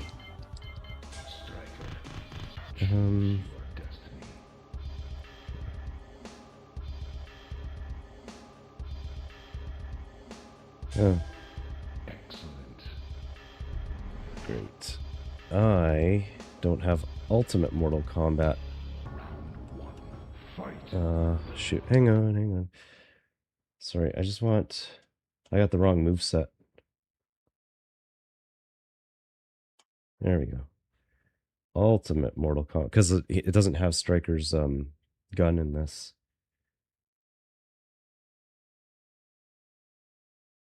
Where are you at?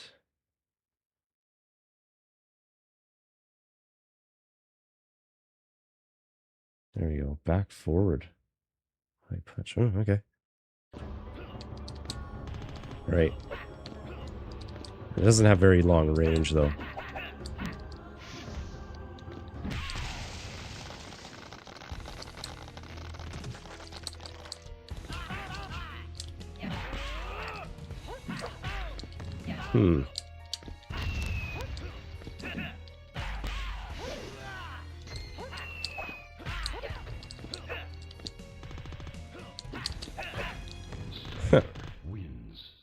His fatalities.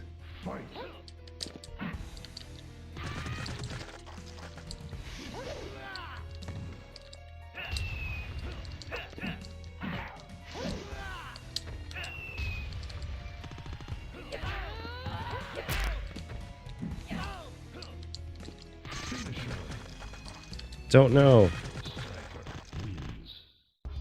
Down, forward, block. Does something.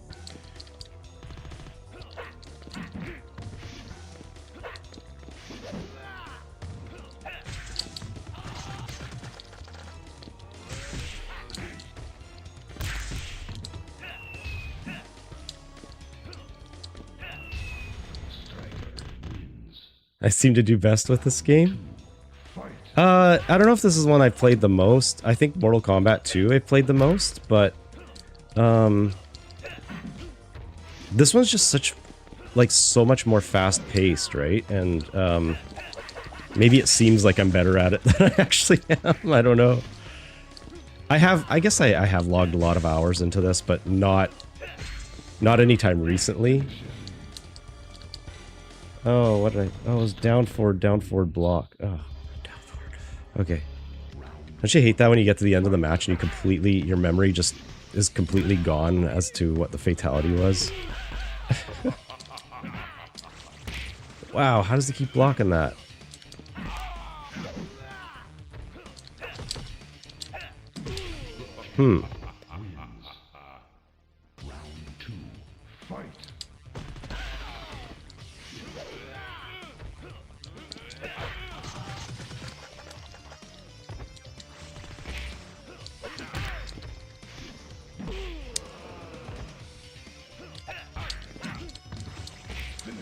Darn.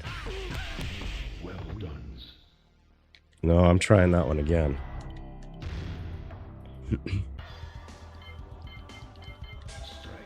Hmm. Round 1. Fight.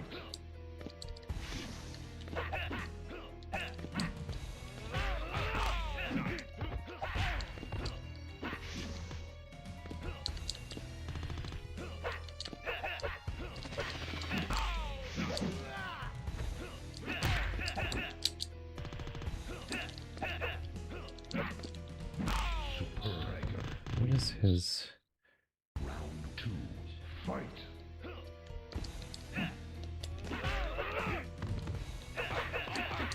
Huh.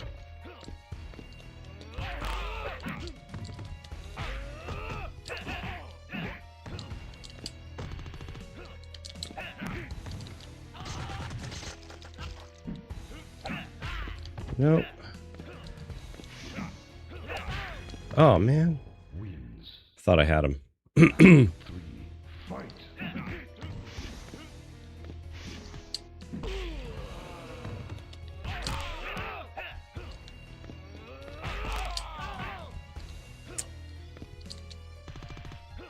I love how they all keep their distance from me because they know I can shoot.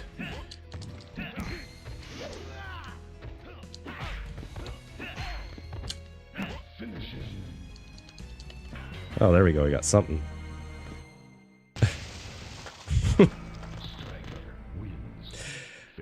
There's 3 legs on the screen there, so Kano is hiding something clearly.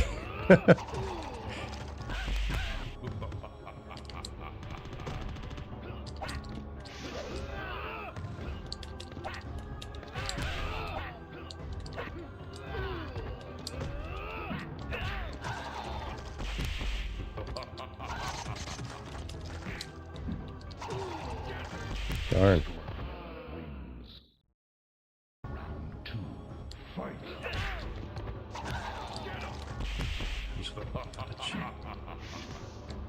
Hmm. Superb.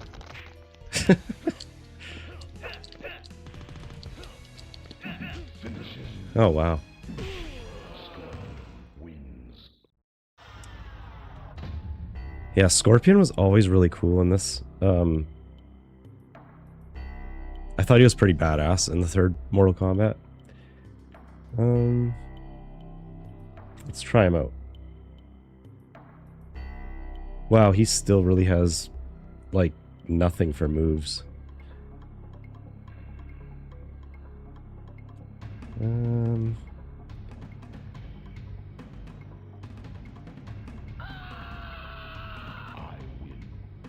Oh, his fatalities are hard to do, too. 4-4 down, up, right? Right.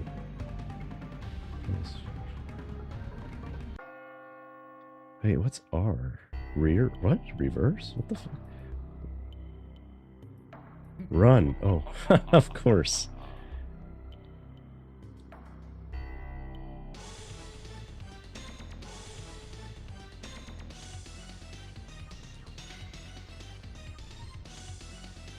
Hmm. Let's give him a shot.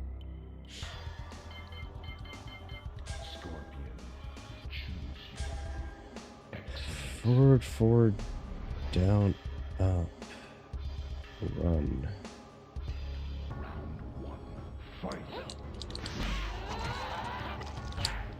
No, what's his combo? It's pretty badass. There it is.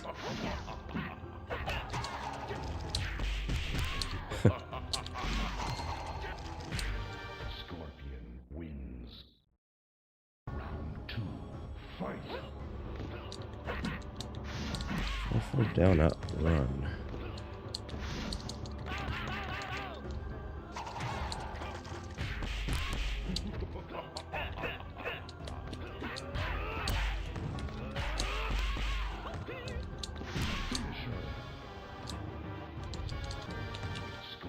No.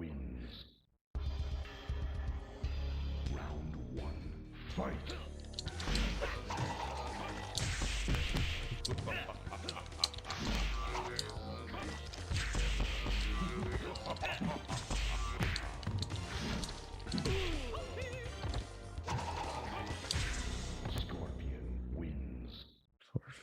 Down, up, run. Fight.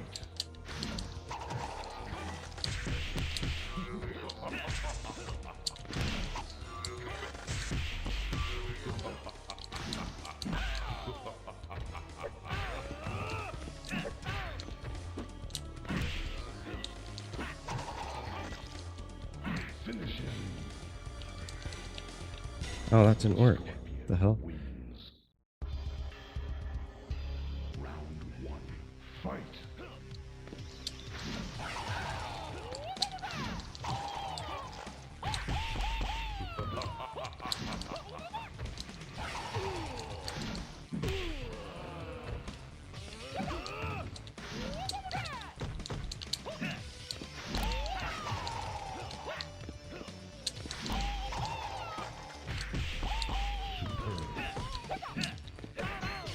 Oh. Thought I would have had him there. Round 2. Fight. Well done.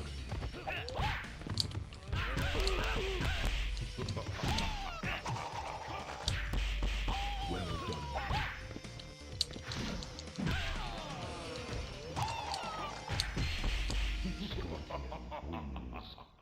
It's funny in the MK movie when Scorpion says welcome to Johnny Cage and proceeds to kick his ass across the room. I forgot. You're talking about the first one, right? Man, I haven't seen that in a while. I'm gonna have to check that out. Maybe I'll watch that tonight.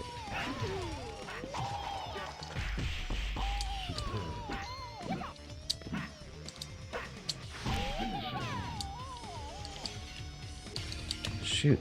Why can't this work? 4-4 down up. Fight.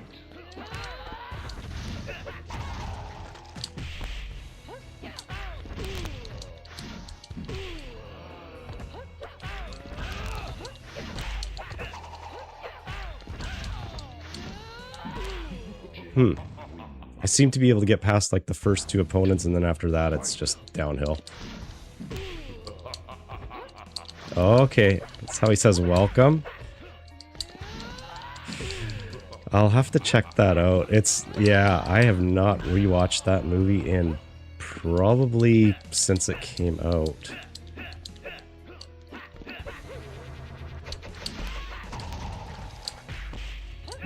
Oops.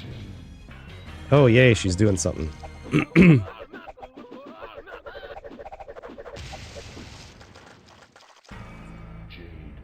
wins. Fatality.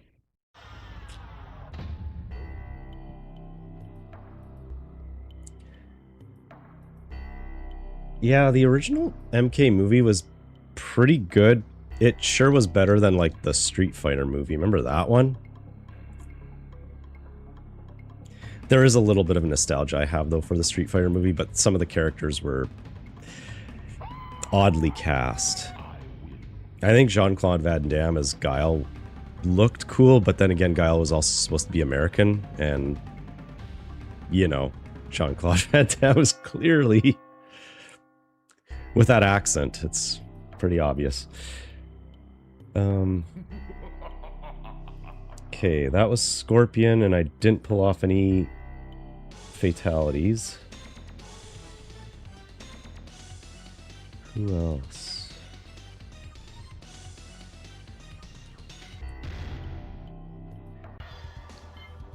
Let's try Reptile. Choose your destiny. Excellent.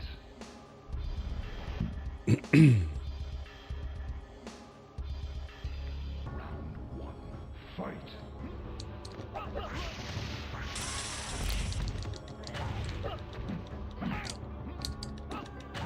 My god, he moves so much faster in this one. Okay.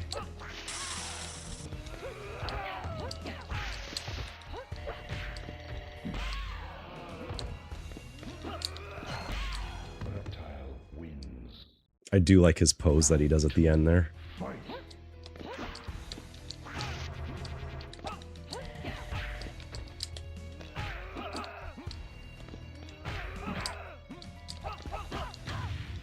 Well done.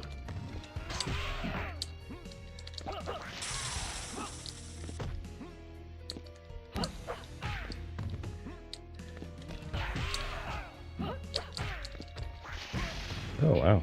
Wins. Down, backpack forward, down, block.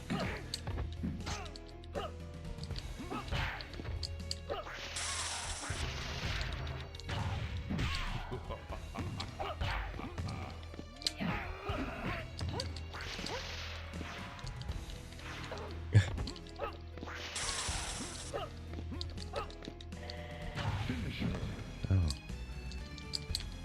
Shoot. Wins. Fight.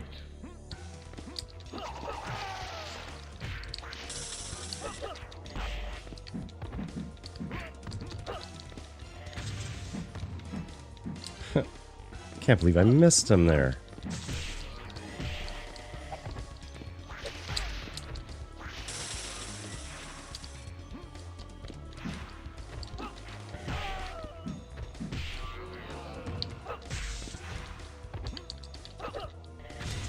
Reptile wins. Round 2. Fight.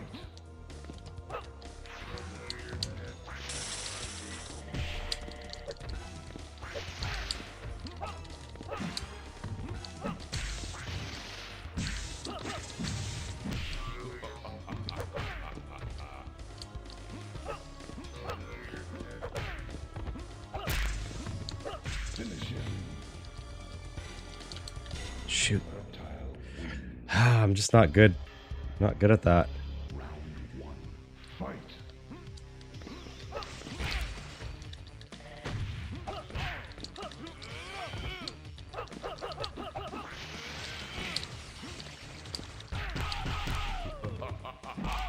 done.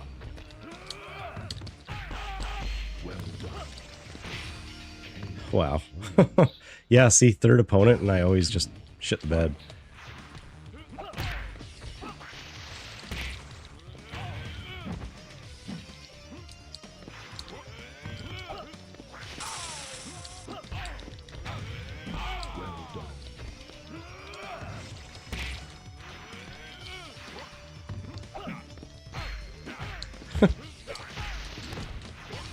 Reptile wins. Round 3. Fight.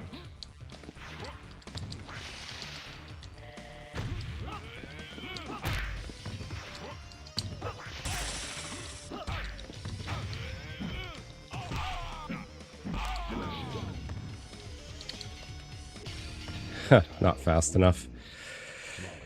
You like the old movies like Mortal Kombat, The Wizard, and Street Fighter? It is a guilty pleasure. I agree. I watch a lot of older movies, 80s movies. I'm a big fan of movies made in the 90s. I just love the cinematography from the 90s movies. I miss that. I really miss that type of filming. There's just something about modern films. I know they rely so much on CGI nowadays, and that really bugs me. But that seems to be just the modern standard, which is pretty sad. I like when special effects were like practical, the way they were made. You know, they had to be the ingenuity that was required to pull off special effects 30 years ago was pretty spectacular. Okay, so I have concluded that I suck with Reptile. Who else? It's official. You suck. Can't believe the insults Shao Kahn hurls at you in this.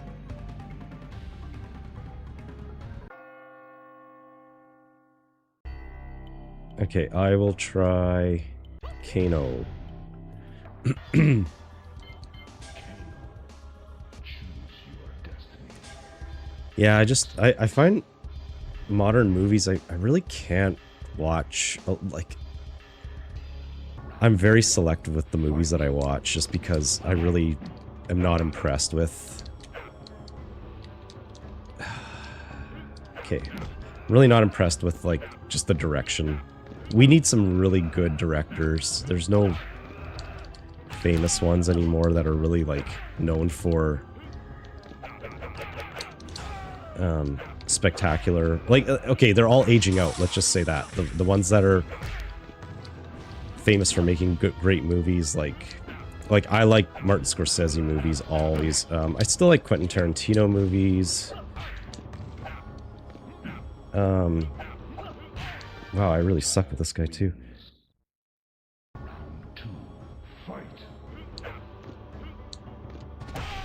Okay, there we go.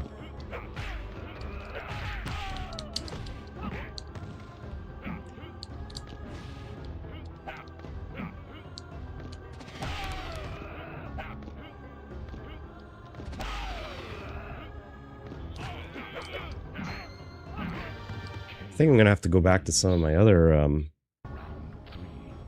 fighters that I use, because I'm just really you could, you know, most people don't know how to use every character fluently, right? So, and it's really showing itself right now with this gameplay, and I don't know what to do on the finishing move.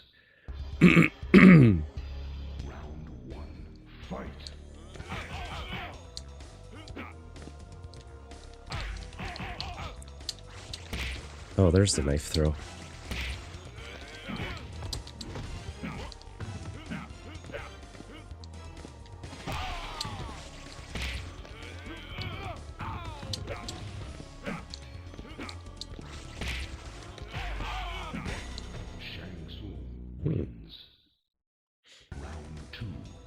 Practical effects are real and our brain knows what is real and fake. I agree. Now, the one time that, well, there's a few times, but one of the movies that had CGI in it that for the time was really spectacular, at least for me, Jurassic Park. There was something that was still kind of believable about that one, but then I find that modern CGI has kind of become so lazy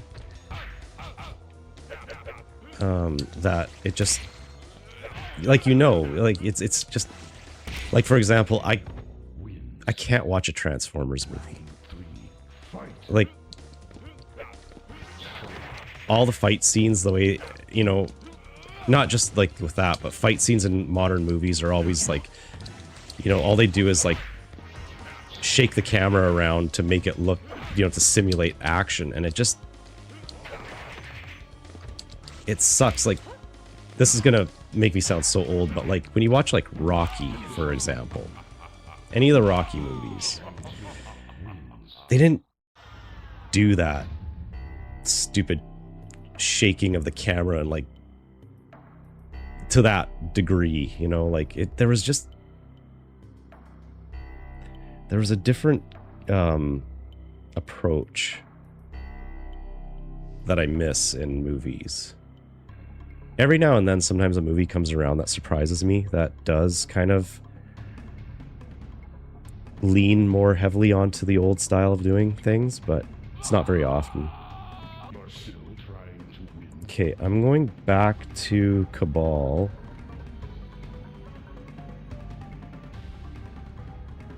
Down, back, forward, block.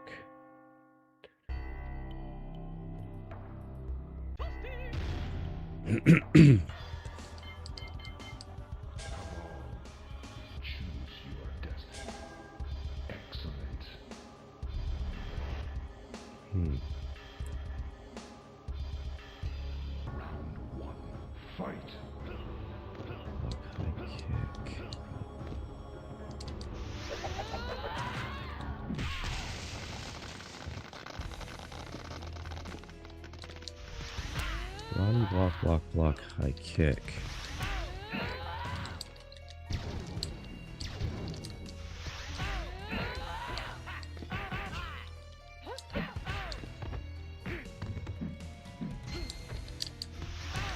Oh, man.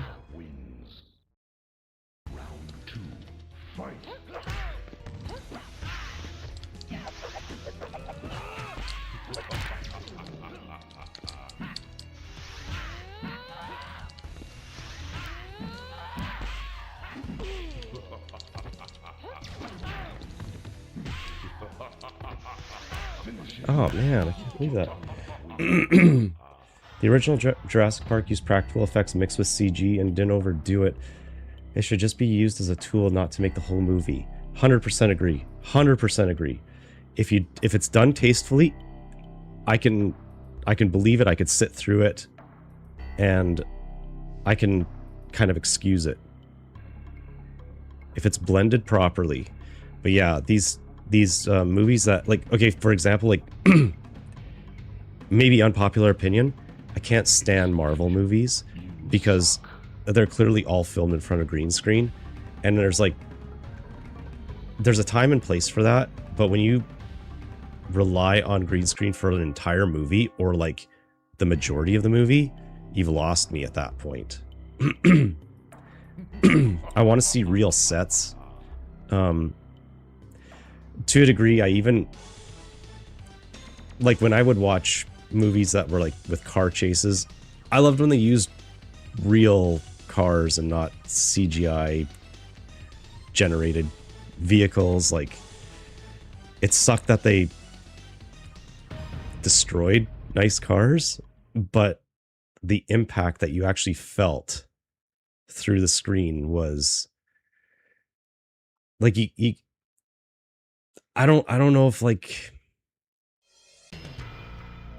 maybe kids these days are so conditioned to the CGI now that to them maybe it seems real. But yeah, like back in the day, it was like these cars were coming through the screen at you. It was crazy. Oh, you do agree that Marvel movies are bad? Thank you. I don't know if it's a generational thing, but it doesn't help the fact that they come out with like 2 or 3 I'm losing my voice. It doesn't help that they come out with like 2 or 3 of Marvel movies every year. Like, how many times can they tell a story? Like, they just keep milking, you know, like the Avengers. And I actually liked X-Men when it first came out. I liked the first couple of X-Men movies, but then it just got out of control. No matter how good the CG is, you can tell it's not the real thing. Yeah. And it has come leaps and bounds over the years, but it's like AI generated stuff, right? You could tell it's that uncanny valley. You could tell it's not quite right. Although the AI generated stuff is getting like sickly good to the point where it's easy to get duped. So that kind of sucks. Speaking of AI generated stuff, the AI on YouTube is out of control, and I just, oh god, every time and I don't watch shorts very often, but it seems like every time I watch shorts, there's all this AI generated stuff that people are falling for, and I always love reading the comments because people can spot, like, you know, did you see how many fingers that guy had? Clearly AI generated. And yeah, like, you have to look really closely sometimes to spot the flaws, but it's there. So just crazy stuff. But it looks like YouTube is trying to crack down on, like, I just need them to put like some sort of a filter in so I could filter out AI generated content.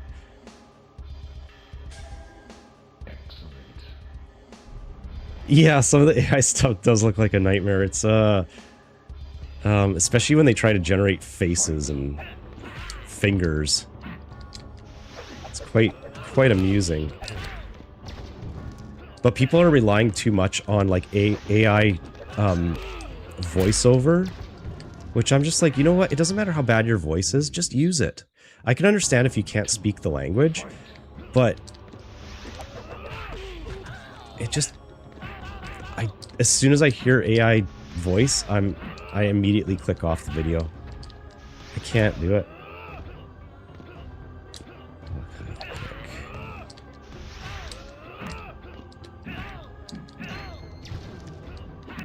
Shoot. I'm trying to memorize this fatality.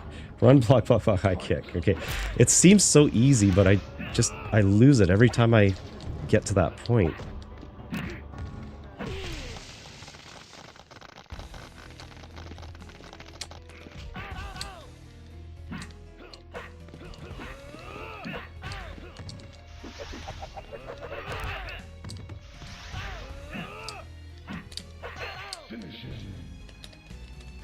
Oh, there we go. Finally. Yeah. It's such a stupid fatality, but it's... That was always funny. That was always the one I used to do in the arcade. Just because it's one of the easier ones to do.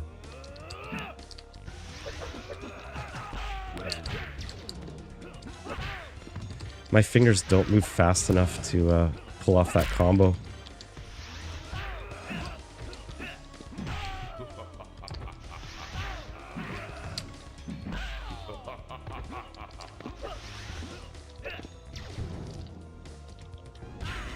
Oh, wow. I thought I had him.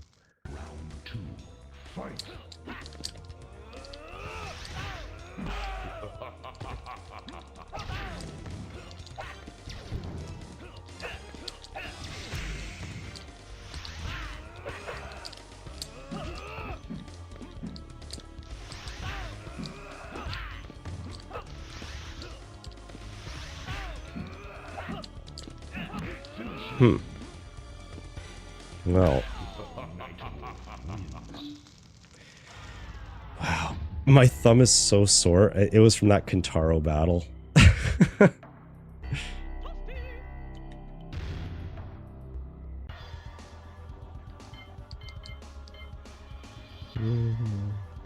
Yeah, let's do more of this.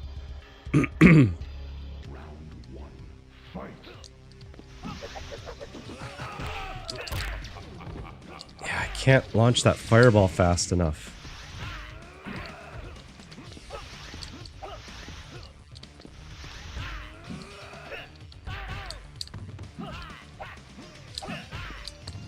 Shoot.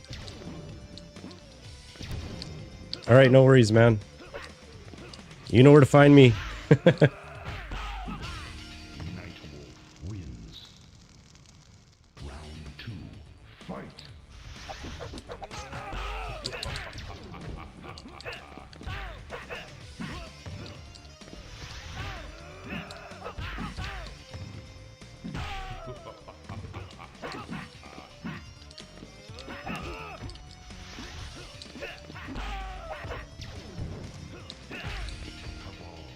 Is it,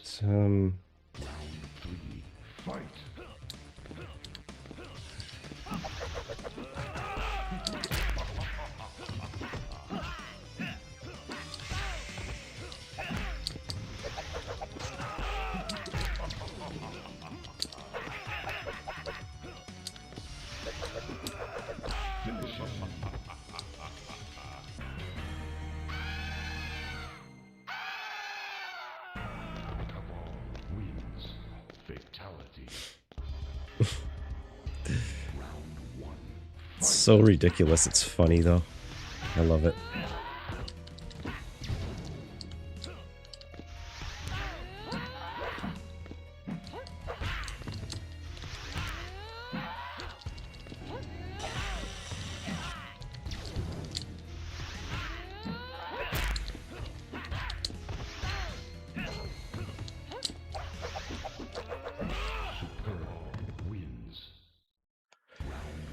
Whew.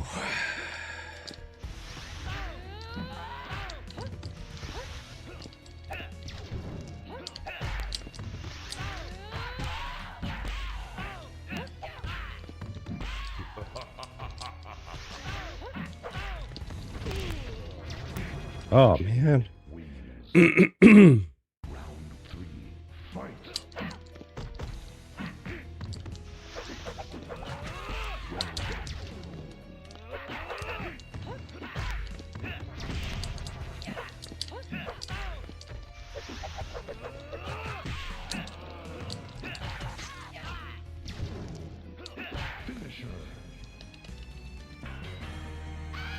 Okay.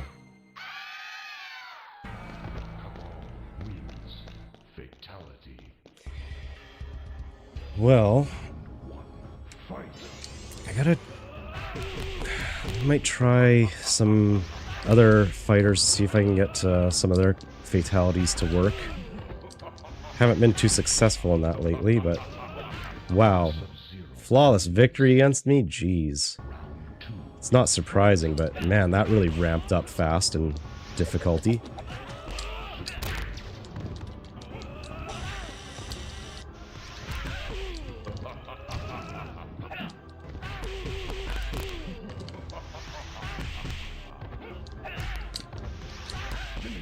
Jeez. Oh, there I go. Into the lava. Okay, who else?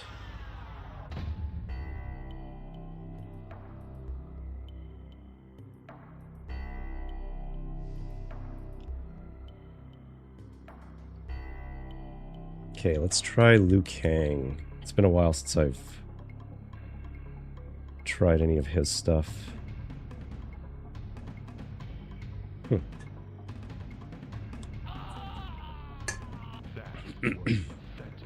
That was pathetic, wasn't it? Okay. Where's he at? All the way at the bottom.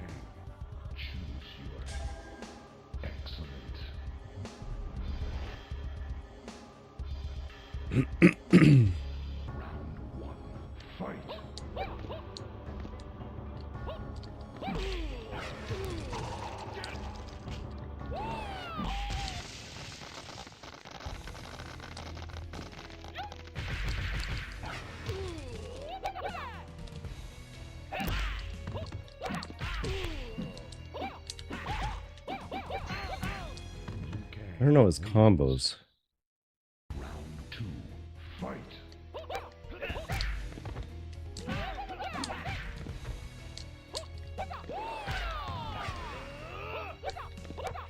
Down, down, low kick. Okay.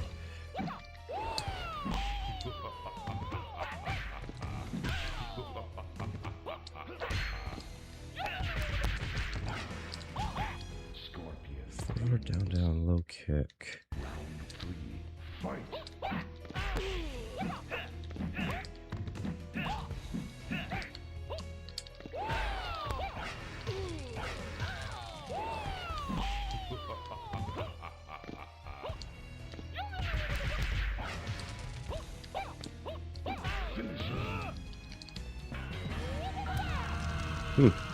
I forgot he had that fatality.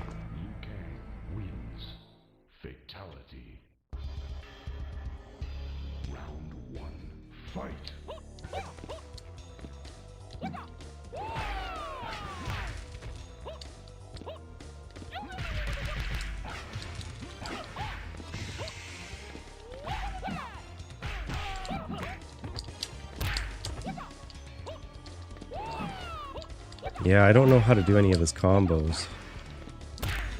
Huh.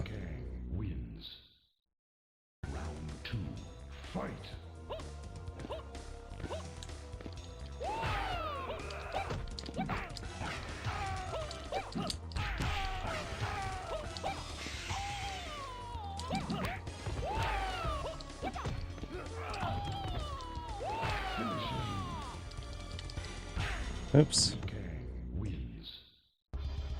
Yeah, I did it right. Weird.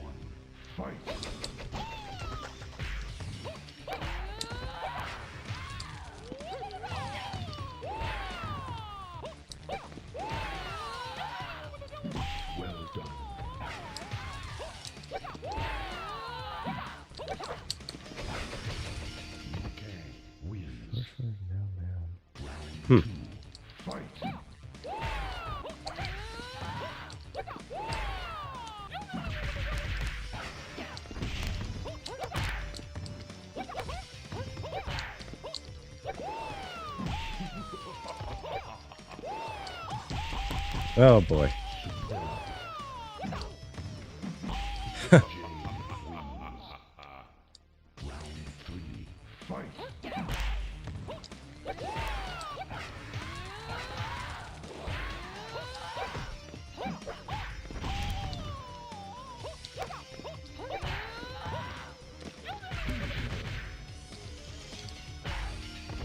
What am I doing wrong? Oh, I'm pressing high kick instead of low kick. Oops. Haha.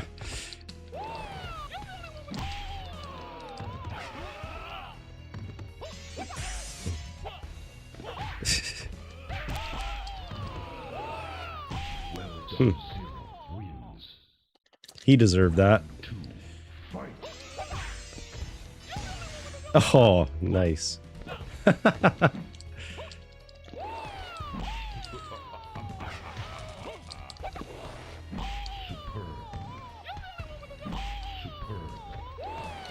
Alright, well, okay. Pretty cheap of the computer to do that. Although I'm fighting pretty cheap too.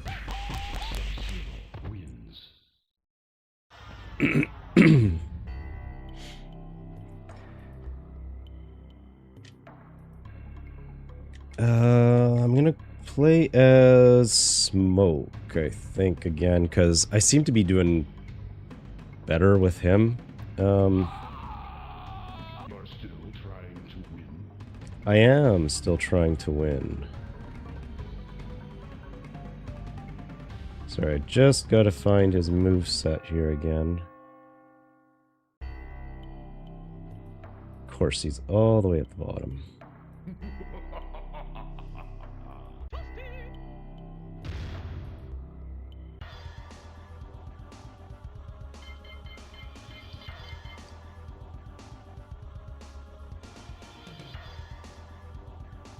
Hold run and block. Down, down, forward, up. Smoke. Choose your destiny. Excellent.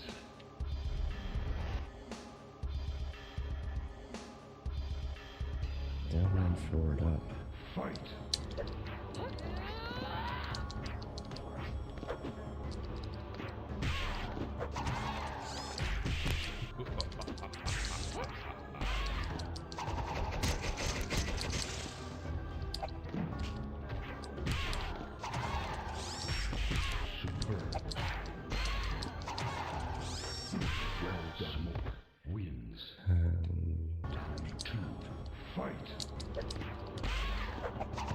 Oopsies.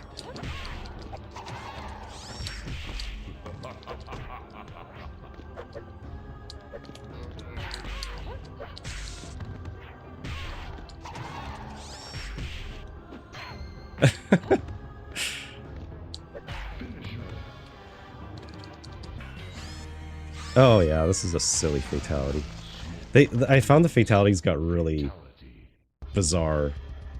And, I mean, Mortal Kombat 2 still had some good fatalities, but this one, they got kind of stupid.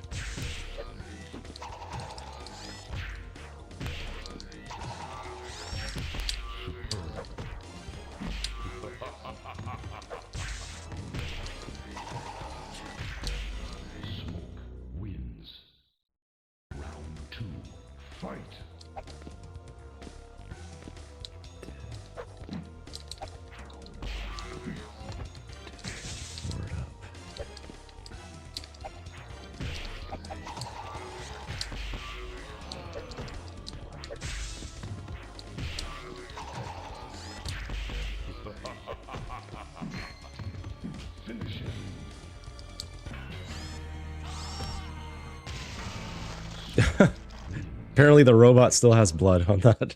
I thought, this being Ultimate Mortal Kombat, I thought they would have fixed that and made it oil, but apparently not.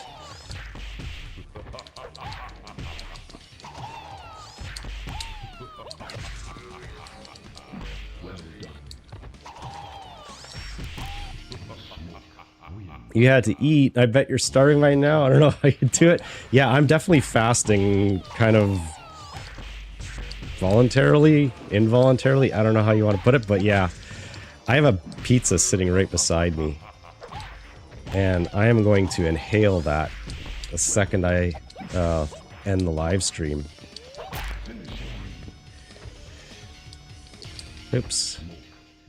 So, yeah, I guess it's pretty late for you over there now. Like, yeah, I guess it's past dinner time, or a late dinner.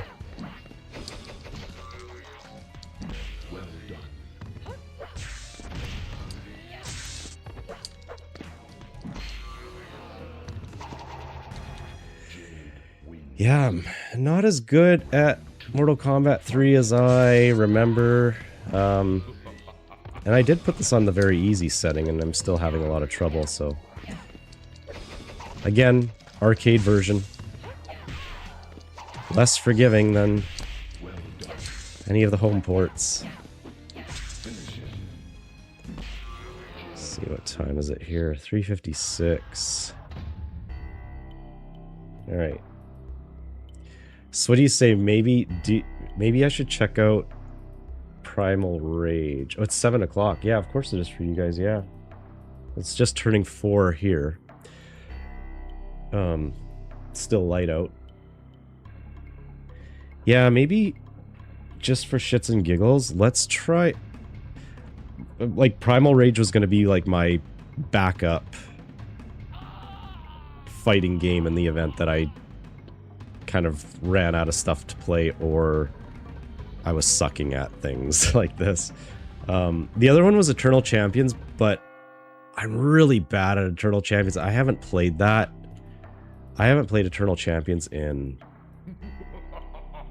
my god, probably since it was relevant in the 90s, and it's not that great of a fighting game. But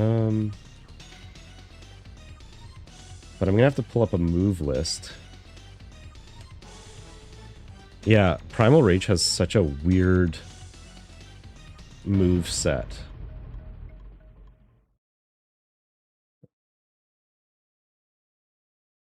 Primal Rage. Oh, come on. Arcade. So the thing about Primal Rage, it hasn't been emulated quite 100%. So you'll notice that there is the blood is like yellow. That's one of the main things that I've noticed about it. But it is still a very cool concept. I was pretty into it when it was new and relevant.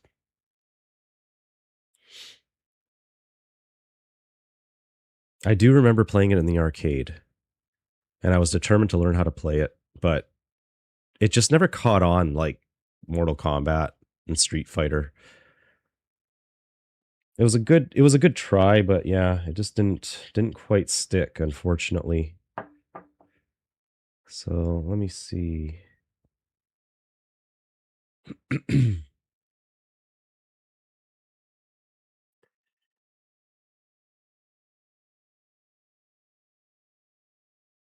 Oh gosh.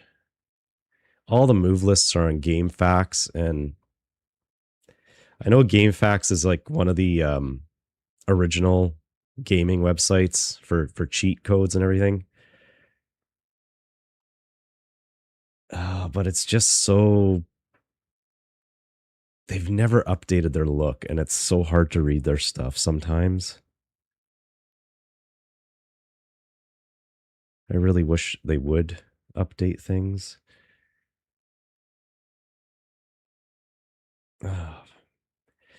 Be surprised how hard it is to find just a basic move set. People have to like add all of these. They have to tell you the whole history of the game, and I just get so tired. I just want a move set, people. You remember getting Primal Rage for your 32X and playing tennis with the little... Yeah, that's right. Yeah, you could do that. You had a 32X. Nice, respect. That is one add-on I do not have, and it's expensive now, despite the fact that it was a flop. And anytime I do find one, it never has all the hookups, and I want a complete unit. I don't want to hunt down all the hookups for it, because I want to do the Tower of Power on my Genesis. But I am glad that I have the Sega CD, because that is also a very expensive unit to get right now, and I still have my original that I bought brand new. And if I had a 32X, then I'd go down the rabbit hole of getting all the games for the 32X, which there isn't a ton of them. I do have the 32X emulator though on here, so that's close enough. I'll probably just stick with that unless I find a 32X out in the wild somewhere at a thrift store. I'm probably not gonna hunt it down, but that's pretty cool that you have it. So you still have it then, I guess. Because yeah, I'm pretty sure that's pushing $200 to $250 for a complete setup, like just the 32X complete with all the cords. Because it's like you need an extra power cord, and then isn't there like a little jumper cord that goes to your Genesis as well? It's kind of crazy. Oh, Primal Rage was on the Saturn too? Cool. I didn't know that.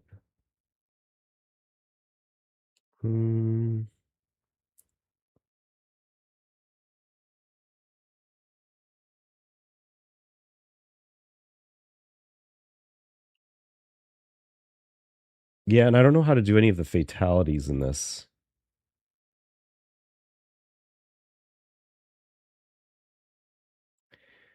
Where are all the move sets? Man, this is such a forgotten game. It really does not have as much online about it as I thought it would. And that website doesn't work. Oh, maybe. Okay, here we go. Yeah, it's so weird. It's like you have to press a direction and then like 2 buttons at the same time to do all these weird moves. It's not like your typical fighting game. Okay. Oh, it's really quiet. I have to crank this up.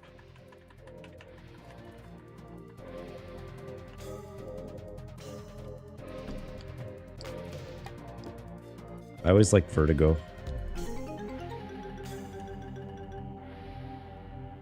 Okay.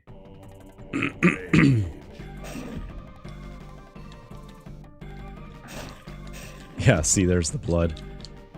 Okay, do I not have this set up? Oh, so some blood is red, but not all of it.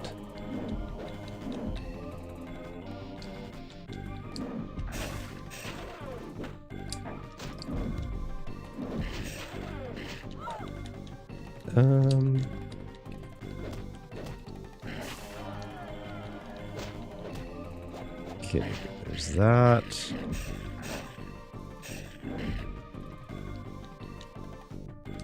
What is going on? Okay. Something's not working here. Clearly. Where is the move set?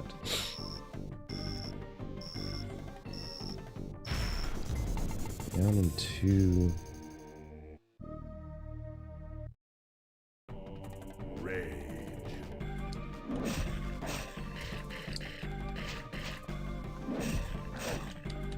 Somehow I got a combo there.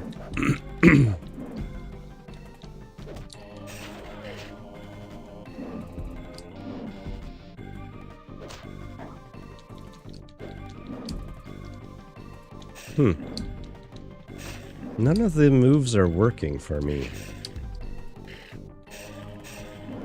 Like, each button is working properly.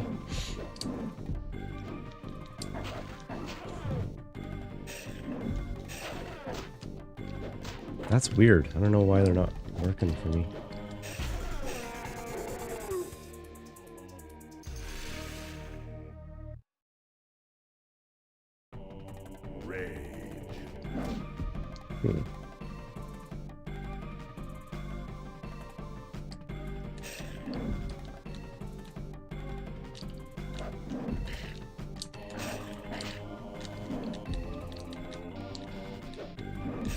I know what, I did test this game out and it, oh, okay, I got one to work there.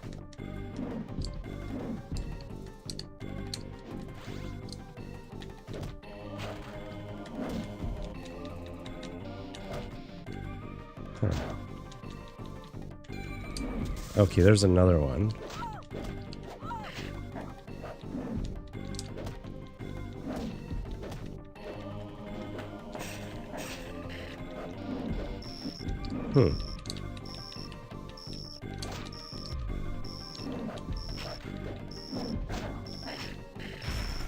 it's just, it's not very intuitive.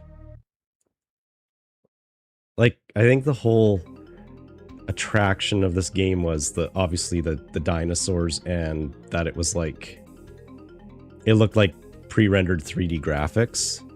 So the graphics were, oh really? You're gonna make me put in my name? I don't think so. That was a pathetic performance. I'm gonna have to go to GameFAQs. Really don't want to go to that website, but I'll give this a try. It doesn't look like this is gonna work out very well. I'll be honest. Oh, hey, here we go. Oh, okay, I see. I've been doing it wrong. Kind of. Where the hell's the rest of this?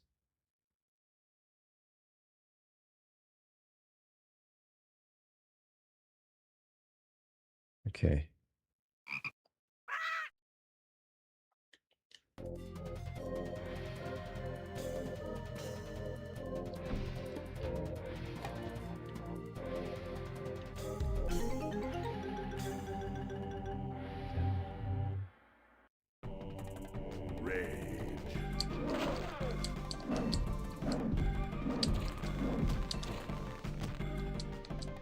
Okay, so that's that.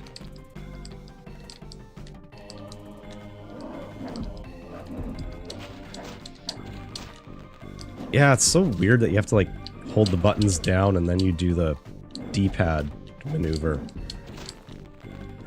It just doesn't flow very well.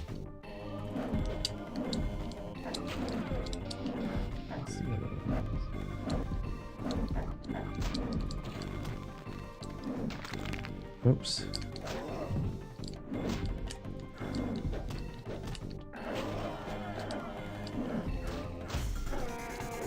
Huh.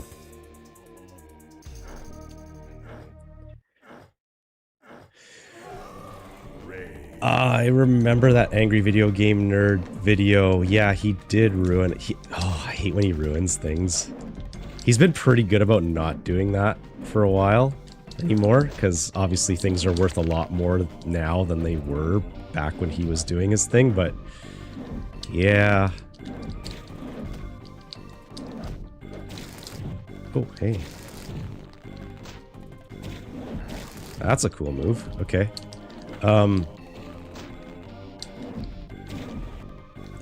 I won't feel like my console collection is complete though until I get a 32X. I just know. I know me. I know me. It's gonna eat at me until I finally get one. So, and they just keep going up in price every year. So, okay.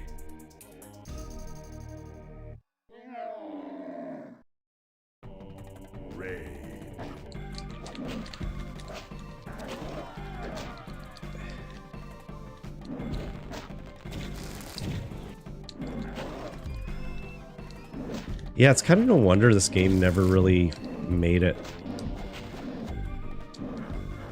It's very clunky to play. I wanted to like it. I really did.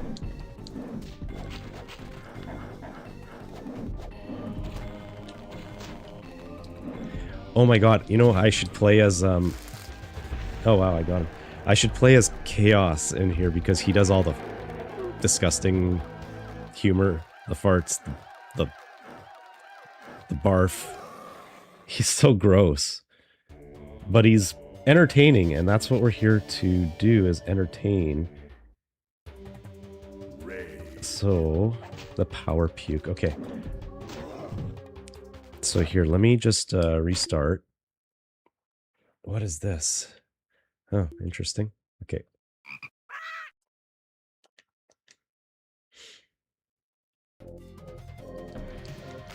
This dude, he's hilarious. Downward, forward. Rage.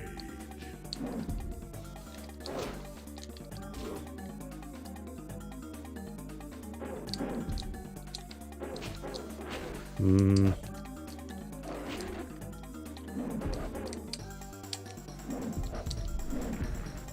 One, two.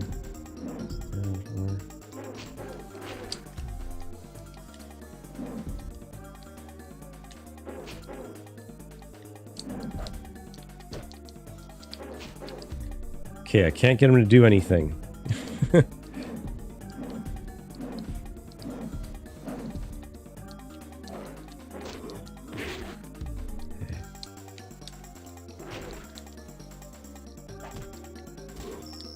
I need him to do one move, and it's not the stuff that I want him to do.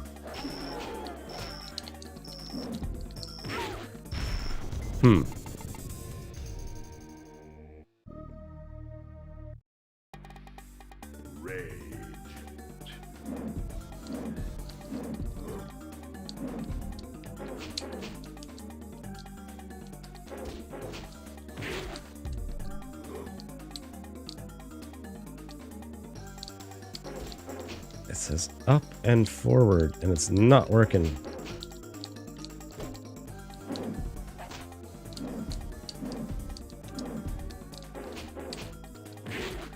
It's the only move that works.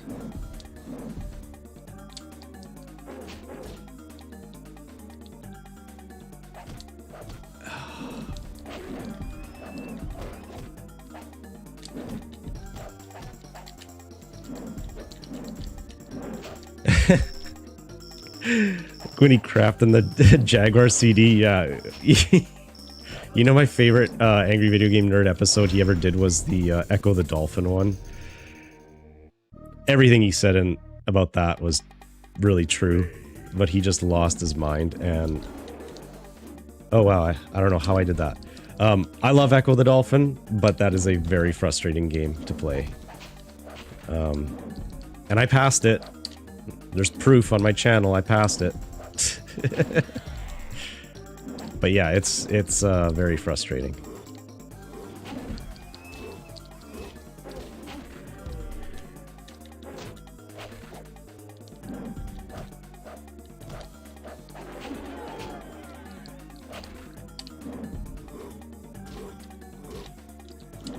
All right. Well, I have to say this game is not enjoyable right now.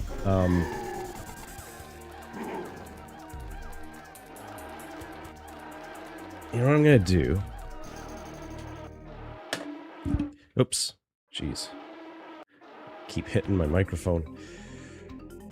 Let's just watch this ending scene for a second, because you know.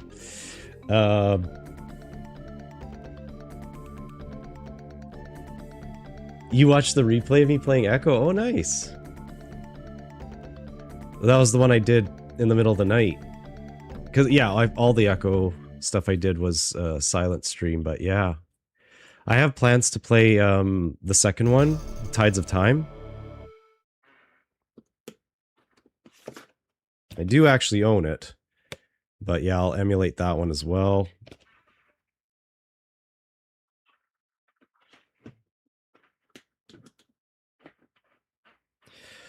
And I did the video on Echo the Dolphin on the Game Gear. That one was my first foray into Echo the Dolphin. Okay, so yeah, let's go back to the PlayStation.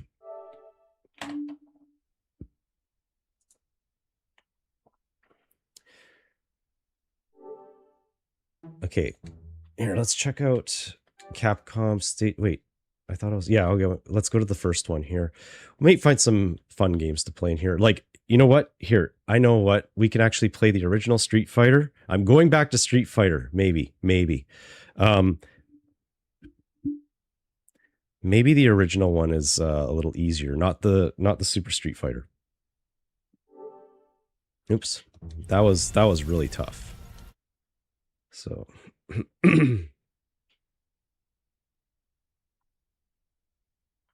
yeah, but I'm looking forward to playing the second Echo the Dolphin. I know it's not as highly regarded as the first one, but it still is pretty fun. Okay, so this is the other Capcom arcade stadium. So let's see what we have here.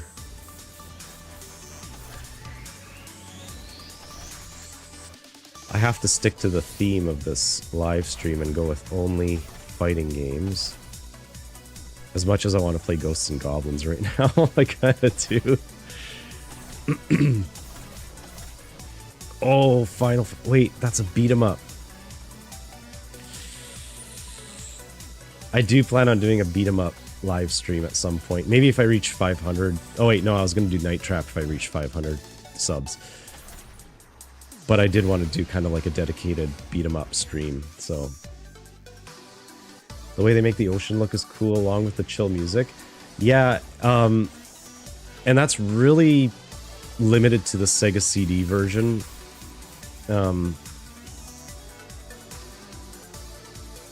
Oh, are you talking the robot game? What was it called? I had it written down. Where did I write it?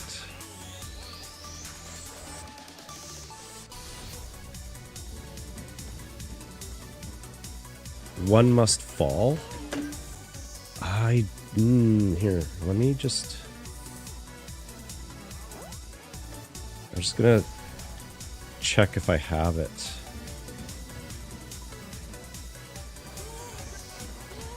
Wait, but that was a PC game, wasn't it?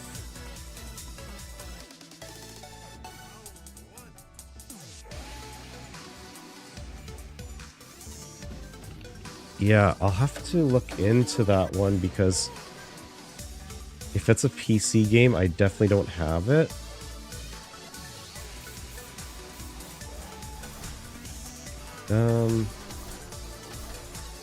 Street Fighter 2.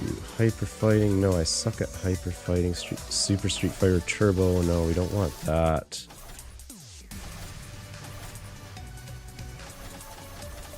There's a lot of games on here I've never played before, and I've never heard of a lot of them.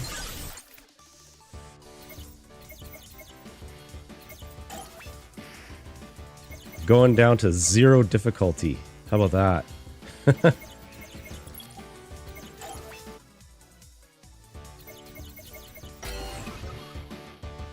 Oh, this is such an awesome opening that brings back so many memories. Oh, sweet. Got a subscriber. Thank you so much for subscribing. Appreciate that. That's right. I've got 2 different animations for subscribers.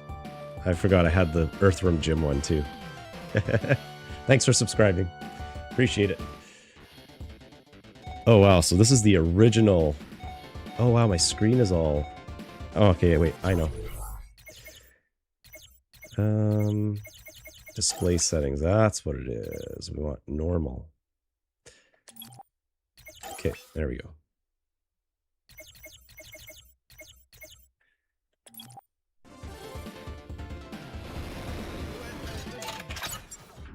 Okay, the OG Street Fighter 2.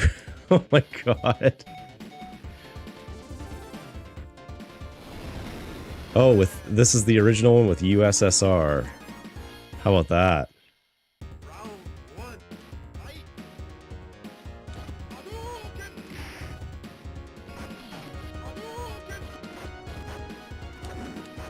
Oh no, I don't have my buttons configured how I want them on this one.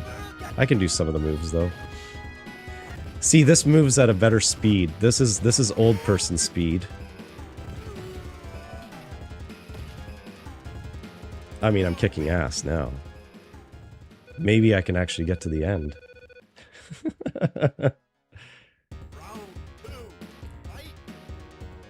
Oh, you were talking about Cyberbots on the collection, but you think it's a belt scroller? Oh, okay.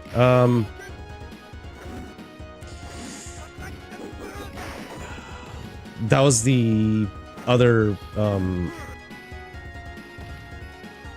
yeah, shit, no, I don't have that one. I don't recall having that one. But again, I'll have to add a whole bunch of these to my list. Oh, I so much more enjoy the speed of this Street Fighter. I know it's like moving in molasses, but this is This is great after playing a really, really fast game like Mortal Kombat 3.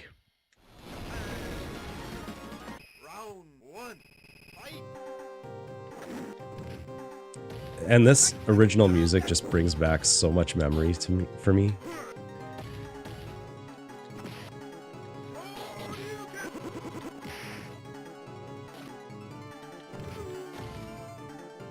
I wonder if I can do my controller settings. I really don't want to do this right now, but I need my heavy punch to be this, and I need my heavy kick to be this. Okay, that's good. Oops. No. Heavy punch that. Yes, okay. It's good. Yes.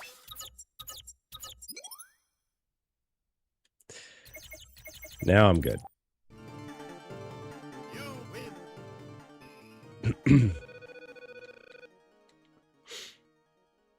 Round 2, fight!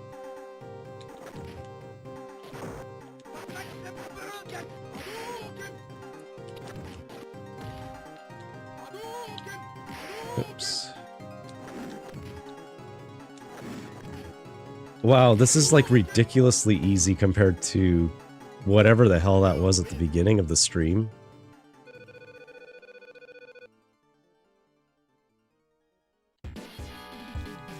I mean, they're literally just standing there taking damage. So we're gonna beat this game now.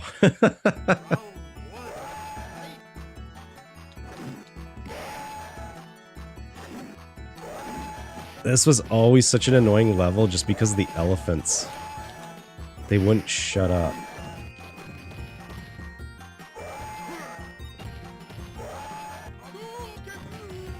Wow, man. These guys are taking like 4 or 5 hits and they're done.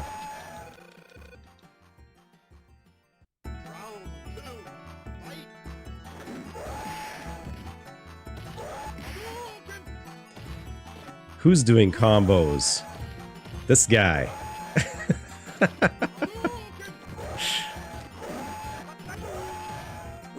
Oh my god, this is laughably easy.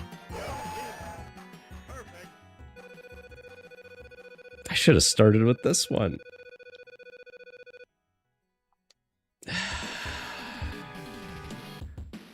Oh, best part.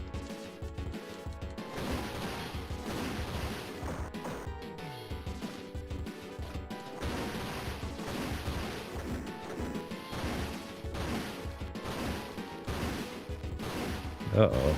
Am I not gonna make it?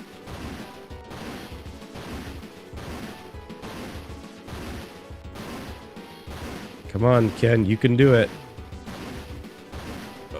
Oh, just barely.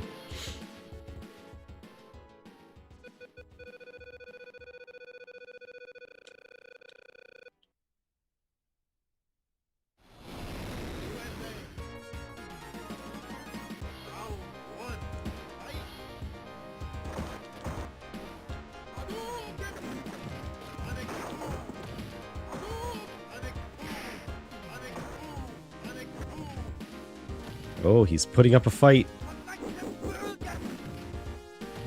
Wow, I can't believe how slow this is compared to the later releases. Oh, wow. Okay, so there's a little bit of a challenge. That's good. I don't want it to be just, like, you know, clean sweep.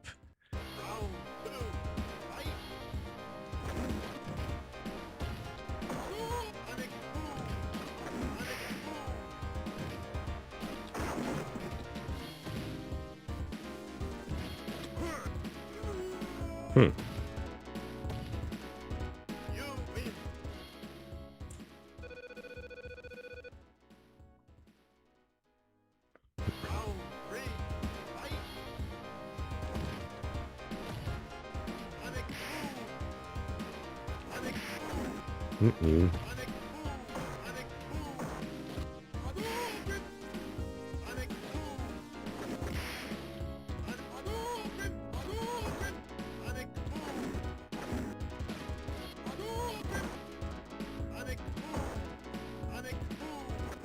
Oh, he lured me into that one.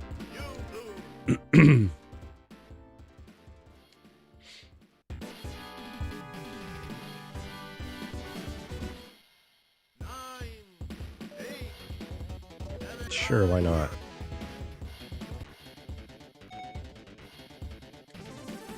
All right, let's go with Babyface here.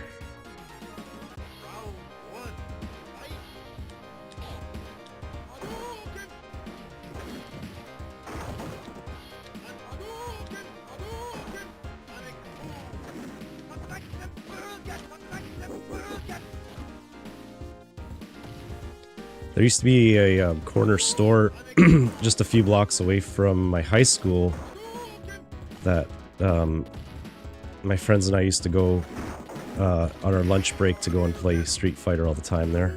It's great. Good memories, good times.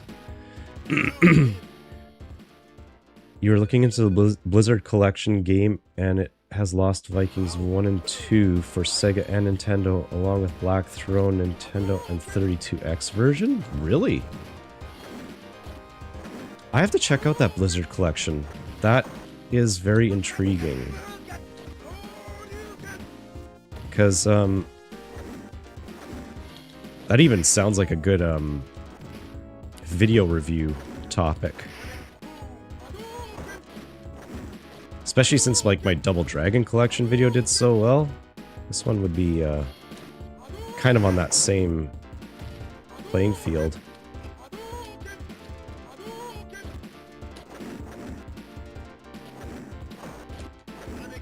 No! No! I was so close to beating him. It's like we're fighting underwater. It's so slow.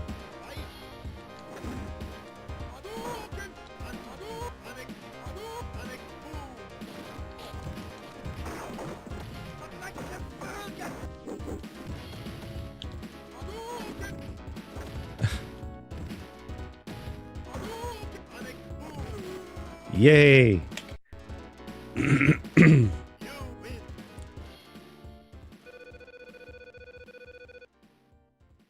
Yeah, I might have to play Lost Vikings 2 since there's some interest in it. I just hope it doesn't drive me as crazy as the first one did. That was a lot longer of a game than I thought it was going to be. I did not expect to invest almost 20 hours into that.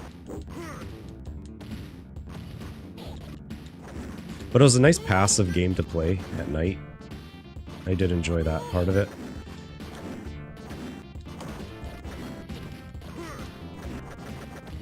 I also have, I have a couple of... Well, I have at least one game series to finish on my dark streams, and that is StarCraft. But I don't know if StarCraft is polarizing or not, just because it's a PC game. Although, I believe StarCraft was released for the Nintendo 64. And it was pretty well done. But I think it's generally regarded as a PC game. And I do want to cover some PC gaming on my channel. I don't think I lost subscribers from featuring that on my channel, but it is kind of a nice game to play at night. The music is deadly on it. Just love that soundtrack. So I have to resume that one, but yeah, I keep meaning to play the second installment of Echo as well. So see when I get around to that.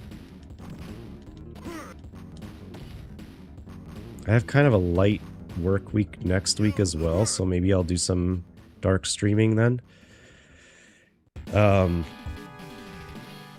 But then after that, I'm back to a pretty intense schedule.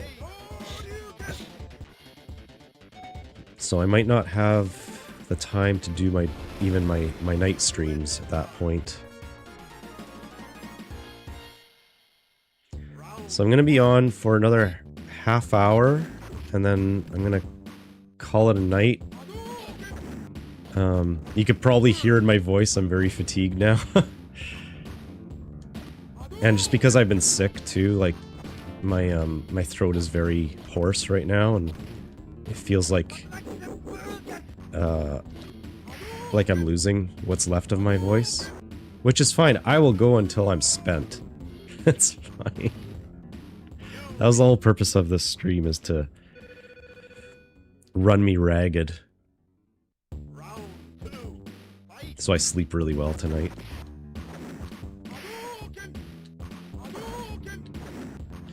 Why can't I do a dragon punch? There we go. Oh, right into his hands. Oh, man.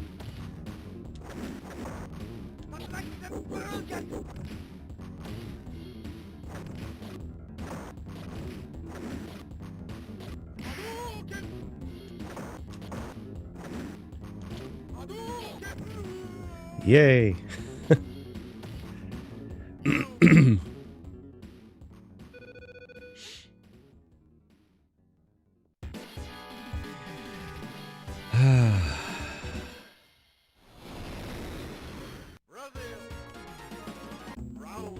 Oh, I can't believe I might actually get to the end of this.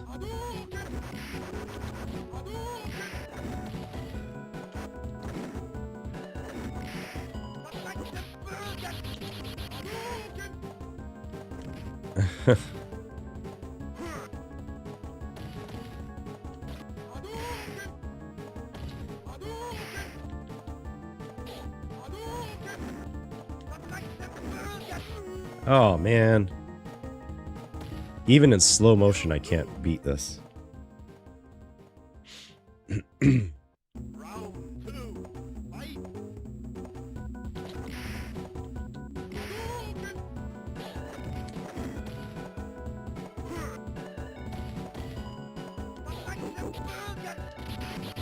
Uh-oh.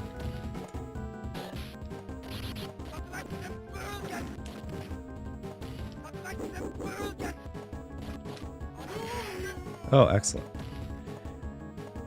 Thank you for doing this. I had nothing to do today and just me hanging around the house, so this was very cool. It's much appreciated, man. Well, thank you so much for joining me. It's been a pleasure speaking with you and just chatting along and having the company, you know, like I said, I don't usually have this when I'm streaming, so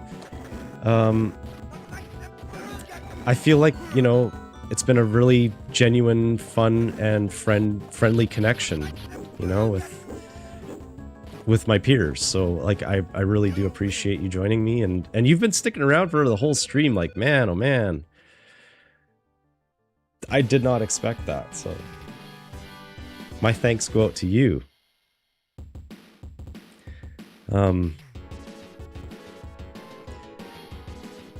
I hope I can do more streams like this in the future so that I can interact with the viewers. Like I said, it just really enhances the whole experience for me as well.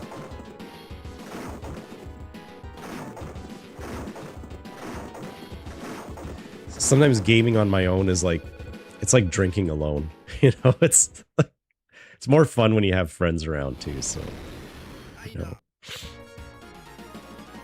So it's very much appreciated, and thank you for the kind words. It's very, very nice of you and generous of you to spend your time with me here today. So.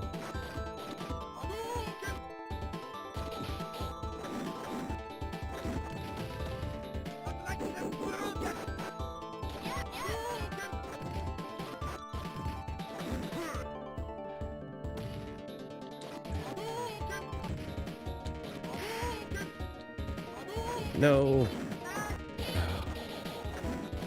Come on, jump. Boom.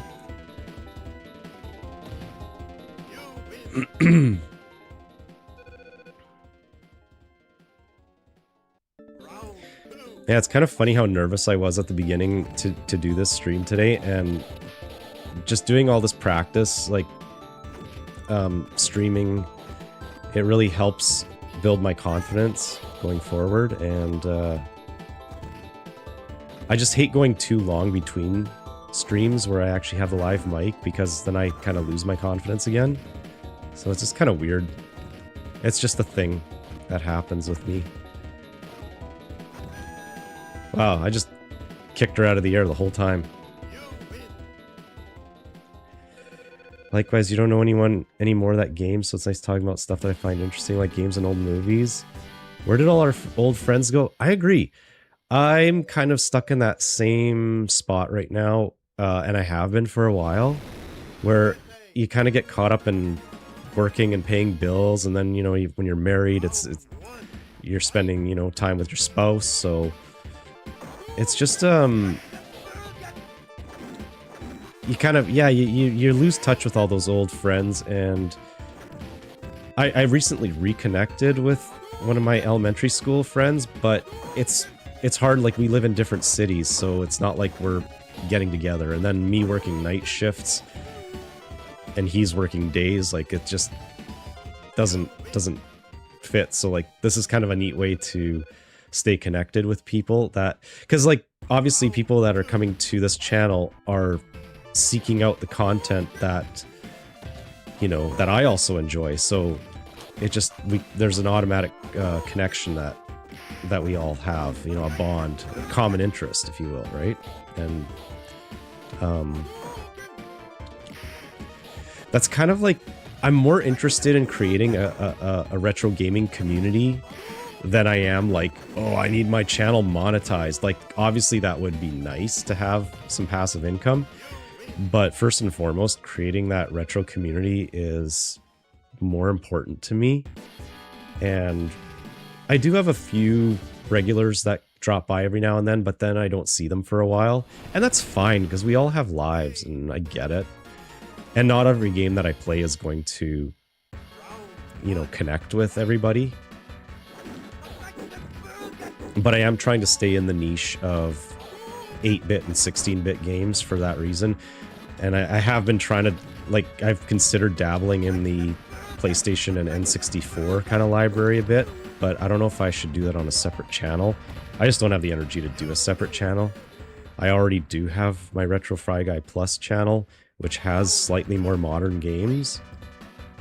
But I don't really plug it all that often, and I don't upload all that often to it. I spend all my energy on this channel. But it's kind of, it's too bad, because, like, I actually have, I don't know if you've ever played Luigi's Mansion 3.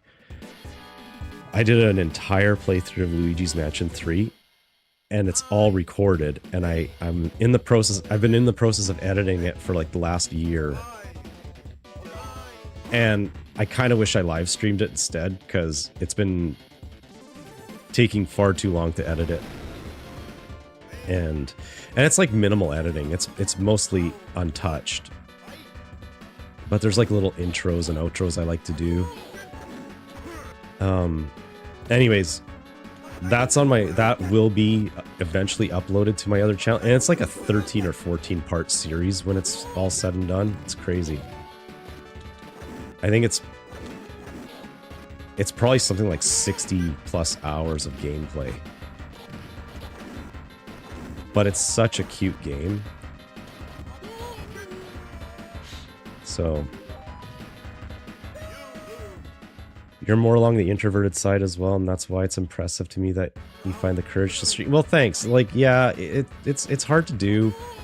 You know, like I get kind of like cold sweats when I know I'm gonna be streaming live. Like, here's a stupid thing I do. I never look at how many people are watching my stream. I know right now, like, there haven't been a ton of people watching today because YouTube kind of changed its layout, so I've noticed that today I'm kind of almost forced to see how many people are watching the stream. But I always stream as if nobody is watching. And it makes me feel more comfortable, oddly enough. But when chatters, like yourself, you know, enter the room and you know, chat with me, like, I do have a comfort level. Like, I don't know, it's like a calming kind of comfort level. Like, I've had some really fun interactions with people, so that part is definitely something I crave now. But Yeah, like if I knew that like I had 50 people watching a stream, I'd be probably not too talkative, just because I'd be nervous that people are like scrutinizing every word I say. And it's just something I have to get over, because you're gonna have people that hate, and it's fun. Somebody, I read somewhere or on a YouTube video, I think it was a comment on a YouTube video, they said, you know you've made it when you start to get hate. So right now, all the nice people like yourself are finding me. But once you get popular, that's when you get the hate. And I don't know if I want to get to that point. I want to, like I said, I just want to foster a pleasant retro community, retro gaming community if possible.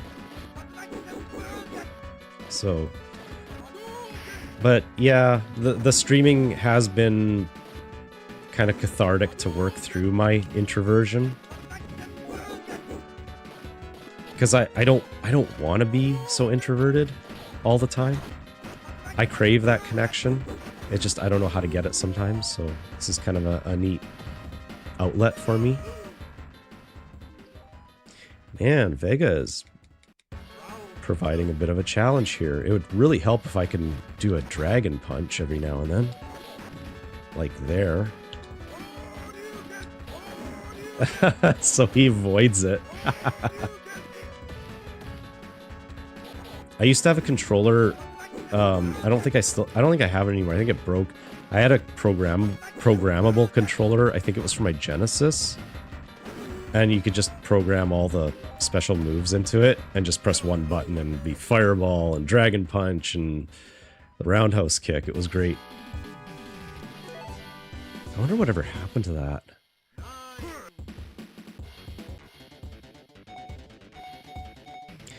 Yeah, so being introverted can be a curse and a blessing sometimes. Like, I get really exhausted being in social situations. There's like just get mentally drained. So, hey, you know what? For you being introverted as well, you know, give yourself credit for even participating in chat, because like I'm always introverted to the point where I don't even participate in chats usually.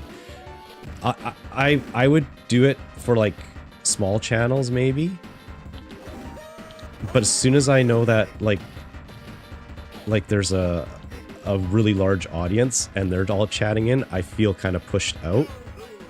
So it's kind of a strange thing. So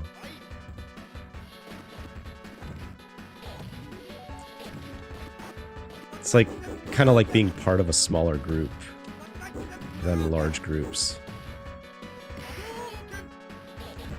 Like when I tell people that I'm introverted, they always say like, oh, you don't seem very introverted, you seem social. I'm like, yeah, that's because we're talking one-on-one. But when I see people like in a group setting, I'm kind of in the corner by myself. So you understand what I'm saying? Some people are very toxic and they do it to make themselves feel better, I think. Yeah, it's unfortunate. There's just always that little, that clash between,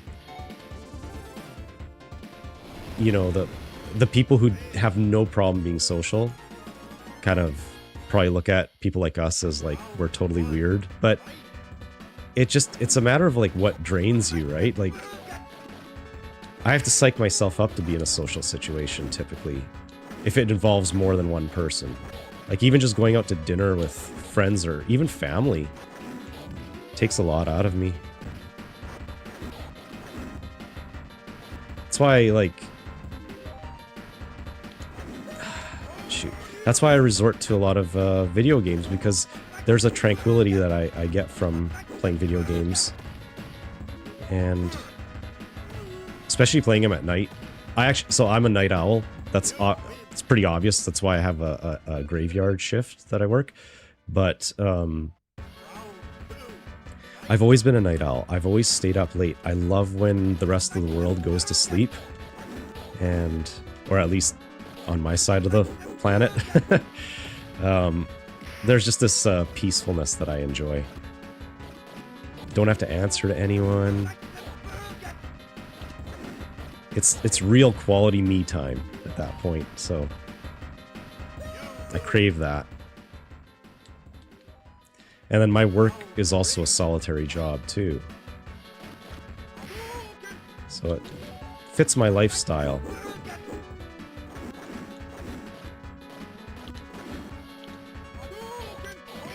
Oh, hey, finally I pulled off a dragon punch at the correct time.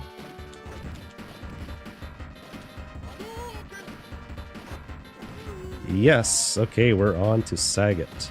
Or Sagat, as everybody calls him. Wow, more spam on my Twitch channel.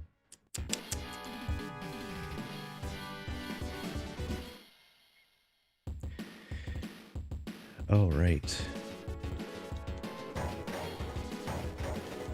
Don't these set me on fire if I hit them a certain way? Yes, I knew it. Ah.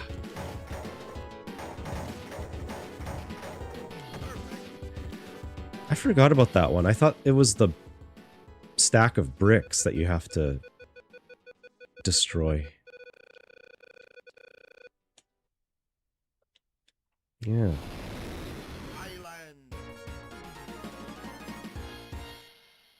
Oh, I might actually just beat this game before 5.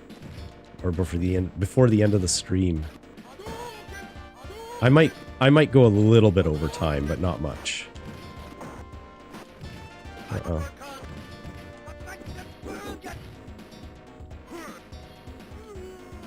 Nice.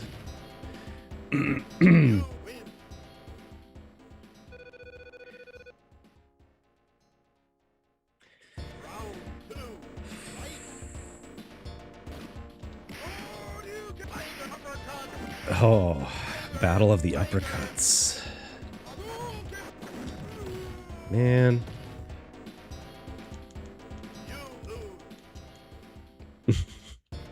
Who laughs like that with their shoulders just going up?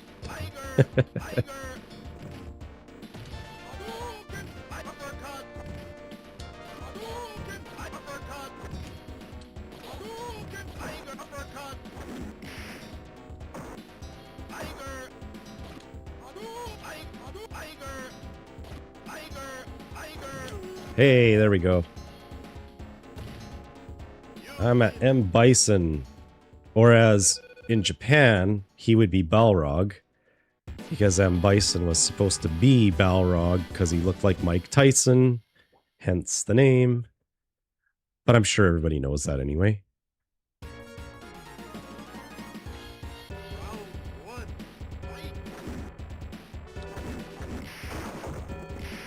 Oh boy. Coming in hot with the kicks. He means business.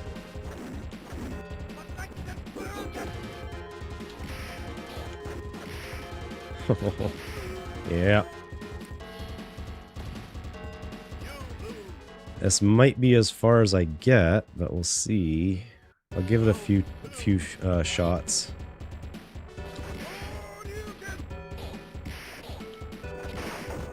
Uh-oh. He's kicking my ass.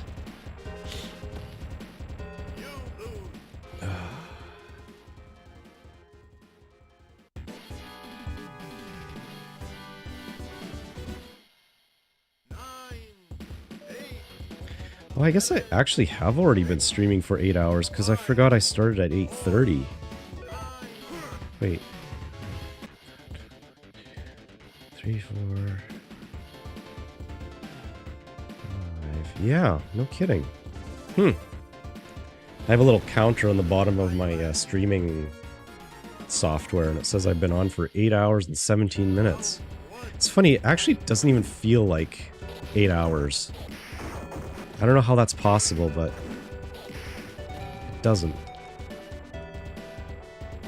Oh, man. Wow, this guy's fierce. That challenge really ramped up.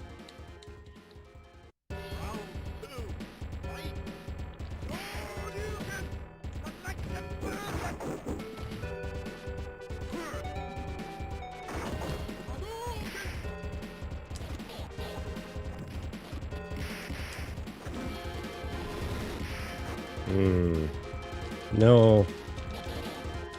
Uh-oh. Oh, man, I had one more hit, and I couldn't even get that.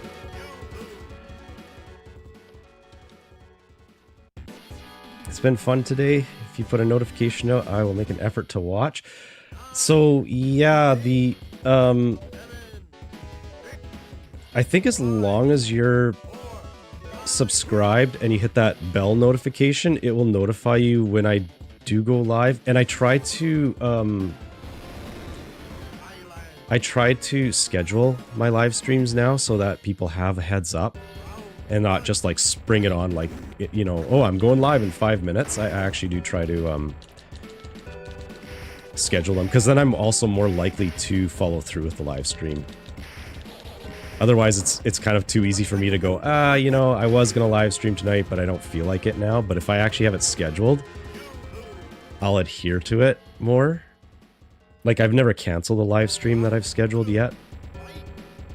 It obviously, you know, sometimes things are beyond my control. Like, I was actually kind of worried that the power was going to go out today because we had a really windy day, or windy night last night.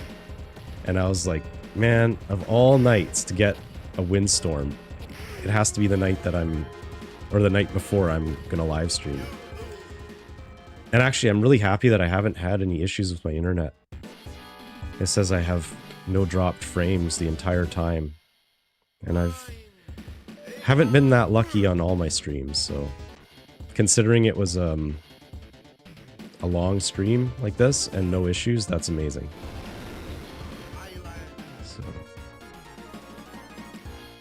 And my computer's been running okay, so that's also good.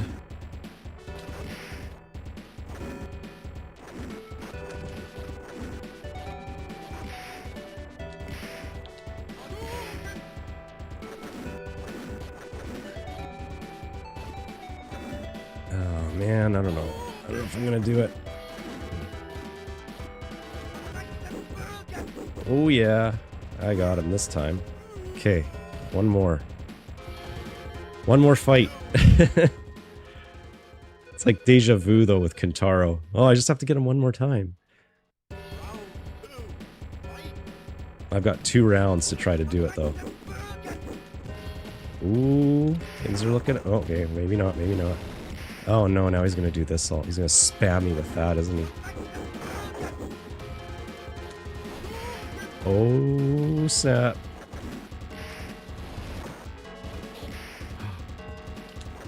No! Oh, no.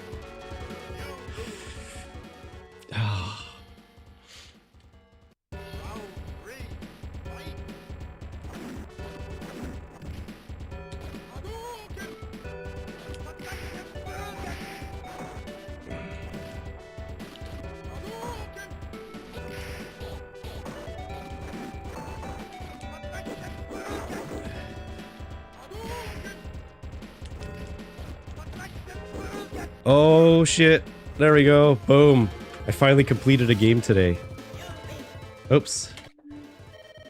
Oh no. Sorry, there we go. There's regular speed. Actually, I beat Mortal Kombat 1 as well, so there. I beat 2 games today.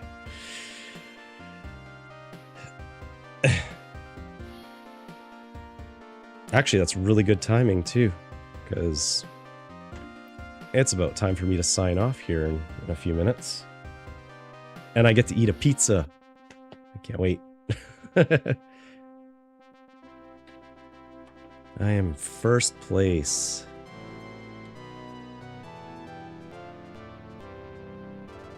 Just use my little nickname here.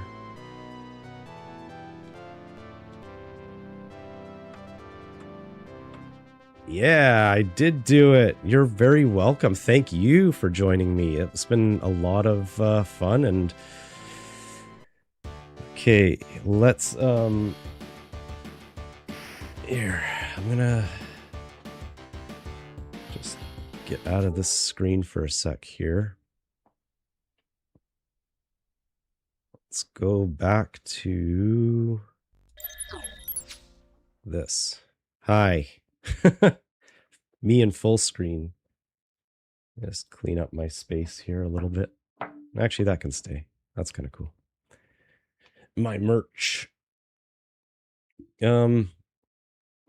Yes, but today was all about this. The coveted 250 subscriber YouTube plaque, which I may or may not have dug out of a recycling bin. But yeah, this is the lesser known plaque that most people don't get because most people pass 250 subscribers like that. And they're already up to 1,000. So they get whatever recognition there. So yeah. But no, I seriously, I'm humbled by anybody watching, subscribing, liking my videos, interacting with me. That's amazing. So it's humbling and it feels good to that my work is enjoyable and that I'm doing something that's bringing other people joy and hopefully stoking that fire within you to inspire you to bring out your consoles and play them again, however you do it, right? Like downloading software to emulate these games it's pretty easy. If you're not familiar with how to do that, like there's a lot of YouTube tutorials on how you can download like what I was playing on RetroArch. The ROMs are available out there. I know it's a controversial thing that people download ROMs, but again, it's not like I'm not trying to justify it, but again, I have hundreds and hundreds of games that I have bought and paid for, and the games that I even own, I have the ROMs of because they're just more convenient to play on the emulator, and plus they're easier to stream in higher quality. As much as I want to play on my original hardware, but yeah, that has been a day. That's been quite a stream, and yeah, 250 is the beginning to more subscribers. I agree. My first 100 subscribers took a really, really long time to happen, and it's just because it's a new channel. It doesn't get recommended to a lot of people. That's just the nature of YouTube. They have allegedly made strides to try to push smaller channels because I think there was a lot of complaints from creators that it was kind of impossible to get any traction on this platform when you're a new creator. I do find that to be more true on Twitch because I don't want to say falsely told or recommended to go onto Twitch first, but you have the opportunity to monetize your Twitch channel easier if you can get the followers. But getting the followers on Twitch is very challenging, I find, especially if you don't use social media. And like I said, I'm not a big social media guy, but you can follow me on Instagram and I am on Twitter. I still call it Twitter. I'm old. Yeah, so all those links are in my profile on my YouTube channel. And I think I even have that on my Twitch channel. I post stuff sometimes, and it's usually, like it's always retro gaming related, but it's kind of stuff that like I think the last picture I posted was me playing a cocktail cabinet of Miss Pac-Man. When was the last time you saw one of those, right? I have one at a local pub that I never knew was there until they seated me in this different section. I was like, hey, what's that? Yeah, it was a cocktail cabinet, and it had like 20 games in there, and you could choose whichever one you want. And so there's a picture of me playing Miss Pac-Man there, so it's kind of fun. But yeah, so yeah, the road to 250 subscribers. I mean, now I think I was up to 288. So like, fantastic. Thank you guys so much for subscribing. If I make it to 500, I'll do the live stream of I already forgot what I was going to play. I was going to play Night Trap. I've never played Night Trap before, and I'm going to play it on the 3DO just because, better graphics, better sound. I do have it for the Sega CD, but like I said, I've been really impressed with the 3DO. If you haven't had a chance to, you should check out the Sewer Shark video I did on the 3DO. It's just a live playthrough, but I completed the entire game, and I thought it was pretty mind-blowing how much better it was than the Sega CD version. There are things about the Sega CD version, though, that I missed. Like, there's distinct music in the Sega CD version that's not in the 3DO version. But anyways, so yeah, I get to 500 subscribers. I'll do a Night Trap live stream. It's going to have to be during the day because I want my mic on for that one. So, I'll put out a notification.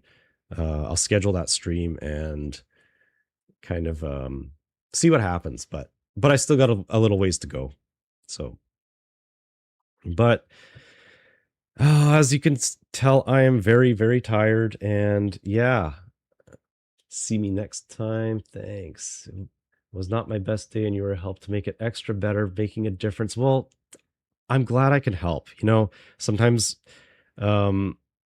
just having that close connection with somebody with similar interests really can bring you out of a funk, right? And trust me, I know. So thank you for chatting with me, Big D. I appreciate that because you really made this experience I didn't know how today was going to go, and you really made it a much more relaxing and calming experience for me. Like I said, it just felt like sitting beside my friend on, playing video games on the couch. Like that was super cool. I know I had a few other chatters in here too. I think it was Eric. Thank you for joining me. That was really, very much appreciated. And, and I cherish every interaction that I have here. So I hope I never stop cherishing those interactions because, it is like sometimes these people get too big and then they start ignoring all their subscribers. I don't want to be that person. So yeah. At work, you'll pull up with the squad for your next stream. Add me on Discord, Sideshow30. Oh, that's so awesome, man. So how do you say your name? Milky Sands? Yeah, man, no problem. Thank you so much for joining me. Appreciate that. You guys are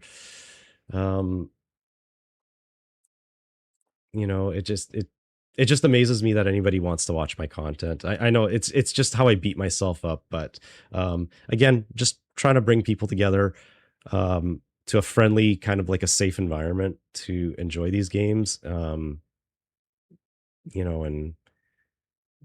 it always helps, like when you find kind of your group of peers that are all into the same thing and or have the same memories, and yeah, it's hard to connect. Like the people that you grew up with, we've all kind of split and taken our own paths now, so we have to rely on kind of like gathering on the internet. So oh, thanks. I'm one of the real ones. I try to be authentic. Yeah. So guys, I really appreciate it. Think I'm going to leave it at that for now. If you haven't yet, like hit that thumbs up on this video, I'd really appreciate it.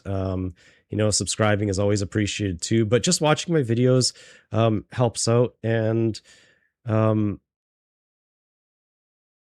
thank you. Thank you so much. Thank you for today. Thank you for being there for me. And I hope it's not very long before I come back with another live stream where I have the live mic on. But just be known that when I do the streams in the middle of the night, that is actually me playing live. I just don't have my mic on because my wife is sleeping in the next room. We don't have a big house, so she works days, so it'll disturb her if I make noise. So, but my face cam is on and I do react, especially when people chat in. Sometimes I stop and type, but I try not to stop the gameplay too much. But so there's that. So I'm here, guys. I'm here. If you want to chill out sometime, I know it's probably not going to fit your guys' hours, but if you're on the East Coast, sometimes I stream all the way till like 5 in the morning here, my time. So that's like 8 o'clock a.m. Your time on the East Coast. And if you're on the other side of the world, that's a whole other time zone that I have to convert it online. I don't know what the other time zones are, but I did write it in, like, because I know I have viewers from Australia and the UK too, and I always appreciate the international viewers too. I appreciate all you guys. So I'm rambling on because I'm really tired and I'm hungry. I might be delusional, but I think that's probably a good way to end it here. So just from the bottom of my heart, thank you so much for, you know, coming along this journey with me. And I really hope that going forward, I make some more videos that you guys are interested in. It's not all going to be live streams, but the edited videos are a little bit challenging with my schedule right now, but I am trying to. So yeah, go eat. Yes, I will go and eat. Thank you so much. All right, guys, I'm going to get out of here before I just keep talking and talking. I'm really bad at goodbyes, like ending my stream. I'm really terrible at. So I'm just going to end it there. Guys, thank you so much. Have a wonderful evening. Have a wonderful rest of your day, wherever you're joining me from. Thank you. I will see you guys in the next live stream. Take care.